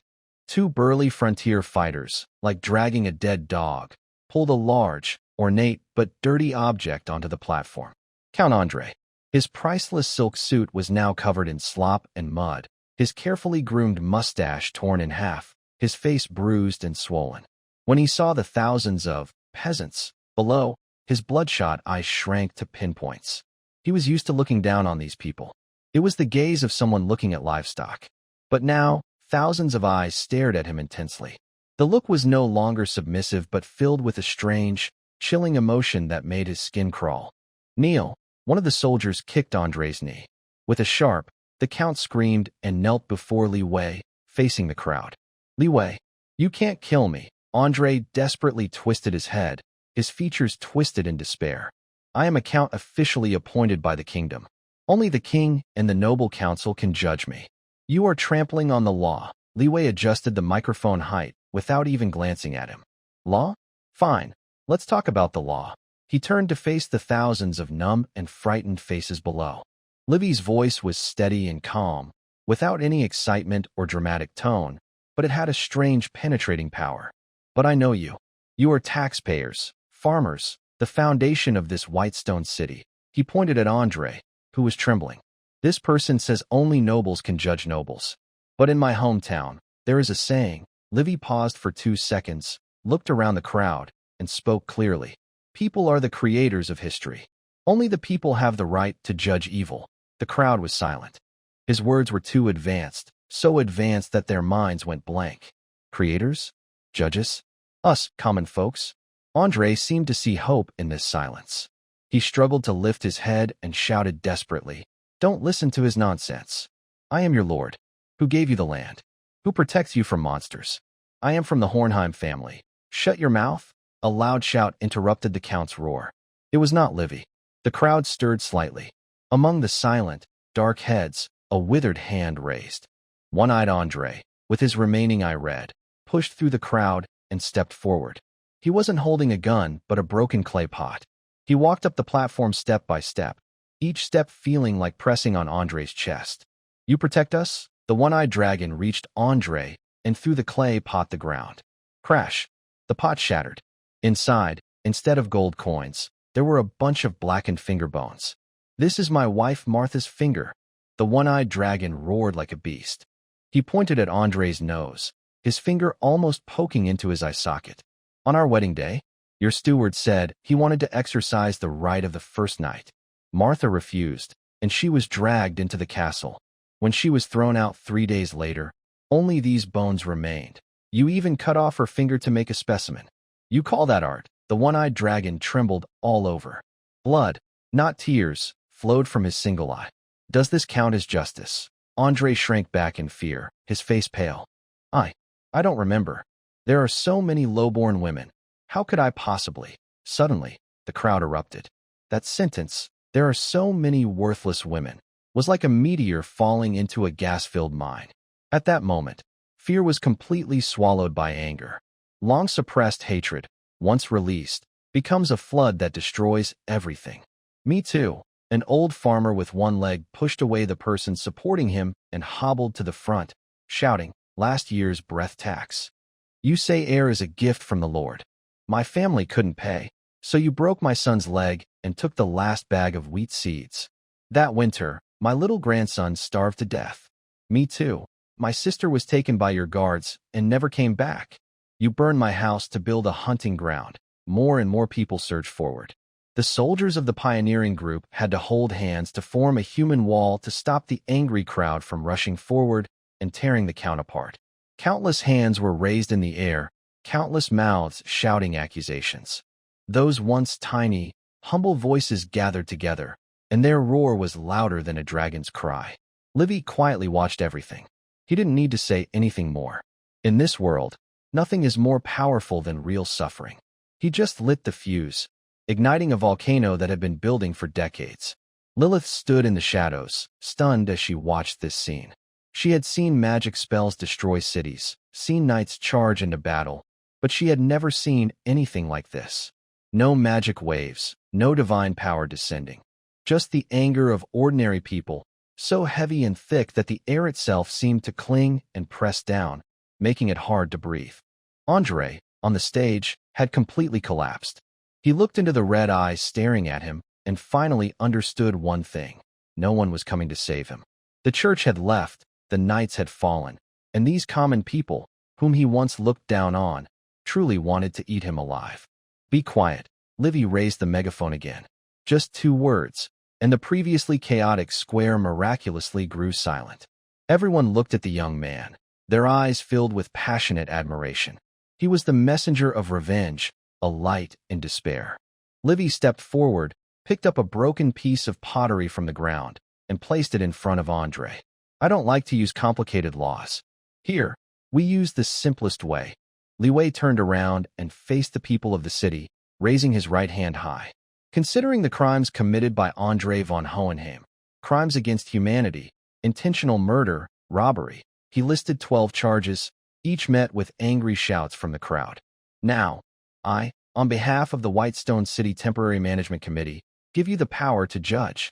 Li Wei took a deep breath, his voice echoing loudly. Raise your hand if you believe he is guilty. Swish. There was no hesitation.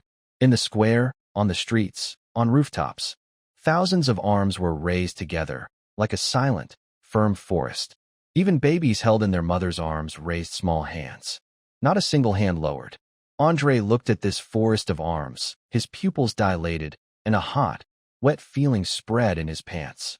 It was as if he saw not hands, but countless swords pointing at his throat. This is the will of the people. Li Wei lowered his hand, his cold gaze fixed on Andre, as if looking at a corpse. Verdict, death penalty, execute immediately. He turned aside, making space behind him. 2 soldiers, unable to hold back any longer, stepped forward confidently. Instead of holding guns to scare, they carried rough but sturdy ropes. They didn't drag the count to the rusty guillotine, but directly to a magic street lamp at the edge of the square. The tall street lamp pole faced the church's cross. No, I am a noble. I am rich. I can atone. I can. Andre's scream stopped abruptly as the rope was placed around his neck, turning into strangled gasps. Li Wei reached into his coat pocket and took out a box of Chinese cigarettes sent from Earth, pinching one between his lips but not lighting it. He looked at the count, who was being hung like a pig, with deep, cold eyes like a frozen well. This was only the first. On this continent, there were thousands and thousands of people like Andre. In the distance, Count Andre's feet finally left the ground, kicking helplessly in the wind. That was the toll of the old era and the prelude to the new. It was a dull thud, similar to an old string snapping, followed by the creak of a wooden support giving way under too much weight. Andre von Hohenheim, the count who had ruled around Whitestone City for 20 years, was now like a dried, salted fish spinning helplessly in midair, 3 meters above the ground. His legs twitched nervously at the last moment, and his priceless lambskin boots clacked together with a loud, awkward sound. There was no cheer, as expected. Thousands of common people looked up in silence, their faces frozen in shock. Their eyes were wide, reflecting the body that was slowly stopping its struggles. It all felt too unreal. To them, the Count was not just a ruler but like a sky over their land. When the sky falls, people don't feel happy.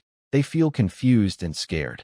Suddenly, the old crippled man, who had just accused his son of breaking his leg, bent down and let out a rough, choking sound from deep in his throat.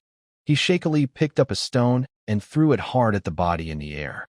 The stone only hit Andre's foot because he didn't throw hard enough. But it was like a signal. He's really dead. Dead for sure. That beast that ate people is dead. The crowd started to stir. Their suppressed sobs turned into loud wails. It was a release. Years of built-up anger and suffering finally burst out as the tall figure above turned into a hanging lantern decoration and the dam broke. This is just the beginning, he whispered to himself, his gaze crossing the crowd to the well-dressed but trembling figures at the edge of the square. They were other young nobles, tax officials, and merchants who usually acted arrogantly. Now, they were surrounded by soldiers like ducks in a row, each face showing extreme fear of death. Looking at the Count swaying in the wind under the streetlight, they finally realized that the man standing on the platform was not a bandit here for money, nor a warlord here for negotiations. He was here to dig graves. Next, Li Wei said softly, flicking ash from his cigarette, his tone calm, as if he were checking a list of poor households. Lily sat beside a speaker, holding a small notebook. She recorded notes and muttered in amazement. This is an incredible social phenomenon. Without using any mind control magic, simply through emotional resonance and group psychology guidance, this group of timid sheep was turned into a pack of wolves eager to hunt others. Hey, Levi, is this what you call awakening? No, this is just instinct. Levi glanced at her and said, when a person realizes that the god standing on their head is made of flesh and that it can and die, then that god is no longer a god. He turned around and spoke into the loudspeaker, bringing the tax officer, Barton. A fat middle-aged man, as big as a pig, was dragged forward. The trial continued. But this time, Levi did not host it himself. He handed the authority over to the one-eyed dragon, Andy, and a few other deeply resentful representatives. He needed to build not personal worship, but a process, a system. Although it was still rough now, full of primitive violence, it had to be a people's trial, not Levi's private punishment. In a corner of the square, Catherine stood quietly. She was not wearing the noble rose knight armor anymore, but a plain long coat. The cold wind blew her blonde hair into disarray, some strands sticking to her cheeks, looking a bit tragic. She looked at her own uncle. Though their relationship was not good, he was still a blood relative, hanging there like a dead dog. 2 days ago, she might have drawn her sword and fought to die for her family's honor. But now, she only felt as if her chest was blocked by a heavy lead weight. Especially when she saw the old man with a broken leg, crying bitterly while holding his grandson's belongings. When she saw the common people kneeling and kissing the dirt in gratitude for this delayed justice. Her proud knightly oath was shattered. Honor, Catherine whispered hoarsely, protecting the weak. Is this the result of our Hohenheim family's protection? Her trembling hand reached for her collar. There, pinned to her chest, was a delicate badge, a pair of crossed swords, and a blooming rose. It was her family crest, a pride she had worn for 20 years. She pressed her fingers hard, her knuckles turning white from the force. Snip! The expensive fabric was torn, and she tore the badge off.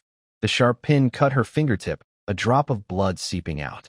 But she seemed not to feel the pain, just stared at the badge for a few seconds, then released her grip. Ding dong! The badge fell into the cracks of the muddy, blood-stained stone slab and instantly lost its shine. Catherine looked up at the man on the high platform. Levi stood with his hands behind his back, under the fluttering red flag, tall and straight like a pine tree. She took a deep breath, pressed her legs together, and slowly raised her right hand. This was not a knight's salute from the chest, but the military salute her teacher had taught her, though she was still not very skilled and a bit stiff. This was a farewell to the decayed past, and to the noble lady named Catherine von Hohenheim. 2 kilometers outside Whitestone City, on the top of a hidden clock tower, a man in a gray cloak was leaning at a window, holding a magic scroll called Eagle Eye Technique that emitted a faint glow. Even from so far away, he could clearly see everything happening in the square. He was a scout from the church's Inquisition, codenamed Gray Falcon. Since Levi entered the city, he had been hiding here. His task was to reassess the threat level of this new cult leader. At first, he thought it was just another riot of refugees or a fallen mage's crazy experiment. But now, Gray Falcon's hand was trembling. His quill drew twisted ink marks on the parchment, and he could hardly hold the pen steady. It was terrifying, not because of killing. As someone used to witnessing heresy trials and burning at the stake, death was just a number to him. What scared him was the atmosphere. That kind of power that could turn thousands of lowly, powerless insects into a united force to judge and execute noble bloodlines. Target person. Extremely dangerous. Gray Falcon clenched his teeth, forcing himself to stay calm, and quickly wrote on the parchment, reporting to Cardinal Bishop. The target, Levi, is not a traditional heretic worshipper. He does not rely on sacrifices or rule through fear. Instead, he spreads a more terrifying idea than a plague. He has torn apart the sacred contract of sovereignty. Through an evil ritual called public trial, he has stripped nobles of their sanctity. He makes commoners believe they have the right to decide the fate of their lords. Count André has been hanged. This is a blatant challenge to order. Writing here, the Gray Falcon paused briefly. Through eagle-eye vision, he looked again at the man standing on the high platform smoking. The man seemed to sense something and suddenly turned his head. His gaze, as if piercing 2 kilometers, directly fixed on the clock tower. The Gray Falcon's heart nearly stopped in fear, and he quickly pulled back his head. Was it an illusion? No, it was definitely not. That look, while not murderous, had a coldness that made his soul tremble, like looking at inanimate objects. It was as if the entire old world in his eyes was already a corpse. He took a deep breath and, at the end of the letter, wrote his final judgment with bold strokes. He is not after treasure or land. He is a disruptor of order, the ender of civilization. Recommend immediate deployment of the main forces of the Holy Knights to eliminate him. Danger level, catastrophic. Code name, Red Demon King. The Gray Falcon quickly rolled up the parchment and stuffed it into the belly of an alchemy messenger pigeon. With a mechanical humming sound, the bird spread its wings and soared into the sky, rushing toward the church headquarters. Watching the pigeon disappear into the horizon, the Gray Falcon finally collapsed to the ground, realizing his back was soaked with cold sweat. On the square, the trial was still ongoing. The sun was gradually setting, and the street lamps could no longer hang on their poles, so they had to use a few crooked trees nearby. A dozen corpses, once powerful in Whitestone City, now swayed like dried meat in the wind. Is it bloody? Yes, very bloody. But it was necessary. Lu Wei threw away his cigarette and stomped it out with his toe. As the great man said, revolution is not a dinner party, not a literary activity, not embroidery or painting. It cannot be so elegant, so calm, so refined, so gentle and modest. It is a riot, a violent act where one class overthrows another. Captain, the one-eyed dragon, Andam, came over covered in blood. His single eye shone with a light never seen before. That was the light of dignity being reclaimed as a human. He held a thick stack of sheepskin scrolls, looking a bit overwhelmed. These were taken from the Count's castle and those merchant houses. The one-eyed dragon's voice trembled. Deeds, contracts, high-interest loan notes, and gold coins. Too many to count, brothers. Li Wei looked at the pile of contracts worth enough to buy half a kingdom, but did not reach out to take them. He watched the people below, who, although they had avenged themselves, still looked uncertain about the future. Killing the Count had ended their hatred. But that was just a moment of relief. What about tomorrow? The day after? Do they still need to eat? Do they still need to pay rent? The land still belonged to the nobles, and their lives were still controlled by the landlords. Has anything really changed? A slight smile appeared on Li Wei's face. "Ander," he pointed to the contracts, his voice quiet but amplified through a speaker, "bring all these things to the center of the square." Huh. The one-eyed dragon was stunned. "Captain, what are we doing? Storing them away? Storing them?" Li Wei shook his head and took out a box of windproof matches from his coat pocket. A gift from Earth. Snick. A small flame flickered in the wind. Li Wei looked at the flame softly and said, "Tonight is too cold. Light a fire to warm everyone up." At that moment, Lily saw as if the man was holding not a match, but a nuclear bomb ready to explode across the strange world. The wind stopped. The Count's body still swayed gently in the breeze, his dead fish eyes staring at the ground, as if questioning why this land no longer obeyed. Thousands of people in the square remained frozen, either with their hands raised or stiffly standing still. The fervor faded, and a deep chill began to creep up their spines. "We killed the Count," an old farmer in the front trembled, his lips trembling. His resolve when raising his hand just moments ago was gone, replaced by weakness. "The kingdom's army will come. The church will come. They will burn the city." Fear spread like a plague among the crowd. Killing a noble was a serious crime, punishable by exile or worse. What was impulsive just now was now reality. Many looked at Li Wei on the high platform with fear. If he ran now, everyone in the city would be doomed. Li Wei did not run. He didn't even take the stainless steel thermos from Earth with him. He just stood at the edge of the platform, waving to Ander, the one-eyed dragon, behind him. "Bring the stuff up." Heavy, muffled sounds followed. A dozen or so pioneer fighters, 2 people per group, carried 7 or 8 heavy black oak chests up to the platform. The edges of the chests were wrapped with iron sheets, which held the most treasured possessions of the Hornheim family, more valuable than gold coins in a vault. "What's inside?" "Count's treasure?" Someone in the crowd stretched out their neck, curiosity and greed momentarily overcoming fear. "That is your fate." Li Wei walked over and kicked over the frontmost chest. Clatter.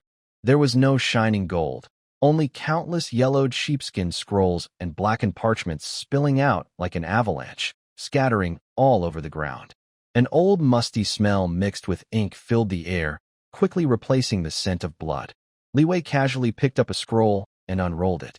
His calm voice came through the loudspeaker again, but it hit everyone like a heavy hammer. "Har Village, Old John's family, borrowed 2 bags of wheat seeds, with compound interest. They must return 800 gene of wheat and serve 30 years of labor. If they cannot pay, his daughter will be pawned to the castle as a servant." From the crowd, an old man with white hair suddenly covered his mouth, tears streaming down his face. That was his father's signature, and it had been a heavy burden on him for 50 years. Li Wei threw the scroll at his feet and picked up another. "Blackstone City Blacksmith, Peter. Fined 10 gold coins for making a cast iron pot without permission. Unable to pay? Sign a contract of servitude. The whole family will serve the Lord for generations, making weapons, and cannot leave the city even a step." The coal-dusted blacksmith trembled, staring hard at the paper, nails digging deep into his flesh. Li Wei's voice grew faster and colder. "South of the city, Widow Li rents 3 acres of wasteland by the river. She must give 70% of the harvest to the Lord. Hunter Dashin accidentally entered royal forest. His left hand will be cut off, and he will serve 10 years of hard labor." Each piece of paper was a blood-stained chain. Each line of words was a debt that these commoners would never finish repaying in their lifetime. Lily, crouching in the corner, looked at the scattered sheepskin scrolls with a furrowed brow. As a mage, she instinctively felt that these contracts held some kind of magic. In the magical world, the spirit of contracts is the foundation of order, and breaking a contract would invoke the law's backlash. What is he trying to do? Lilith bit into half a compressed biscuit and mumbled unclearly. "All these contracts are registered at the town hall. Even if we kill the Count, the debt is still legal. The kingdom's court will." Click. A clear sound of a lighter interrupted her thoughts. Libby's windproof lighter sparked a small blue flame. In the bright midday sun, the flame seemed insignificant, almost tiny. But he didn't hesitate. He loosened his wrist. The burning lighter traced a curve and fell onto the pile of sheepskin papers. Whoosh! The dry sheepskin caught fire instantly, and flames shot up a meter high. "No!" Someone in the crowd screamed in fear. It was a deep-seated instinct that made them think burning the contracts was worse than killing. Those were debts for a lifetime. Would burning them bring divine punishment? Everyone, watch carefully, Livy shouted loudly, his voice louder than the crackling fire. He pointed at the blazing fire. The hem of his coat fluttered in the heat, and he seemed to stand at the edge of the human world. This fire burns your debts. From today on, Whitestone City will no longer recognize any high-interest loans against civilians. No more sale of personal contracts. No more so-called personal dependencies. The flames grew stronger, and the red light reflected on Livy's young but firm face. And Livy suddenly turned around, pulled out a brand-new document from his coat. It had no complicated magic symbols, only bold words written in the common language of this world. He took a deep breath, gathering all his strength, and shouted the truth that had changed the world on Earth for thousands of years to the people kneeling in the dirt. I, on behalf of the Temporary Management Committee of Whitestone City, hereby announce the Land Law Article 1. All farmland, forest land, and wasteland under Whitestone City's jurisdiction are now state property, and then distributed by head count. Farmers, own your land. Boom. If killing the count earlier was like setting off a bomb, then this statement was like detonating a nuclear missile. The entire square fell into dead silence. This silence was even deeper and longer than before. People even forgot how to breathe, and their minds completely stopped working. Give us. No need for rent? No need to pay 70% taxes? Is the land ours? I don't believe it. Suddenly, a seemingly crazy beggar rushed out. Ignoring the soldiers' attempts to stop him, he wildly ran toward the fire, trying to save the papers that hadn't burned yet. Fraud. All fraud. How could the noble lord share the land? This must be a trap. I want to find the contract. I want to find it. One-eyed Ander grabbed the beggar by the collar and threw him hard to the ground. Look carefully. Ander pointed at the figure on the high platform, wrapped in flames, tears shining in his single eye. That man dared to kill a count. Does he need to deceive you? A poor nobody? The beggar froze. Yes. The count was hanged on a street lamp. Has the world really changed today? Wow. Someone first cried out. Then, loud wails filled the air. Thousands of noblemen and oppressed women, like children who had been wronged, knelt on the ground and wildly pounded the earth. This wasn't sadness. It was the dizziness and pain of hope, suppressed for generations, suddenly crashing down and overwhelming them.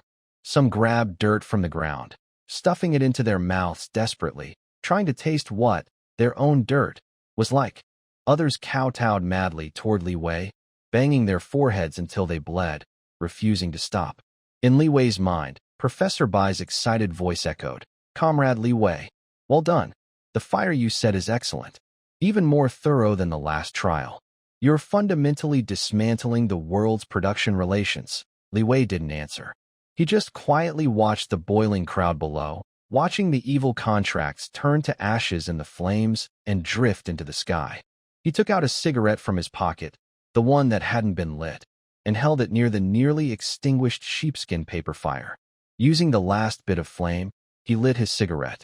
Taking a deep breath, the spicy smoke filled his lungs, easing his tense nerves a little. This is only the first step, Professor, Li Wei silently thought. Next, I will make those who have obtained land become the most terrifying army in the world to defend their land. In the corner, Lilith's compressed biscuit fell to the ground. As a noble mage, she felt an unprecedented shiver. She looked at the smoking man, as if witnessing a being more terrifying than a god awakening. This man had no magic power, but his words just now, that simple decision to divide the land, released an energy more immense than any magic she had seen. It was the power of the human heart, a force capable of overthrowing divine and royal authority. Outside the square, a few church spies and merchants, who had been hiding in the shadows, now looked pale. They had thought it was just a riot, and that the knights from the royal city would calm it down once they arrived. But now, seeing those peasants with glowing green eyes, they understood one thing. This Whitestone City might soon be called Li City. Anyone who dared to say they would take back the land now, those thousands of madmen would tear them apart alive, even if a god came down. Li Wei flicked away the ash, his gaze piercing through the rising smoke toward the distant royal city. He knew the real fight was just beginning. But as long as these tens of thousands with shovels stood behind him, he felt no fear. "Ander," Li Wei softly called. "Here." "Commander." The one-eyed dragon Ander snapped to attention, his voice loud like thunder, full of energy and spirit, a stark contrast to half an hour ago. "Bring me the city hall map." Li Wei stomped out his cigarette, his eyes sharp as a blade. "Deciding the land must be quick. We need to set the boundary marker tonight. Only when the people hold the land in their hands will they feel secure." "Yes." Ander turned and rushed toward the city hall, running faster than a rabbit. If he slowed down even a little, hope that had been hard to come by might slip away. Under the sunlight, the parchment representing the old era finally turned into a pile of black ash. The wind blew, scattering it into dust. And a new order, like wild grass, grew wildly on this ruined land. The heat on the square had not yet faded, and the air still buzzed with an intense, maddening excitement. It was not the restless fire element, but the immense energy released when thousands of souls broke free from their chains at the same time. The magical device in Li Wei's chest pocket suddenly became very hot. The vibration traveled along his ribs to his heart with an incredibly high frequency. "Is it overloaded?" Li Wei frowned slightly, quietly pressing his pocket, then turned to the recently captured Count's castle. The one-eyed dragon, Ander, was directing the soldiers to keep order. Although most of the rough soldiers were still staring at the ashes in a daze, their eyes had changed. They looked alive, no longer like mindless zombies. "Li Wei, Comrade Li Wei, can you hear me?" "The sound is very clear." Professor Bai's voice no longer had the harsh electrical noise. It was as clear as if he were standing right in front of Li Wei. "Incredible. In just the past 10 minutes, the quantum tunneling effect connecting two times and spaces has increased exponentially. Its stability has improved 4 times. Data analysis shows it's a high-intensity mental wave. That's what you call faith value." Bai said quickly, clearly excited. "No matter how it works, the conclusion now is the channel has expanded." Li Wei leaned against the cold stone wall, a slight smile on his face. "How much has it expanded? Can I still only send compressed biscuits and antibiotics?" "Humph. Those days are gone," Professor Bai said confidently, like a major national industrial company. "Now, the bandwidth is enough to transmit heavy non-living objects. As long as the volume doesn't exceed a small container, the error rate in atomic reorganization can be kept below 1 in a million." Li Wei's eyes lit up instantly, like a hungry wolf seeing meat. He suddenly straightened up. "Professor, the list of what I need has been prepared long ago, right?" "Of course. Do you want more light weapons and ammunition, or—" "No," Li Wei interrupted. "Ammunition is a consumable. I want the mother hen. I want to lay eggs in this world." He took a deep breath, looked at the medieval, decaying castle, and slowly said, "Send me a set of C-6132 ordinary lathes, 2 diesel generators, and that fierce warrior you tested last time. I knew you'd ask for a big one," Professor Bai muttered with a smile. "Hold on, locking in coordinates. 3, 2, 1, launch." In the spacious courtyard of the castle, the air suddenly began to twist. This is not the colorful, dazzling magic, but a pure and shocking space folding. The light is swallowed, and the surrounding gravity seems to suddenly go out of control. "Enemy attack?" Ander, the one-eyed dragon, shouted in fear while counting his loot. He drew his curved sword and rushed forward. Then, he saw something he could never understand in his life. There was no portal, just like a painting appearing out of nowhere. Boom, boom, boom. With 3 loud, dull crashes, dust and smoke rose up.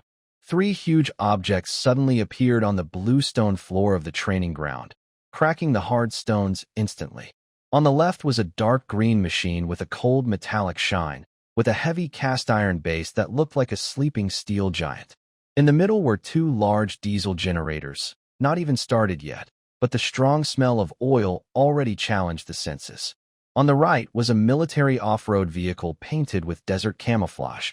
It had explosion-proof tires, thick armor, and although the top was removed, the fierce weapon mount still looked deadly. What kind of beast is this?" Ander's curved sword clattered to the ground. He had seen fierce armored rhinos before, but this iron clump with 4 wheels made him feel more threatened than a dragon. This was the brutal beauty of industrial civilization refined over hundreds of years. Lily, not sure when she arrived, was also there. She was holding half a compressed biscuit, her beautiful eyes wide like copper bells. She reached out tremblingly to sense the fluctuations of elements in the air. No magic, Lily muttered, her face pale. Such a huge thing. No space magic waves, no traces of summoning circles. How did they appear? This doesn't follow the 3 laws of alchemy. In this yard, I am the law, Li Wei said confidently as he stepped forward and patted the cold hood of the fighter vehicle. That familiar touch made his whole body feel warm. Enter, Li Wei called out. Here, here, the one-eyed dragon shivered, almost kneeling. Find some clever young men and blacksmiths from the city, even apprentices if you have to.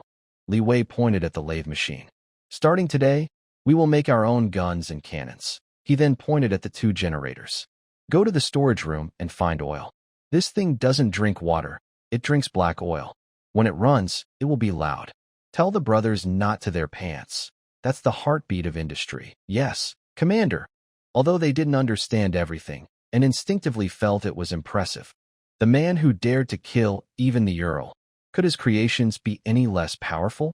Li Wei opened the car door and sat in the driver's seat. The key was still in place. He turned the key. Vroom. The roar of a diesel engine exploded instantly, and black smoke billowed from the exhaust pipe. The beast-like noise echoed through the old castle, frightening a few crows perched on the tower, which flew away in panic. Lilith covered her ears, but was reluctant to look away. She watched the man sitting inside the iron beast, feeling her worldview collapsing and reshaping. What kind of power was this? No chanting, no magic stones, just a turn of a key and this terrifying sound could be produced? Li Wei pressed the accelerator twice, feeling the car shake, then turned off the engine and jumped out. He looked up at the tallest tower of the castle. There, once hung the golden lion emblem of the Hornheim family, now tattered and barely hanging on in the wind. Catherine, Li Wei turned to the female knight standing in the shadows. This 5-star knight, former leader of the Rose Knight Order, was now looking at the steel creations with a complex expression. She sensed a pure efficiency from these machines, born for slaughter and construction. Commander, Catherine stepped out of the shadows, her armor making a faint clinking sound. Li Wei took a long rectangular package from the back seat of the car and threw it to Catherine.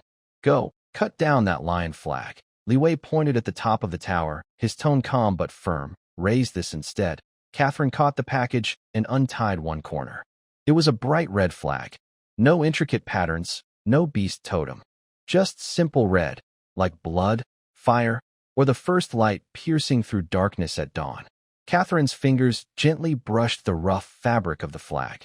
As a noble descendant trained in strict feudal knight education, she instinctively felt uncomfortable with a flag that lacked any family crest.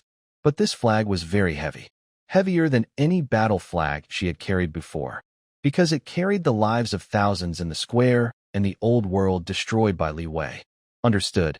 Catherine took a deep breath. She did not use knightly manners, but instead copied Li Wei's previous gesture. Feet together, right hand raised, fingertips touching her brow. It was an unorthodox, but very solemn military salute. 10 minutes later, the sun was setting, blood-red in the sky. At the highest point of Whitestone City, the golden lion flag, which had symbolized noble rule for 300 years, drifted down like a withered leaf into the dust. In its place, a bright red flag fluttered in the wind.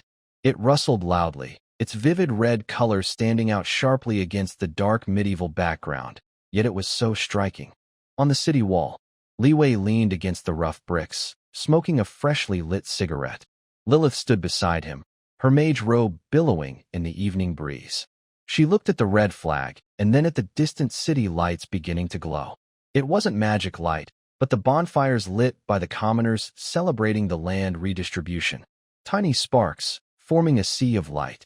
I don't understand, Lilith finally spoke, her eyes full of curiosity and confusion.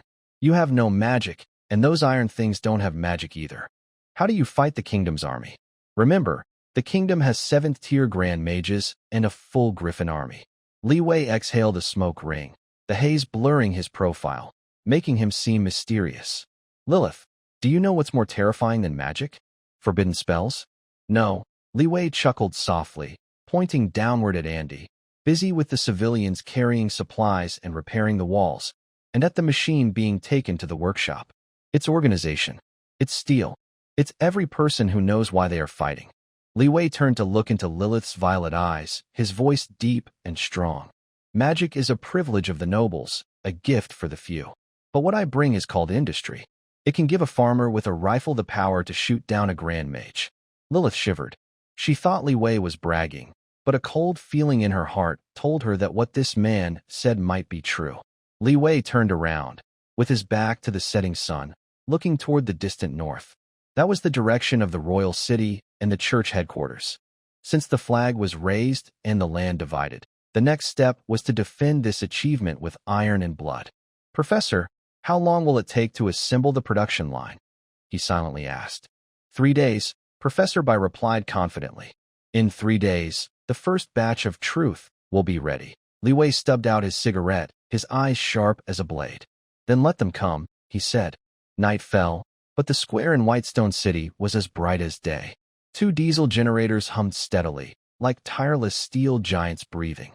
Bright searchlights were mounted high, their beams cutting through the darkness like swords, illuminating the training ground in great detail. For the peasants who had never seen darkness so bright, this, electric light, was a miracle. But beneath this miracle, the atmosphere was oppressively heavy. Stand up, you bunch of cowards. Catherine waved a whip and shouted angrily. Keep your back straight. Don't shake when holding your guns. Those are spears, not firewood. In front of her, over 2,000 young farmers, recently assigned land and drafted into the reserve army, trembled. Even though they held newly issued spears and captured swords, their deep-seated fear of nobles and war made them look like a flock of helpless quails. Just 10 minutes ago, an owl had accidentally hit the searchlight and let out a scream, frightening over 100 of them into dropping their weapons, crouching with their heads covered, and even muttering prayers for mercy from their lord. Catherine's chest heaved with anger, her golden hair sticking to her face with sweat. Is this the army you wanted? She turned to look at Li Wei, who was sitting on the hood of the Fury off-road vehicle, her tone full of despair. Li Wei, face reality. They are sheep, 2-legged sheep. Even if you put armor on them, they won't become lions. When the kingdom's regular army charges, they will break and run. Li Wei spat out the grass roots and jumped out of the car. He was wearing a gray Zhongshan suit he didn't know where he got from, with his military buttons neatly fastened. Under the spotlight's backlight, his shadow stretched long and covered Catherine. Catherine, where do you think the courage of the Night Order comes from? Li Wei asked calmly. From honor, from faith in God, from strict training since childhood, Catherine answered without hesitation. Nonsense. Li Wei said these 2 words casually, but it made Catherine pause. That's the arrogance of those who benefit from it. Li Wei pointed to the trembling peasants because of Catherine's shout. They are afraid because they think they are fighting for their master. If they lose, they die. If they win, they still remain slaves. Since death is certain, why not kneel and ask for a quick end? What will you do? Brainwash them with magic from your world, Catherine asked back. Brainwash? No. Li Wei's eyes were deep, and a cold smile appeared at the corner of his mouth, one Catherine couldn't understand. What I want to do is awaken them. I want to inject something more powerful than fighting spirit, more terrifying than forbidden spells. He turned his head and looked at Andy, who had been standing nearby. Andy, start the fire. Let the instructors come in. Yes. Commander. Andy was now blindly worshipping Li Wei. Although he didn't understand what instructors were, he knew that the command from the commander was the truth. After a moment, several huge bonfires were lit in the center of the training ground. Some spotlights were turned off, and the flickering yellow flames reflected on every face, weathered and covered with dirt. Li Wei didn't line everyone up, but asked them to sit around the bonfire. This sitting arrangement slightly eased everyone's tension. The so-called instructors were actually young people Li Wei had picked from the refugees over the past 2 days. Some could read or speak well, and there were even 2 young priests who used to do chores at the church, but Li Wei had shattered and reorganized their worldview with dialectics. Li Wei walked to the largest bonfire, where a few hundred people sat. He didn't speak, just quietly looked at a boy who was only about 16 or 17. That was little Tom, whose left hand was missing. Tom, Levi's voice sounded especially gentle in the night, carried through the metal tube called a megaphone, reaching everyone present. Tell everyone how you lost your finger. Little Tom shrank back, fearfully glancing at Catherine nearby, the adult dressed in fine armor. Don't be afraid, Levi said, placing his hand on the boy's shoulder, his palm warm. There are no lords here, no adults. Only your brothers and sisters. Say it. Trembling, little Tom suddenly started crying. It's because of that butler, sir. Tom's voice wavered with tears, broken and uneven. That day, I was just picking a handful of wheat in the field, just one handful. I wanted to make soup for my sister. She was starving.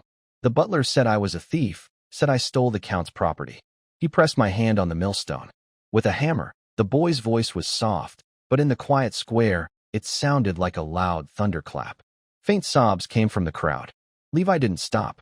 He pointed to an old man with a wrinkled face. Old Buck, what about the injury on your back? Old Buck's cloudy eyes flickered with fear, but seeing Tom crying so hard, the long-suppressed grievances in his heart suddenly burst out. He tore off his tattered shirt, revealing terrifying whip scars crawling across his back like a centipede. My wife was taken away because of the rite of first night. Old Buck's voice was hoarse and rough, like a broken windbag. When she came back, she was covered in blood and died within 2 days. I went to seek justice, was hung on a tree and beaten for 3 days. 3 days. That was my wife. I don't want to live anymore. I really don't want to live. Old Buck's wailing seemed to ignite a firecracker. An emotion called empathy spread wildly among the crowd. This wasn't just anyone's story, it was everyone's story. On this continent, who hasn't had their grain stolen by nobles? Who hasn't had their daughter mistreated? Who hasn't lost loved ones to whips and forced labor? The guides, following Levi's teachings, skillfully led the crowd around the campfires. Why should we live like dogs? Why is it that we grow the food, but we don't get to eat? The blood of nobles is red. Is our blood supposed to be black? The crying grew louder, gradually blending into a single, loud sound. But this cry was different from before. It carried pain, anger, and the deep frustration that had been suppressed for hundreds of years. Catherine stood on the edge, watching this scene. She felt a cold chill run from her feet straight to her head. She had never seen anything like this. In her mind, common folk didn't have such delicate feelings. They were like farm animals, driven only by hunger and pain. But now, these animals were crying, angry, and roaring. The unsettling magical energy in the air appeared again. A man stepped onto a large stone, holding a loudspeaker aimed at the sky. Crying? What good does crying do? His loud shout hit like a heavy hammer, silencing the crying. Lu Wei looked around with sharp eyes. Can tears kill the master? Can they bring your loved ones back? The crowd fell silent. Suddenly, Lu Wei pulled out his pistol and fired 3 shots into the sky. Bang, bang, bang. The sharp gunfire echoed through the night. Are nobles and rulers really better than us? Lu Wei shouted in Chinese, delivering a powerful message that crossed 2,000 years, then quickly switched to a common language and roared. Those big shots who sit above us and do whatever they want. Are they naturally more noble than us? Boom. It was as if a volcano that had been suppressed for thousands of years finally found its release. Little Tom, who had lost a finger, was the first to pick up a weapon from the ground. His once innocent and timid face twisted into a fierce expression, burning with a fire called revenge in his eyes. Kill, little Tom roared hoarsely. Destroy those dogs. Old Buck grabbed a knife. Let's fight them. For our land, for our lives. The shouts of over 2,000 people merged into one, louder than the roar of the generator. The sound was tangible, crashing against the ancient castle, making Catherine's armor hum. At this moment, Catherine was terrified to see that the eyes of these peasants had changed. They were wolf-like eyes. No, they were even more terrifying than wolves. They were the eyes of awakened ones. They are no longer a disorganized crowd, but a group of loyal fighters ready to tear apart anything that stands in their way for a common goal. No need for fighting energy or magic. This pure willpower, gathered together, surprisingly made her, a 5th-level knight, feel a hint of fear. Is this what you want to do? Catherine turned her head, her voice dry. Lu Yi jumped down from the stone, adjusted his collar, and the fanatic expression on his face quickly faded, returning to the calm, cold commander he usually was. This is mental discipline, Louis said calmly. Catherine, now you can teach them how to fight. You'll see. They'll learn quickly. Catherine took a deep breath. She looked at the man in front of her as if she were seeing a real demon lord. A demon lord capable of seducing hearts and overturning worlds. But this time, she didn't resist. She stepped forward to Lu Yi, no longer just nodding casually, but standing straight with a serious expression, raising her right hand in a proper military salute, an action she had secretly learned from Louis. Understood, Commander. When the first light of dawn broke through the darkness, the army of Whitestone City had completed its reorganization. The 1st Crimson Brigade was officially formed. The entire brigade included 3 infantry battalions, a logistics support company, and a very special training unit. Ander was appointed as the brigade commander, Catherine as the chief instructor. Each company was also assigned an instructor, chosen from those who had shown the most enthusiasm and dedication last night. Lu Yi even drafted the 3 main disciplines and 8 points of attention overnight. Currently, only the simplest 3 rules were implemented. Follow orders in all actions. Do not take anything from the people. All captured goods belong to the public. But the spirit of this army had already changed completely. 3 days later, inside a temporary armory beneath the castle, the smell of machine oil was thick and hard to ignore. A C-6132 lathe from Earth was running at full capacity, and the sharp sound of metal cutting was, to Lu Yi, more beautiful than the finest symphony. Several old blacksmiths gathered around the lathe, watching as the rough iron pipe was polished into a mirror-like surface, as if witnessing a miracle. Commander, Professor Bai's voice echoed in his mind. Based on your available materials and craftsmanship, we've simplified the design. The first batch of truth weapons is ready to roll off the line. Li Wei put on his gloves and retrieved a freshly made gun barrel from the cooling liquid. This was a weapon based on the Sten submachine gun, but heavily modified. It was simple in design, cheap to produce, required very little precision, and most importantly, even an illiterate person could learn to pull the trigger in 10 minutes. In a world where casting a fireball takes 3 seconds, this iron tube was a symbol of equality, a scepter of justice for all. Assemble it. Li Wei handed the gun barrel to Andre. Andre hurriedly caught it, then, with the help of a few blacksmiths, assembled the gun mechanism, spring, and a simple wooden stock. Click. He pulled back the bolt to chamber around. Li Wei took the somewhat rough-looking submachine gun and walked to the shooting range. 50 meters away, a captured knight's plate armor stood upright. Can this thing, that iron tube, shoot through armor? Andre asked skeptically. He knew about guns, but the ones he saw needed long reloading, and hitting armor just made a noise. Li Wei didn't explain. He raised the gun, squinting slightly. Bang, bang, bang, bang, bang. In a world ruled by cold weapons for thousands of years, a rapid burst of gunfire erupted, making everyone's teeth hurt. Flames spat out, shell casings flew everywhere. In just 2 seconds, the steel plate armor, strong enough to withstand ordinary swords and knives, was hammered by an invisible force, covered instantly with honeycomb-shaped holes. Under the huge force, it shattered into pieces. The smoke cleared. The workshop was deathly silent. Andre opened his mouth wide, so surprised that he didn't notice his dry tobacco roll falling to the ground. Catherine stared at the pile of scrap metal with a pale face. She was a 5th-rank knight. If she had a protective aura, maybe she could block 1 or 2 shots, but what if 100 of these weapons fired at once? The scene was too terrifying to imagine. Li Wei blew on the muzzle to clear the smoke, then threw the gun to the stunned Andre. Comrade Andre. Here. Andre almost instinctively stood at attention. Tell the soldiers, this is the principle we need to teach. Li Wei looked north, toward Count Andre's territory. If the nobles don't understand our language, then let this thing do the talking for us. Full production line. In 3 days, I want the 1st battalion to have 1 each. Yes. When the underground vault was blown open with a controlled explosion, even Li Wei, who had seen many things, couldn't help but sigh. Feudalism. Piles of gold coins and magic crystals were stacked high. But Li Wei's eyes skipped over these common treasures and focused on a dusty black iron box on a shelf. He opened the box, and a faint smell of blood hit his nose.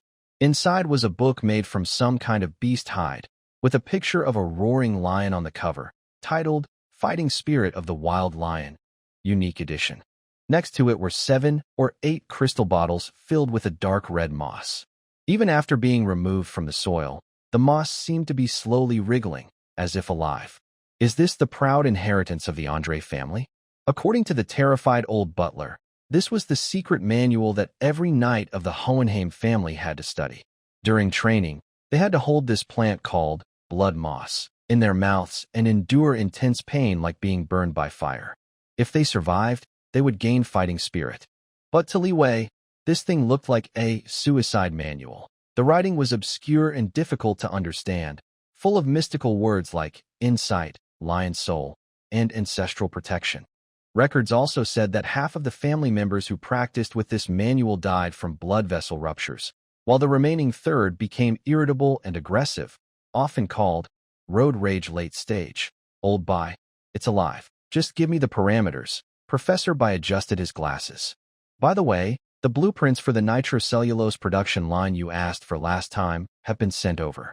Check your messages. Thanks. Li Wei grabbed the blood moss and fighting spirit manual and threw them into the glowing teleportation altar. This is what those knights use as their secret manual and supplement. I think it's basically a special breathing technique combined with hormone stimulation. Study it. Professor Bai looked at what appeared on the teleportation platform, his eyes suddenly sharp. Received. The Zhurong team will take over immediately. Comrade Li Wei, take care. The communication was cut off. Earth, 3 a.m. A top-secret biological laboratory was brightly lit. Ridiculous. This isn't scientific. No, this is too scientific. A young researcher stared at the slide under the electron microscope, speaking incoherently. Professor, this is not magic moss at all. It is a powerful mitochondrial activator. It can instantly increase the oxygen content in cells by 300%. Professor Bai stood in front of a large screen, looking at the translated version of Fierce Lion's Fighting Spirit. The so-called fighting spirit flow path is actually about using specific muscle contraction rates to stimulate the endocrine system to secrete large amounts of adrenaline and dopamine. At the same time, it uses that moss extract to protect the heart muscle from overexertion, Professor Bai said coldly. Delete all those mystical perception elements and only keep the breathing rhythm and muscle activation diagrams. Professor, the purified blood moss type 3 preparation has passed tests on mice. The side effects are within safe limits. But what? Metabolism speeds up too much, and after use, the amount of food needed becomes 5 times that of normal people. Professor Bai's lips curled into a rare smile. For soldiers who still need to go into danger zones for rescue, being able to eat more is a blessing. He turned and picked up a red confidential phone. Emergency Management Department. This is Bai Zhe from the Otherworld office. Initiate the first real combat test of the Kwa Fu plan. In the southwest mountains, at a large forest fire scene. Thick smoke blocked the sun, and the wildfire looked like a red dragon devouring the endless forest. A sudden change in wind direction turned the rescue route, which was previously safe, into a deadly trap. We must rescue the people, even if we have to dig with our hands. In the temporary command center, the squad leader's eyes were bloodshot, and his voice was hoarse from shouting. A desperate cry came through the radio from the front line. The wind is too strong. The firewall is blocking the road. We're about to be surrounded. 12 civilians are seriously injured, and the stretcher team can't get through. Despair spread through the command center. This was a primitive forest area with complex terrain. Heavy machinery couldn't get in, and helicopters couldn't land because of the thick smoke. At that moment, a deep black Y-20 transport plane flew low overhead, its tail hatch opening. 30 figures, equipped with strange exoskeleton gear, descended like black shooting stars. They wore no traditional bright orange fire-resistant suits, only dark gray special combat gear. On their armbands, besides the national flag, there was a symbol they had never seen before, a code. K. Which unit is that? The squad leader was stunned. No one answered him. After landing, This small team did not form a regular formation. Instead, they immediately took out a soft tube similar to a toothpaste tube, squeezed out a red gel, and swallowed it. In the next second, a shocking scene happened.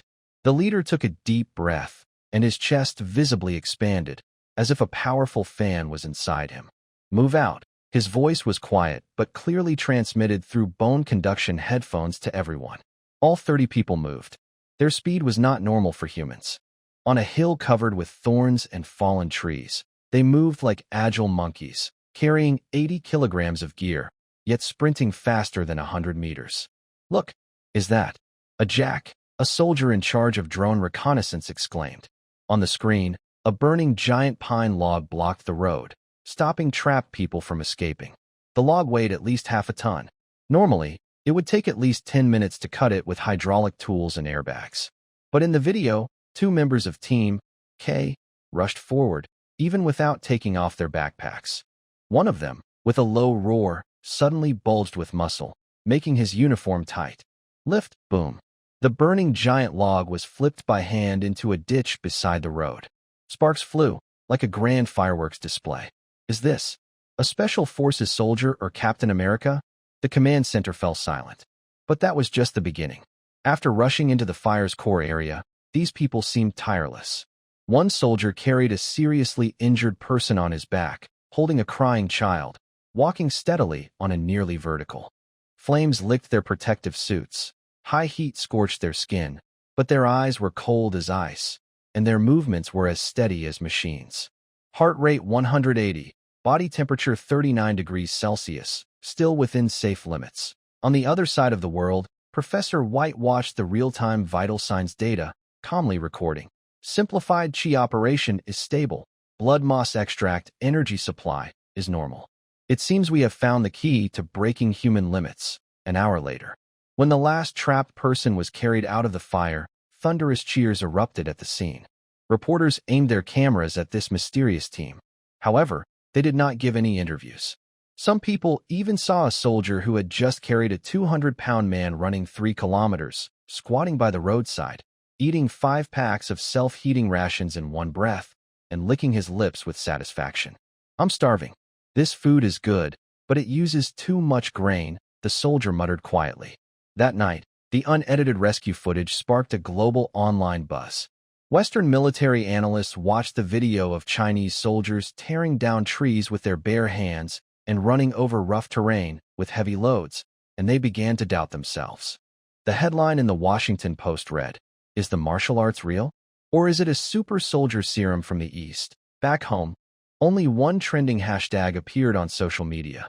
"This is what Chinese soldiers are like in the council hall of Baishar City." The atmosphere was heavy, like the calm before a storm. "Commander, this is the severe punishment order from the capital this morning," Andy said, slapping a sheepskin scroll on the table, his face pale. "The noble lords have gone mad. They cut off all trade routes to Baishar City and declared this place a land abandoned by the gods.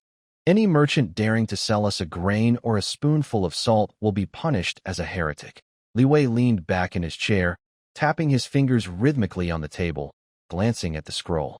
The words on it were very harsh, almost like a religious curse.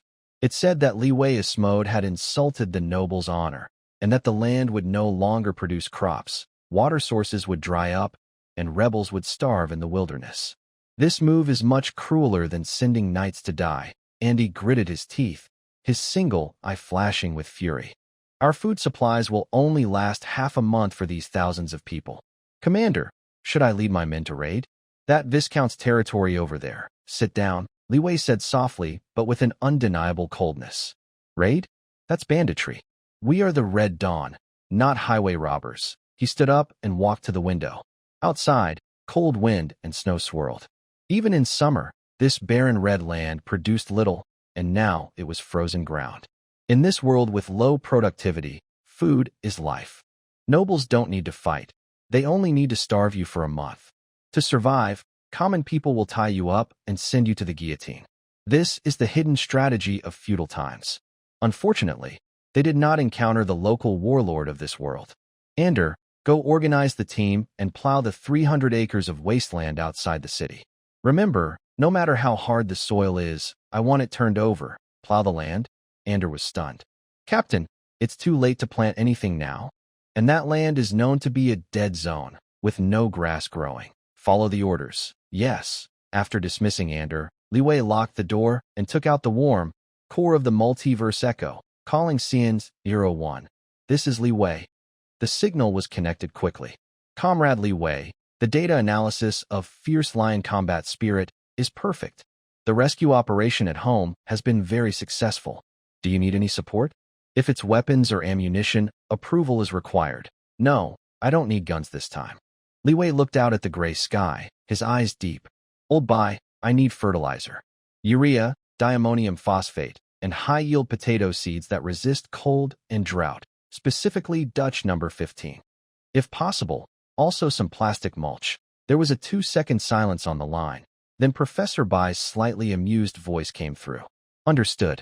You're going to fight a grain security battle. I'll have the agriculture experts calculate the parameters. You sent the soil samples from that world last time. They're extremely deficient in nitrogen and phosphorus, and the pH is unbalanced. I need the supplies shipped as quickly as possible. Over 3,000 people here are waiting to eat.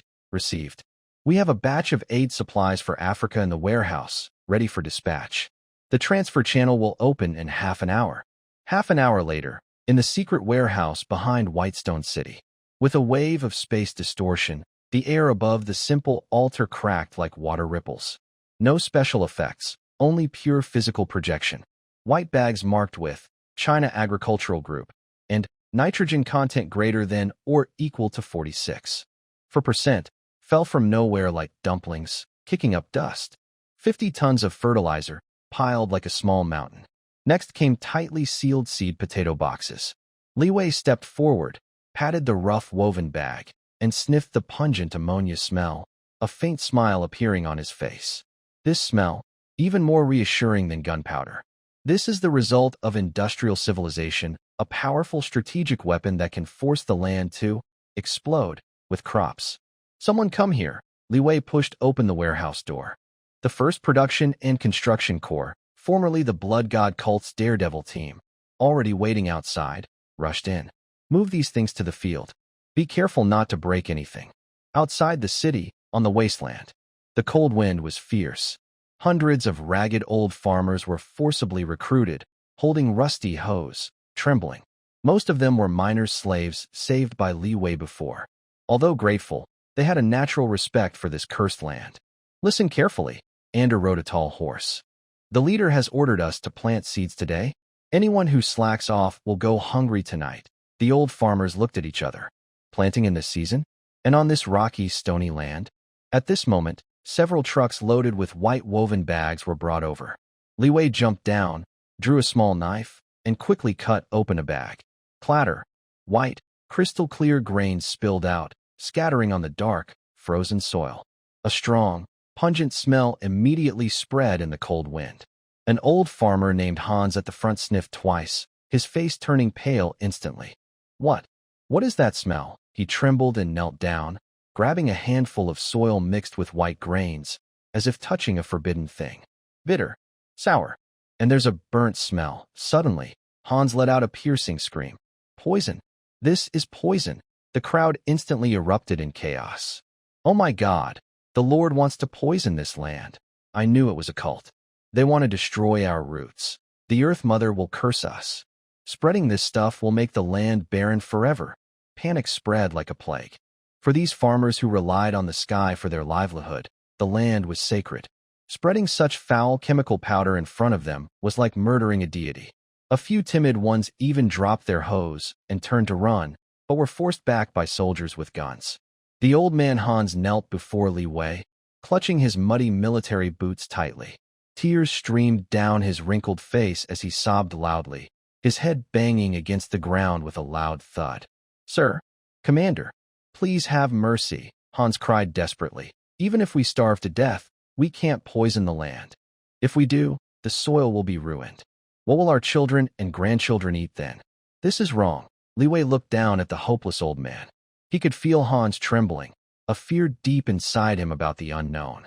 This is ignorance. It's not anyone's fault. It's the heavy burden that this closed, backward world places on the common people.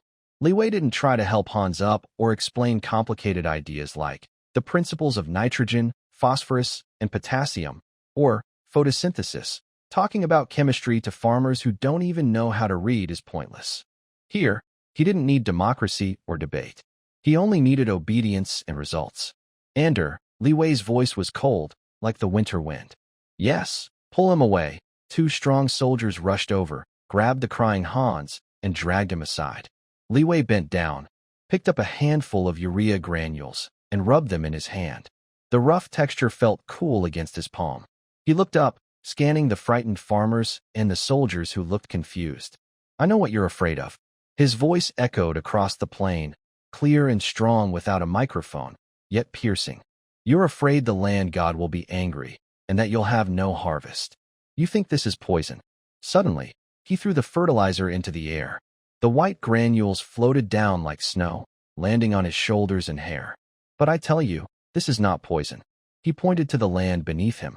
This land is poor, hard, like dead flesh. Your old methods won't grow much even if you bleed for it. And this, he kicked a woven bag on the ground, is the first step of industrial farming. It's the powerful medicine to bring this dead land back to life. No one understood what industry or farming really meant, but they understood the firm tone in Li Wei's voice. Obey my orders. Li Wei pulled out his Type 92 pistol, chambered a round with a click, and pointed the gun at the sky. First squad, dig trenches.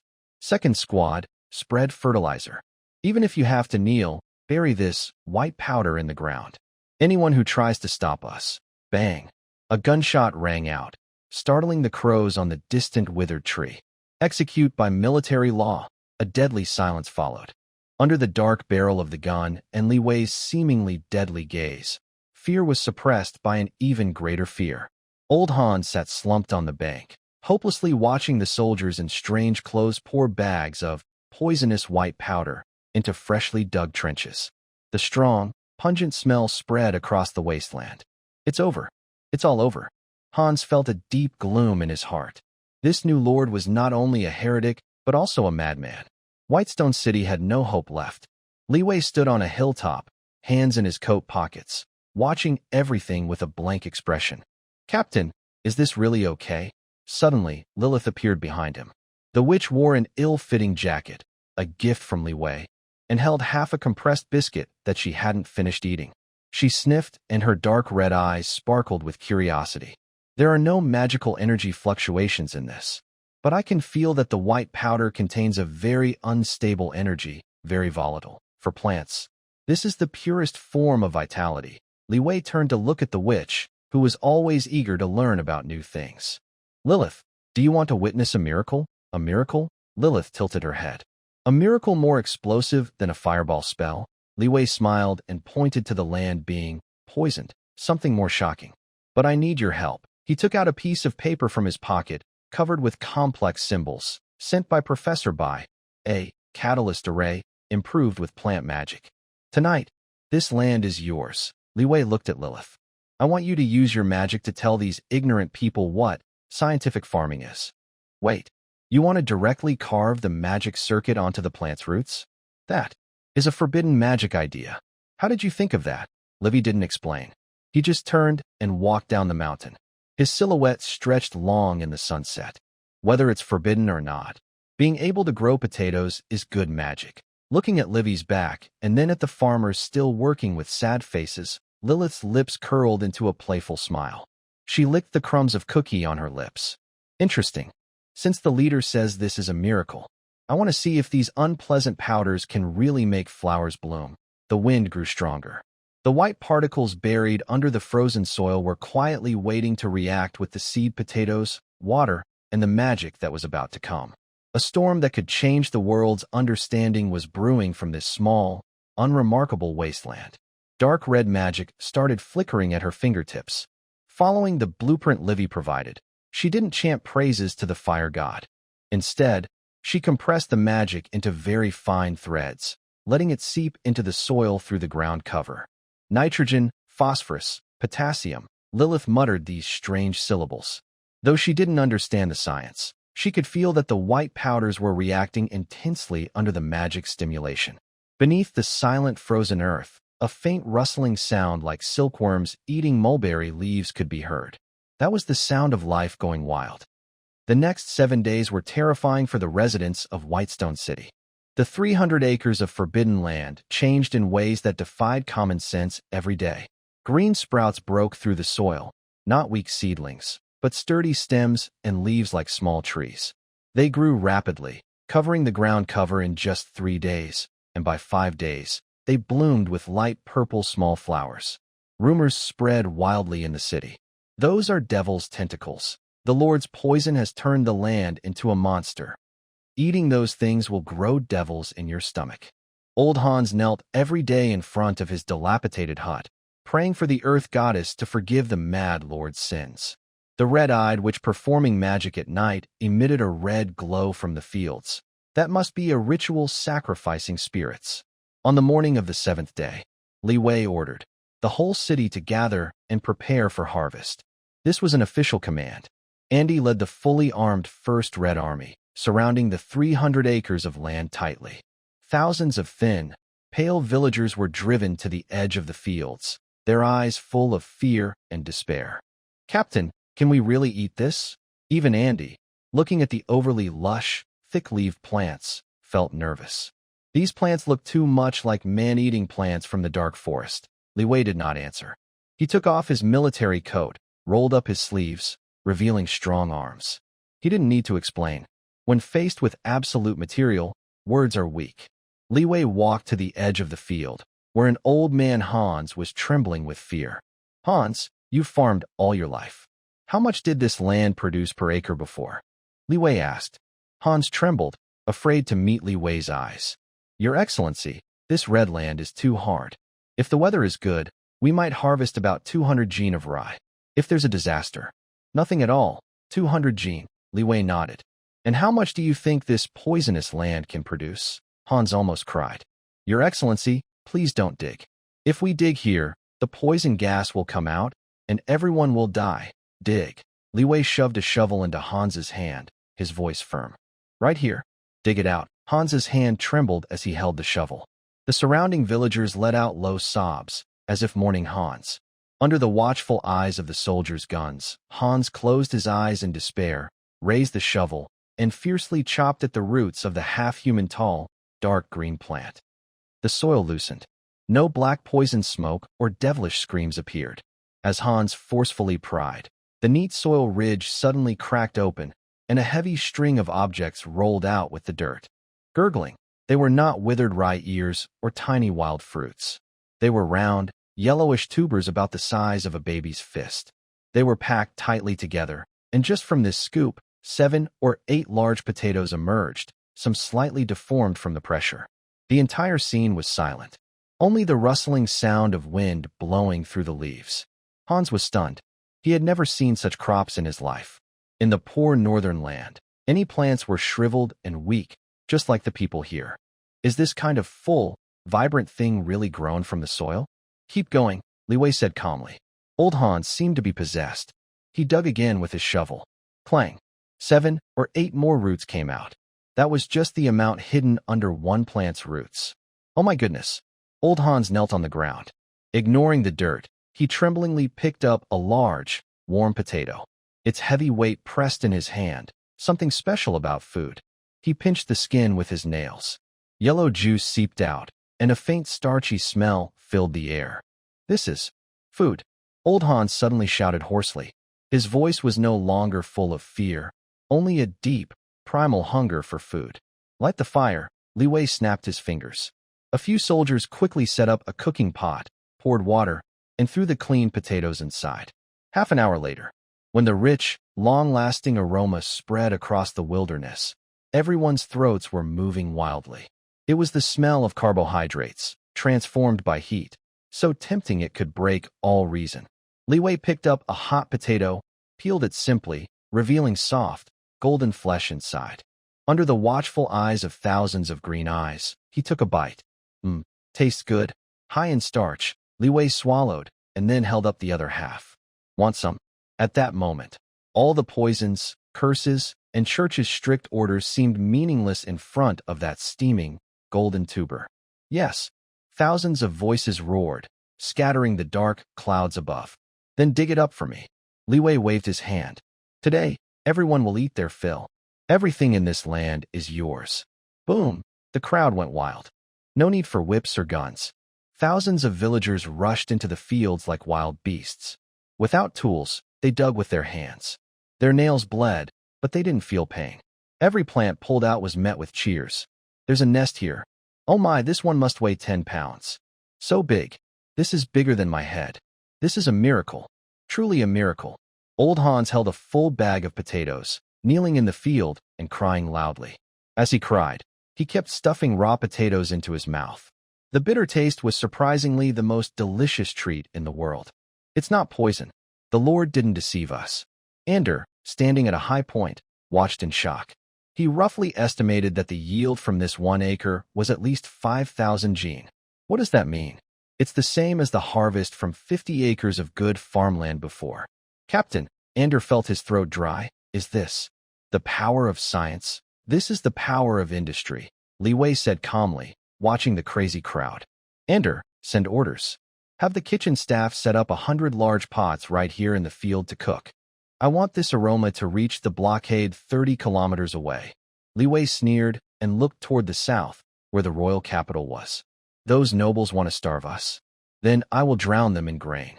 3 days later, the royal capital's total punishment order against Whitestone City became a complete joke. The checkpoints on the main roads had already been overwhelmed by the rushing crowds. Did you hear? They say gold eggs are growing in the fields of Whitestone City. That lord there can use magic, but he feeds people. As long as you work, you'll be full. Even if I die at the hands of demons, I want to die full. Hunger is the best motivator. Refugees from nearby territories, and even soldiers' families responsible for the blockade, were fleeing north with their families. The population of Whitestone City increased rapidly in just a few days. But beneath the celebration, dark currents were stirring. Under the night sky, Whitestone City was brightly lit by bonfires. In a quiet corner, a few people dressed in ragged robes, with sharp eyes, were whispering. They watched Li Wei distributing mashed potatoes, a cruel glint flashing in their eyes. Is that the heretic? Yes. His yield is definitely abnormal. He must be using dark magic to sacrifice his life force. The bishop has ordered us not to let him deceive people anymore. Since the punishment order isn't working, one of them pulled out a poisoned dagger from his coat, licking his lips, then let him meet the true god. What he didn't know was that, 300 meters above his head, a tiny drone the size of a fly was hovering in the cold wind. Its infrared camera had already locked onto these two individuals with abnormal body temperatures, who were holding sharp blades. At the same time, Li Wei heard Professor Bai's voice through his headset. Li Wei, based on behavior analysis, the target is confirmed to be hostile armed personnel. Should we eliminate them? Li Wei smiled as he served a large spoonful of mashed potatoes to the assassin trying to kill him, but his eyes were cold. Not yet. We have a public trial tonight, and we need a few examples. The night was dark and thick, with cold wind sweeping through the ruins of Whitestone City, making ghostly wails. Most of the refugees, having eaten their fill of mashed potatoes, were now sleeping soundly. It was the best sleep they had in half a year. But near the newly built simple granary in the northern part of the city, actually just an open yard surrounded by a few mud walls, several sneaky shadows were moving quickly. These worthless people actually grew food, one black-clad man muttered, clutching a fire starter in his hand. He lowered his voice and cursed. The bishop said this is the devil's bait. Burn it. Without food, these mud-brained folks will tear apart that fake lord tomorrow. Big brother, this smell. It's so good. A follower beside him licked his lips, staring at the mountain of potatoes with wide eyes. Shut up. That's devil's dung. The black-clad man snapped, glaring at his subordinate. He pulled out a bottle of dark whale oil from his coat. Hurry up. The guards are sleeping in the south. This is our best chance. He unscrewed the bottle, ready to pour it onto the grass mat. Suddenly, a faint buzzing sound like a small electric current appeared above his head. He instinctively looked up and saw a tiny device, about the size of a palm, flickering with strange red light, like a cold eye, staring fixedly at him. What the heck? Before he finished, several blinding beams of flashlight suddenly lit up from the ruins around him, like swords piercing through the darkness, locking the rats in place. I told you, villains always have such unimaginative ideas. Li Wei sat on a pile of potato sacks, still holding the unfinished baked potato, with a look of disappointment. Either poisoning or arson. Can't you do some more skilled damage? Trap. Run. The man in black reacted quickly, turning to crush the magic scroll in his hand. Bang. A dull gunshot sounded. The man in black's raised arm was instantly shot off, blood splattering everywhere, and a scream tore through the night sky. Ender stepped out of the shadows, still holding a Model 92 pistol with smoke rising from the barrel. Behind him, dozens of fully armed soldiers charged forward like predators, their gun butts and boots raining down. In less than 10 seconds, this elite 7-member sabotage team was battered beyond recognition, dragged to Li Wei's feet like defeated dogs. Captain, what should we do? Ender wiped his gun and looked with deadly intent in his single eye. Bury them as fertilizer? Bury them? That's too wasteful, Li Wei said, standing up and brushing dust off his hands. His gaze was as cold as Siberian permafrost. Call everyone in the city. Old or young, anyone who can breathe. Bring them all to the square. I want them to see who wants to ruin their livelihood. Half an hour later, in the central square of Whitestone City, tens of thousands of refugees were gathered, with huge bonfires burning around them, illuminating the square like daytime. The crowd was restless and unhappy at first, but when they saw the 7 black-clad men and kneeling on a high platform, everyone fell silent. Li Wei stood on the platform, not using a loudspeaker but wearing a headset microphone, something that came with the supplies from 2 days ago. I know you're tired, and I am too. Li Wei's voice was amplified through a speaker, cold and metallic. But these friends of ours won't let us sleep. Just now, they took oil and firestones and sneaked into the granary. Buzz. The crowd suddenly erupted. The granary? That was their life. The potatoes there were the best meal they had ever had. Impossible. The leader of the black-clad men spat blood and shouted hoarsely. I am a church deacon. I am purifying heretics. That grain is the work of the devil. Eating it will send you too. You fools, kill this blasphemer quickly. God will forgive. Bang. Ander kicked the black-clad man in the mouth, causing several broken teeth and blood to fly out. Li Wei waved his hand, signaling Ander to stop. He stepped in front of the black-clad man, knelt down, and looked at him calmly. I don't know if God will forgive me, but I do know that without those potatoes, over 10,000 people here will starve to death tomorrow, and 200 more the day after. Li Wei stood up and faced the dark crowd. These people, dressed in silk shirts, with bread and beef in their stomachs, came to tell you, starvation is honorable, and being full is a sin. Li Wei suddenly raised his voice, pointing at the trembling troublemakers. Tell me, fellow villagers, if someone dares to burn your winter food, making your children starve in the snow, do you agree? Silence. After a brief dead silence, a sharp roar of anger erupted from the crowd. No, that was old Hans's voice. This usually timid old farmer's eyes turned red, and he waved his thin fists like an angry old lion. Kill them. Whoever touches my grain, I will bite them to death. Kill, kill, kill. Anger surged like a tidal wave. This was no longer about faith, it was basic survival instinct. For those who had just experienced being well-fed, anyone who touched the food was an enemy, they would fight to the death. Noble authority? Church's decree? Worthless in the face of hunger. Li Wei watched the boiling crowd and nodded slightly. He turned around, drew his pistol from his waist, and with a click, pulled back the slide in front of everyone. I don't want to talk about noble laws or chivalry here. Li Wei's voice drowned out all the noise. I only set one rule. He raised the gun, the dark barrel pressing against the back of the black-clad leader's head. In Whitestone City, the right to survive is above all divine and royal authority. Anyone who tries to take that right away, kill, no mercy. Bang. The gunfire erupted. The leader's head exploded like a rotten watermelon. There was no trial, no prayer, only pure physical destruction. Bang, bang, bang, bang, bang, bang. 6 consecutive gunshots, with a steady rhythm that made people's hearts race.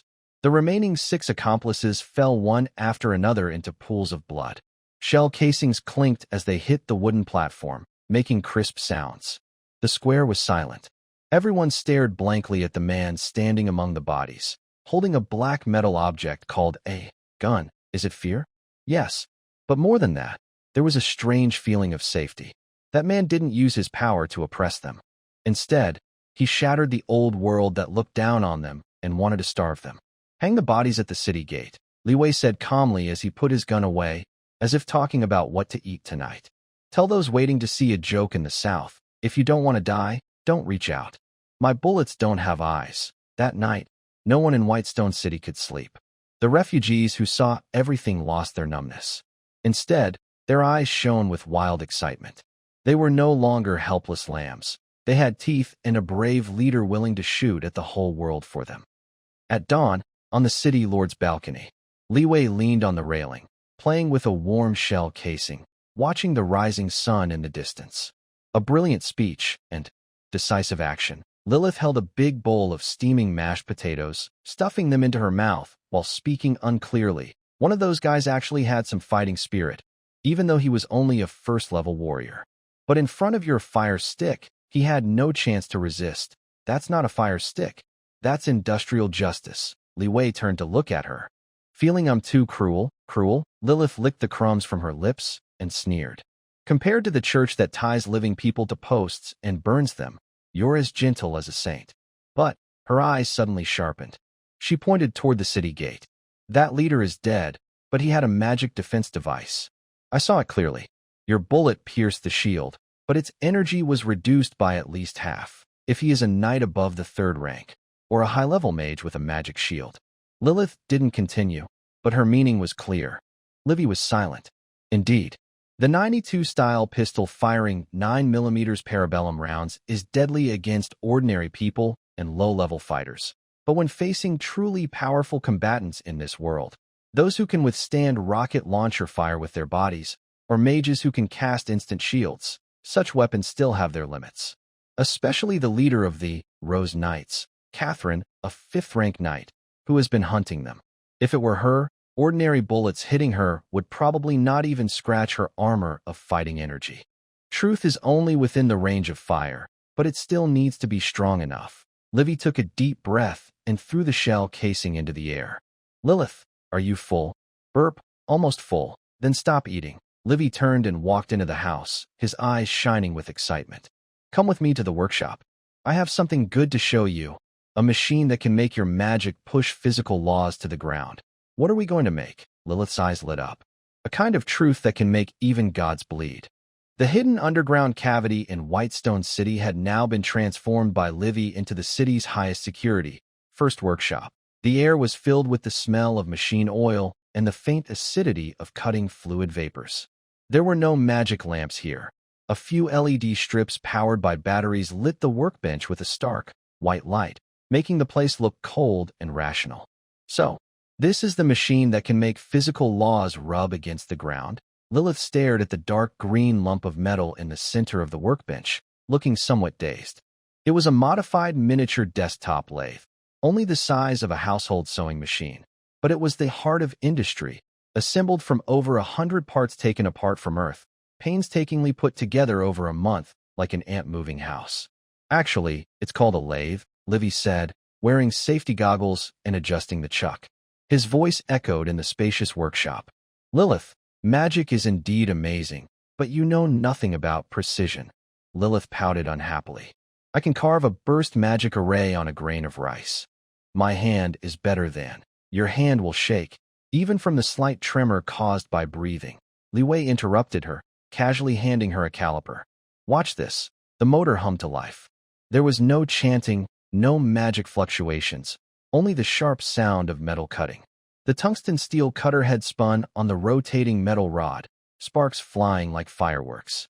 Li Wei's expression was focused, like a surgeon, each cut precise to the micrometer. After 2 minutes, the motor stopped. Li Wei took out a freshly machined brass projectile and handed it to Lilith. This projectile, from start to finish, has a diameter error of no more than 0.01 millimeters. Its center of gravity is perfectly aligned, and its surface smoothness is 100 times better than what you achieve with wind blades. Lilith hesitated before accepting it. As a mage, she quickly scanned the surface with her mental power. In that moment, her pupils shrank sharply. Perfect. It was a terrifyingly beautiful geometric form. No artificial flaws, no uneven surfaces, just a pure, cold, standard cylinder. If it's not enchanted, it's just a lifeless object. Lilith took a deep breath, a purple flame flickering at her fingertips. But if I can carve anti-magic runes onto this perfect carrier, that's why I brought you here. Li Wei pointed to a heavy box of tungsten alloy rods. Earth materials are hard enough, but they can't conduct magic. We need to carve rune slots into the projectile, then you can fill them with liquid silver and your magic. Carving runes into tungsten steel. Lilith looked at Li Wei as if he were crazy. That requires a grand mage-level fire magic. No need for a grand mage. Li Wei patted the cold lathe, a slight smile on his face. Just a rotation speed of 2,000 revolutions per minute and a carbide cutter. 3 days later, on the outskirts of Whitestone City, in a closed training ground, the cold wind carried snowflakes that hit Catherine's face. Although she was only a 5th-rank mage, in this barren frontier land, Catherine was still the strongest force. Catherine looked at the simple gun mount 100 meters away and sighed helplessly. I've already tested that weapon called the Type 92. It has strong kinetic energy, but in front of a 5th-rank knight's battle aura armor, it's like a pebble thrown by a child. She was not arrogant, just stating the facts. Knights cultivate battle aura. Once they reach the 5th rank, their aura liquefies and covers their entire body, making their hardness comparable to fine steel. Only large siege weapons or heavy artillery can easily break through their defenses. Small weapons are usually ineffective. Stand still, Catherine, Li Wei said calmly behind the bulletproof glass, holding a walkie-talkie. This time is different. Activate shield, maximum power. All right, Catherine shrugged. In the next second, her aura suddenly changed. Boom. A crimson battle aura burst out from her body as if it were tangible, forming into a blooming rose shape around her. This was her signature move, Rose Wall. 100 meters away, Lilith personally took action. She inserted a special bullet with strange purple patterns into her gun. It wasn't ordinary copper, but tungsten core armor-piercing rounds. The spiral patterns on the shell contained all the explosive and magic power of a 3rd-rank mage. Industry is magic, caliber is truth, Lilith muttered to herself, repeating the strange words Li Wei had taught her, then pulled the trigger. Bang! The gunshot was no louder than usual. But the moment the flame burst from the muzzle, the bullet left a visible purple afterimage in the air. Its initial speed was 450 meters per second. However, as the rune was activated, the air around the bullet ionized instantly, and magical propulsion caused it to accelerate again during flight. Catherine's pupils shrank to a needle tip. As a high-rank knight, her instinct told her death was imminent the moment she heard the gunshot. It was like a frog being watched by a venomous snake, trembling instinctively in the face of a predator. She couldn't stop it. Just as this thought arose, the impact had already occurred. Snap! There was no struggle. The so-called Rose Wall, said to withstand siege hammers, was instantly cut through like hot iron being sliced by a red-hot knife. The tungsten core, empowered by magic, tore through the battle aura and pierced through the enchanted shoulder armor on Catherine's shoulder. Puff! Blood flowers burst open. The bullet grazed Catherine's collarbone, taking a large piece of flesh, then continued to hit the granite target behind her with force. Boom! The half-meter-high granite shattered into pieces, dust flying everywhere. The training ground was silent. Only the sound of wind blowing across the snow could be heard. Catherine stared blankly at her smoking shoulder. The wound didn't hurt much, only a numb burning sensation. If the bullet had shifted just a little, it wouldn't have shattered the rock, but her heart. What is this? Her voice trembled. What broke her 30 years of understanding of power wasn't a curse or a divine artifact, but a small metal pellet about the size of a finger. This is called truth number 1. Li Wei stepped out from behind cover, holding a first aid kit, and threw it to the stunned end. He approached the pale-faced Catherine, looking at the deadly wound with calmness like reviewing a quality report. Data collection on the defense of a 5th-rank knight is complete. Tungsten alloy core combined with level 3 runes can pierce about 3,000 points of energy shield. Li Wei turned around and looked at Lily, who was excitedly recording data on her notebook, her face flushed. Although it still needs improvement, like stability being poor, almost causing a misfire, Li Wei said calmly, but it proves one thing. He raised his head, gazing over the ruined city toward the prosperous territory ruled by the church in the south. In this world, no god is immune to bleeding. Li Wei's voice was quiet, but sent a chilling and passionate feeling deep into everyone's bones. If there is, then use a bigger caliber. Catherine covered her wound, watching the man with his back to the setting sun. His figure stretched long across the snow, not like a lord, but more like a monster about to tear apart the old world. Truth, Lily softly murmured, touching the hot barrel of her gun, her eyes dreamy. This is the ultimate form of magic. No talent needed, no meditation required, just calculations, just precision. Captain, Anders swallowed hard and carefully leaned in. So, what's next? Li Wei took out a crumpled list from his pocket. It was a message from Earth, listing the materials still needed. Ander, gather some people, Li Wei said, slapping the list onto Anders' chest. Go to the Black Forest in the north and dig up all the ghost grass you can find. Roots and all, don't leave a single one behind. Grass? What do we need grass for? Ander looked confused. To save people, Li Wei's eyes softened a little. That rare warmth was something he showed in this harsh world. Some old friends on Earth are forgetting how to find their way home. At the edge of the Black Forest, a faint purple mist always lingered. This was a forbidden zone for the living. Rumor had it even the most greedy zombies avoided nesting here.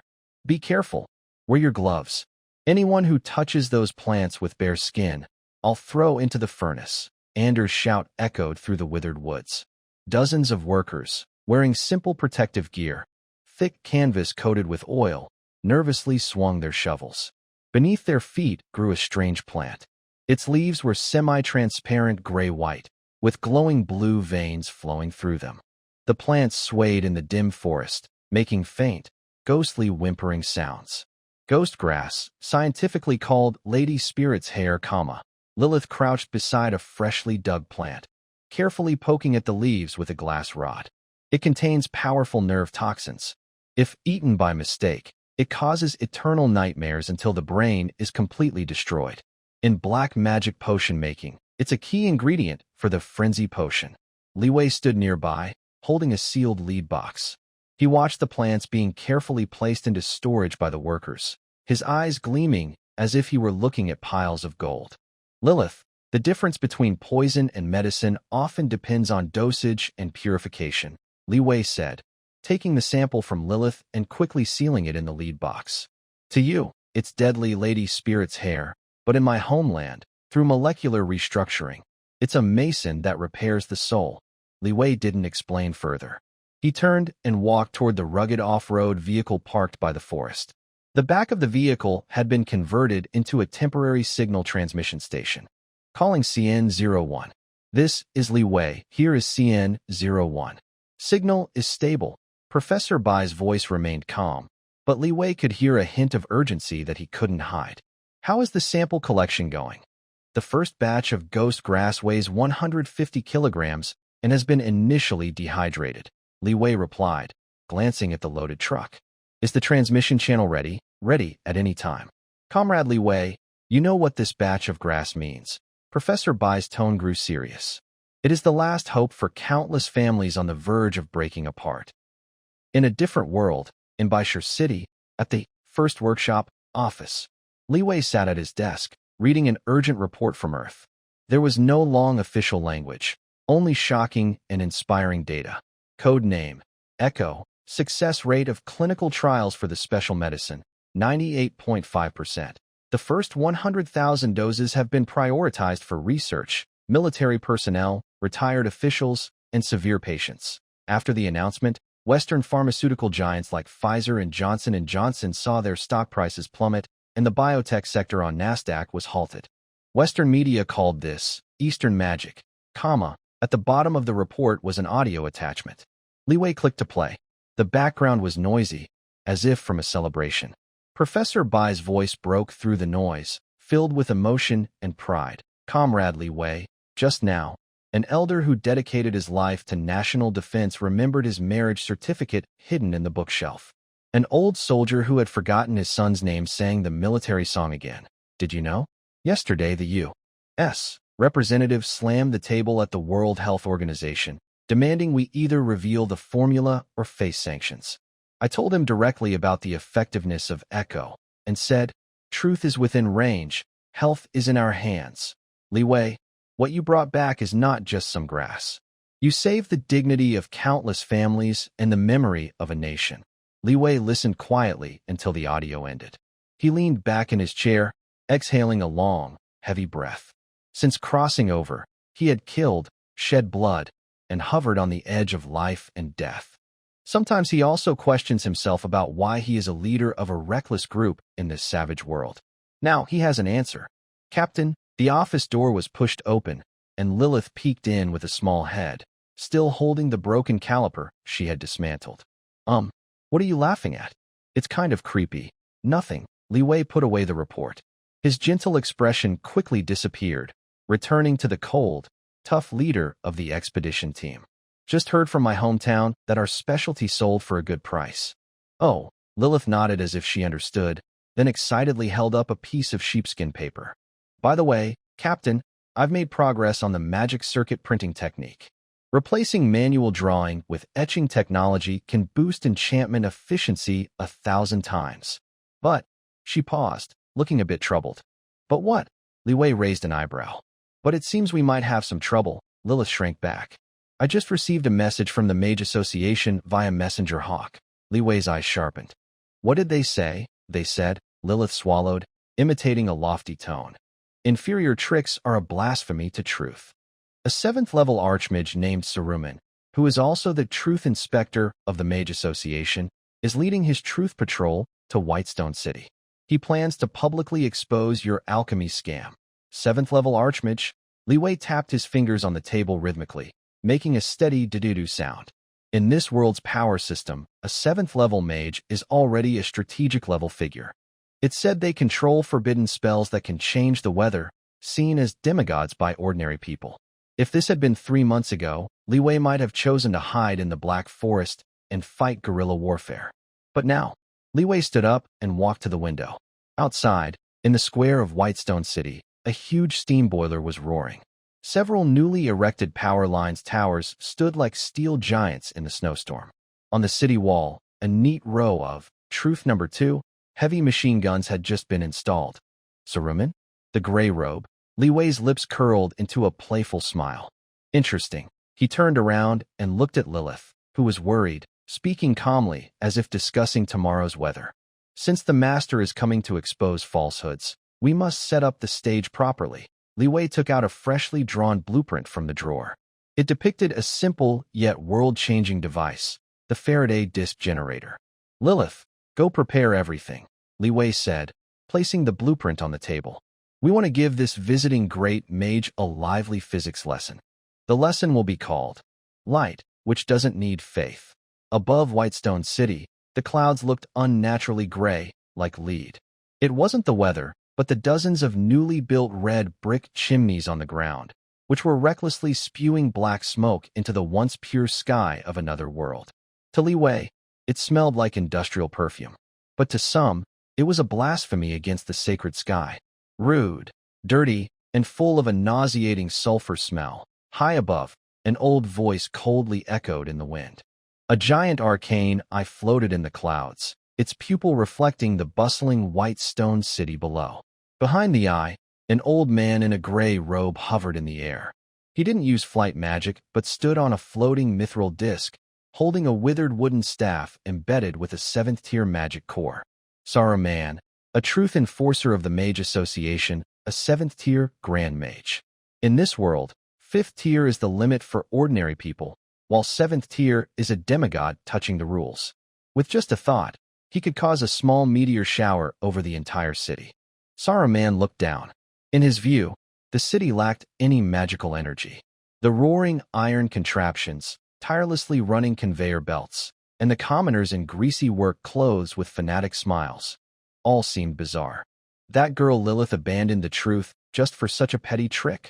Saruman snorted coldly. giving a heavy tap with his withered staff.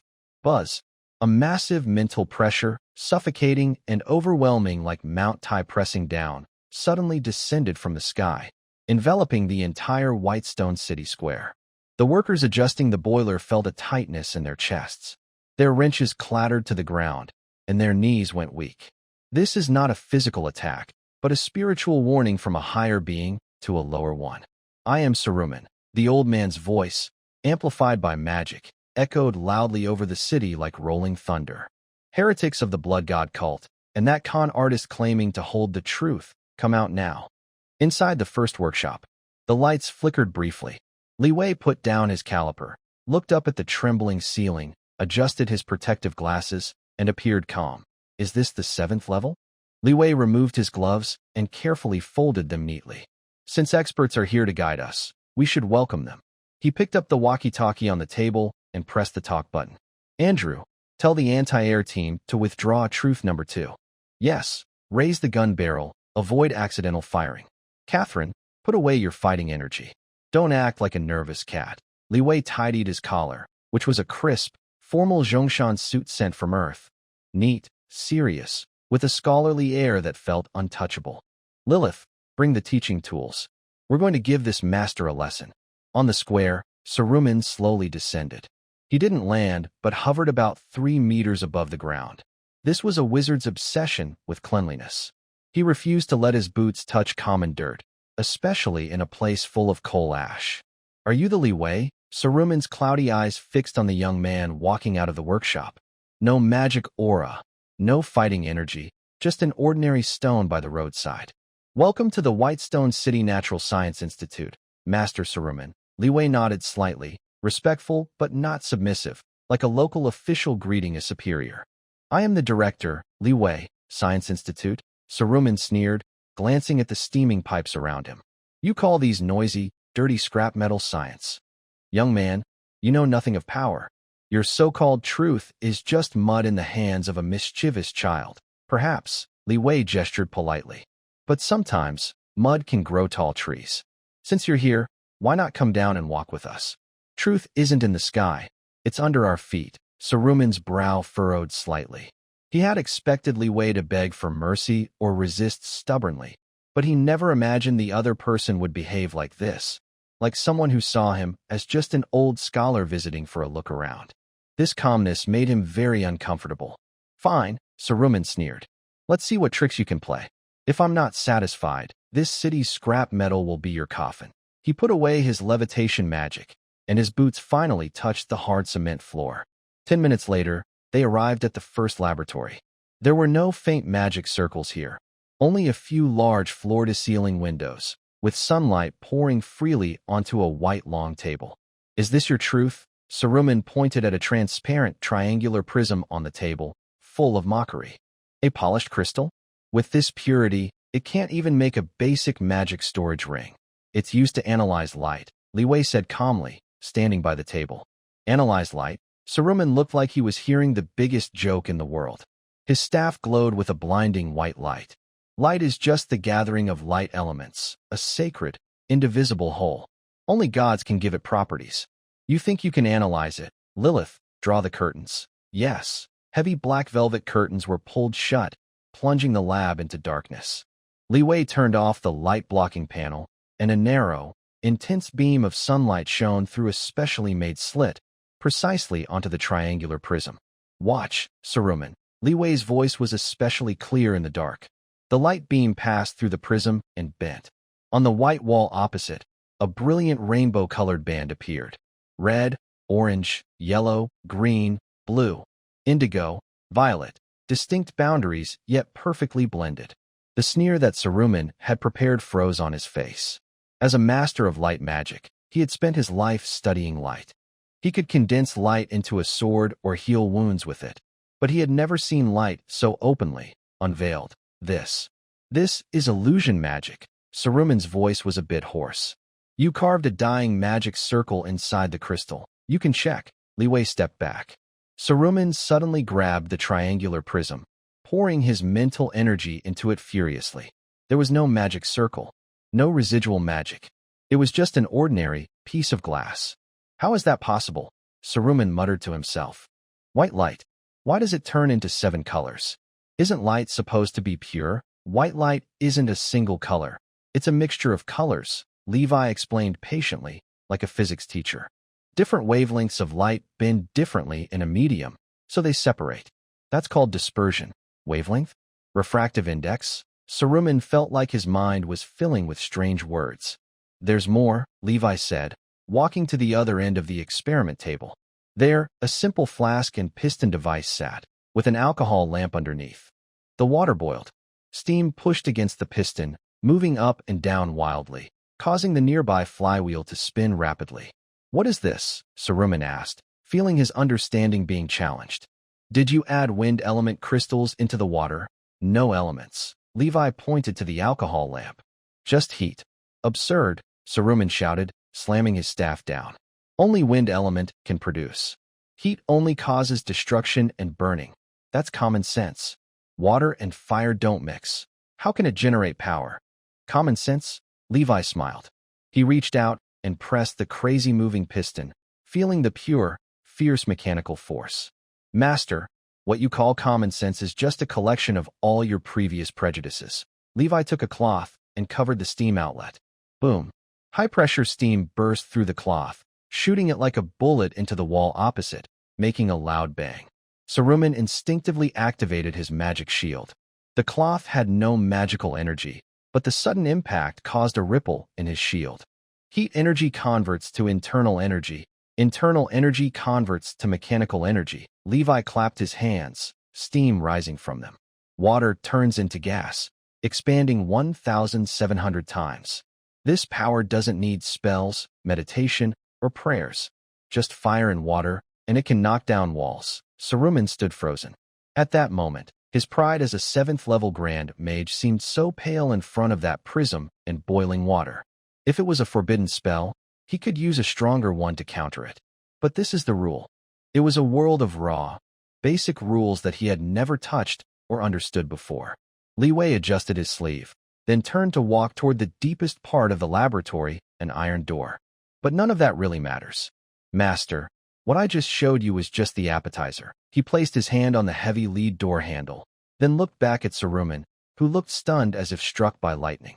You've always said that only high-level magic can create eternal light, right? Li Wei smiled slightly, a meaningful smile in the dim light of the lab. Come on, let me show you what it means to put lightning in a cage. Lilith, prepare to close the circuit. Got it, Captain. The heavy lead door creaked loudly as it opened.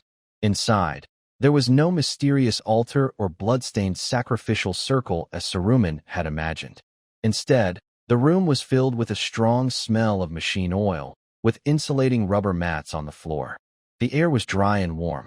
In the center of the room, a giant steel beast was coiled. It was a large double-cylinder steam engine, with thick connecting rods like giant arms. The huge flywheel was still. On the other end of the engine, a strange cylinder wrapped in copper coils was connected by a belt. Is this the cage? Saruman's staff glowed, illuminating the metal. Ugly and rough.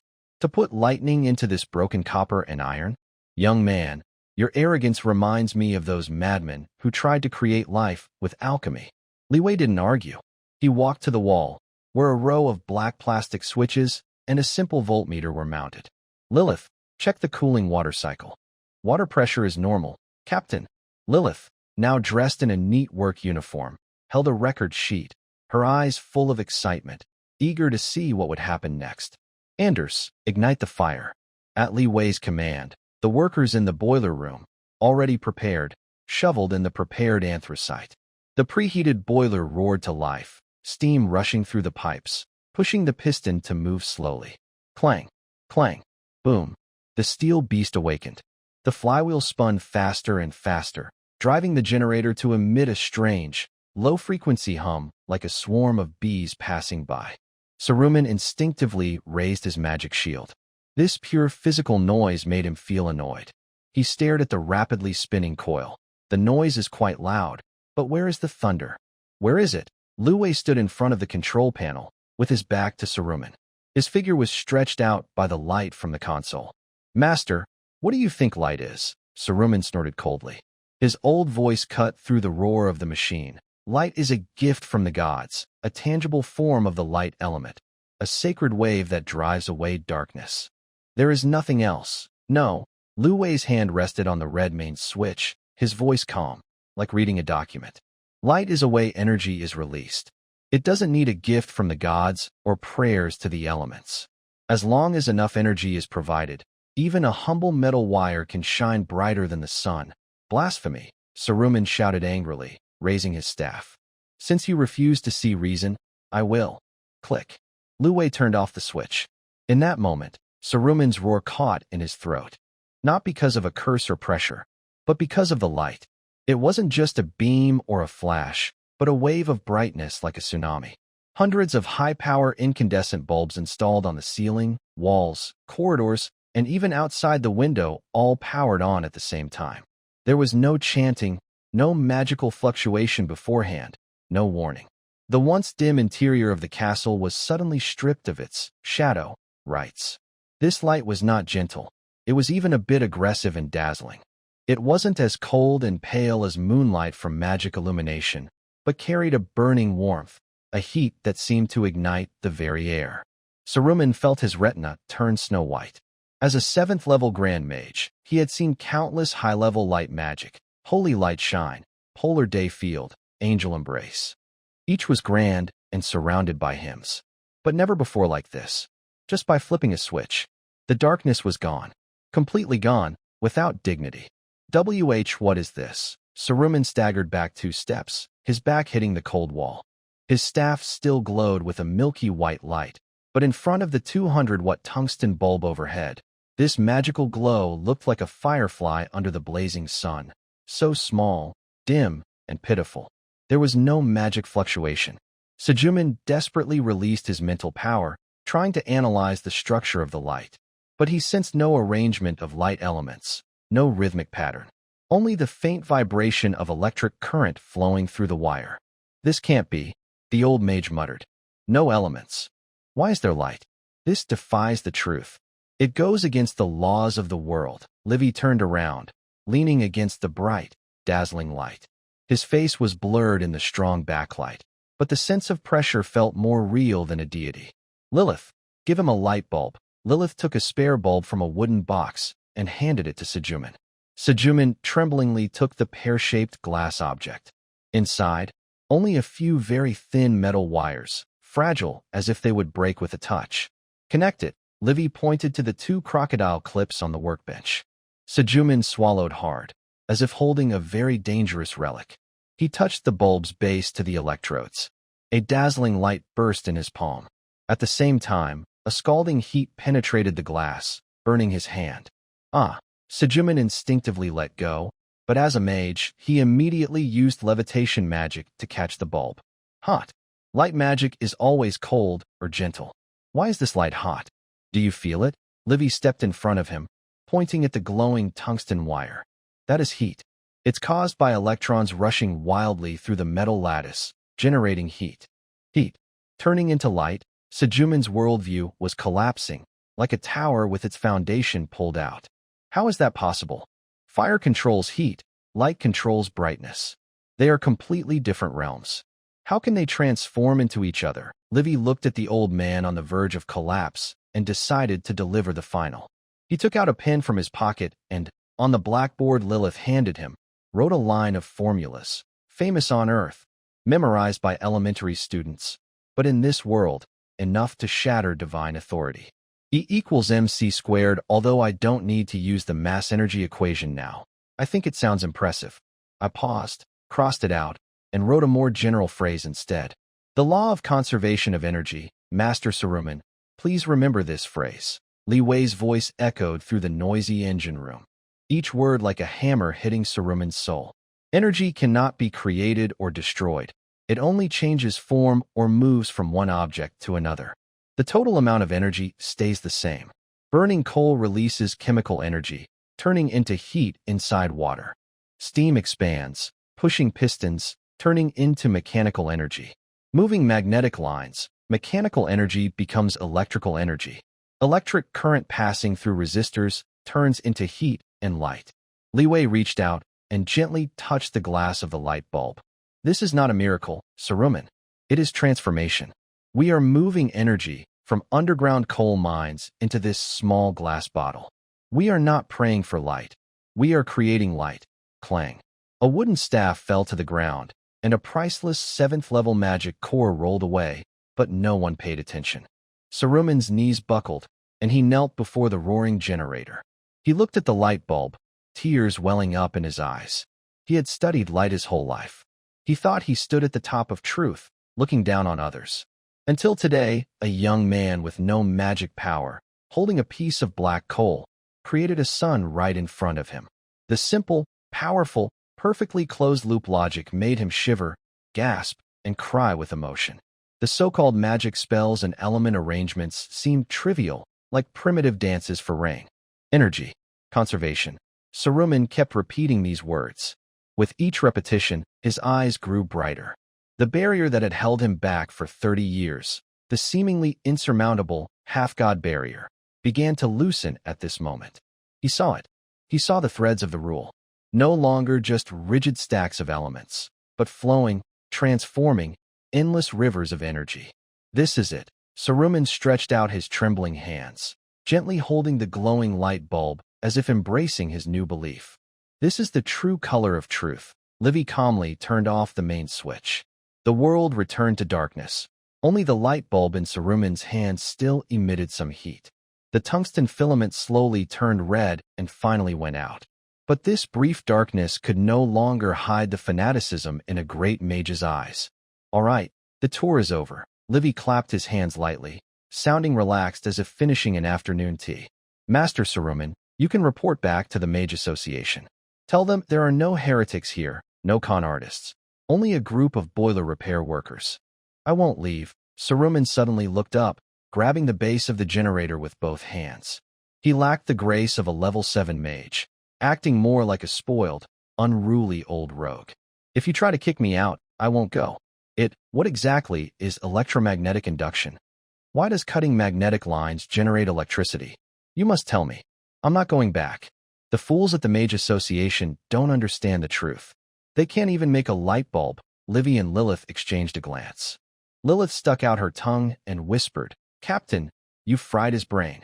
No, this is called ideological reform. Livy pushed up his goggles, a cunning smile on his face. He stepped in front of Saruman, bent down, and extended a hand.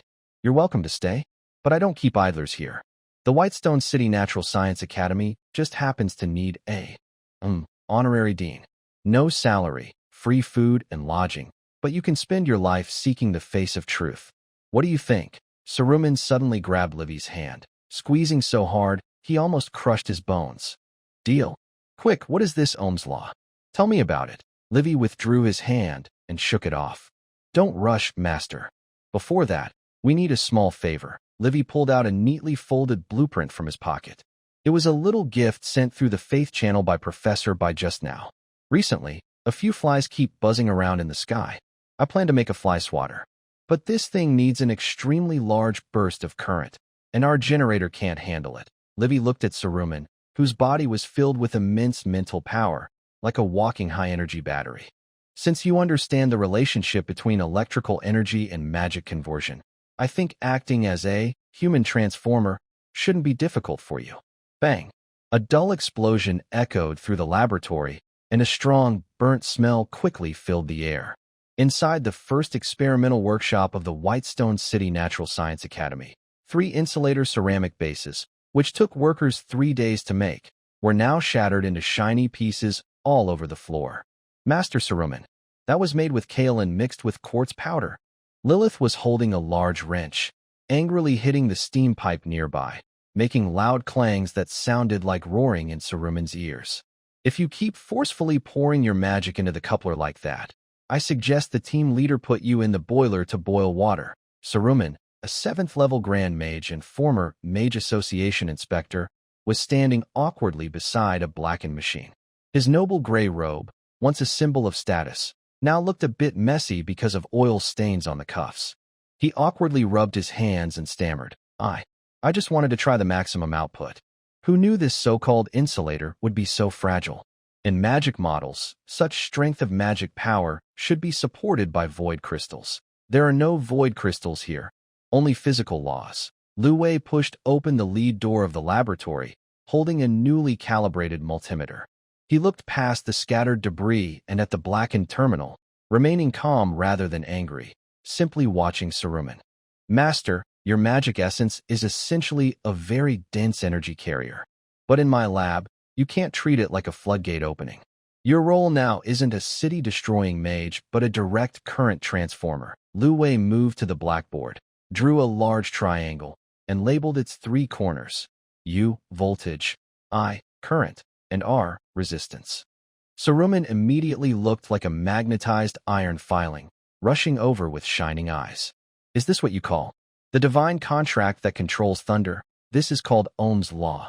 Li Wei tapped the blackboard and said, the reason you destroyed the base earlier is because you only focused on the magic power force, which means the voltage was too high. You completely ignored the circuit's ability to handle the load, like the resistance and current matching. The magic pierced the insulation, causing an arc. In simple terms, you tried to pour Pacific Ocean water into a straw. Force. Current. Resistance, Saruman muttered to himself. For an experienced mage who had studied light elements for decades, these ideas were new but also very precise, making him shiver. Magic spells are often vague, chanting like song, passionate like fire. But compared to Li Wei's formulas, such descriptions sounded like poor poetry. I need you to control your mental energy, like controlling a delicate faucet, Li Wei said, handing Saruman a special brass handle connected to a complex sensing array. By adjusting your mental wave frequency, keep the voltmeter's needle in the green zone. If you succeed, I will show you the blueprint professor by scent. Saruman took a deep breath, tore off his heavy robe, revealing the rubber insulator suit Li Wei asked him to wear. Though bulky and smelling strongly of rubber, it had saved his beard during the recent explosion. He knelt on the rough ground like a novice apprentice, comparing the circuit diagram Li Wei gave him and carefully watching the voltmeter. He considered the truth pointer. I equals U divided by R. If resistance stays constant, increasing potential energy speeds up the flow, he muttered, reciting the newly learned spell with a nearly obsessive look in his eyes. In Li Wei's hand, the blueprint called Fly Swatter was slowly unfolding. It was a high-voltage electromagnetic pulse generator designed by the Earth-based Research Institute to counter flying creatures like griffins and ghouls from other worlds.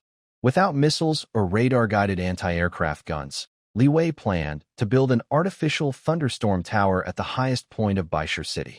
And Saruman, a high-level mage capable of casting forbidden spells, was the core, the high-voltage direct current power supply for this tower. Captain, can he really do it? Lily asked quietly, leaning close to Li Wei. That's a grand mage. Making him wear that to draw plans. If the Mage Association's old stubborn members find out, they might even commit suicide. Li Wei watched Saruman lying on the ground, a slight smile on his face. Lilith, you must understand that once a person sees the true nature of the world, those so-called titles and honors are worth less than a piece of trash in his eyes. His current happiness comes from understanding the world. Time passed quickly amid the roaring of the steam engine. 2 hours later. The needle is steady, Saruman shouted excitedly, his voice even more passionate than when he advanced to the 7th level. In the center of the laboratory, a tall Tesla coil array about 3 meters high began to emit a deep growl. With Saruman's precise infusion of magic, the silver-colored main coil started to glow with purple light at the top. Hiss, hiss, that was the sound of air being ionized. Suddenly, a purple lightning snake about the thickness of a thumb shot out from the top of the tower. It did not dissipate but danced wildly in the air, like a deadly vine-seeking prey. Saruman reached out, trying to touch the lightning snake through his rubber gloves. In the past, such intense lightning magic required complex guidance and long spells, but now he only needed to control the force, and it obediently danced there. Look, this is thunder without any magical fluctuations, Saruman exclaimed excitedly. This is transformation, pure transformation. At that moment, a sharp alarm outside the workshop suddenly shattered the scholarly atmosphere. Ding, ding, ding. It was an emergency alert. A soldier from the Dawn of Red Wilderness squad burst in, sweating profusely. He paused briefly when he saw Saruman's strange rubber suit, but quickly stood at attention and reported. Commander, observation post reports, at 12 o'clock, 5 kilometers from Whitestone City, flying units spotted. Li Wei's eyes narrowed slightly. What kind? Which flag? It's Griffins. All with gold-edged white saddles, from the Royal Capital Griffin Guard Reconnaissance Team. 12 in total. The soldier's voice trembled slightly. They are diving through the clouds from high altitude. Our crossbow cannons can't reach that high. The Royal Capital Griffin Guard was the elite of the entire kingdom. Each griffin had resistance to 4th-level magic, and combined with knights in fine gold armor, they were a nightmare for any city defense system. Saruman slowly stood up, feeling the magic power inside him, which had become somewhat weak from long-term research. At this moment, guided by a new logic, his magic showed an unprecedented level of activity. He looked out the window at the distant sky, where a few black dots were gradually appearing, then glanced at the Tesla coil nearby, still sparking. The old mage's face showed a cruel and nervous smile, like a child who had just received a new toy. In his cloudy eyes, purple sparks flickered. Griffins? Are they feathered or scaled? Saruman gently patted the oil-stained workbench, as if greeting an old friend. Perfect. I just learned Ohm's law and was worried about having no place to experiment. He turned to Li Wei, speaking with a strangely excited tone. Captain Li Wei, may I give a lesson to these airborne reptiles? Li Wei walked to the main control lever and forcefully closed it. Master, don't let them die too quickly. Li Wei made a welcoming gesture with his hand. After all, the experimental data is very valuable. Above the tower, a large Tesla coil array slowly rose toward the open platform. Purple lightning began to brew wildly under the cloudy sky. The Griffin Knights, proud as they swooped down from the clouds, didn't realize that what awaited them was a kind of physical punishment the world had never seen before, divine retribution. Clang! A priceless Nelson crystal cup was smashed forcefully onto the obsidian floor, shattering into pieces.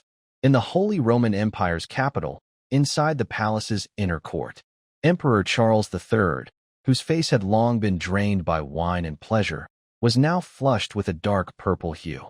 His chubby chest heaved violently as he pointed at the kneeling military intelligence chief, his hand trembling uncontrollably. Someone explain this to me. Charles III's voice sounded like an angry boar. 12 royal griffins. That's 12.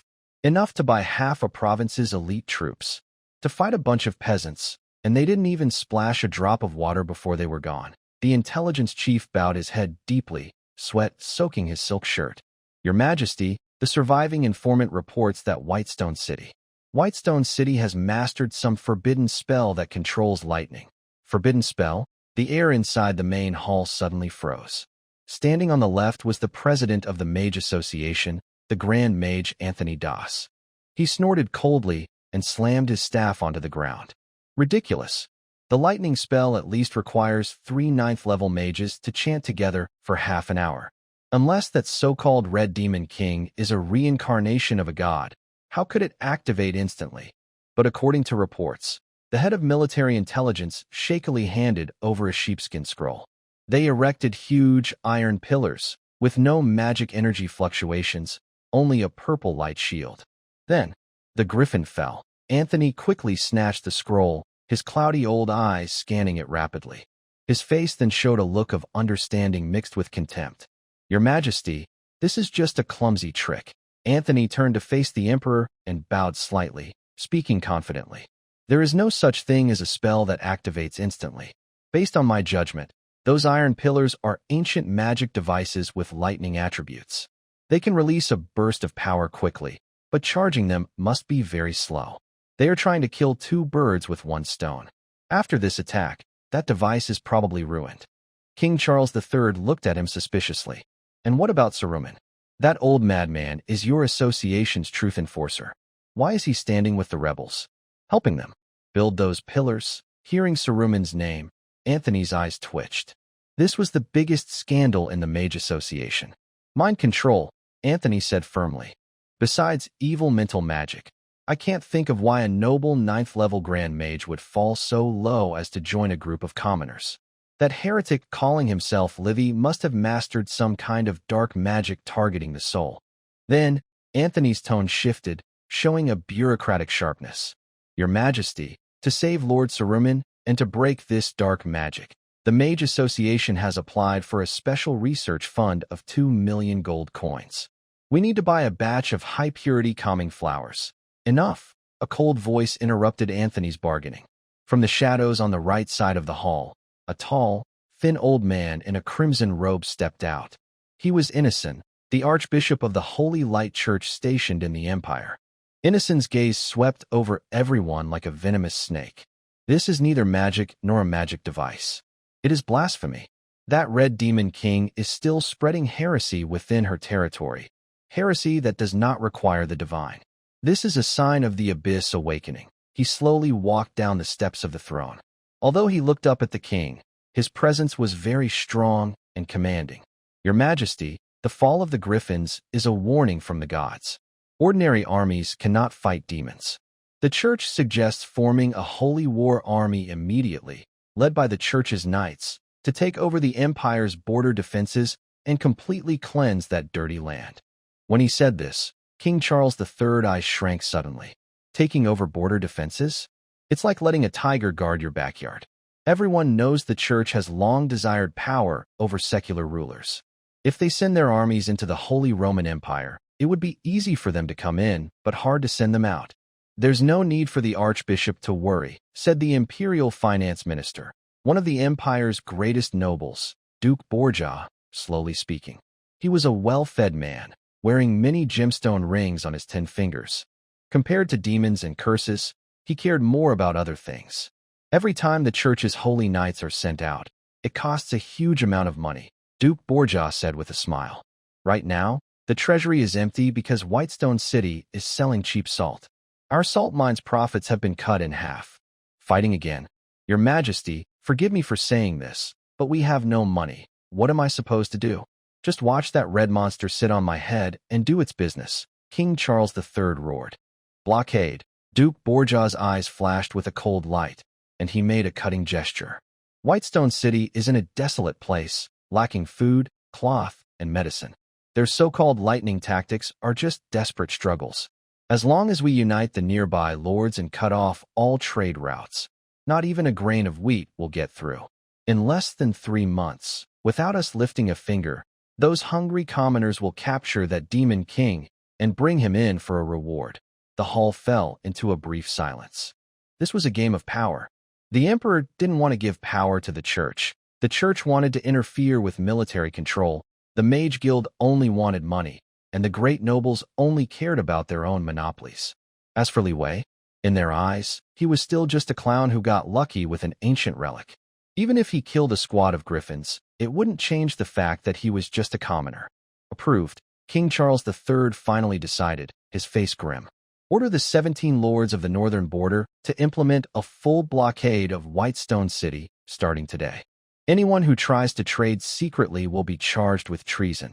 Additionally, the Emperor's gaze flickered as he looked at Anthony. Since we can't fight directly, let's send a research team. It's called negotiations, but really it's to gather intelligence. Anthony, your team will handle technical analysis.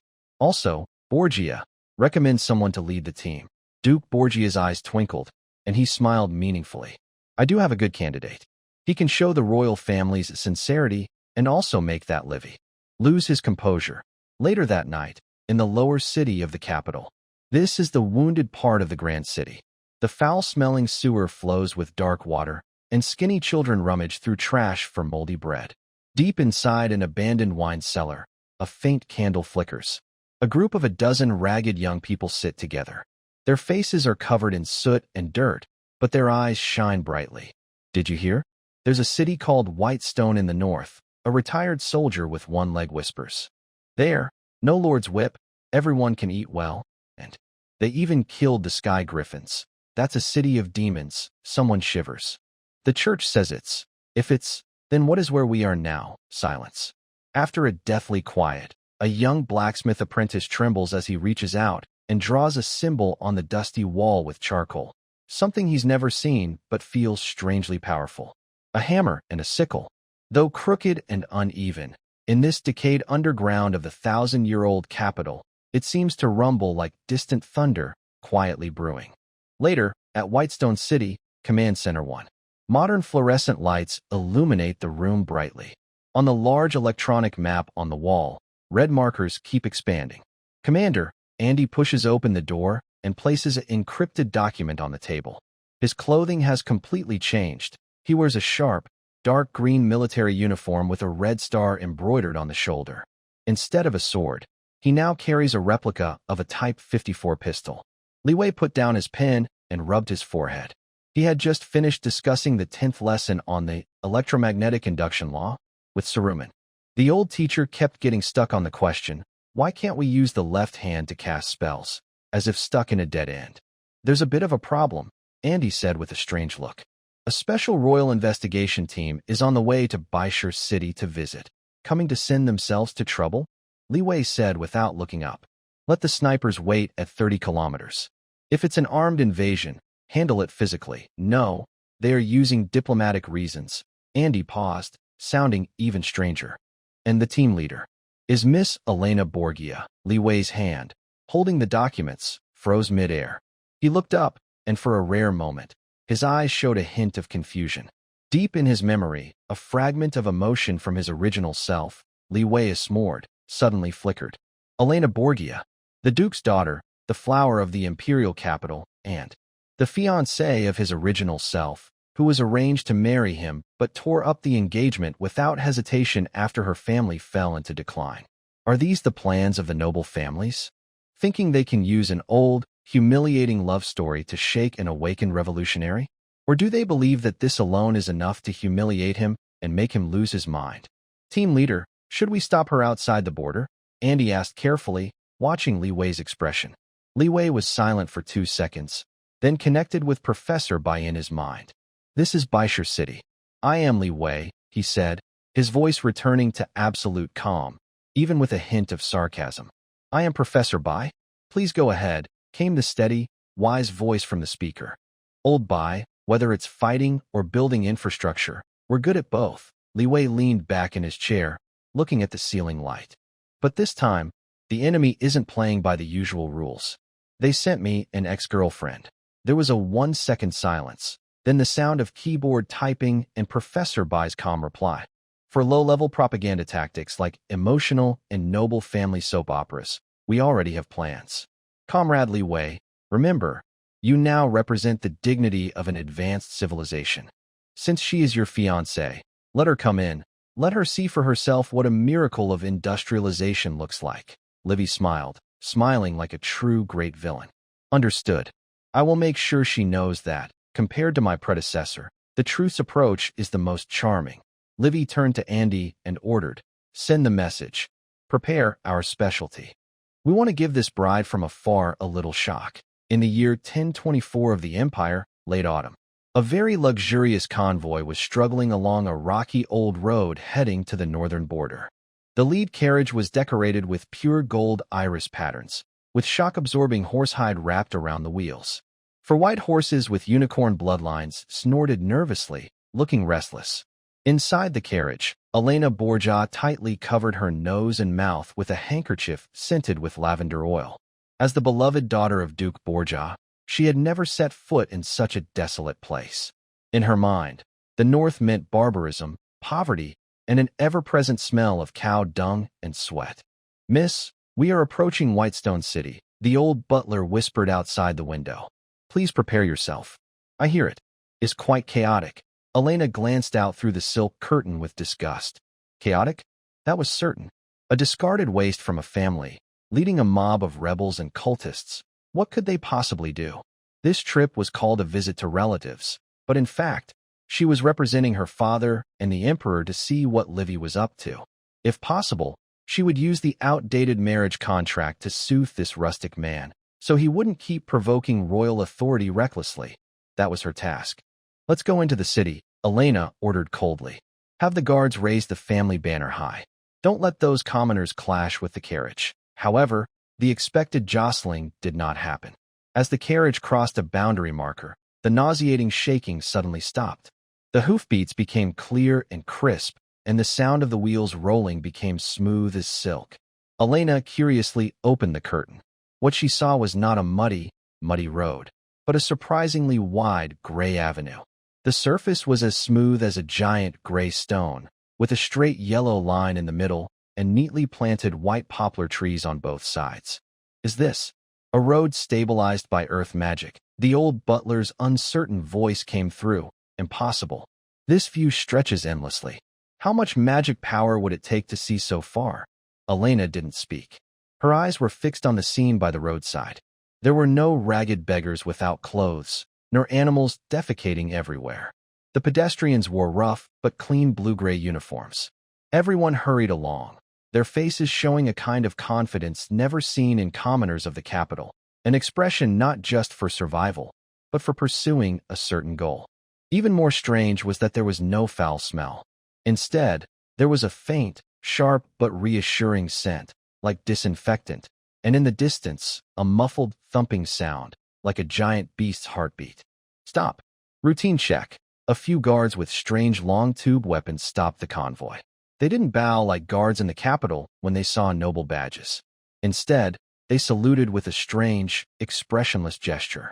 How bold! The old butler shouted angrily. This is the carriage of Lady Duke Borgia. Let Livy come out and receive the guests. The guards didn't even lift their eyelids. They simply pointed to a metal sign on the roadside with big red characters. Everyone entering this city is equal. Those who break the rules will be punished without mercy. In Whitestone City, there are no Duchess ladies, only visitors, the guard said coldly. Vehicles must stay on the right. Passengers get out for registration and disinfection. This is an order from the captain. Elena trembled with anger. Disinfection and sterilization? That was language used for animals. But seeing the dark gun barrels in the guard's hands and the purple glow flickering from the lightning coil on the distant tower, she clenched her teeth. In the end, she lifted her skirt, stepped onto the cold, hard cement ground. City Hall, the former lord's residence. The grand hall, once decorated with deer heads and oil paintings, had been turned into an open office area. Dozens of desks were neatly arranged, clerks worked swiftly, phones rang constantly, and the air was filled with the smell of cheap ink and tobacco. Elena waited in the reception room for a full hour. When she was finally allowed into the room marked Captain's Office, her patience was gone. Livy Ismode. She pushed the door open and saw a man dressed in a blue work suit covered in oil stains, leaning over a large desk, drawing and writing. He had messy hair and was even biting on a half-eaten hard flatbread. This was very different from the memory she had of him, always wearing a silk shirt and shy at parties. He didn't look up at all, just pointed with his pen to the chair opposite. Sit down. Help yourself to tea. If you want coffee, turn left at the secretary's office. Elena prepared a lot of noble words, but she was suddenly choked up. She took a deep breath, trying to stay calm. Is this how you treat guests? I am here representing His Majesty and the Borgia family. If it's about business, go to the Commerce Department. If it's about a ceasefire, see Old at the military office. Li Wei finally looked up, his black eyes cold and calm, without any old feelings. If you're here to catch up, sorry, I'm busy. The second furnace needs to produce iron tonight, and I don't have time to play house with a duke's daughter. Play house. Elena felt deeply insulted. She pulled out a letter from her bag and slammed it on the table. I'm giving you one last chance. If you hand over the technology that controls lightning and confess to the church, my father might spare your life, and maybe restore our engagement. This was her biggest trump card. In this world, no man could refuse to marry into the Borgia family, an easy way to rise quickly. But Li Wei smiled. He took a bite of the hard flatbread and mumbled, Ander, take this young lady to see Workshop 3. Let her see what I truly care about in a marriage. Half an hour later, at the first textile factory, inside the huge workshop, the roar of steam engines was deafening. Elena stood blankly on the second-floor viewing platform, her pupils trembling violently, her hands gripping the railing so tightly that her knuckles turned white. Below her, rows of steel monsters were casting.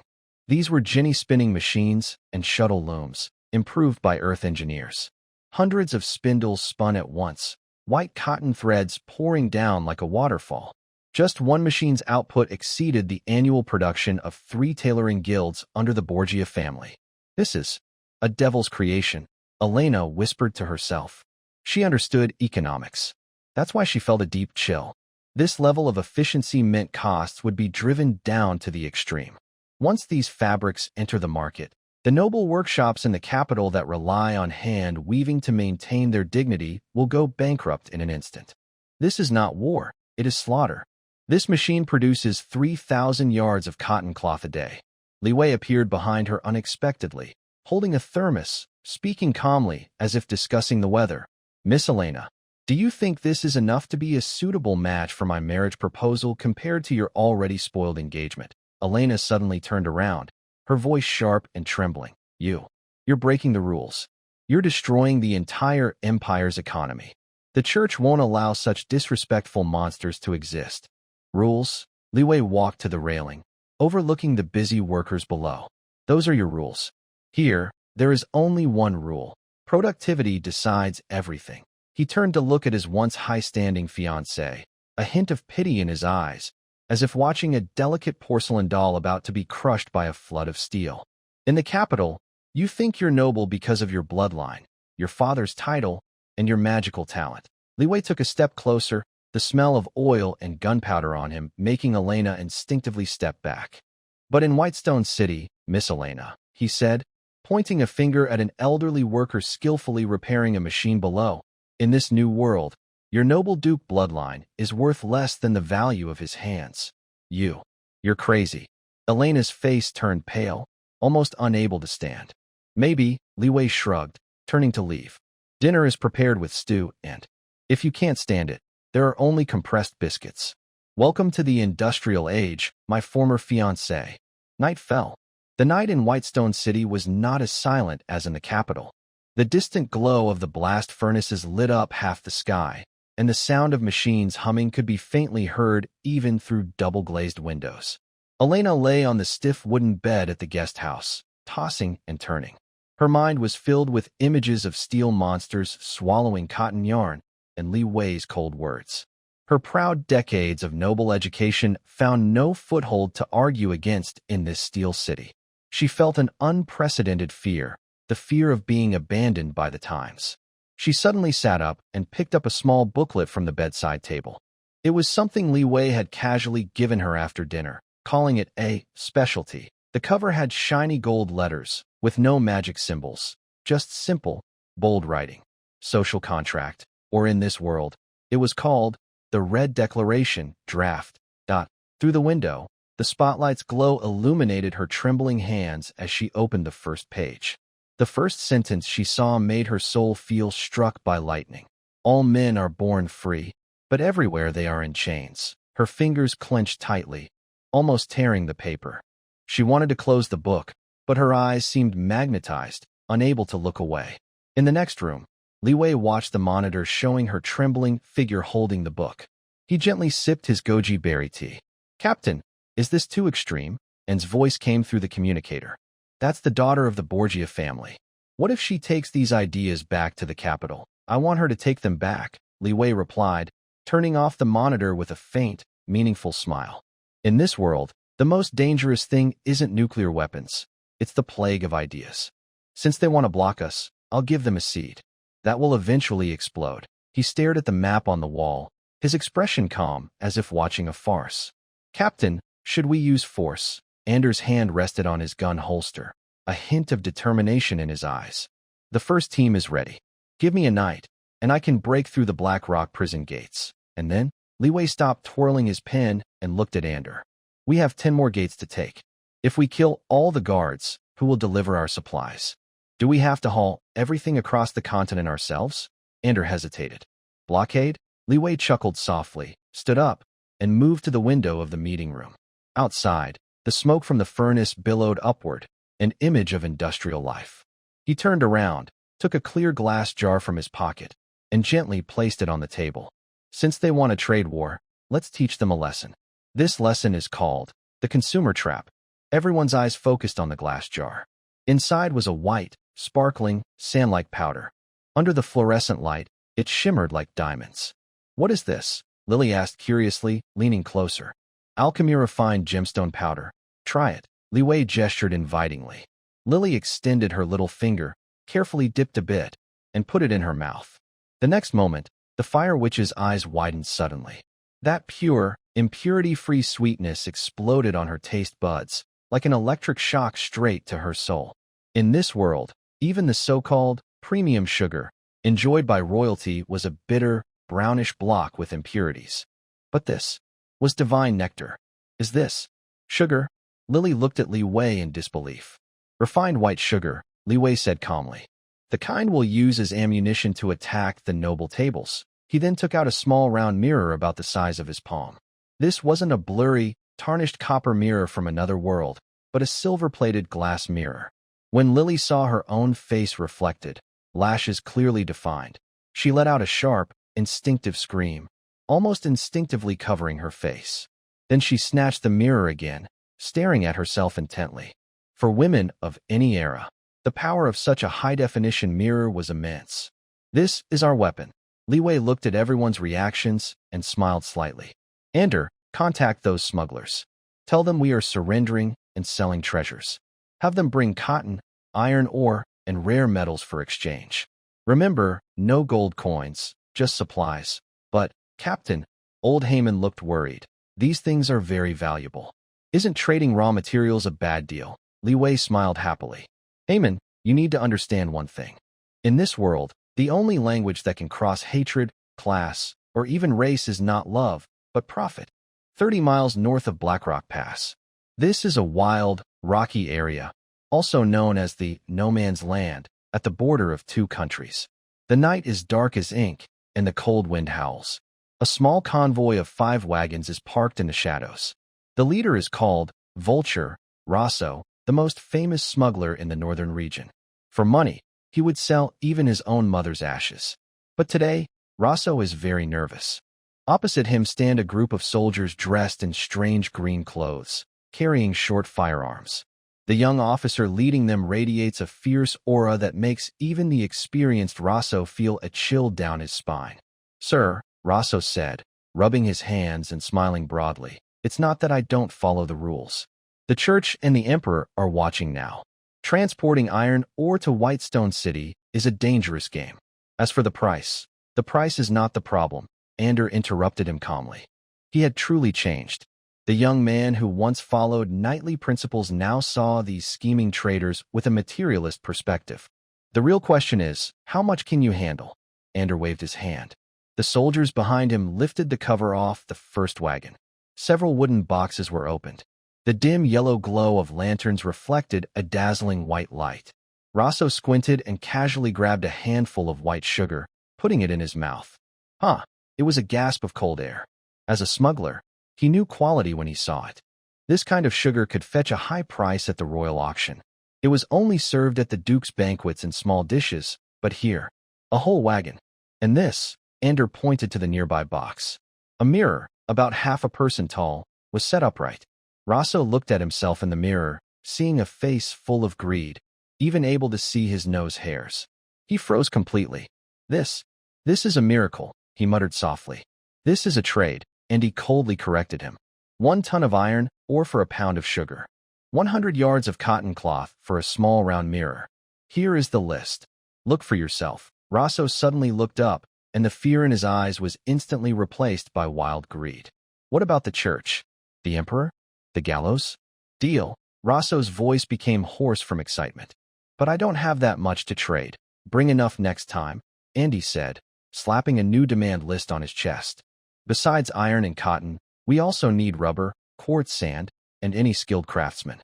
As long as you can bring them, we can supply as much of this snow sugar and truth mirror as you want. Watching Rosso crouch over the boxes like a loyal dog protecting its pups, An's last worries about the blockade disappeared. The captain was right. There are no impenetrable walls, only betrayals caused by insufficient prices. Half a month later, the Holy Roman Empire, the Governor-General's office in the north. A grand afternoon tea was underway. The governor's wife wore a beautiful lace gown, elegantly holding a fine porcelain cup. She was in a good mood because today was the day she could show off her new spoils. Oh, dear, What did you put in your black tea? A countess exclaimed. It's so sweet, yet it has no sourness from honey or the roasted flavor of black sugar. The governor's wife smiled modestly, gently scooping a spoonful of white grains from a crystal jar with a silver spoon. This is snow sugar, comma. She lowered her voice, with a hint of mystery and pride. It's said to come from distant eastern islands, made from dew collected by elves. I had to go through great trouble to get this jar, through special channels. Oh my, it's so beautiful, like pure snow. The noblewomen around her sighed with envy. At this moment, the North Governor pushed open the door. He had just finished inspecting the border defenses, looking tired, but upon seeing the gathering of ladies, he forced a smile and showed some energy. What are you all so happily talking about? He asked, taking off his sword. Talking about snow sugar. You must try some, dear, the lady said with a charming smile, offering him a cup of spiced black tea. The governor took a sip and his eyes lit up. Good stuff. Where did it come from? A traveling merchant passed by, the lady said casually. By the way, the merchant said this thing is very popular. I traded him the rusty scrap metal and a few carts of spoiled cotton from your storeroom. They were just taking up space anyway. The governor paused, then affectionately patted her hand. I'm glad you like it. Just some scrap metal, not worth much. He had no idea that those so-called scrap metal was actually high-quality pig iron urgently needed by the Whitestone City Armory, and that the spoiled cotton would be turned into military uniforms for the soldiers in Whitestone City in 3 days. The same scene was happening across the 17 territories in the northern borderlands. Even with the emperor's decree plastered all over the city walls, and even as the church priests loudly cursed the red demon inside the cathedral every night, the ruts on the wilderness road leading to Whitestone City grew denser than during the day. Even the soldiers guarding the checkpoints had become part of this chain of profit. Stop. What are you doing, sir? Just transporting some local specialties. More rotten wood. Do you know the rules? Yes. Sir, these are 2 packs of special tobacco and a small mirror for my sister-in-law. Get going. Be careful on the road. Don't let the patrol see you. Whitestone City, on the city wall. The cold wind was fierce, but Li Wei's heart was warm. He looked at the distant flickering lights of the convoy, like a flowing fire dragon, continuously pumping the blood of this world into his red heart. Captain, the latest statistics. Anders stood behind him, speaking with a tone of awe. In just this week, the iron ore we smuggled back is more than what we mined in the past 6 months. Li Wei took the report, glanced at it, then casually pulled out a box of cigarettes and lit one. The flame reflected in his deep eyes. Ander, remember this. He took a deep breath, slowly exhaled the smoke, watching the swirling mist dissipate into the night sky. If 20% profit is enough to tempt capital, 50% makes it take risks, and 100% makes it trample over all laws of the world. Li Wei turned around, and the red flag behind him fluttered loudly in the wind. When profits reach 300%, they even dare to risk being hanged, even if it means selling the very rope that will hang them. Ander nodded vaguely, understanding but not fully. He knew that in this silent war, they had already won the first round. Late at night in Baishur City, the darkness was no longer as silent as before. Kerosene lamps and early electric arc lamps flickered along the streets. The brightest spots were the makeshift classrooms set up by the arms factory and the administrative office.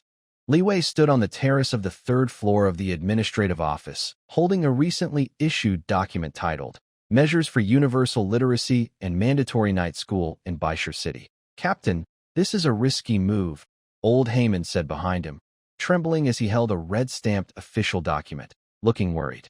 You have workers who are good at bricklaying, mining, and making cannons, but asking them to use pens. Their hands are rougher than hoes. Many workers say that writing is only for nobles and scholars. We common folks shouldn't touch such things. It might shorten our lives. Li Wei exhaled a smoke ring, his eyes flickering in the firelight. Shorten lives? Only those who can't read will suffer. Li Wei turned around, his voice firm and unquestionable. Old Heyman, you must understand, industrialization isn't built by a few iron lumps.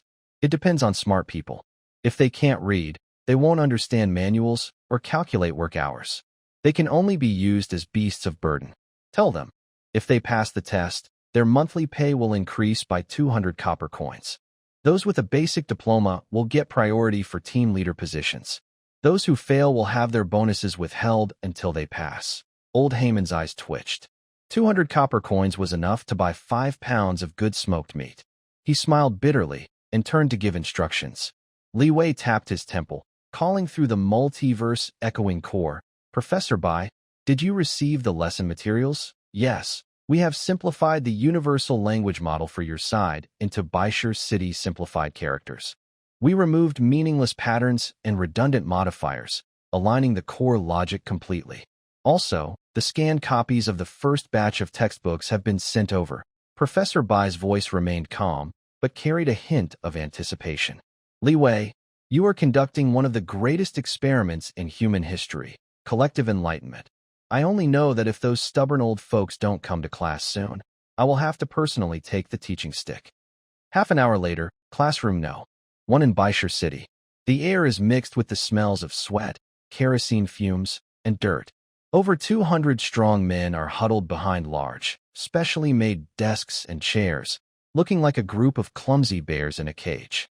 They whisper quietly, their eyes full of worry and respect.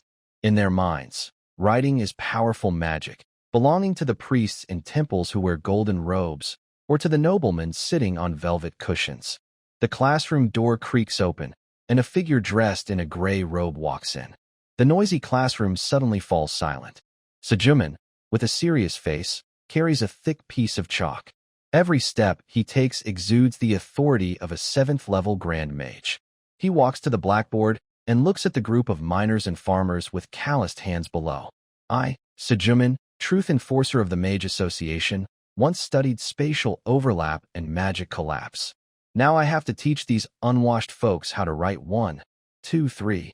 But when he sees Li Wei sitting calmly at the back, he can only take a deep breath and shout in a voice loud enough to shake eardrums. Look at the blackboard. Today, I will teach you your first lesson. Shipment quickly writes a big character in person on the blackboard.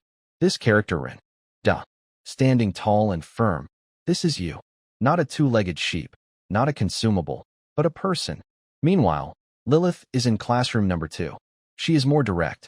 With a wave of her hand, fire elementals gather in the air and form bright red characters that float in midair. If anyone forgets this word, I'll burn their red like a fire dragon fruit. The fire witch's tough teaching makes the soldiers below sit straighter than statues. The initial fear gradually melts away in the face of benefits. When the beginner textbooks are handed out, they are surprised to find that these symbols called simplified characters are surprisingly easy to recognize. The captain said, understanding this blueprint can double the speed of assembling the water pump. A young foreman wipes sweat and repeatedly copies the word valve. As long as I learn 50 characters, my salary will increase by 30%. My wife is waiting to buy winter clothes with this money. In a corner of the classroom, 50-year-old miner Batu was leaning over the desk. His fingers were large and deformed from years of holding a pickaxe. He held a pen awkwardly, as if gripping a heavy sword. He was writing unevenly on the paper, each tearing through it. 10 minutes, 20 minutes. Finally, he wrote a symbol that represented his name. The man who had never shed a tear, even when whipped, suddenly froze. He stared intently at the 2 characters, tears filling his cloudy eyes. I can read now, he whispered. Then his voice grew louder. I can write my name. I have a name. In the past, he was just mine waste number 4 in the noble's ledger, just a red cross on the construction site roster. But now, those 2 twisting lines proved he existed as an individual in this world. He covered his face, his sobs echoing clearly in the quiet classroom. This crying seemed contagious. Several rough-faced men nearby also started to tear up. Li Wei sat in the back, quietly watching. He knew those hands holding the pens weren't just writing. They were levers that could shake the rotten world order.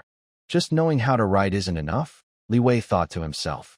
They need to have a soul. The next morning, large patches of white lime were painted on the walls of Whitestone City, with bright red paint displaying big slogans. Labor is the noblest. Knowledge is power. Are kings and nobles really better? These words were simple enough that anyone who attended a couple of classes could understand roughly. At that moment, A cloaked figure quietly left from the shadows at the back of the classroom. Elena stood at the empty street corner, looking back at the brightly lit classroom. As a senior who had studied at the church's curia, she was highly sensitive to words. She once thought Li Wei was doing all this to better control the people, to turn them into more useful parts. But when she saw Badu's trembling and the fiery slogans, a chilling sensation shot up her spine to the top of her head. He's gone mad. He's truly lost his mind. Elena's slender fingers clenched her cloak, her voice trembling. He's not recruiting workers. He's mass-producing traitors to the gods. Can you believe he told these simple folks that they are the same as the gods and the royal family? This light is not magic, but it frightens those high above on the clouds even more than forbidden spells. It is the light of thought. Once ignited, it will never go out unless the old world is completely destroyed. At this moment, Lilith's urgent voice came through Li Wei's communicator. Captain, you need to see this. Old man Sageman has gone crazy. He thinks the current teaching plan is too slow and wants to use 5th-level mental magic, thought replication, to force-feed the workers. Li Wei chuckled quietly and snuffed out his cigarette. Tell Sageman that such reckless shortcuts go against the laws of materialist education. Also, have him prepare for our Whitestone City news. It's time for the first issue. Outside the window, the first rays of dawn pierced through the northern clouds.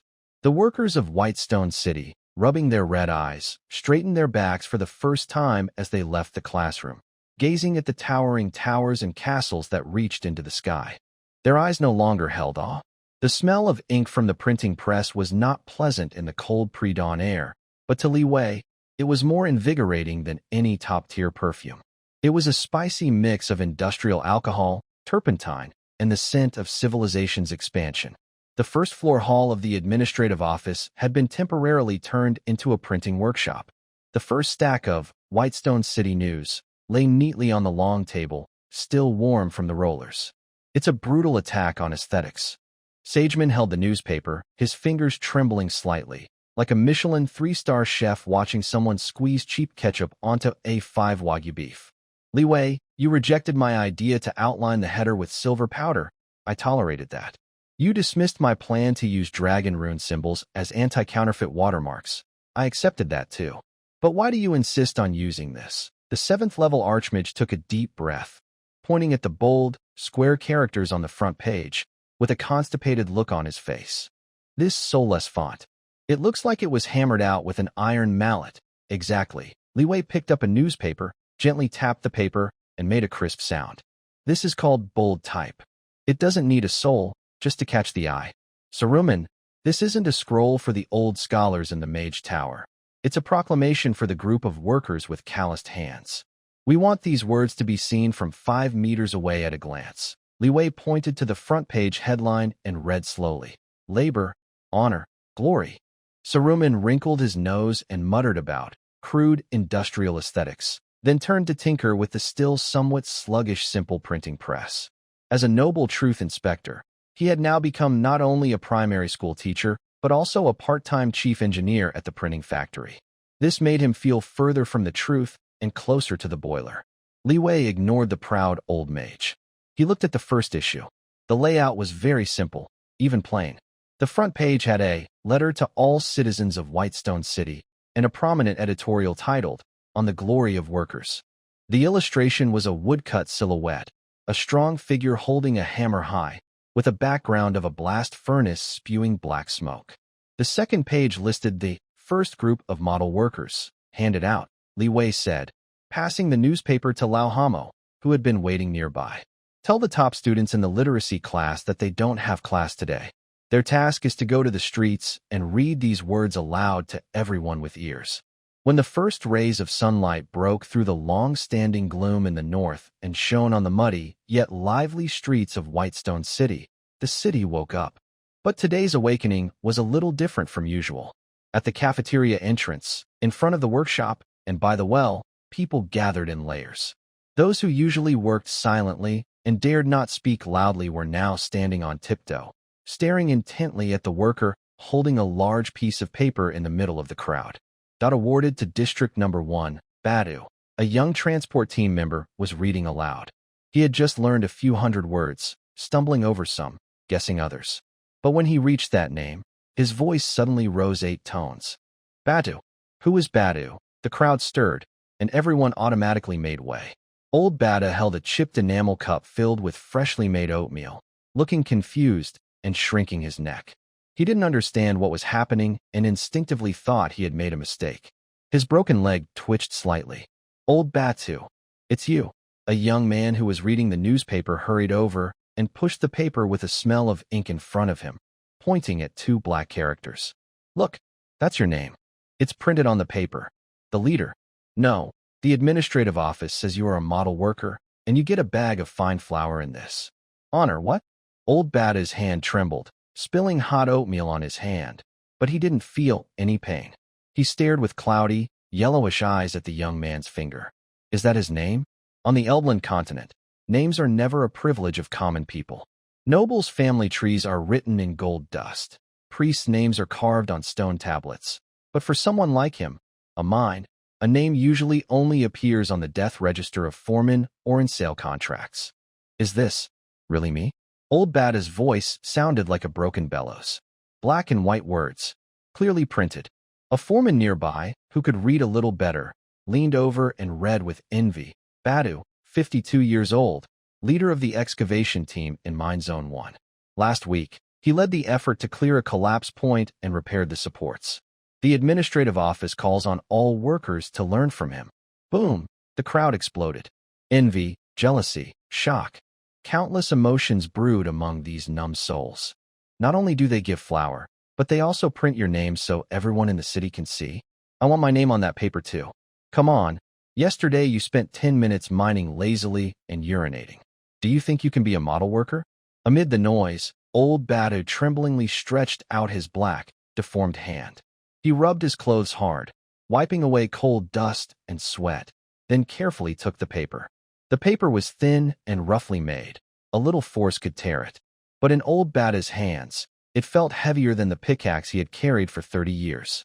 He couldn't understand the big principles written on the front or the public trial notice on the back. He only recognized 2 characters. Those 2 words proved he was alive, that he was not trash, that he was a person with dignity. Old Bada suddenly shoved the newspaper into his chest, pressing it against his scarred skin. He straightened his already bowed back and, ignoring the crowd's teasing, carried an empty bucket and slowly walked toward the mining area. That figure, walking away, seemed to carry a heroic, knightly sense of purpose. At the same time, in a dark corner of Whitestone City, a figure wearing a tattered hat was staring intensely at the distant crowd reading the newspaper. He was Viper, a seasoned spy from a noble southern family. He had been hiding here for 3 days. He thought he had seen a lot, experienced many dangers. But now he was very scared. He paid 2 silver coins to buy this demon script from a drunken worker. Viper hid in the shadows and opened the newspaper with faint light. The neat, dark metal-like characters on the page seemed to come alive, twisting into fierce, scary faces. This isn't just writing. It's some kind of advanced mental control rune. Viper's pupils shrank sharply. He had just seen it. That old man Batu. The moment he touched this thing, his whole demeanor changed. The once timid look in his eyes suddenly filled with fanatic light, and even his spiritual waves became unusually excited. That red demon. He's using this paper to harvest souls in large numbers and create death soldiers. Viper's hand trembled. It was terrifying. Compared to the church's long brainwashing methods, this kind of evil magic that can make people lose their will just by looking at it is a direct attack on divine authority. And seeing how the common people are so fanatical, proud to have their names printed on it. Could this be some kind of sacrificial list? We must report this immediately. Viper took out a precious communication crystal from his pocket. It was a one-way device that would shatter once activated. He lowered his voice and, speaking very quickly, shouted into the crystal. The red demon has developed the most terrifying large-scale weapon, called newspaper. It appears to use some kind of soul-absorbing ink that can instantly deprive civilians of their minds, making them extremely excited and loyal. Repeat, this is spiritual pollution. I recommend the church immediately ban all newspapers as forbidden items. Anyone in contact should be burned to purify. The crystal shattered into powder. The Viper wiped a cold sweat, looked deeply at the civilians still eagerly reading the newspaper, and fearfully pulled down his hat brim. Then he turned and disappeared into the shadows of the sewer. On the third floor of the administrative office, Li Wei was smoking, and the blue glow from the core of the multiverse echoes projected a holographic screen in front of him. On the other side was Professor Bai, dressed in a white coat, with a data wall behind him. The first round of public opinion monitoring data for Whitestone City has been released. Professor Bai pushed up his glasses and spoke calmly, like a weather forecast. The results are better than expected. For civilians from another world who have never been exposed to mass media, this kind of being seen psychological impact is like a nuclear blast.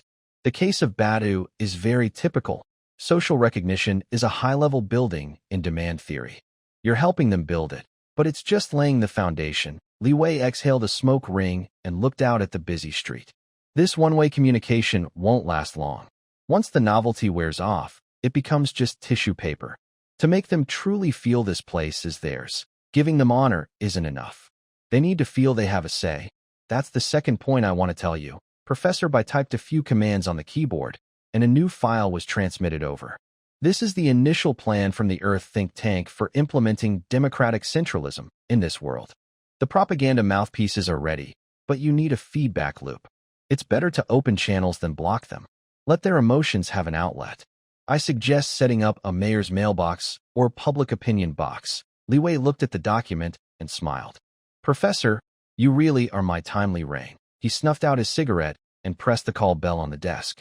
Half a minute later, a young man, once a struggling bard now promoted to propaganda officer, pushed open the door. Captain, you called me? Go find some carpenters and make a batch of boxes. Paint them red and make a hole. Li Wei pointed to the rough sketch on the desk, his eyes gleaming with cunning. Hang them in the most visible places in the city, at the canteen, square, and bathhouse entrances.